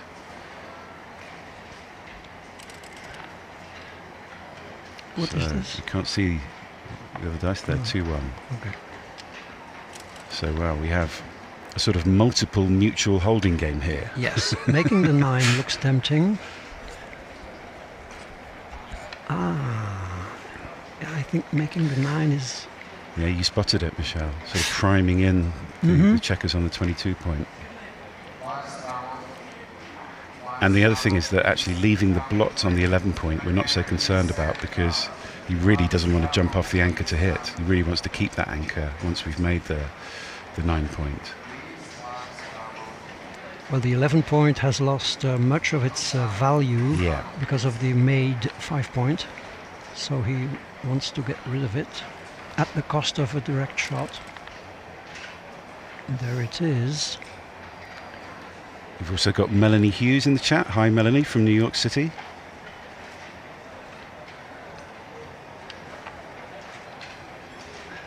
Wow, that's an inventive play.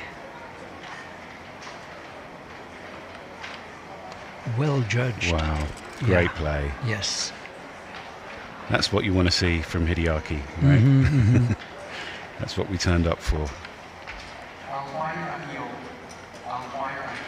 Played a legendary UBC final against Mochi a couple of years ago. Were you a fan of that? Oh yeah, amazing. In that Japanese playing room, wearing his in the middle of kimono. COVID. Yeah. Yeah, in his kimono, Yeah, I have to say that for me was the thing that I guess really sparked my interest in backgammon. Really? Yeah, I mean I've been playing for many years, but I guess seeing those two players play the game to such a high level, and you know, such a exciting match. The commentary from Mark Olsen and Nick Blazer was amazing. Yeah. You know, really for me, I guess, brought alive what an amazing game backgammon could be. So yeah, those two are to blame for my current state of affairs. Well, you should thank them. 6-5. Does that jump out with two checkers? I mean, you always, you know, in this kind of position, thinking about a double falcon, but he doesn't have the race lead. You don't really want to get hit and sent behind that structure. So yeah, he's got to burn a checker here onto the 2 point. So 4-2 is awkward. Yeah. And here we release the midpoint, which is thematic. Yeah, I'm sure as many you'll know, once you've made the 18 point and have contact with your opponent's midpoint, that gives you the option to open up and release the midpoint yourself. So pick and pass, pick and make. Not sure what that variant's called. So this is going to come down and then safety the block into the 11 point. Still a very even game here. That's a great roll. Yeah, not after that roll. That's giving Jan the edge. Strong 4-point board. And that's a great response. So yes. Any cube consideration has disappeared.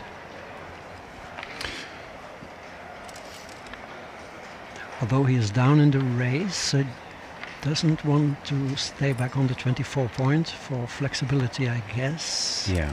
Now wants to bring those extra men from the 18 into the game.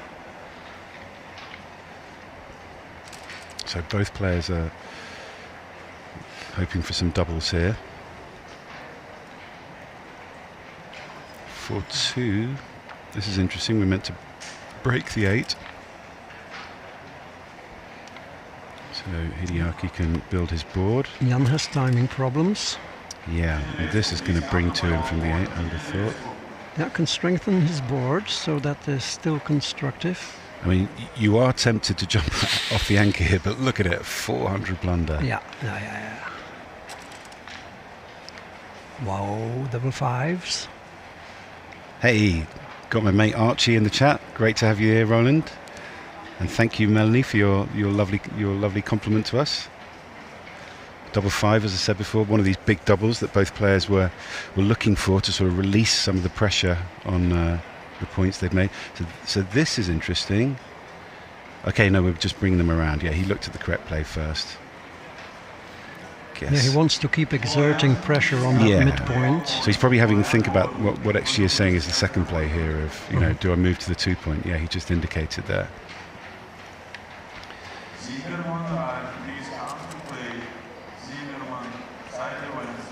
So are we just burning, to the 1 point here? I mean, you hate this position as Jan. Double 2, I guess you want to stay on the 18 point, don't we? He's having a look at moving up. If he checks out the race, then he would stop this. Yeah. Wow. It's like a compromise between keeping contact and bringing the checkers home. Yeah. 5-3. So we can either jump off the anchor, or we can bring 2 checkers down here. And jumping off the anchor is the 400 blunder, because it's going to give Hideaki a massive blitz. But he's looking at it. It's tempting. I mean, he's technically got the stronger board here, but yes, you know, the better the anchor, the less inclined you are to give it up. That's his first mistake, and instantly I think Hideaki spotted it, and he's straight in with the cube. Hideaki exploits the volatility. Wow. So a self-inflicted blow there from Jan. And if he takes this, he's going to compound the error. And he's having a think about it. Oh, he takes. Wow, that's 2 consecutive so this is mistakes. But 4-5 supports the decision, maybe. He's supposed to hit, though. Yeah. Well, he'll look at all the options, I think. Yeah. He's down in the race. I mean, can't let Jan escape. Yeah. I love the second play here, which is just so big and has a duplication of 4s in it. So you play the 5 to the 11 point and then hit with the 4. Very big. Yeah. This is the best play he's put on the board.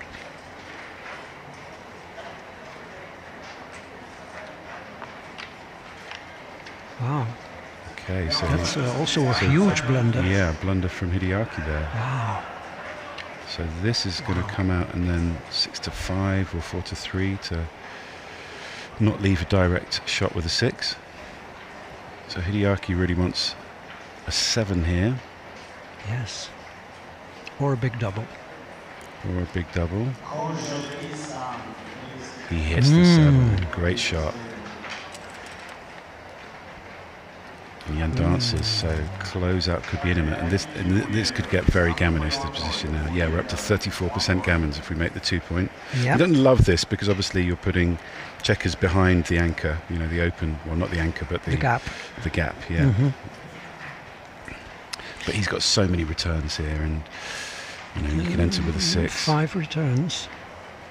I mean, 16-5 is not a terrible play here, but just you know, the greater number of dances that you get is worth it in terms of making the 2 point. So this is going to tidy up. Jan's position a little bit. 2-1 is going to hit. Now, do we hit loose or do we pick and pass? He's gone straight for the pick and pass. Yeah. And I guess, you know, with a 4-point board, you still have some fear of entry, but I think for the gammons, you really wanted to make that point, is the thing. Now. So 8 to 5, 7 to 6. So basically keeping the same number of builders, but with leaving less return shots. He could have left the double fours, because they would be winning. But whenever anyway. you do that, people always roll double four, don't they? That's the rule of duplication.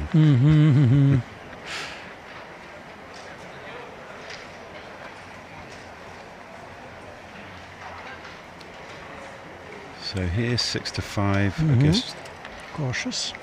Yeah, play safe, and also, you know, the 6-point will become the most awkward one to clear.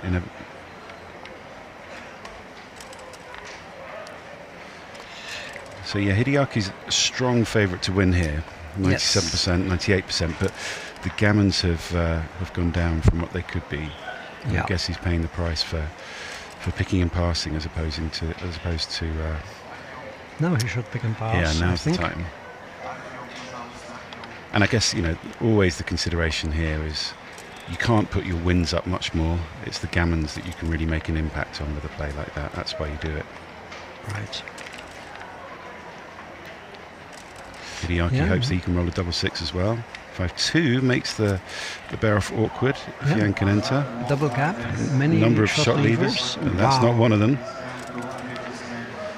So that should help to get Jan off the gammon. There's still 7% gammons, so if Hideaki can rustle up a double himself, it's going to be taking 2 off there.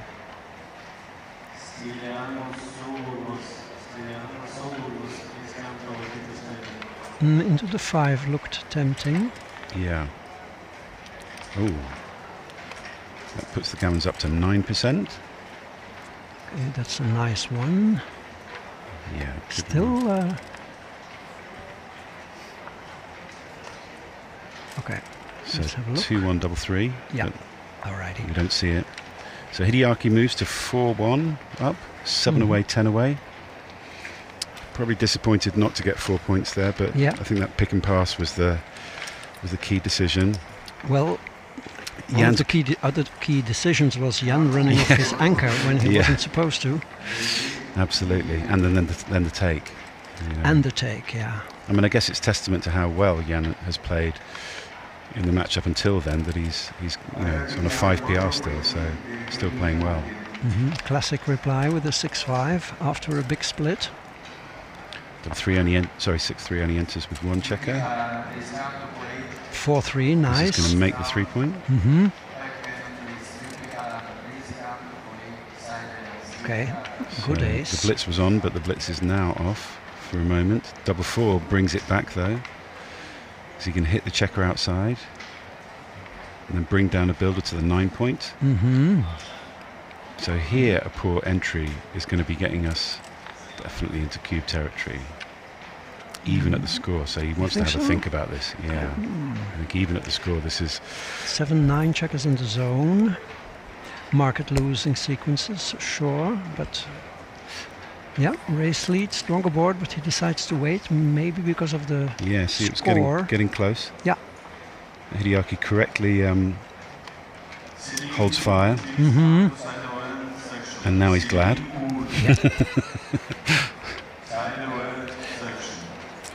So a good roll here can still be a favourite in the position, but that's not it. This is very awkward. Yes. So what are we doing here? We're making the 16-point and then going to double block. I mean, Paul McGreal said put your checkers where they belong. I guess this is a test case for that principle. Sure. Yeah, the 5 is appealing to play it to the 16.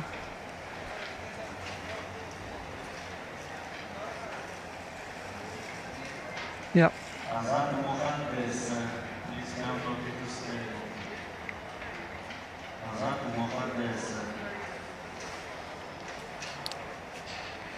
Yeah.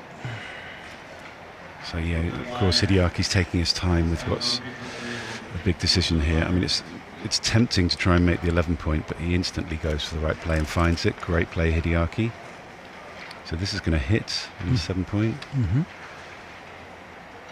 So from looking like he was on the ropes, Jan is fighting back here. So here we make the 5 point rather than anchoring up.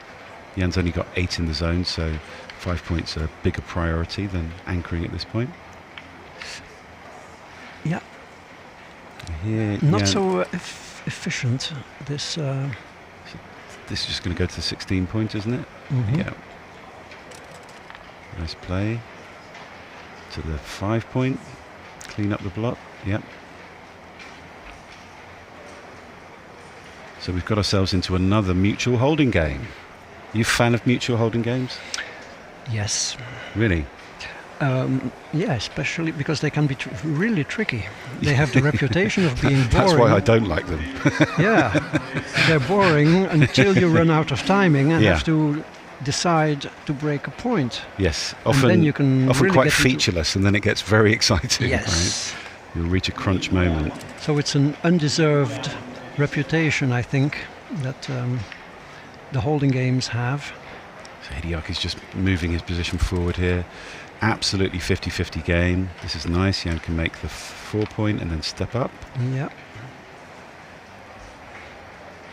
Although slotting the 7 point was a valid option. Trying to force some counterplay. So is Jan going to hit here? Struggle for the 4, so that's why you don't hit. So yeah, you step up. Play it. Play it completely safe. Yes, don't look for excitement in boring games. Yeah, is a but he's looking for it. That's a mantra I have in my head when when I'm in a mutual holding game. And he's punished it. And is Hideaki going to double hit here? Sure. I mean, this is so powerful. And I guess, you know, again, we're hitting loose on the deuce here, which they say you shouldn't most of the time, but this is another good example of when you do that. Yeah. And the improvement, I think, here of putting 2 on the bar is huge when there's another block for you to aim at as well. Yes, but with the cube in the middle, sometimes it's... yeah, and especially at the score, you could feel like it's an overplay. Yeah, an overplay indeed. So yes, this plays feels without very risk. natural, doesn't it, to play this? But the continuation is probably not promising enough. Well, it puts your wins up a bit more, but the big impact that you can make here by putting 2 on the bar is to really sort of ramp up the gammons. They go up from, 21% with the quiet play to 36%. Finds of course, Hideaki finds it. So, even at the score, or is he going to have a think now? 7 away. So, yeah, we're in the... Wow, this is super close to a pass. And I think if Jan took the last cube, he's definitely going to be taking this one. And when plus this has moved into a pass territory. It's a scary take. But I guess, at the score, I mean, Hideaki's got a lot of work to do here to sort of bring this position fully home. There's just so many nice sequences coming up, double 4, 4-1, anything which even 2-1, which can pick and cover. Lots of good stuff. 5s are good, 6s are good, 4s are good, 1s are good, 3s are good, Find me a bad number. You sound like Sebastian. you see these numbers quickly. Well, I was his student. Still his student. I can hear it. To an extent.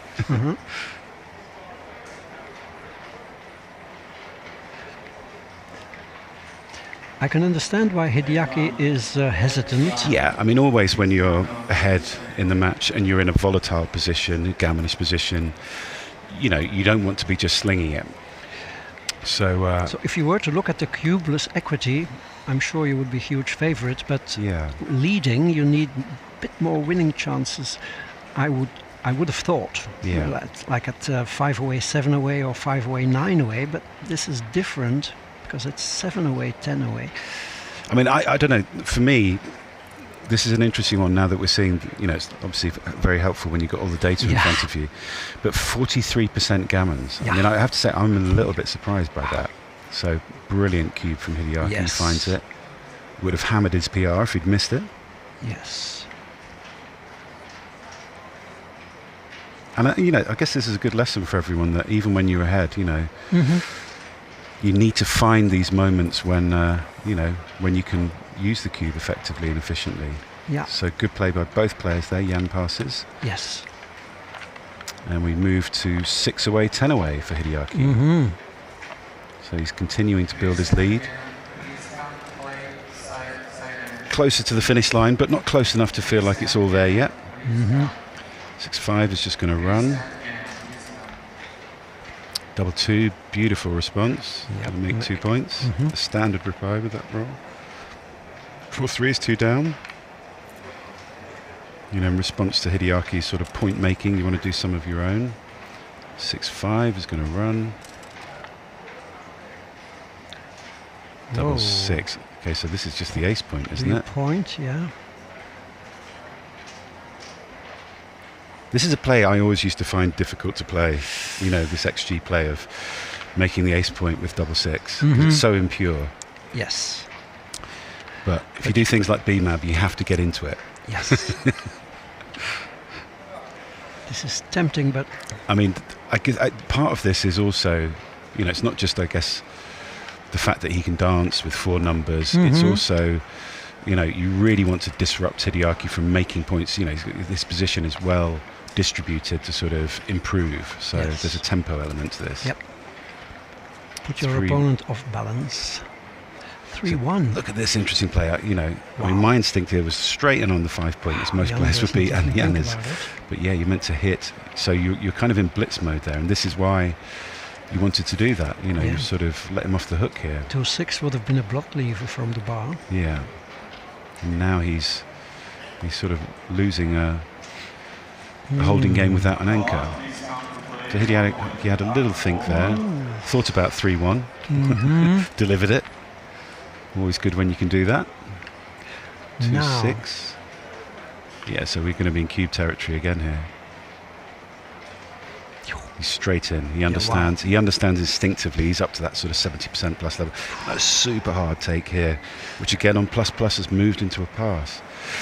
I mean, I think here it's like, how much do you want to play this position as Jan? You've made the ace point. Hideaki's just perfectly set up. He's got no bad numbers other than double 2, and that makes the bar. Yeah, but the race is close. Everything's good. But yeah, he finds correctly a pass. passed. Great pass by Jan. It's a cheap point is given away. Hideaki now 5 away. From Jan's point of view, you feel like you're just being ground down at the moment. For the moment, point by point. Yeah, but you just have to remain confident that the tide will turn. Can't get punch drunk, you've got to stay in the game. Yeah. 4-3 is going to split and come down. Yeah, duplicate 6s and deuces. Excellent. This is going to blitz. Oh, no, sorry, I missed the outside hit as well. So this is exactly the game that Jan was looking for, and we're going to be seeing a cube here, I imagine. Cube, I think you must. Yep, straight in. Well judged. And this is a big pass. So both players didn't need to think about that much. Fast and furious. Yes. Yeah, they seem determined not to get into time trouble. Yeah. Maybe knowing that there's another round coming up. Don't want to waste too much energy. Yeah, that's right. So this should come down and split. Standard response. Just opening up your position. Solving some of these problems that we have of the stacked points and being disconnected at the back.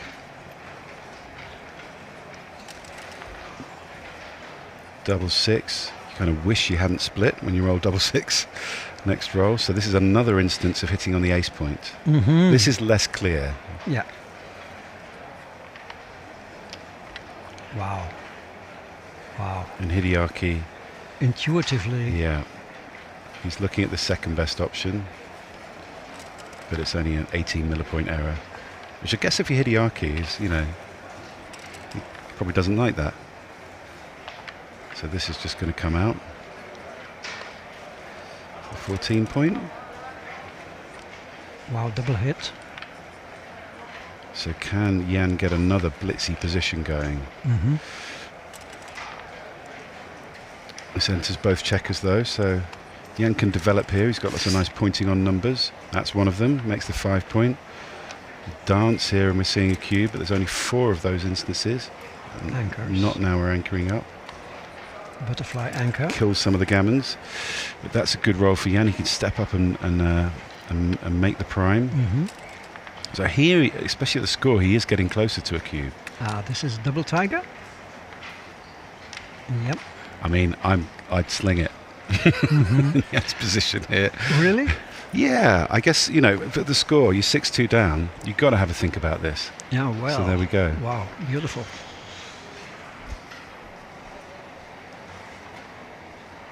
Jan's more considered than my sling it attitude. It's good. He's changing gears, you know. Checker plays really fast, but knows when to. It's a great decision gears. not to cube when you're off 6-2. If this is going to make 2 points. So you're really glad you didn't send the cube now, as Jan, unless you can rustle up a 6-1 from the bar. Oh, there was the 1. 2-6, not quite as good, so he's going to have to play 13-7. So both players are sort of primed now. Oh, Ooh, that's a monster. hammer blow. Do we point on here? Do we try and blitz our way out of trouble? We do. Yes, I thought Wow. so. You need to create some time to It's just extract. all other options are so bad. Yeah. So, Wow. Oh, no. Jan. He needed to take his time there. I guess it's just another impure play. But, you know, XG teaches us, I think, when purity is good and when, you know, sometimes it's not. So it's not a terrible roll from Jan. Hopefully, if Hideaki doesn't hit him, he can move the anchor up and make the 21 point. He's having a think about the cube. I mean, this is interesting because at most other scores, this would be a very safe cube. Yes. So, being the good player that he is, Hideaki's having a think about it. Yeah. 5 away. Better be careful. So 4-2 is the sort of market losing. Yes. Not when he rolls 2-6. So wow, what an exciting game we're getting into here. Yep, prime versus prime. Double 3 can't return hit, but it does make the 10 point. So Jan really wants, I guess, a small number numbers. to extend his prime. That's not one of them, but he can he hop out here? No. Hopping out's close. 17-6. I mean, it's a bit of an ugly play, 17-6. Yeah.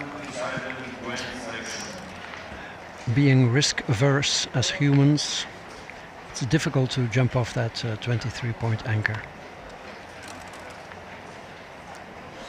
Oh, 5-2. Not the dice you were looking for. Okay, but you make the 3 points, I think. I don't like anything here. Yeah, I guess this is as best as we can do, is it? Oh, look at that. Look at XG's play. 6. Wow. Yeah, and this just, I guess it's underlining the point of how important it is to keep the prime. Wow. I mean, he's found half of it here, Jan. So he's found the second best play. So now Hideaki's having a think about the cube. Yep. So it's very close, but he correctly holds fire. I think I'm bringing 2 in here. Close to the 7 point. 2 in was nice in case your opponent decides to jump out with a 6. Now which you he's doing must now. Jump out, yeah. Not jump the prime. No, Jan. Yeah. The temptress of the hit caught him. So can Hideaki find the cube? He misses this one. So this is going to enter high. Is it? Or no, enter on the 22 point. Interesting. I guess we just get a bit more flexibility by playing the spare to the 3 point. And also you're not putting your blot on the point at Jan. So that was a big blunder from Hideaki there. Both players in this very volatile game making some errors here. So Jan now desperate for a 6, Hideaki desperate for a 4. 2's not bad, but 6 is kind of imperative. He gets it. And it's so now 6-2 would have been horrible, but 6-1 just plays. I mean, he can't. Is this too good? Whoa, right on the borderline. Oh, we were looking at it from the wrong way around. Yeah. Yeah, it was a big pass. Okay. Exciting game. Yes. At lightning pace. Mm-hmm. Now 8 away, 5 away, even trickier. Hideaki needs to be really careful with the cube here, because a recube. That's right. The gammon value for Jan with the cube on 4 would be huge. Exactly. Could be match winning. 3-1's just going to make the 5 points. Mm-hmm. Double 3 is nice. We can anchor. We can make a point. Yep. 6-3. 5 point. The 3 point probably. Yeah, I guess here, having made the anchor, you don't need to make such an aggressive play. You know, and also with the builder on the 11 point, you've got some time to make the 5 point. So, you know, it's not a terrible play. He's having a look at bringing 2 down, which again is a nice structural balanced play.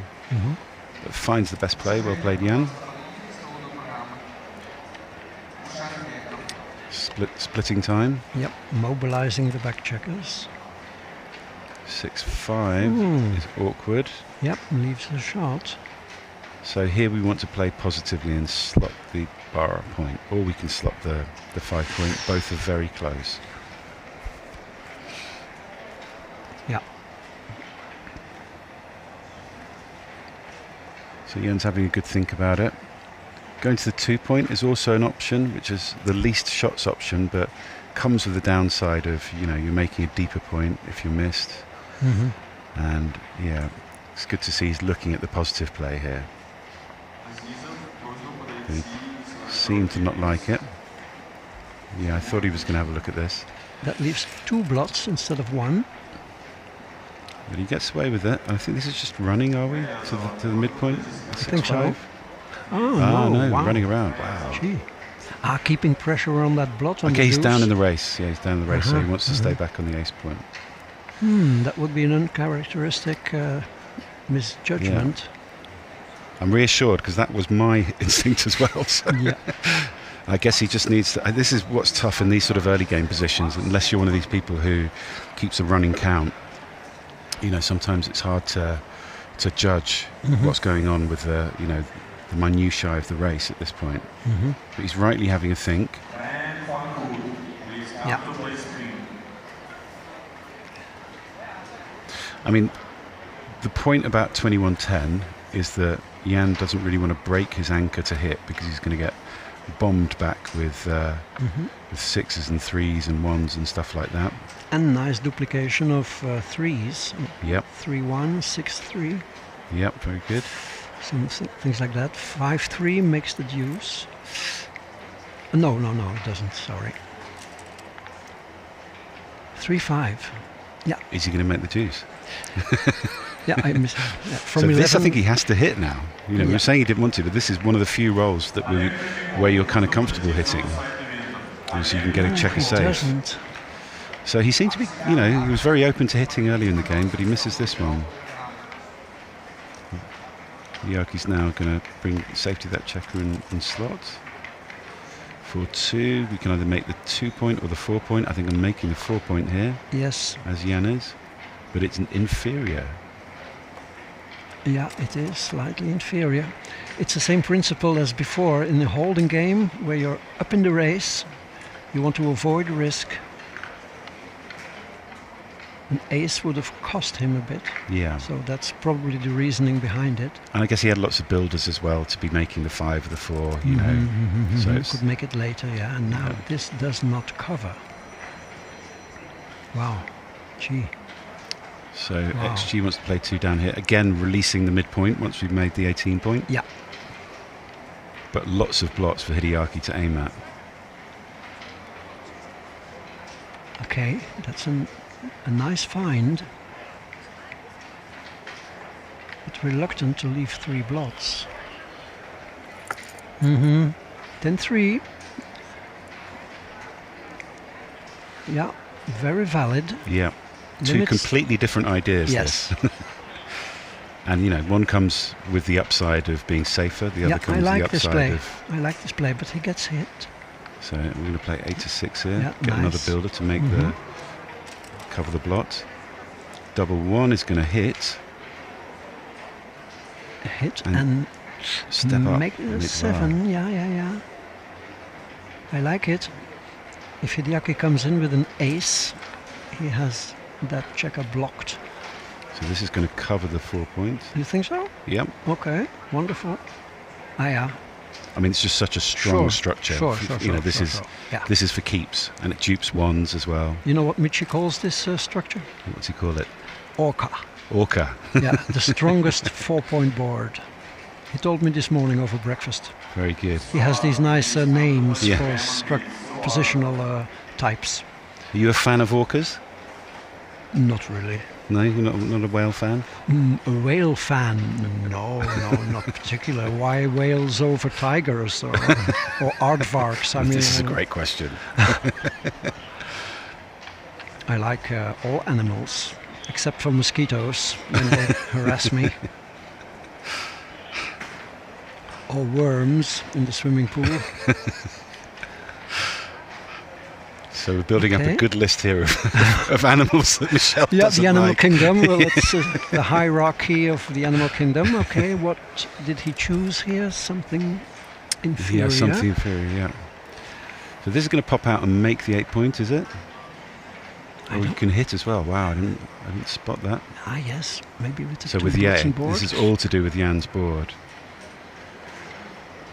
This is the natural play. Wow, the hitting play. But Hideaki is good. instantly looked at the hit. Yes. I mean, they're close. Yeah. Okay. I think this is again a bit, his play here is, I think, a bit score influenced, I'd say. Oh, now he can So choose now whether to hit or not. Yeah, this is one you need to swerve. I mean, this is the power of that move before for Hideaki making the orca structure. Yeah. Is that it just reduces Jan's ability to hit. So this should just come down, does it? And Hideaki's missed a small cube there. So he needs to leave a blot. So. Wow. So 6 to 5. So this is duping 3s. Yes. Very nice. And he's, It and is he's correct. spotting it.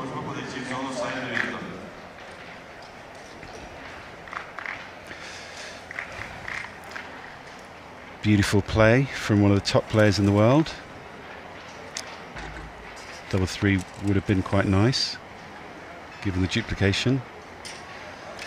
So this is going to run. Good, I think.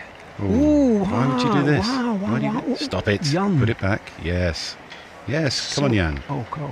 Much better, mate. Much better. Yes. He needs to Excellent. adjust his rhythm a bit. Agree. So Hideaki's only 4 pips up, so we've lost the cube window that we had when there were a few more gammons in the position. So now just hanging out, I guess, for a double 5 or a double 4 for Hideaki. Double 6 is good for the race, but you've lost that landing point. 4-5 is going to bring 2 down. Can't just cover and leave a direct shot there with ones. 3-2, I would make the 1 point here, but Hideaki finds the better play, unsurprisingly. 4-2 would be Double 4 is that's a winner, looks like. Probably the end of the game, depending on what happens now. And 4-1 is not enough to save it. No. And this is just a massive pass. Yes. I mean, not even the score can allow you to take this. You don't really want him to go to 4 away, but there's just nothing left in this position. Agreed. So 8 away, 4 away. More progress for Hideaki. And this is one of these interesting scores where, I think for a lot of people, I was talking about this with Seb on the commentary the other night, when you're 4 away and your opponent's further back, there's always the temptation to be aggressive in gammonish positions, but you have to be a bit more circumspect than you would be. It's obviously great to win the match in one game, but 2 points is super valuable here as well. So, and also the recube. If Jan gives a recube, his gammon value would be a full point. Exactly. I mean, this is a really strong, a really cool score actually right here. Yes. So 6-4 just runs. Jan's already having to think about the cube Mhm. with the score. I don't think he was quite there, but it He can't be finds the far off. clues. So is this double hit? That I don't No, know. we're hopping out. Mhm. So Wow. the anchor stops the cube. Oh, we can hit as well, but I think this is scory now. I Uh-huh. think at other scores you might want to hit, but now you don't want the volatility. You just want to make the anchor. Mhm. You know, he's outboarded. You're just in the game forever once you've made the 21 point here. So he's rightly having to think about it, but the score should be his guide here. So he's probably just having a look at the numbers now. He's thinking about the downside of this play, thinking about the upside. I don't know. The thing I like about making the anchor here is that you're pretty much in a 50-50 game Mhm. once you do that, and you know your opponent's got to really roll big, and you've got to really roll small for them to get near to a cube. Plus, you might have containment possibilities yourself. You know, there's still a blot for Jan to escape Mhm. from the 24 point. He's still got a blot on. Is that the 15 and the 11 points? Yeah, 4s are nicely duplicated also. It's a great play from 3-1 makes the Hideaki. 11, yeah. Yeah, 11's slightly yes. Ooh, he could have made the 10. Wow. Oh, yeah. He could have made the 10 once again because the Yeah. 11 point loses so much value Yeah. with the 5 point made. Wow, you Needed need a to more be aggressive alert for play there. that. So And now now he's he- going to make yeah. it. Good, good, Always good, nice good, when you good. get a Yeah. second chance. Right.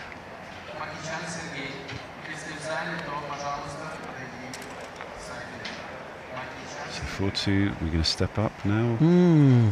It's an option, Wow, you but can make making the the 9 9. point and creating that outside prime, yeah, 11-5 is not the right idea here. No. So double 6 is going to make 2 points, is it? Hmm. This is really not what you wanted. You wanted double 5 here as Hideaki, but you know his structure is not really set up for blitzing. But it does Well, equal up the maybe race. it is. Maybe it is. 11 checkers in the zone, high stacks. Yeah, it's just that your opponent can enter high, and then you've got to extract past that. You know, Mhm. all of those blue checkers which are primed for a counter attack. Yeah. Yeah. This is an awkward position. I have the feeling here he knows what the right play is. He just doesn't want to play it because he knows how this game is likely to go. The opponent just enters, and as he is here, should just get this checker out into the Yes. outfield. Yes. Because once he's there and he develops a racing lead, he can use the cube. Was this in this match that he stayed on the 20 point and got pointed on with the 3-1? Where he should have left, or was that the previous match? I don't remember. Yeah, I can't remember, I'm afraid. So jumping out would have been better. Oh, look at this correct play here. It's the super ugly 6-5, sorry, 6-4, 6-1. Yeah. You know, That's a tough I one. mean, good players just don't want to make kind of ugly plays like this. I'm kind of tempted by 13-8, 6-4 here for in this position, Definitely. which Yes. I mean, you kind of, yeah. Wow. He's got a race lead is I guess the main point of why you want to make this play. Mhm. You just feel like there's just so much work to do here when you start burning checkers. You're just diluting your own ability to threaten your opponent when you're trying to extract your checkers off the anchor. Mhm. But actually, the computer, the second best play is the double slot in board. Wow. Yeah, and leave a direct. Totally 3. different ideas, right? Yeah, so this was the play I think I would have gone for as well. 6-2 hits. Yes. So Hideaki punished there. 4-3. So this is an interesting decision. Make the board. Yeah, no. And actually, I think this is also to do with the structure that Blue has.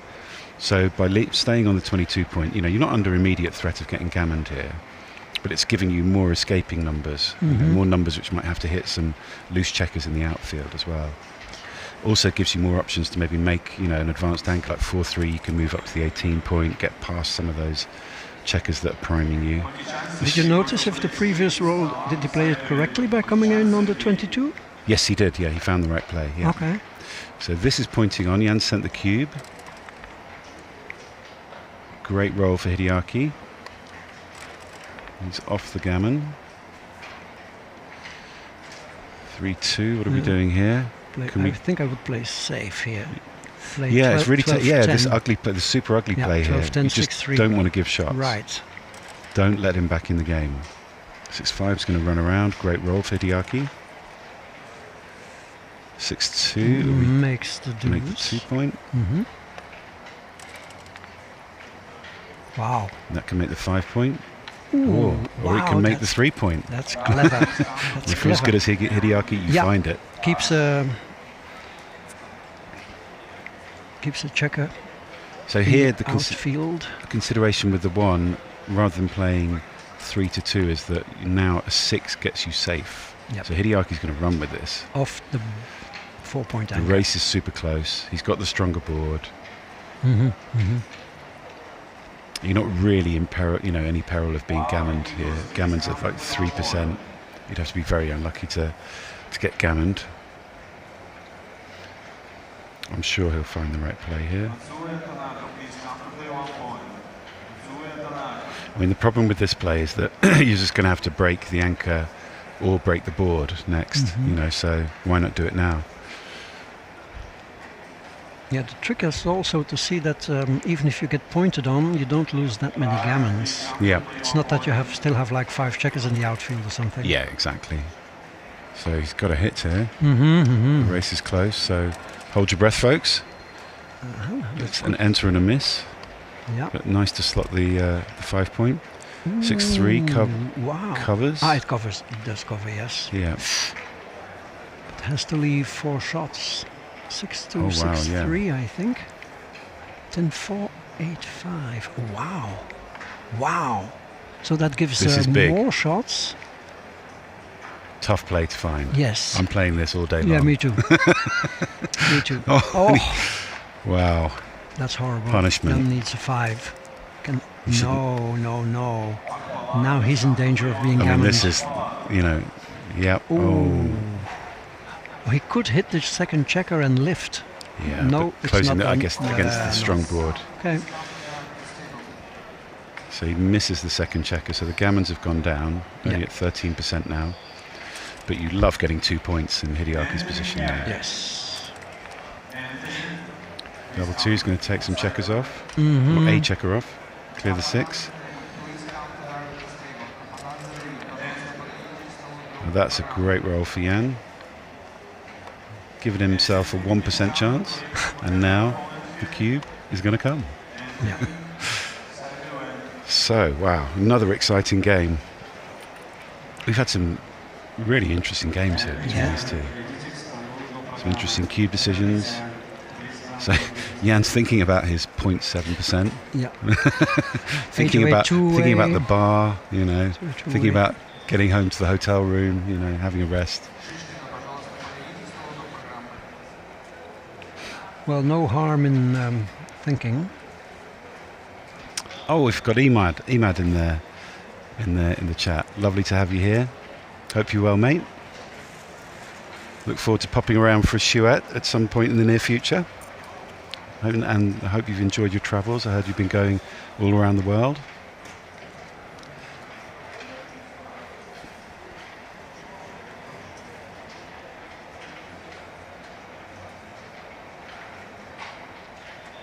Hideaki has a wonderful posture at the board. It's amazing how he's holding his countenance here, Yes, as his opponent's taking a long time over what is not a slumping, 1,000 obviously, blunder to take. No emotion. You can imagine in the inside he's going, take it, take it, take it, take it.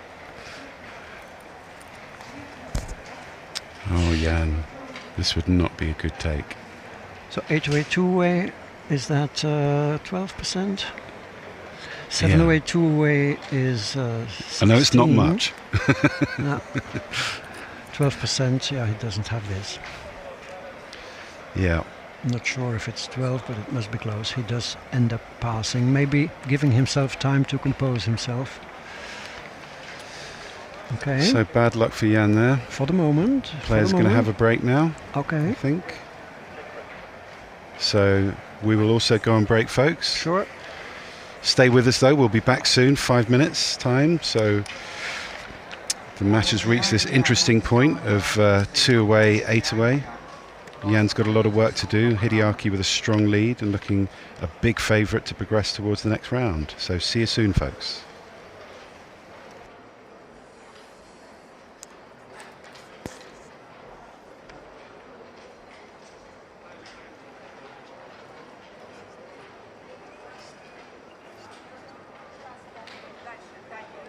Colin Zavidis, please come to the arbiter's table. Colin Zavidis.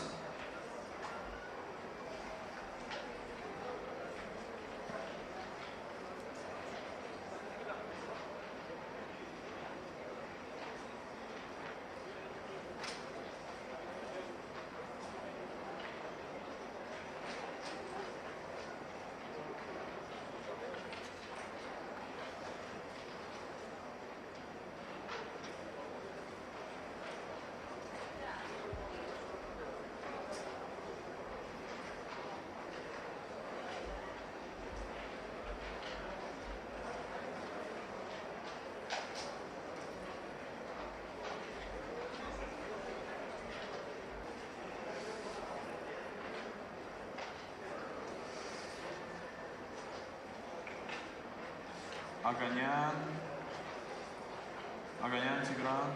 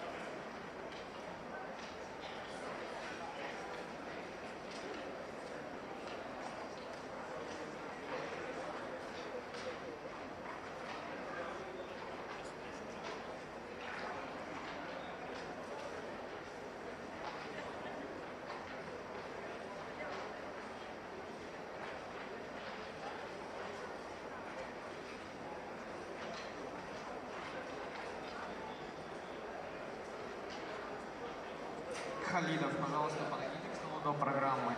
Халидов, please come to the arbiter's table.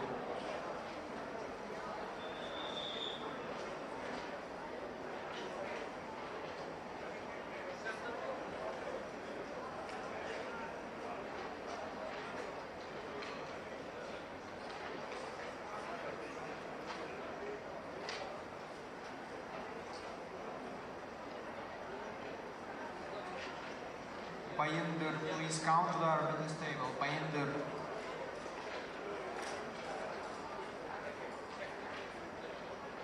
Dalons, просьба подойти сыграть однопоинтовый. Dalons.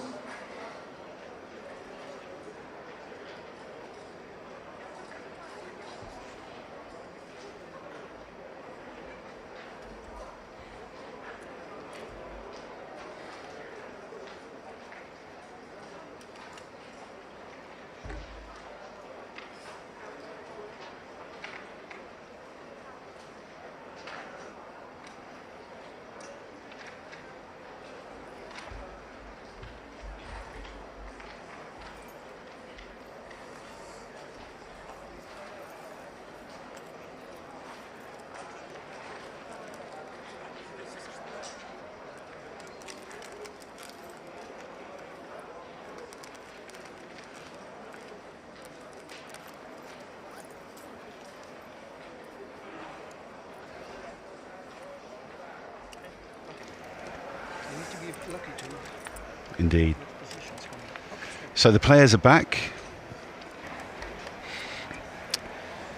Hideaki's opening with a 5-2. 6-3 is just gonna run, is it? No, we're hitting here, and that's probably scory. No. 3-1. We can either anchor or make the point, but the 5 point is generally stronger than the 21 point. So even at the score, we want to do it. I guess it's also now he's got that extra spare on the 8 point. This is a more even distribution of checkers. You're under no immediate threat. Finds the best play. Yeah, wins 3% more. So this is going to have to make the anchor and then give a direct shot. So I guess you'd like to slot here, but that's giving your opponent a double shot. Yeah, too big. Yeah, too big. But I guess he's happy with his play now. Yep. Yep. Again, Great the choice play. between Lover's Leap or going to the 11, but once again, the blot on the 11 doesn't have much value. So here he's going to play big with the 4 again, but it's not as big an error now. He's got a stronger board. 3-1. Do we step up here? Wow. 13-10-6-5 is the block is the bot play, but 22-18 was close. So this is going to bring one down and hit, I think. Not sure. Wow. Is he up in the race? Prime. Yeah. And keep it safe. I mean, holding game, high anchor, safety. It's this lesson again. I need this lesson. Well, it's in Mitch's book. Back check strategy. Yeah. Fantastic book. Picked up so much from it. Up in the race, high anchor. The prevailing concept is safety. Yeah. I mean, he finds it wonderful. He finds it great play. Yeah. I think it's just tough at the score because, like, your opponent does that, and then you you're like, want, well, I've got no volatility, gammons. you want The gammons action. have gone. now he can disengage. That's right. Yeah. Okay. Counting. Probably up 15 pips after the roll. Yeah, and you'll see that all variations here of just stepping up to the 14 point and bringing checkers in are all close. So. Yeah, I really can't see the value of staying on the 14 there. Who can roll best? Yeah. I guess there's a small angle that you can get here in how good you are at bearing your checkers in. This is a topic I like to nerd out on. Do you? To find the play that's 1 millipoint better than the other. Yeah. I can see the appeal of trying to find this idiosyncratic moves that the computer sometimes plays. It's interesting also to know if Hideaki were to build up a bit of a race lead when he could cube. Right. So I don't know exactly whether Jan's take point is like in money or a bit higher or lower. Yeah, I think the score is so extreme here that you're just happy to recube anything and get to 4 away, 2 away, right? And otherwise lose the match, So needs probably to be a bit better than for money. So Jan now has a cube. This is going to be a pass, is it? Wow, Yeah. okay. Pass territory. Yeah. Savage sequence there. Yeah, I didn't see it. I was watching the chat. I'm sure Hideaki will find the pass here. This is standard issue stuff. A 13 pip lead here. Jan's up to 81%. Yeah. His sort of checkers to bear in are also closer to getting in. Hideaki's got 2 on the 12 point there. Yeah. So correct double pass. Yeah. Another good bit of cube action from both players. So judging by the size of the error, makes me think that Hideaki's take point was slightly higher than for money. Because he was only like 1 pip beyond his moment of last take, and still it was 100 plus blunder. So this should hit. And you'll see that it's actually really close at the score to make the 4 point, which is investing in the structure rather than the more volatile hitting play. So here we want to enter and bring another checker down. So this is something that a lot of people struggle with. When your opponent's made this sort of slotted the bar point, you often want to enter and make on the the anchor. ace and provide builders against the glued Yes. back checkers. And also you're just giving them, you know, plays like this. Mhm. But a good Okay. response from Jan. 6-4 Yes. hits back. 2-1 is a misser. He's going to move to the 22 point, is he? Move to the there's a 23 or slot. slot, yeah. Wow. One of the two. Yeah, this was the natural play for me. Slotting felt a little bit big there at the score. So this is going to make the point and step up. All standard stuff. And he's having think about the builder. Yeah. Wow. Seems to be looking for complications. Yeah. Whether that's a good strategy against Hideaki, I'm not sure. No. Yeah, I'm not sure if he's favourite to outcomplicate Hideaki. No. Now jumping out looks good because you duplicate threes. Yeah. Great Yeah. spot. Sees it. Went ahead in the race. But yeah, that's an interesting option. Probably wins more gammons. No, it does. It does. Yeah. 3%, yeah. But you're sacrificing 4% wins. Mm-hmm. So this is, in a way, over-adjusting to the score, this play. Yeah.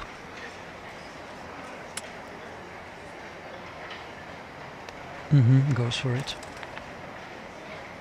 6-1, just tidies up. Hideaki's in a very comfortable game here. This is exactly the position you want at 2 away. Wow, this is forced. So Jan would have been in a much better position if he'd run, right? Yes, for sure. Double six has kind of wrecked things, and that compounds the misery.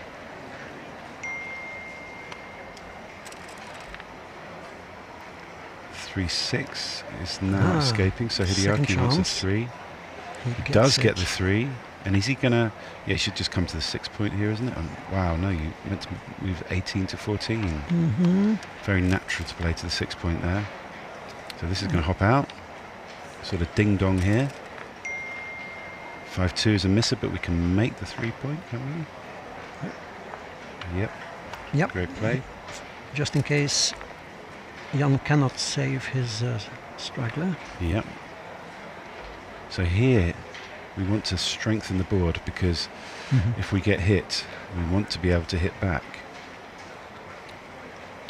So really nice bit of detail here. Always the instinct is to get as close to home as possible with the block, it's only reduce the one number shot, of shots. one shot less. This is 14 shots instead of 15.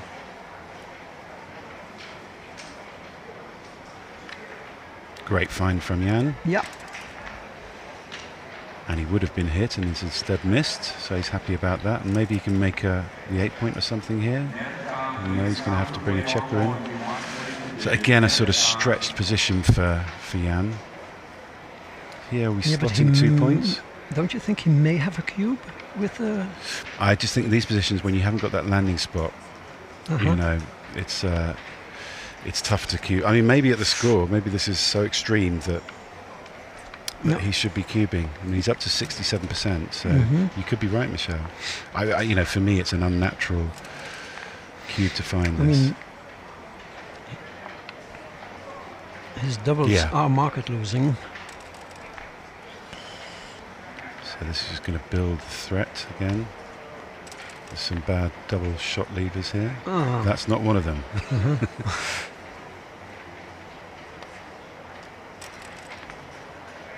Just going to bring 2 down.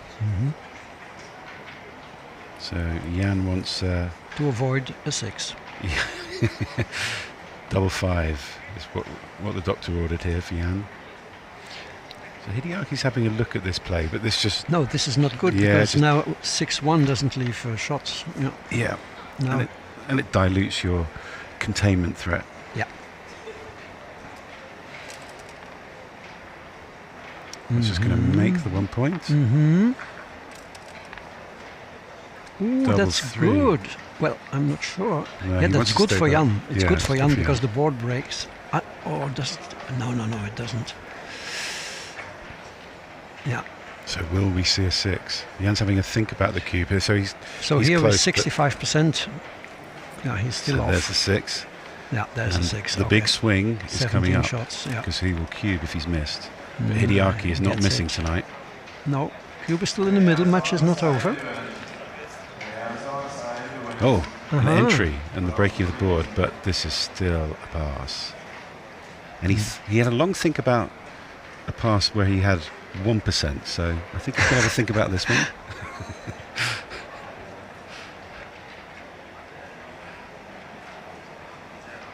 I mean, always as the leader here, you want to be circumspect. You don't want to be giving, an instant recube back instantly. But he's just like such a massive favourite in this game now. Jan's chances are very, very low. Even though he's ahead in the race, his board is crunching. 3 of those numbers are going to hit or make points with those spares. So you've just got to, another game that he was kind of winning for a while, and he's unfortunately had to pass the cube. So we go to Crawford,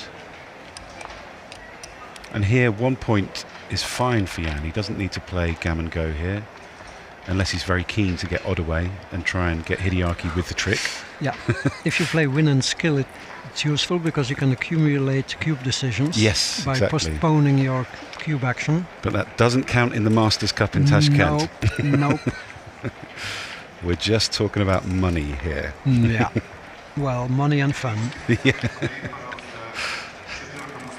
Sometimes they come together. Yeah. Mostly when the money is there, the fun comes with it. But you can have fun without money. I think it's worth saying as well. So where do we hit? And actually this is fascinating. Very close, so you're not making an error either way. But actually hitting on the 7 point, it's unstacking the midpoint, better distribution of checkers, gets your prime, sort of proto-prime going. Great find from Jan. Yeah. Lovely play. Punished for the correct play. So this, we've got lots of options here. We want to make the 20 points. And hit. 5-3. Then we can hit, yeah. Yeah, that looks... you prevent your opponent from consolidating. Great play. Stronger board. Wow, great reply. Yeah. So this, I think we're just going to do a bit of tidying up, aren't we? We need to make the 3 point. Well, you could make the 10 Yeah, also. I would have played this 11 to 8, so it's not quite as good as 18-15, but... 10 is not good. We don't have much time to really study. So, we've got a back game. You fan of back games, Michelle? Fond, not particularly, no. Okay. No. I'm not fond of positions where I can blunder. But they're fun to study. Yeah. I mean, Alex's book is really fun. If I play online and I'm in a 2-3 back game or a 1-2 back game, I check the book and nice. Study the peculiarities of it, but can't remember everything. Yeah, very challenging. And then this is a nice instance actually of where you didn't want to stick with the back game, and especially with that the higher anchors made, you're always looking to transition out the back game and sort of win going forward. Is this the better So anchor? interesting. I mean, it's very close. It's close. Yeah. Okay. Double 5 is a powerful roll. You make the 1 point, and then probably natural to play to the 8 point here, but XG wants to break with 2 checkers on the bar and just, the 18 point is your difficult point at the moment in the immediate future to clear, so get it done now. Great find from Hideaki. And from you. Or did you watch the XG? I saw XG. No, you saw XG. I saw XG. Okay. I fess up. No, that's okay. So, what's going on here? Is this Hideaki's roll? Okay, I would be tempted to remake the 17, but it's certainly not good. Yeah, I mean, interesting. I would play a 18 and 11, I think, here. I'm finding this one a tough one to find. Yes. Because I don't, 6s are blocked from entering, so I don't want to give him a good 6, whereas this... It's really an unorthodox position with Jan only having 5 checkers in his front position. So this is going to make the 11 and bring another one down to the 8, is it? Or not? No, we're just bringing the checker in now. Oh. So yeah, I guess the point here is that making the 11 point is a difficult point to clear against those two anchors. So you just want to bring it home here. Mm-hmm. And the other thing I think we need to be thinking about, given we're at Crawford, hit gammons, which are always a big factor in a back game for the player playing forward. It's just not a point for Hideaki here. He only needs 1 point to win. He doesn't need 2. Mm-hmm. So this is just bring it home as the strategy. Mm-hmm. Tidies up there. This could get awkward for Hideaki. He's got 5 on the midpoint to clear. 6-1 leaves a triple shot. 3-1 makes the 2 though.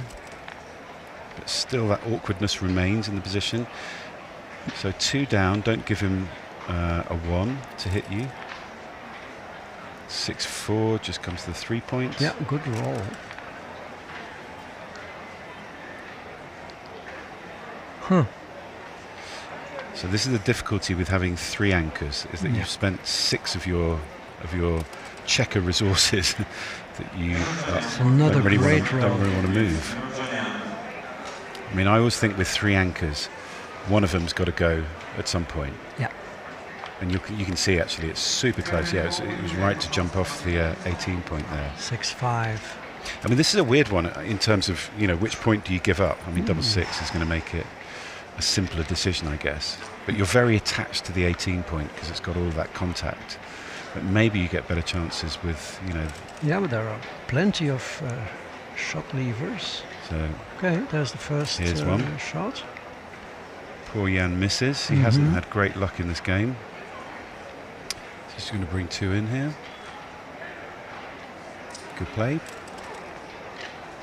Double 5 is, I'm going to use the phrase hammer blow again. Yep. For the second time. 95%. But still lots of shot levers here. No, not really. 87 only.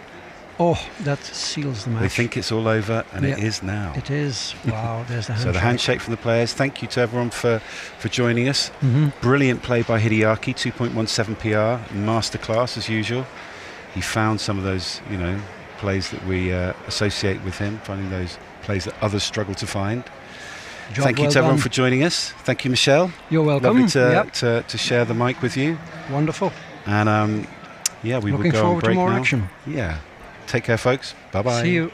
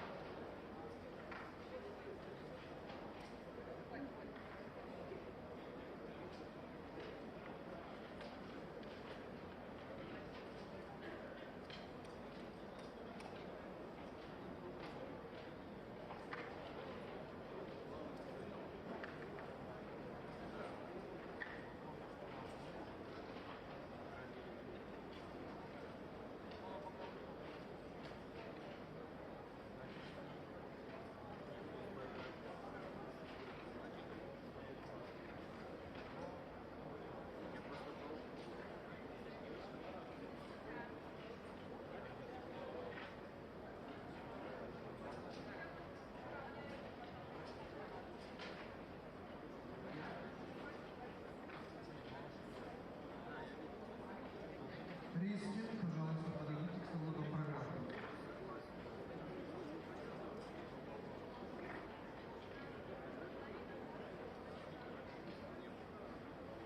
Санитов, пожалуйста, подойдите к столу до программы.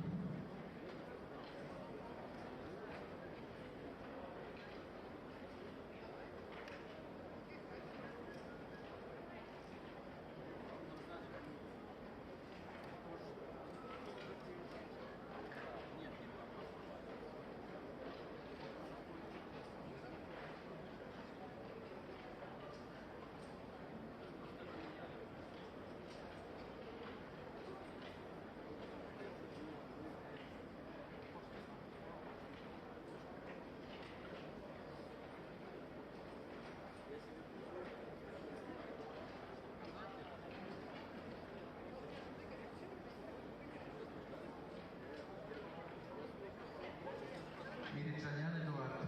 Горд, можешь ему позвонить, пожалуйста? Его нет, он должен.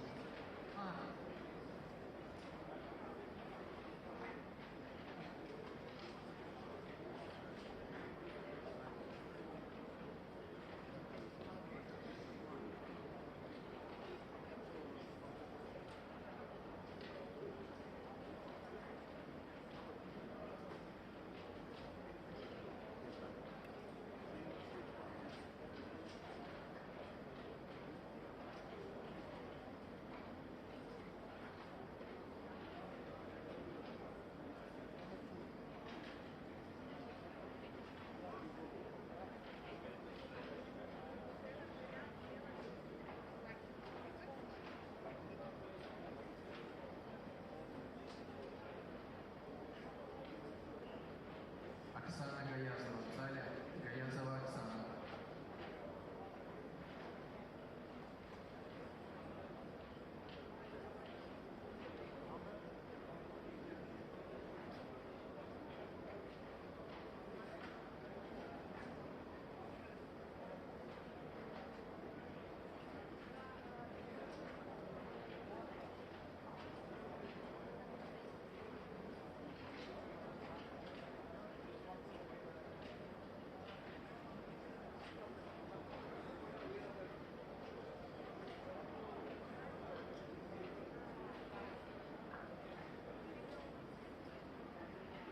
Елена Ганжа в зале. Елена Ганжа.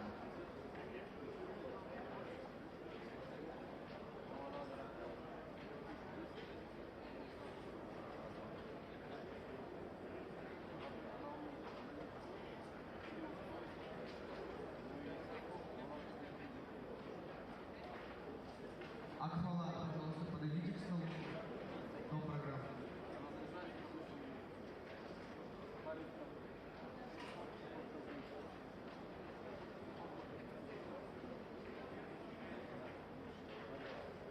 Akfola, please come to the arbiter's table.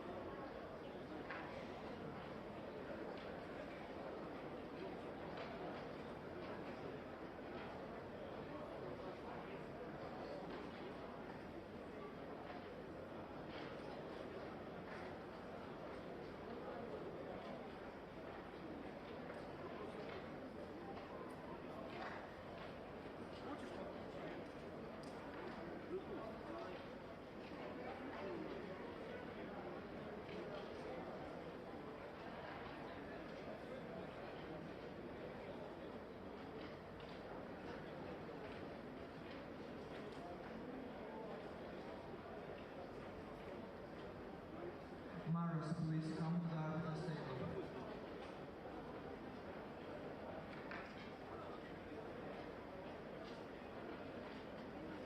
Никитин, просьба подойти сыграть длинный блиц. Никитин.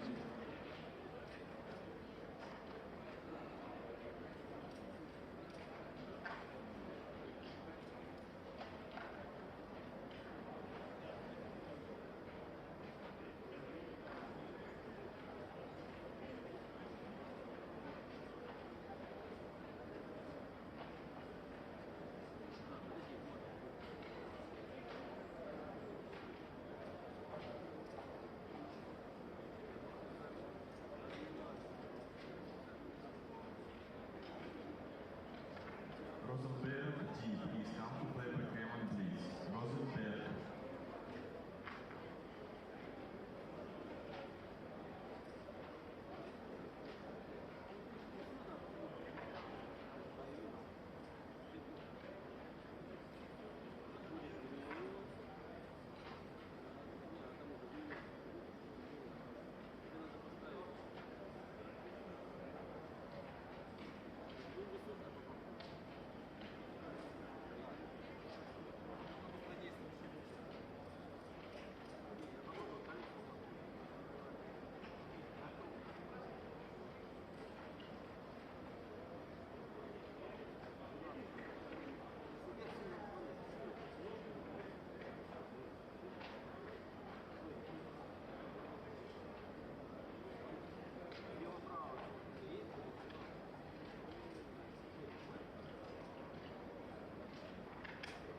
Мехтиев, пожалуйста, подойдите сыграть однопоинтовый. Мехтиев.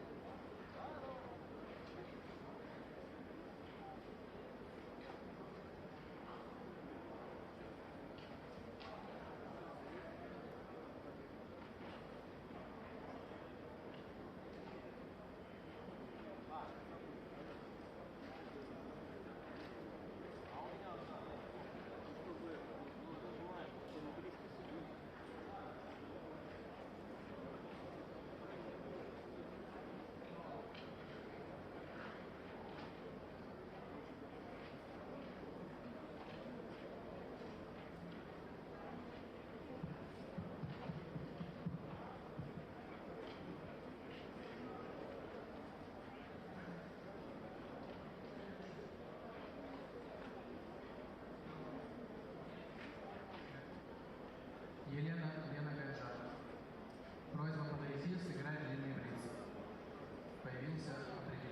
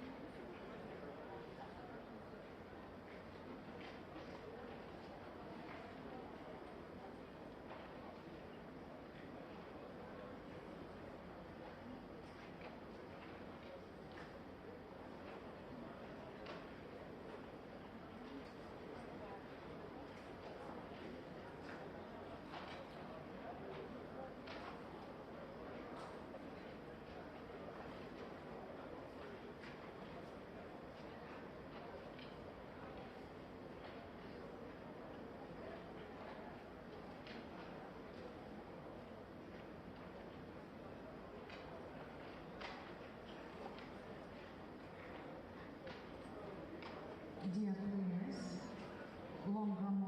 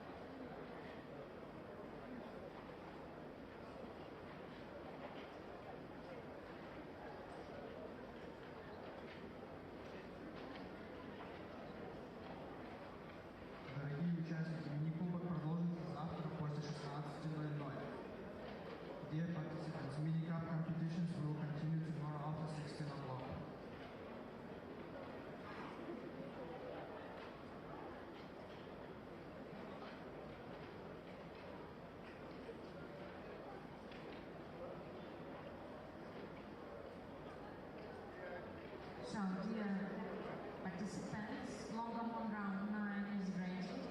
Please take your seats. We will start in 5 minutes.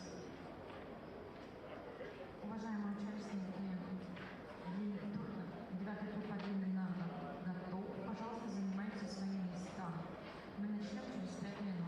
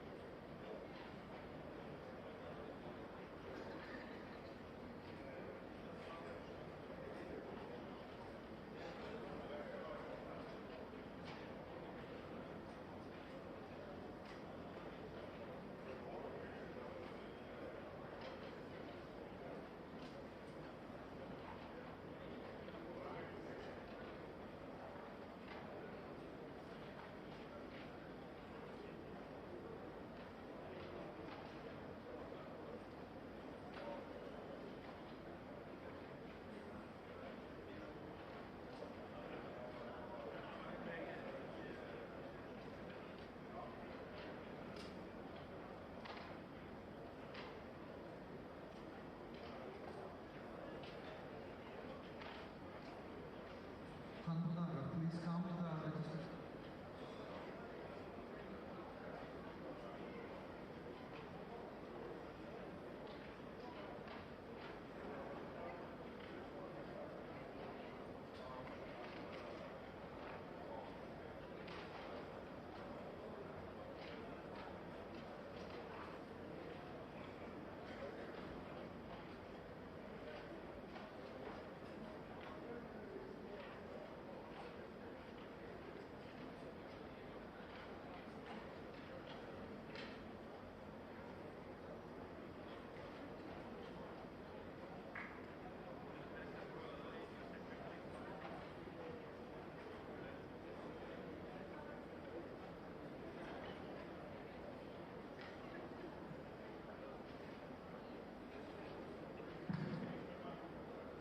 Участники турнира по длинным нардам.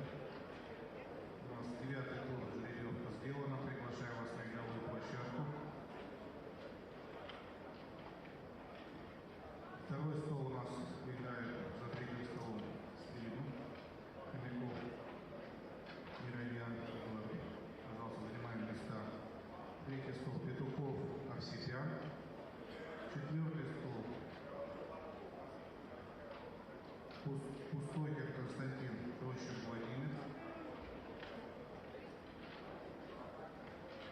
На пятом столе у нас встречаются Зухаров Меликян.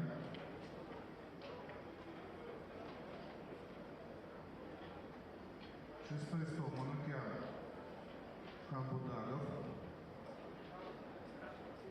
Седьмой стол Сарлян Роберт Сагубачев.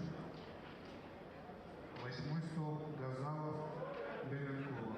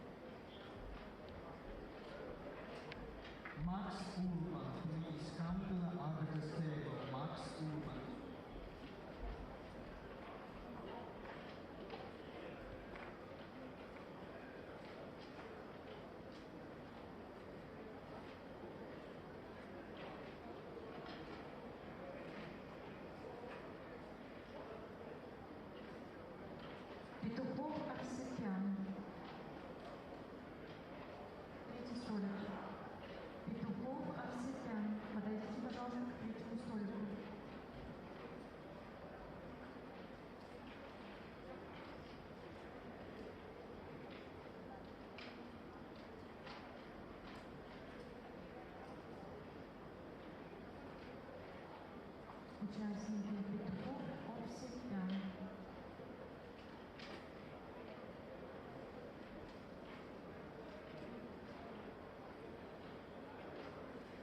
Петухов Овсепян.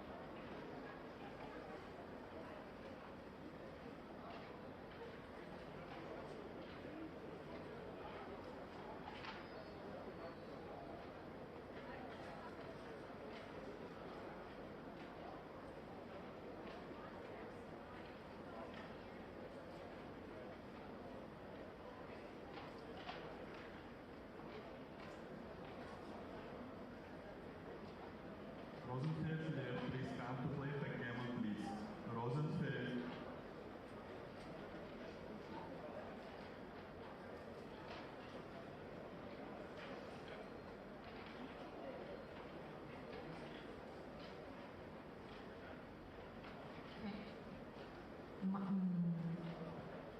Master Cup is ready.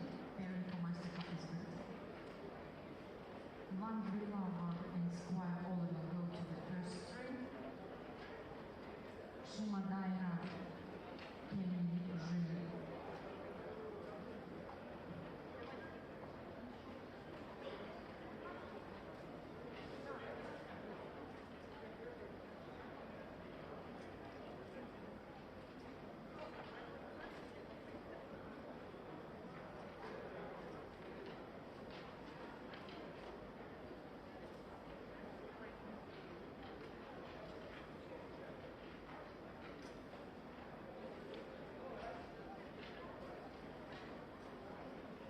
Max Urban, please come to the arbiters table. Max Urban, просто по целую программу.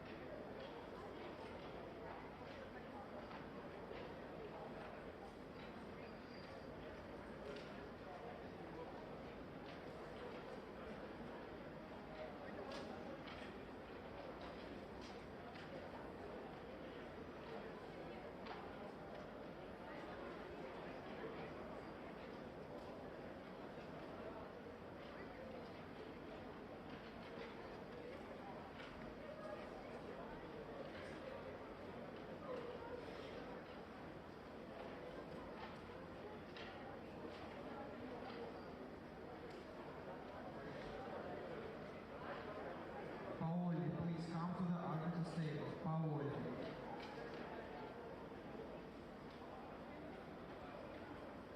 Kenan Hassan Satapir. Okay, играет.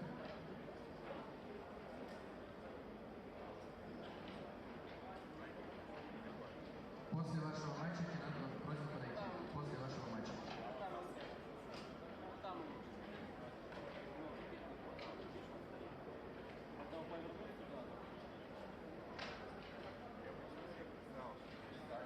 А, тогда вот это повернуть сюда. Нет, повернуть вот это.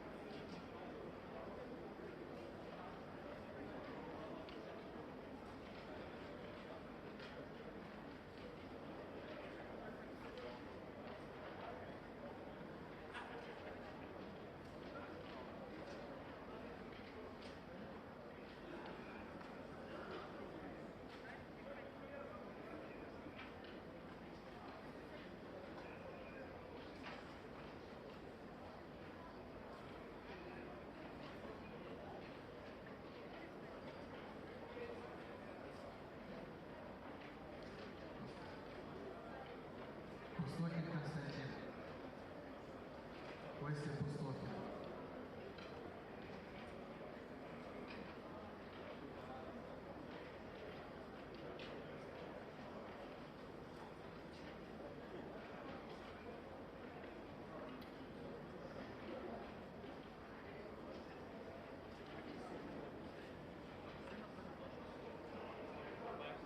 Пустотин Константин.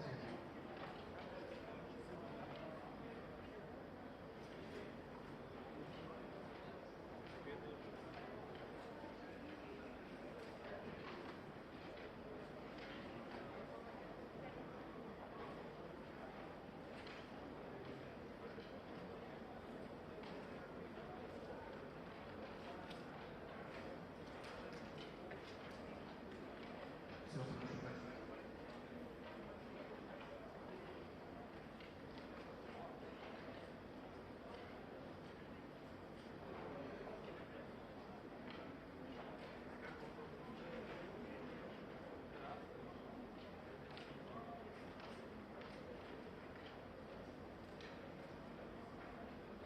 Arlovsky Jurgen, please go to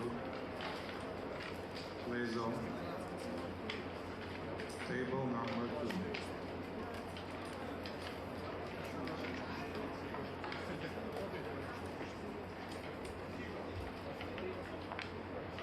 Уважаемые участники, мини-кубок продолжится завтра после 16:00. Dear participants, mini-cup competitions will continue tomorrow after 16 o'clock.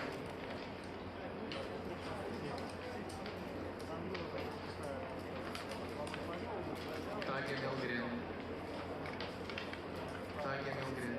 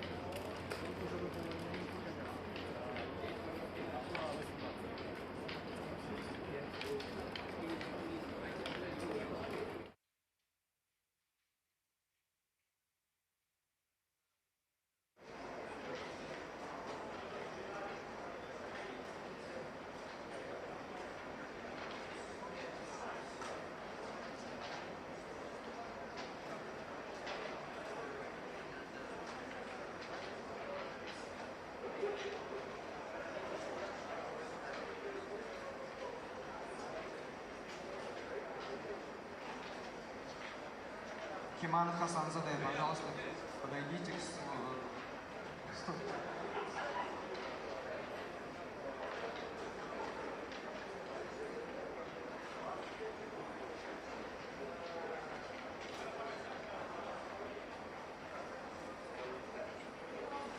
Химан Хасанзаде, пожалуйста, подойдите к столу до программы.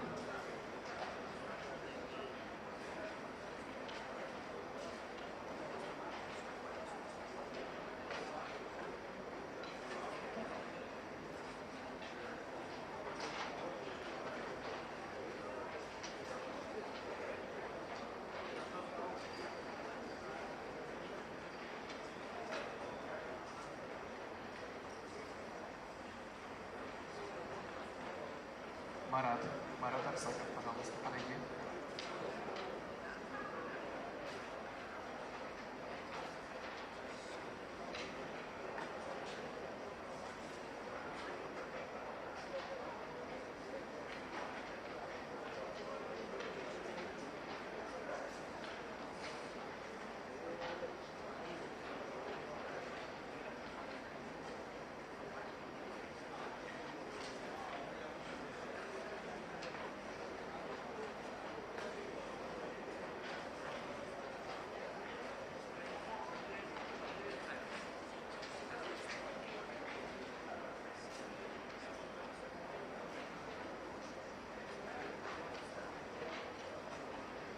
Киман Хасанзаде, пожалуйста, подойдите к столу доп. Программ.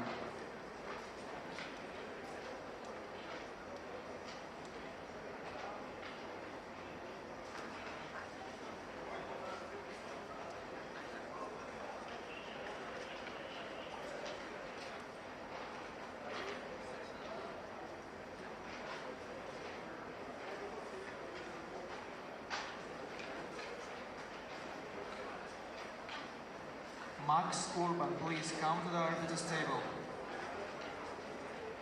Max Urban.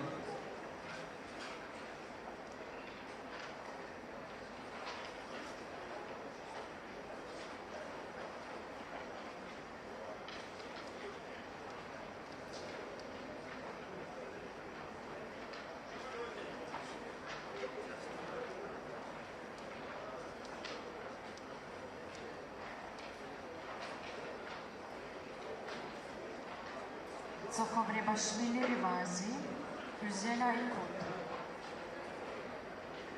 Tsokhovrebashvili Rivazi.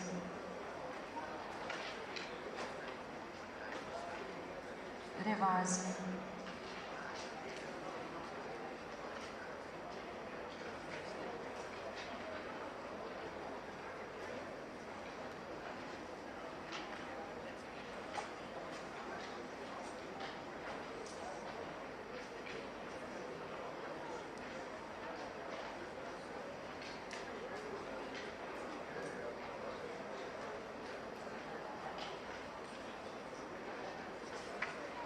Bandaoğlu Ümit. Bandaoğlu Ümit. Masa 8. Bandaoğlu Ümit. Safaran Vagel.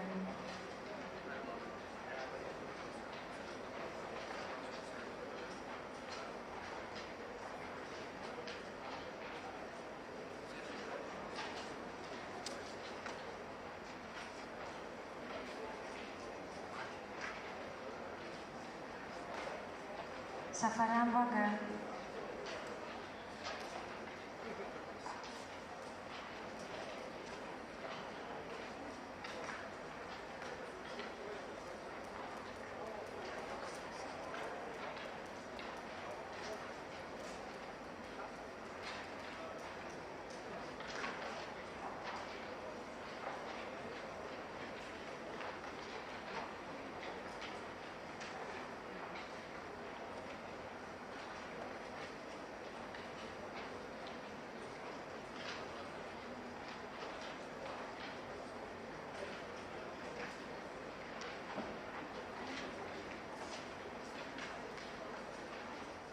Умарбеков, пожалуйста, подойдите к столу до программ.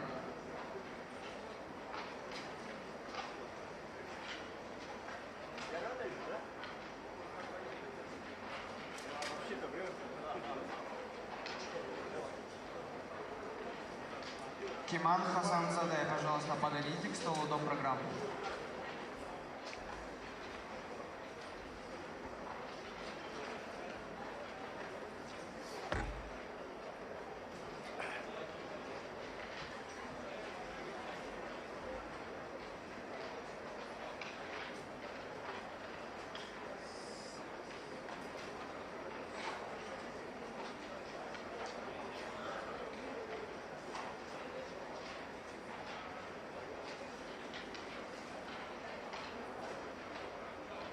Oliver Squire. Squire. Please come to play Super Jackpot. Oliver Squire, first stream. Come to play.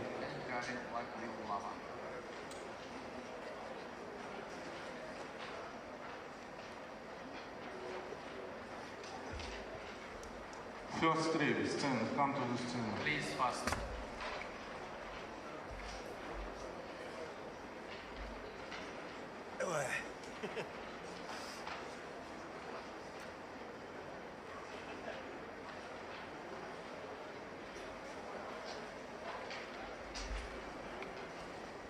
Гарри?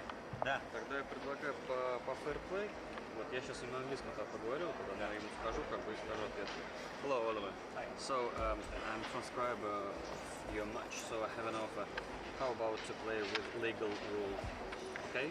I mean, for example, if you played something wrong or you roll 6-5 but you play 6-4, I will interfere and fix, okay? Is it okay for you? Yeah. Because we have live transcription, alright? Yeah, it's okay. Okay, so 11-point match, right? Yeah. Okay, please not start without my command, okay? Okay. Just on me.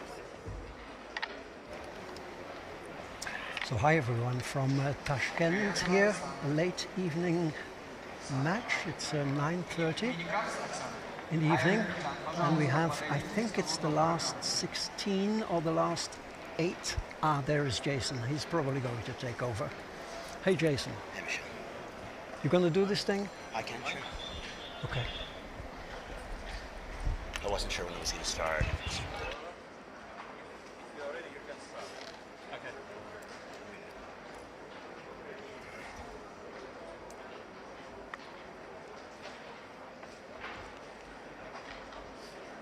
Olive, Dubai. Yeah. Yeah, I remember. Hi, everybody. I apologize for the slight delay. You know, getting a Yandex here in Uzbekistan, occasionally it arrives late. It drives you in circles, you know. Better living through technology. But we're here for the start of the match. I'm Jason Pack, and I will be your commentator for this very interesting match. Oliver Squire, one of the best young British players, best young players in the world, against Gary Lagvilava from Russia. I have actually played him already. So the match has started 3-1 double 5. It's a very standard opening. And now with the 2-1,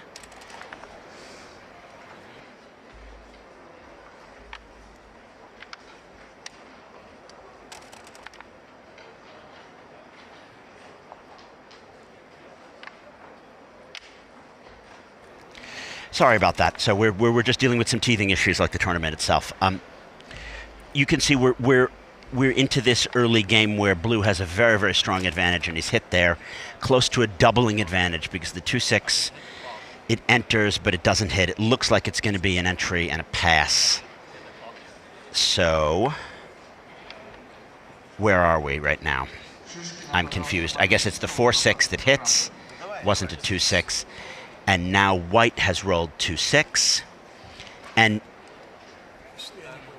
he can't enter and hit. We're having a delay with the stream. There's some problems, so sorry for this. I will reintroduce myself again. I'm Jason Pack. We are in the Masters Cup, which is essentially the super jackpot of this tournament, and we're deep into it. This is the 4th round, maybe the round before the money round, or the round before the money round. But we're replaying these moves multiple times because of some transcription errors, as I said, teething issues like getting around the city. And he enters with 2-3, which he can either make the 21, which is what I would do, or he could make the 22. Making the 21, it looks like he can take the cube, because this is a strong holding game. He has those 2 goalkeepers, and it's actually quite difficult to clear the 14 and the 13 simultaneously. So the question is this a double rather than is this a take? If I'm Oliver, I might not want a double having such a huge edge over Gary Lagvilava in terms of skill. I wouldn't want that equity. Oh, and he insta-passes. That's clearly a take because it has holding equity like a holding game, and it had some back game equity. The contact value really favored Gary Lagviliava there, but he just passed. And so we're seeing in this first game Gary playing over a 40 and Oliver playing under a 4. Michel is back wondering about his coat, and we're going to say good night, Michel. We hope we get to commentate with you tomorrow.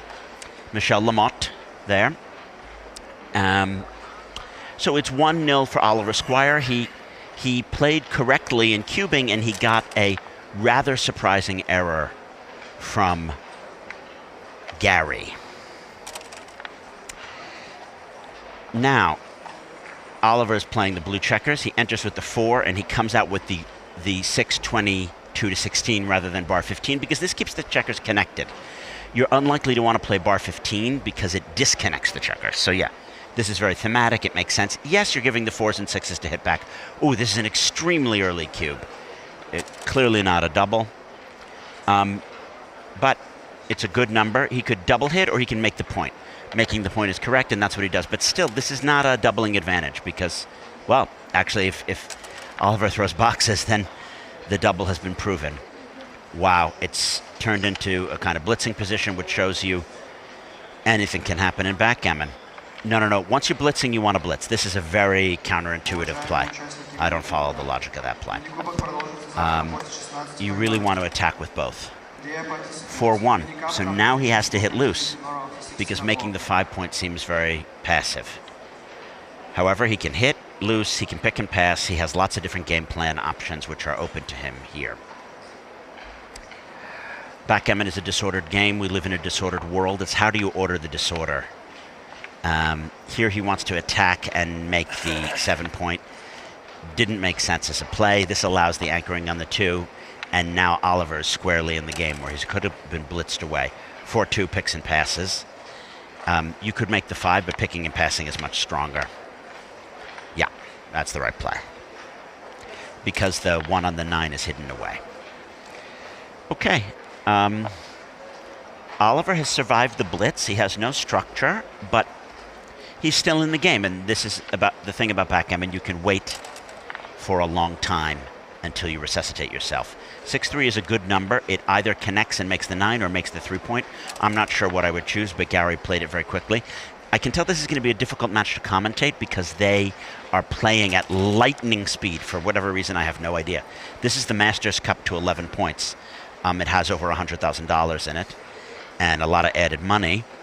So you should take your time. You've got 22 minutes on the time bank. 6-1. He just plays fully safe. 13-6. I would have slotted because it duplicated ones, and it's, yeah. So he gets hit, and I would guess you play 13-11 here. You could play 13-12 so as not to create an extra blot, but the key thing is to try to cover the 5. This is fine, but it because Oliver has 6s to jump out from the 23 to the 17. They're really playing at quite a tempo so far. You have to play first round today. Nice, it's slowing down. And yeah, he makes the natural play, playing with only the 3 blots. 1-3 is not a good number. It forces an extra blot. Bar 22, 6-5 is the natural play because you slot the point that you more want to make. Whereas coming in on the ace and playing 6-3 is less natural. You're slotting a point that you want less, and it's harder to escape. He's kind of, as we would say, forced to play good, and he still makes the wrong play. Wow, that's a very basic error. 6-3, the 3 covers, and I would come out with the 6, 23 to 17. Yeah, that looks very smooth. And now 6-4, he's not really punished for his mistake. He could pop into the outfield, duplicating the, well, it doesn't duplicate. It would give 2 6s and 1s. He could also come out to the bar and play the 4 in, and this play, clearing the 9, looks quite weak. Looks quite weak because he's disconnecting his pieces. And 3-1. So the natural human play is to hit. The computer is suggesting to not hit, but humans hit and make this play. Yeah. Hit and 6-5 is what all humans would do. I wouldn't even look at the computer plays of not hitting. So this looks correct to me. Ace-5 is a really bad number. Do you attack or do you play 6-1? I think you should attack, yes. But you can still see the disconnection. A hit from Oliver and he's essentially won the game. 5-4 also is a great number because he can come in, and I would play 13 to 9, you know, just slot on the outside. But this is fine. It buttons up. It saves an extra, and it saves an extra blot. You can really see the disadvantages that occurred to Gary from his loose play. Yeah, he's got a split now, and despite having been in a commanding position, he's now close to facing a cube. I wouldn't think too hard about cubing if I was Oliver, because you don't want a guy that you're so much better than to have that volatility. But he's thinking that's good, take your time. You want to determine if it's technically a double. It's not technically a double because blue is outboarded 4-3, blue is behind in the race. So he has position but not race and threats, and if we're using the Pratt criteria, blue does not have a double. Good, he rolls, very smart. And it is interesting that they give him the English flag rather than the British flag. And Oliver is English, but he's from the north of England. I think he would consider himself more a Brit than an Englishman. So 5-4, it just attacks deep, and even though you don't want to make the ace point, white is really disconnected and he has almost nothing. And he fans with boxes, so now we have to think about if we have a double. We're not ahead in the race, but we're so ahead in position and threats. I guess the threat is to pop a 7 or to make an outside point. It's a good redouble, but it's a snap take, and that's the danger of doubling. It gives your weaker opponent the ability to throw 1 or 2 jokers and be back in the match. Well, it looks like this is going to be a quick match because we could see a gammon for 8 here or a recube to 8. How do you play this 4-2? I don't think you want to leave a fly shot because a fly shot can, you know, just turn everything around. There is the 2 down play, but then it leaves 4 shots in and 6. So I think you just want to play safe, 13-11, 10-6, and the computer agrees. And over the board, that's what I would do. I would play safe, hold the anchor. I'm very scared of my opponent against whom I'm trying to limit gammonish volatility from all of a sudden just throwing a super joker, which would strew disorder. You know, you can't let the guy block the straight if he moves. You can't take that kind of risk. So it comes down with the 2, and this is the start to the correct play. And you can see Oliver is a very methodical thinker. The 4-13-9. Oh, this is the big play. It certainly is stronger when you get away with it because then you have attackers, you have blockers, and you're only giving the 4 shots, 2-6 and 3-6. But those are too scary for me. I personally would not feel comfortable with this play. And he's putting it back. I mean, hopefully he doesn't hear me. And he's considering coming out. This is also crazy because although it doesn't hit, you have 3 blots and you're behind in the race. You just want to, you know, have that anchor to hold on to. I would be too scared to do this move. It also is kind of counter-thematic. You usually want to control the outfield when he's likely to pop out into the outfield this turn. But he's not in. He's on the bar. So you want to come in to be trying to make your own outfield points. You want to be targeting the 8 and the 9. So Rowena, a good friend of mine, asked, what tournament is this? This is the Master Cup, which is essentially what they're calling the jackpot here. And it's nice to see you, Rowena and Marin. I really appreciate the comments. Please keep... please keep commenting and let me know what you're understanding and how you see things. So now he's considering the 2 down play. Again, it's good when you get away with it, but I would just play tighter because those 4 super jokers that he's giving can lose him the whole match. I don't know if he's toyed with the computer play. Oh, the 2 out. This is real blunder potential, as Mark Olson would say. I get that he wants to control the outfield, but this is just too loose. It's going to be difficult to clean up later. You really got to think about your risk tolerance and limiting gammonish volatility, you know? Okay, so he does this. So it's the second best play. It's a natural looking thing. But it gives Gary those 4 super numbers. And he doesn't throw them, but he's still in a good position. He makes it, and he makes a 5-point board. So now Oliver is regretting his cube. 5-3. He may not want to leave a direct shot, so you might want to just play 10-5, 9-6, the very passive play, or 13-10, 9-4, which also lifts, but is kind of disconnected. you might just want to bring them in. And this just leaves the 8 shot, and double 2 is blocked, so it's only 5 numbers. And on all 6s, he's forced out, so you really don't want to get hit. Again, you want to limit Gaminish volatility here. So just whatever is safest is the play that I'm going to make. And it appears good to own that point, but it's a Cinderella point 7 away. It doesn't do much for you, and you're leaving more shots. So you want to do whatever you can. Exactly right, Marin. It's the 11-pointer. It's the next Masters jackpot. And Oliver finds the right play here. Good play. It's an illegal roll. It didn't go through the baffle box. Worth noting, because you're seeing the St. George's cross there, the English flag and the Russian flag. I think Russia also has a connection with St. George, so that's like a deep, deep connection. Oh, wow, what a number. He's getting to a cubing advantage. It's unbelievable. What a supreme number, which showed you why Oliver might have wanted to not double there. And does Gary appreciate that he has just thrown a number probably worth, I don't know, $10,000, $15,000 of equity? He does. He recubes. If the guy was 6 away and you were holding him, it's probably a take, but at 5 away, it's way too many in the race. So Oliver snap passes and is probably kicking himself both for his luck and for introducing the Gaminish volatility against an opponent that he's superior to when he's behind. So now it's 4-1, and obviously there's a lot of match to go, but you know, when a guy's playing 20, you just don't want to give him that opportunity. We're seeing the PRs here. He's playing 19.4. So Oliver should really not be playing like the computer here. There's still a human element in this game. When you're playing for real equity, you want to limit that Gaminish volatility. You can look at my article about the 2014 Monte Carlo final, Lars Trabold versus Slava Priatkin, about limiting Gaminish volatility. And both Slava and Lars, who played that famous match that resonates down the ages, are here with us at this tournament here in Tashkent. And they're probably both going to be in Tbilisi because the game is really picking up and we have lots of opportunities to get in the action. Blue has 6-4 and he correctly makes the 4-point. Oliver throws a hitting 2. Should he double hit? Should he point? I think you double hit. And what do you know? The computer thinks you double hit. Good to know. I wouldn't like this play. It seems too passive, and it gives good 6s. You usually don't want to give a guy good 6s from the bar. Boom! He throws the good 6 from the bar. It shows if he had just double hit, he would be in a great position. Yeah. Yeah.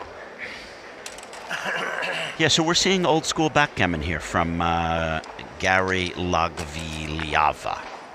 I wonder where in Russia he's from. Yeah, it's interesting meeting all these international players. It gives you more equity in the tournament. It shows you that the game is about more than just making the computer move. It's about playing the sensation, playing the feel, being in the room, all that kind of stuff.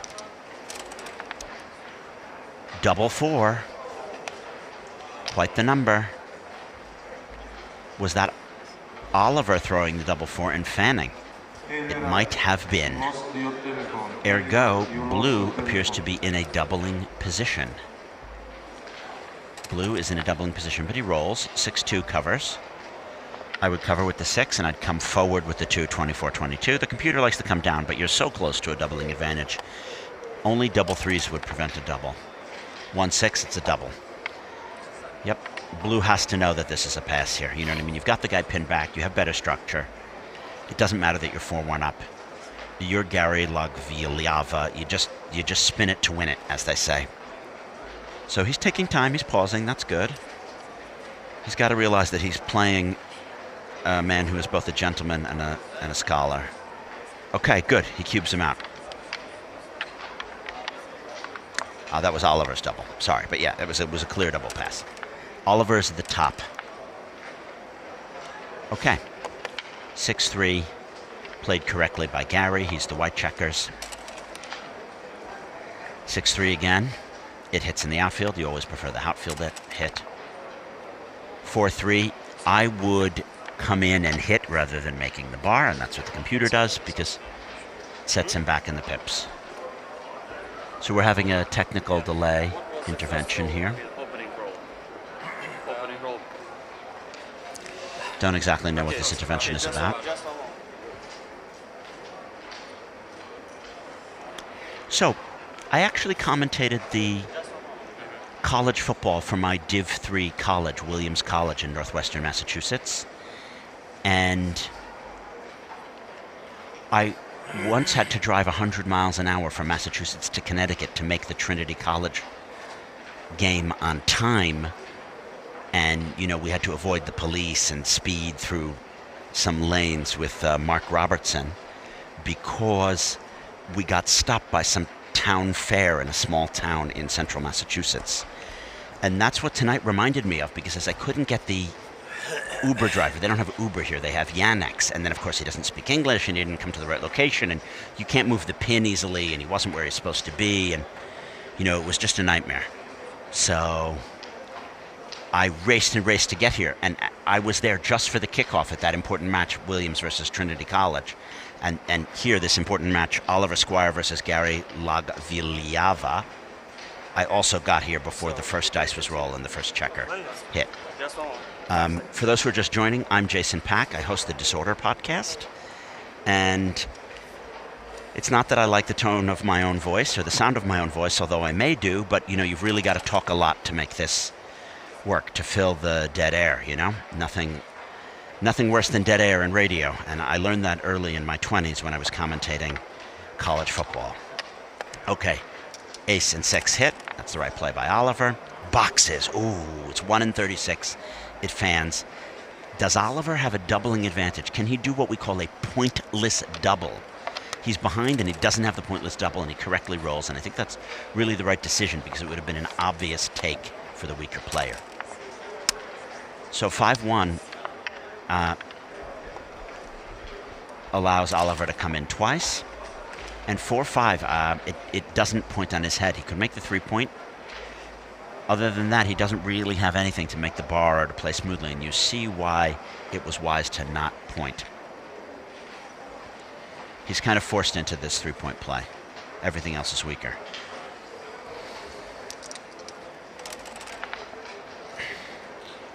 Yep, you want to make the golden point, which is what the 20 is called. And the 5 is natural, it comes down.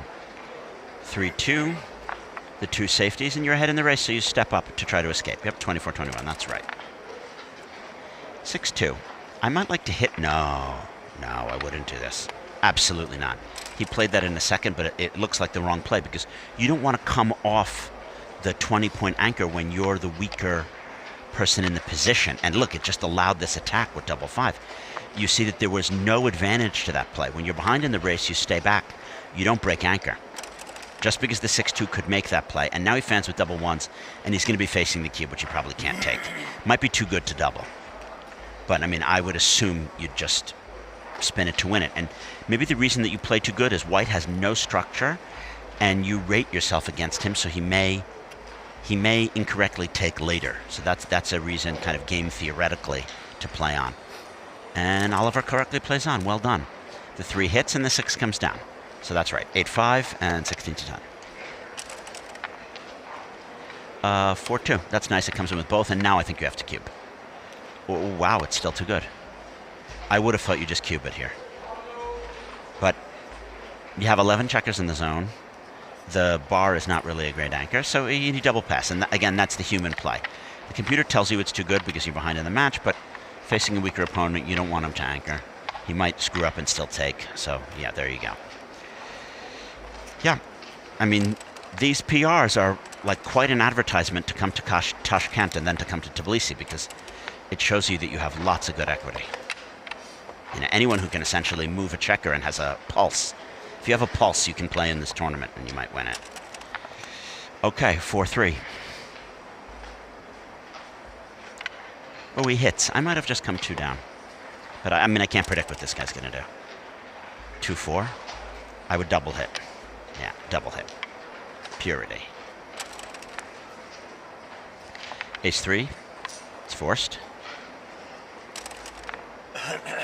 2-5. Covers. And then, you know, you want to come out to the bar point because you're ahead in the race and you want to anchor there on that bar point.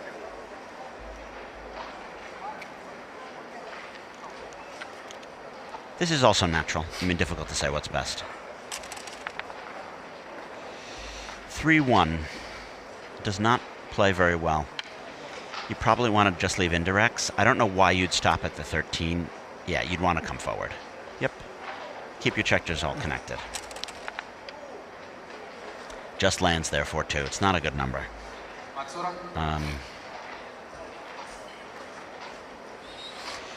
This is difficult to play. Sometimes when you roll a non-good, nondescript number, you don't know what to do.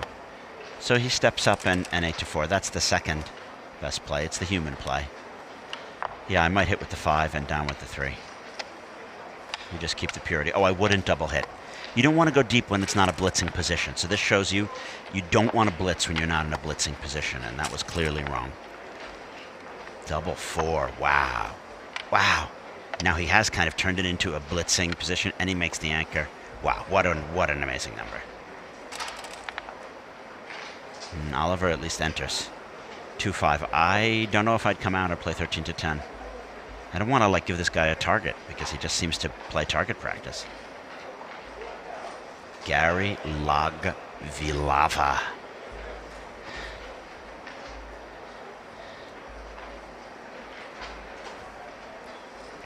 We are watching the International Backgammon Federation Masters Cup in Uzbekistan. This is the Asian Grand Prix. And in this Asian Grand Prix, there is a lot of added money. And this is the Masters Cup, which is like the super jackpot event. Brandon Macklin has written in the stream, I think I have a pulse. Should I get a ticket? Yeah, you should have been here, Brandon. I would love to see you. I mean, when I think of a man who could hustle the whole former Soviet empire, a man who was post-Cold War, post-conflict, post-global order, and post-rules-based order, it is Brandon Macklin. We're talking about one of the best money players in the United States who made the finals of Monaco. He lost to my friend, the one, the only, Johan Moazed. It was a great match. I suggest you check it out. Yeah, Brandon. Okay. Yeah, if you have a pulse, you should be at this tournament.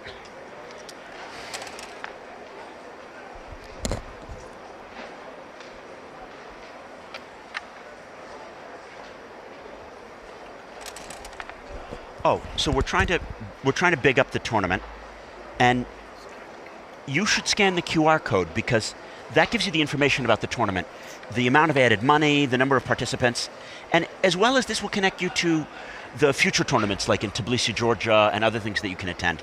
Fascinatingly, we can see if you scan the QR code, there were 460 participants and over $800,000 US.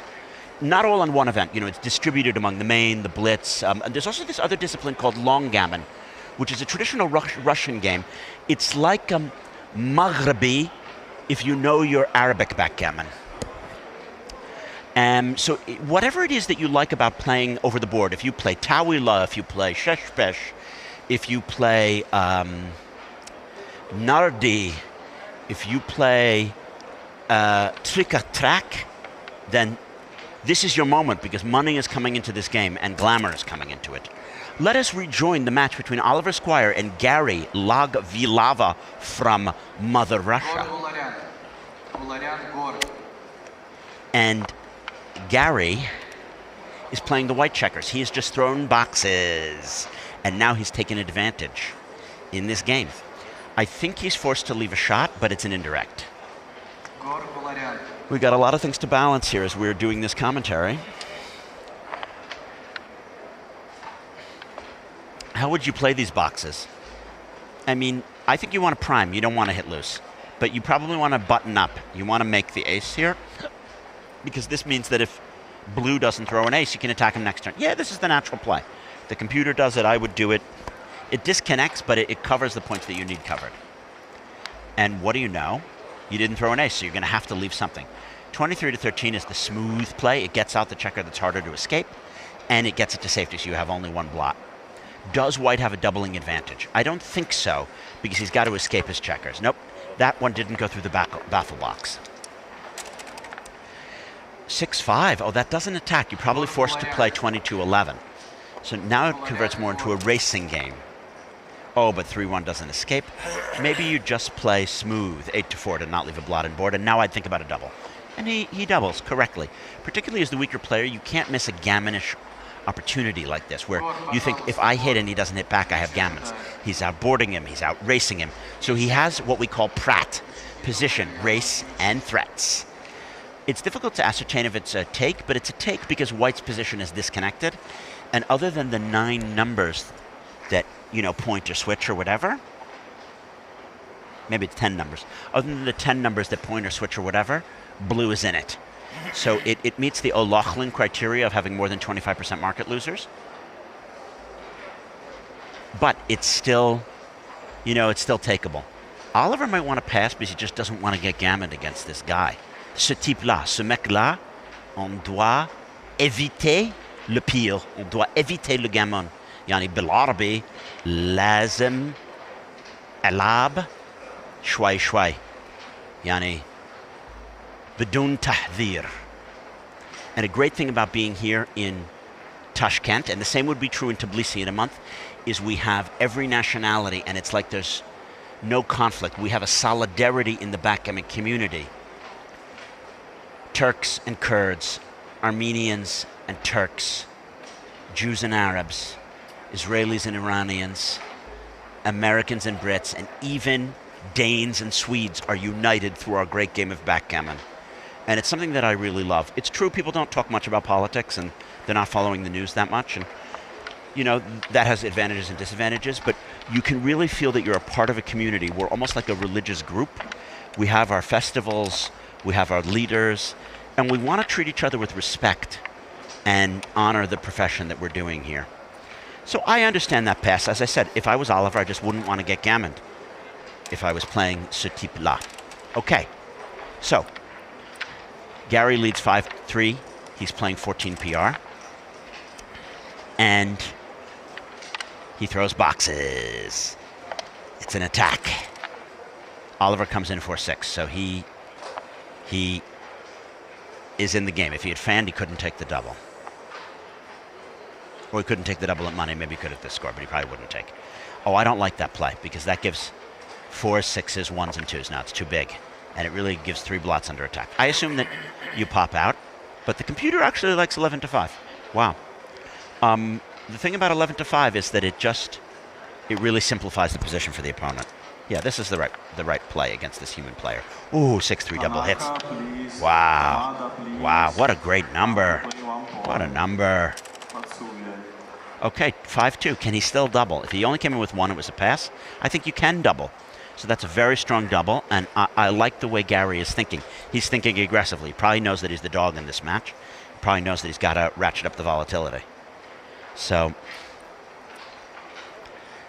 does Squire know that he can take here? He is facing a 10 in the zone blitz, and he has no structure. But he's behind. He's behind, and he's 8 away. And when you're 8 away, you can recube to 4, making your own gammons fully active. So this is a big take at this score, and it's a game theoretical take. And I think it's a game theoretical take even against a weaker opponent, because if you anchor and you begin to get some structure, you can just reship the cube. You know what I mean? If, let's say he attacks you and then you anchor on the 2, and you create some structure, just the 5 point or the bar point, you're getting close to a doubling advantage, and the guy may take when he's not supposed to. Nice take. Ooh, exciting, exciting. Let's go. Let's go. 2-1. Oh, nice number of points. Very, very nice. Very nice. Oh, 3-1. Rough for Oliver. Rough. Rough. Deuces. Would you switch 6-2? I would, because you're blitzing and you just can't let him anchor. This is all about keeping him on the roof, picking up that 3rd checker. And once you've picked up the 3rd checker, you just gammon him, you know? You just don't want him to anchor. So yeah, that's the correct play, and it's the natural play. I know sometimes people don't like to switch off their 6th point, but it's right. So Oliver just is praying to get that anchor. 4-2. The 4 hits. I would come down 13-11. I wouldn't split because everything's about covering now. Ooh, ace is unlucky. Unbloody lucky. Wow, and he covers. And the 5 is forced. It allows him to pick off those 6s, and now he's way, way, way above 1 equity. He's more likely to gammon than lose. 6-3. I might come down with 2. I might come down with 2, because if he comes in with the 6, you just want to pick and pass him. 1-2. Okay, okay. Also, the play that the guy did duplicated his own 2s, but it worked. He hits. He hits. And it doesn't matter if he shifts 24-13 or 16-14. That's probably wrong, this play, but it doesn't matter. He's just in a commanding position. Because he's got to hit loose here, prevent him from anchoring. 5-4, hit and pass. Oh, the computer wants to leave it slotted. Okay, the computer likes this play. I would pick and pass. 4-1, wow, now we can just close them out. Boom, you close them out. You can even go for BGs that win the match. Parce que le bougie-wougie, il gagne tout le match. Okay, 5-3. You just want to play smooth. You don't want to put your checkers all on the same point, so I would come out to the 16 and down to the 13. No, I wouldn't do this because you want to have your checkers as diversified as possible. And I would play 13-6 to put the guy on the 6 point. And you don't really play for a BG in this position. It's if you get lucky, you get the BG. You play for the G. It must be really tough to be Oliver. He has very good mental control and body control. Like, he's obviously feeling it. He wants this equity, and he's not going to get it. But he's staying calm. You know, because even if he gets G'd,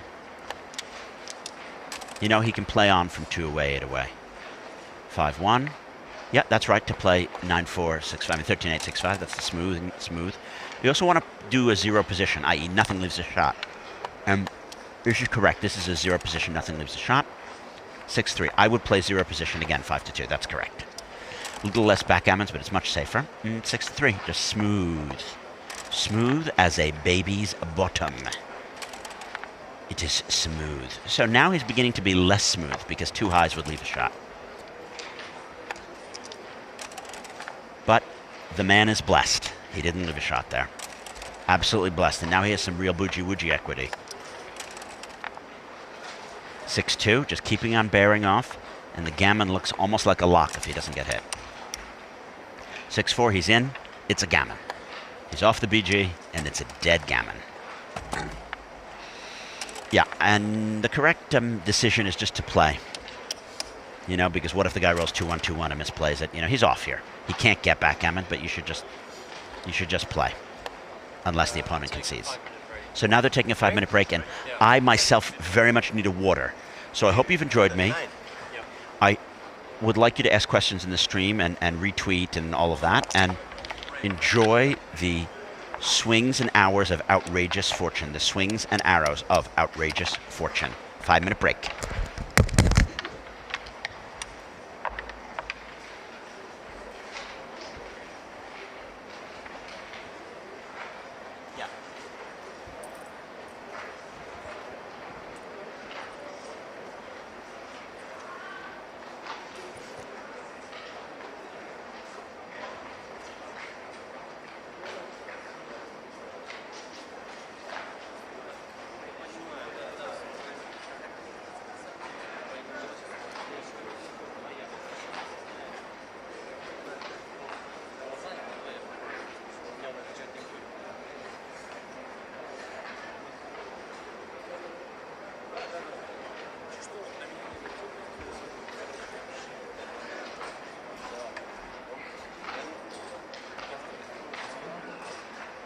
Термоян Сергей.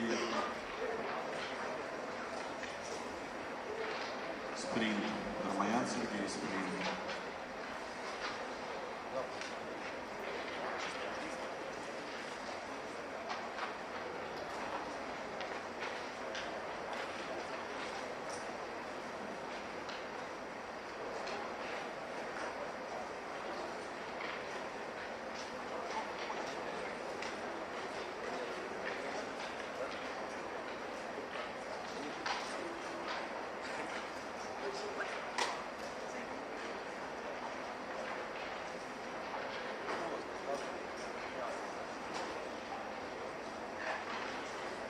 Борченков, просьба подойти.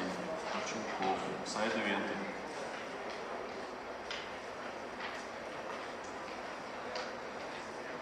Злобин, просьба подойти, сайд ивенты.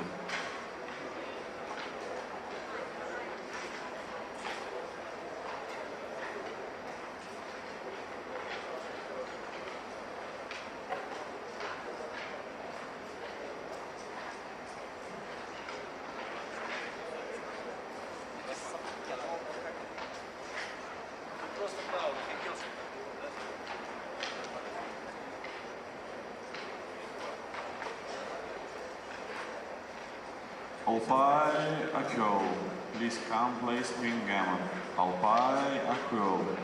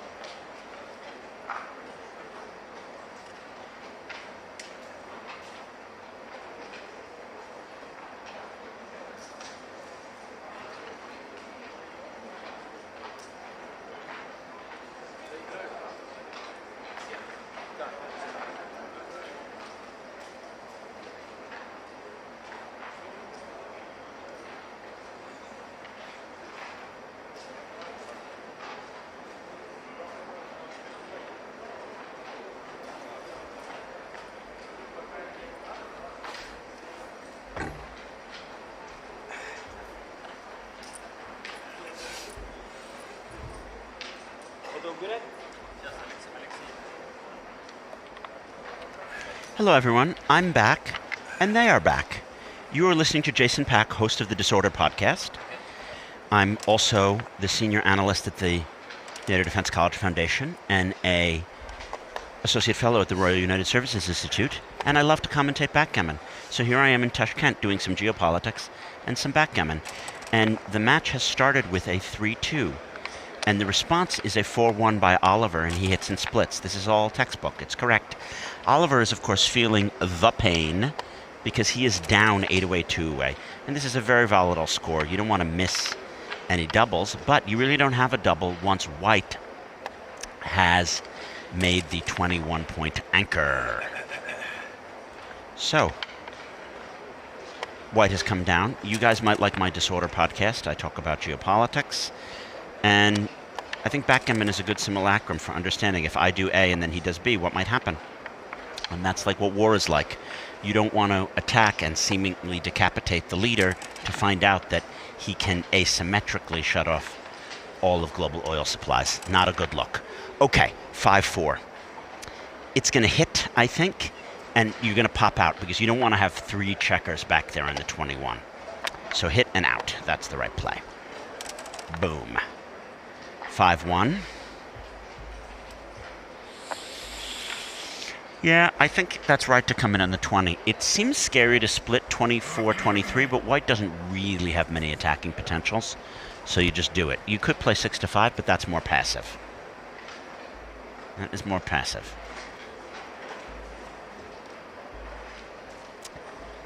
Oliver has used more of his time. He has 10 minutes left, and Gary Lagvilava has 19 minutes left. He's a more instinctual, old-school, just-go-for-it kind of player. But doesn't matter who you're playing. You got to respect the opponent, and that gets us at this Iran war. Doesn't matter who you're playing. You got to respect the opponent and take them on their own terms. You know? Try to understand your opponent. You got to empathize with your opponent. Gameplay teaches you all of these skills. I think long gammon probably does as well, Marin, but not that I really understand long gammon. I don't know if it's as strategic as or as empathetic, but it might be. We should learn it. Just like you need to learn Omaha poker. Okie dokie. We're just waiting on this move here. He's really, really thinking. He's used over a minute on this move. Probably doesn't know that there's not much equity involved, but yeah, 6-5 is slightly wrong. I guess it's, again, more passive. He may not make the anchor next turn. This play is better. This is the computer play.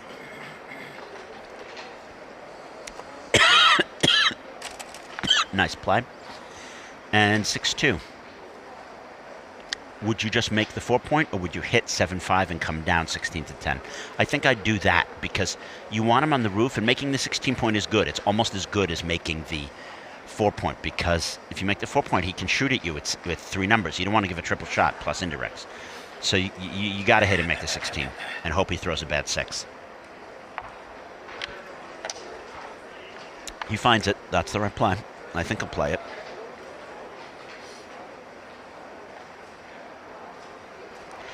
Looks right.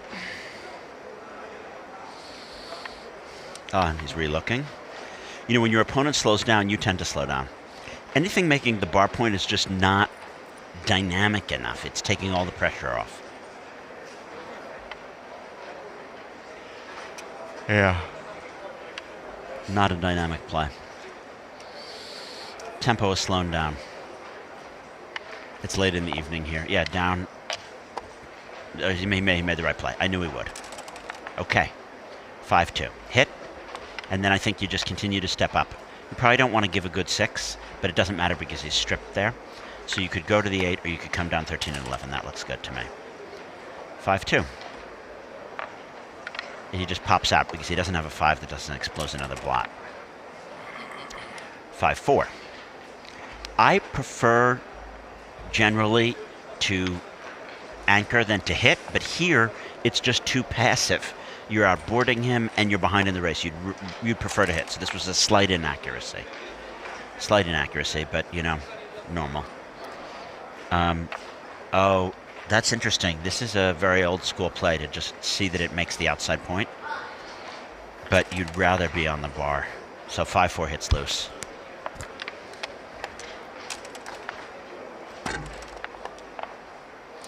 And that's a cock die if it doesn't come out of the baffle box. 4-5. So Oliver was punished. Oliver was punished. Seems like Gary gets everything he needs. You know, it's like they say in the Rolling Stones song, you can't always get what you want, but you get what you need. Satisfaction. Boxes. Boxes, boxes, boxes. 13-7, 10-4. It's a smooth play. You want to prime him here. You're not blitzing. It's difficult to activate those checkers on the 6 point. In fact, you cannot activate them because they are inactivatable with a double 6. And you can't really play fully safe.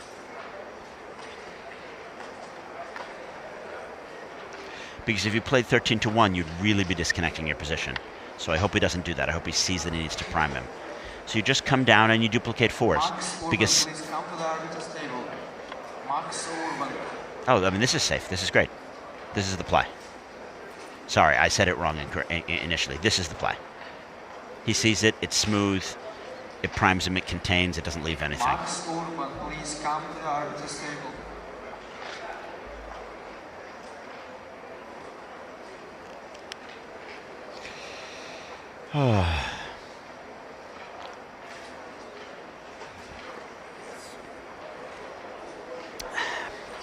Nice play. Good play. 6-2. Oliver can button up. He can play a badly timed back game here, but it's enough timing. 6-5. It doesn't play smoothly. He can play 8-2, 6-1, or he can leave the shot 16-10, 6-1.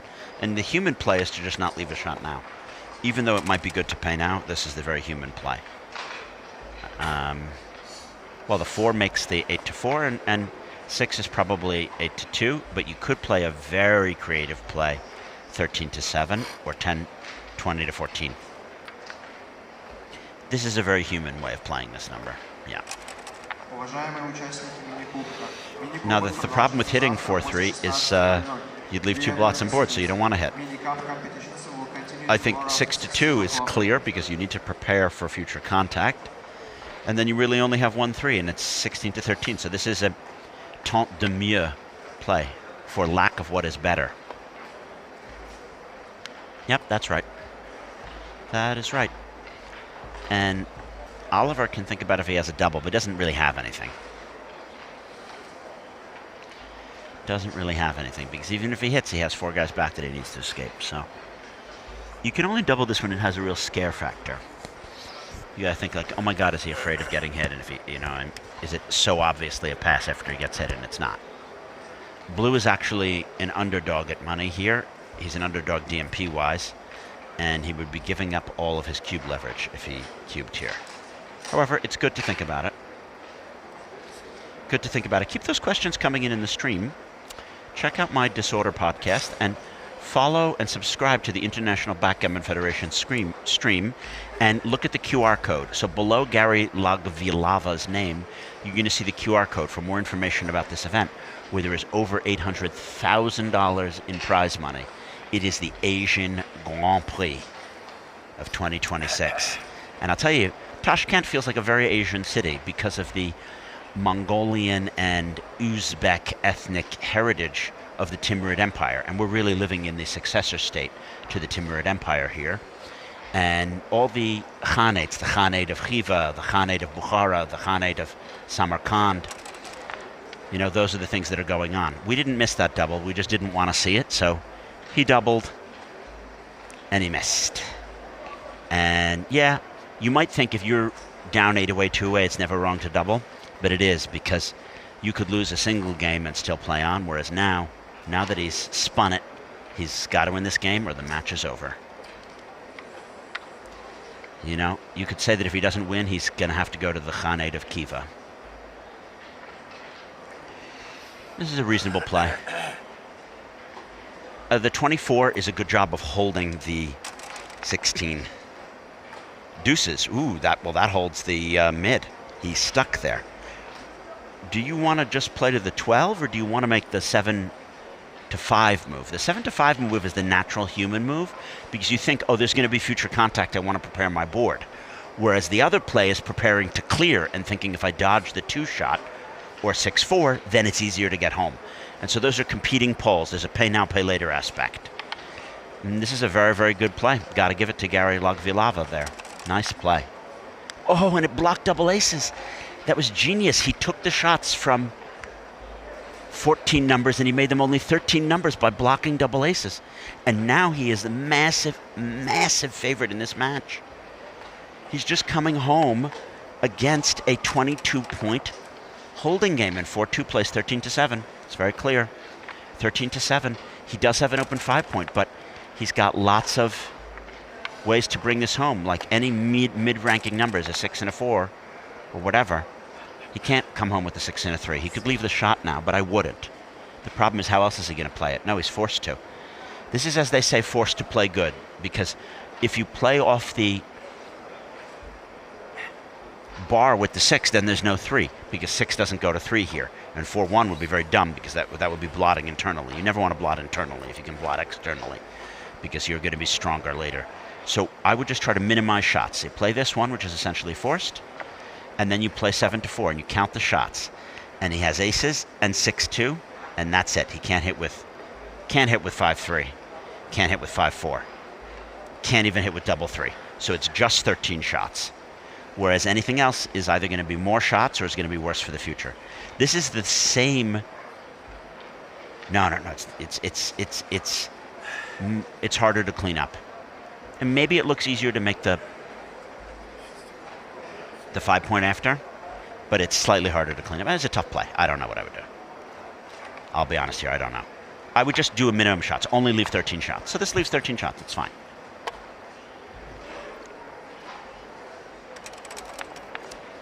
Oh, Ali misses with double 3.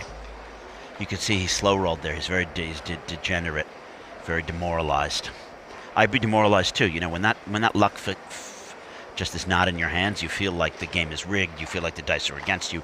You feel like nothing is fair, and I understand that. 6-1. The thing is, if he hits and 7-1, he leaves indirect. So why do that? Why not just come in and play 2-1? You're not trying to hit. You can't get a gammon. You just need to win.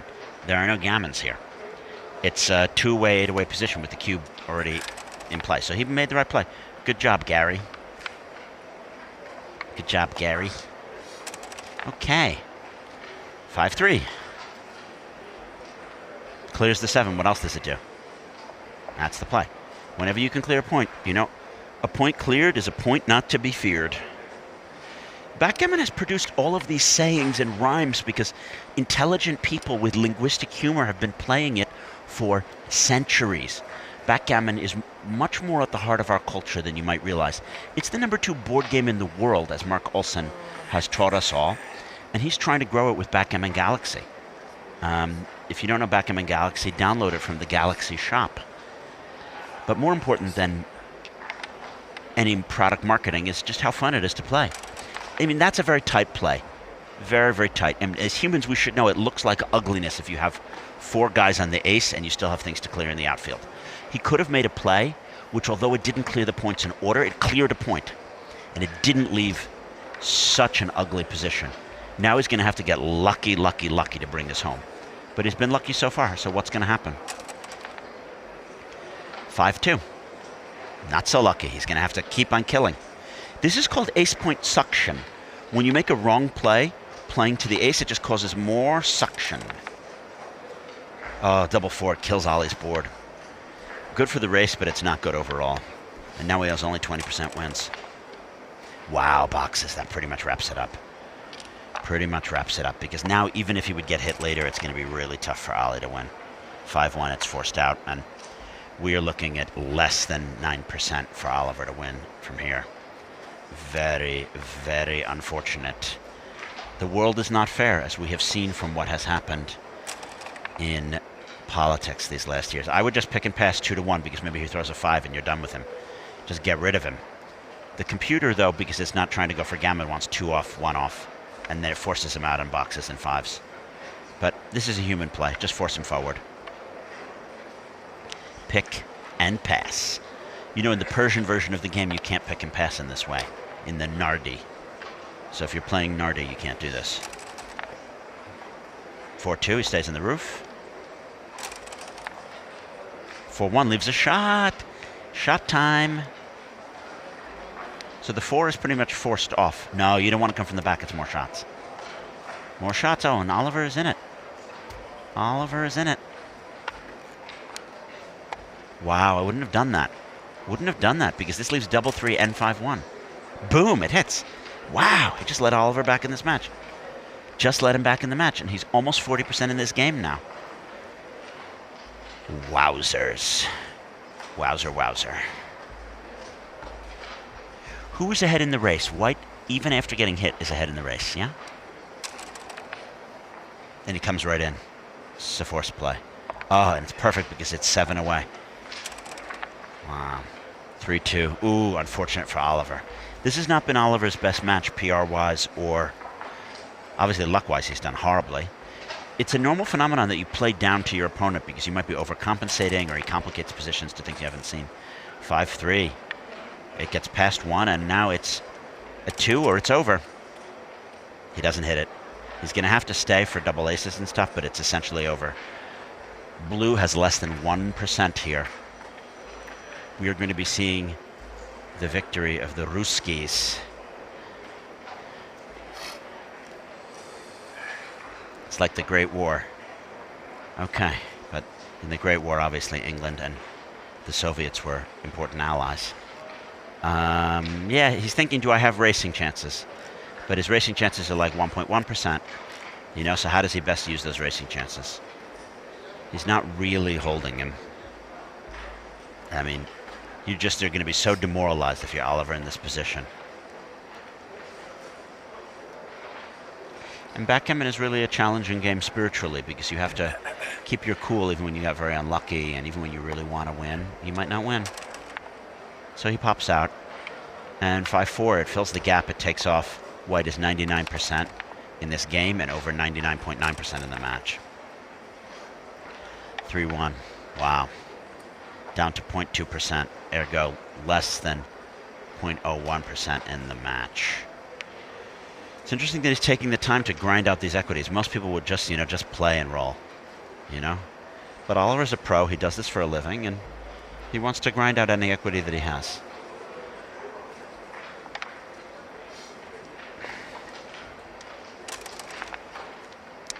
For 1, it just bears off, and White is going to win. You'd need boxes, boxes, boxes. 6-1's not going to get it done here for Blue. Soon he's going to be getting into resigning territory. It's just not possible to win from here.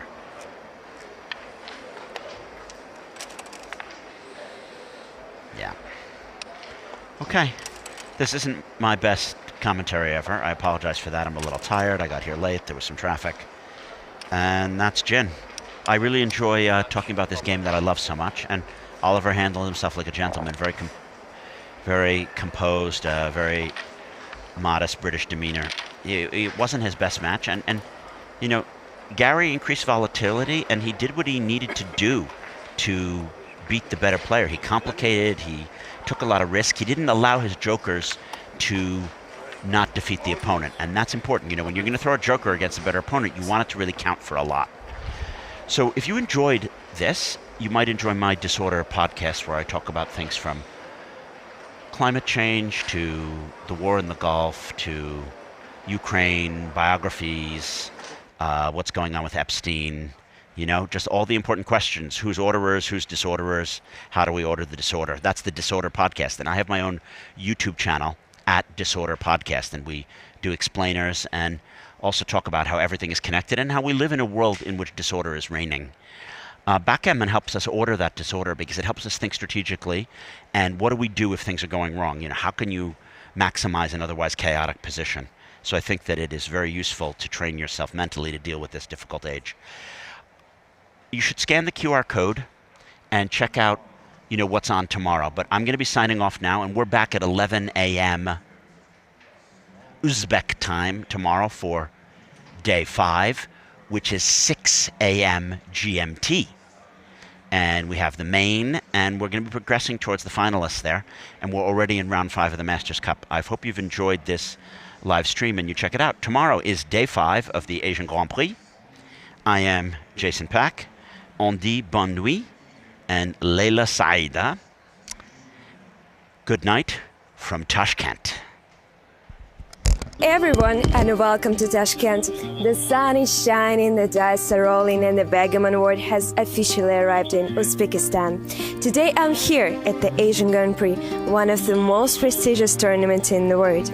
We're going to take you on a full behind-scenes tour. Let's dive into the atmosphere where each player fighting for the biggest prize pool in history, $500,000. That is insane. So buckle up because this one's gonna be fun.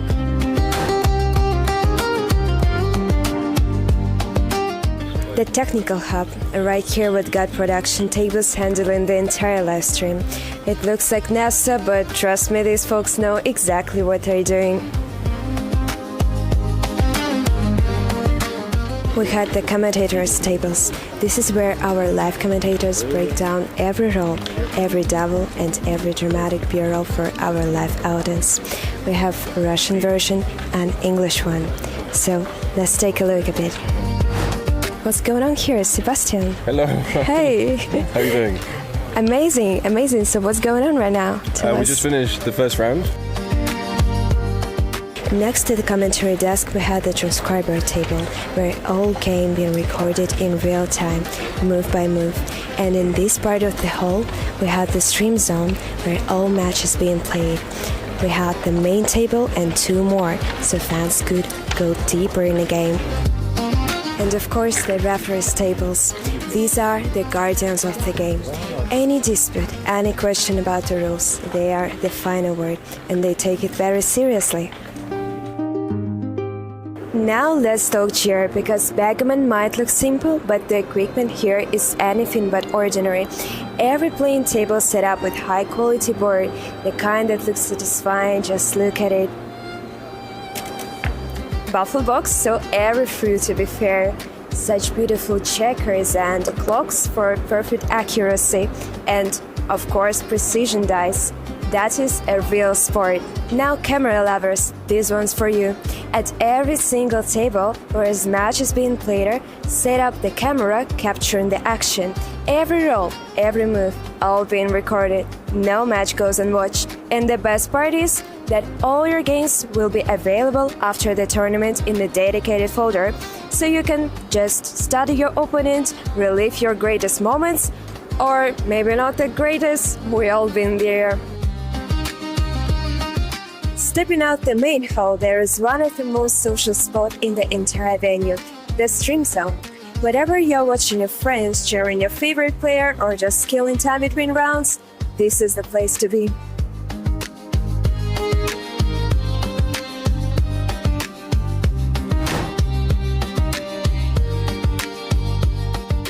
After hours of focus, absolutely nothing can be better than sitting and sharing proper meal with your fellow players. Somewhere between first course and dessert, stories start flowing. Replays, can you believe that moments, laughs? This is where the real magic happens. Not on the board, but around the table. That was your full tour of Asian Grand Prix, Tashkent, Uzbekistan. What an event, what a venue, and what a city. If you enjoyed this video, don't forget, drop it a comment and give it a like. And if you're a player here, we hope you rolled well today. That was Hanna Polyakova, special for you. Until next time, and see you on the board!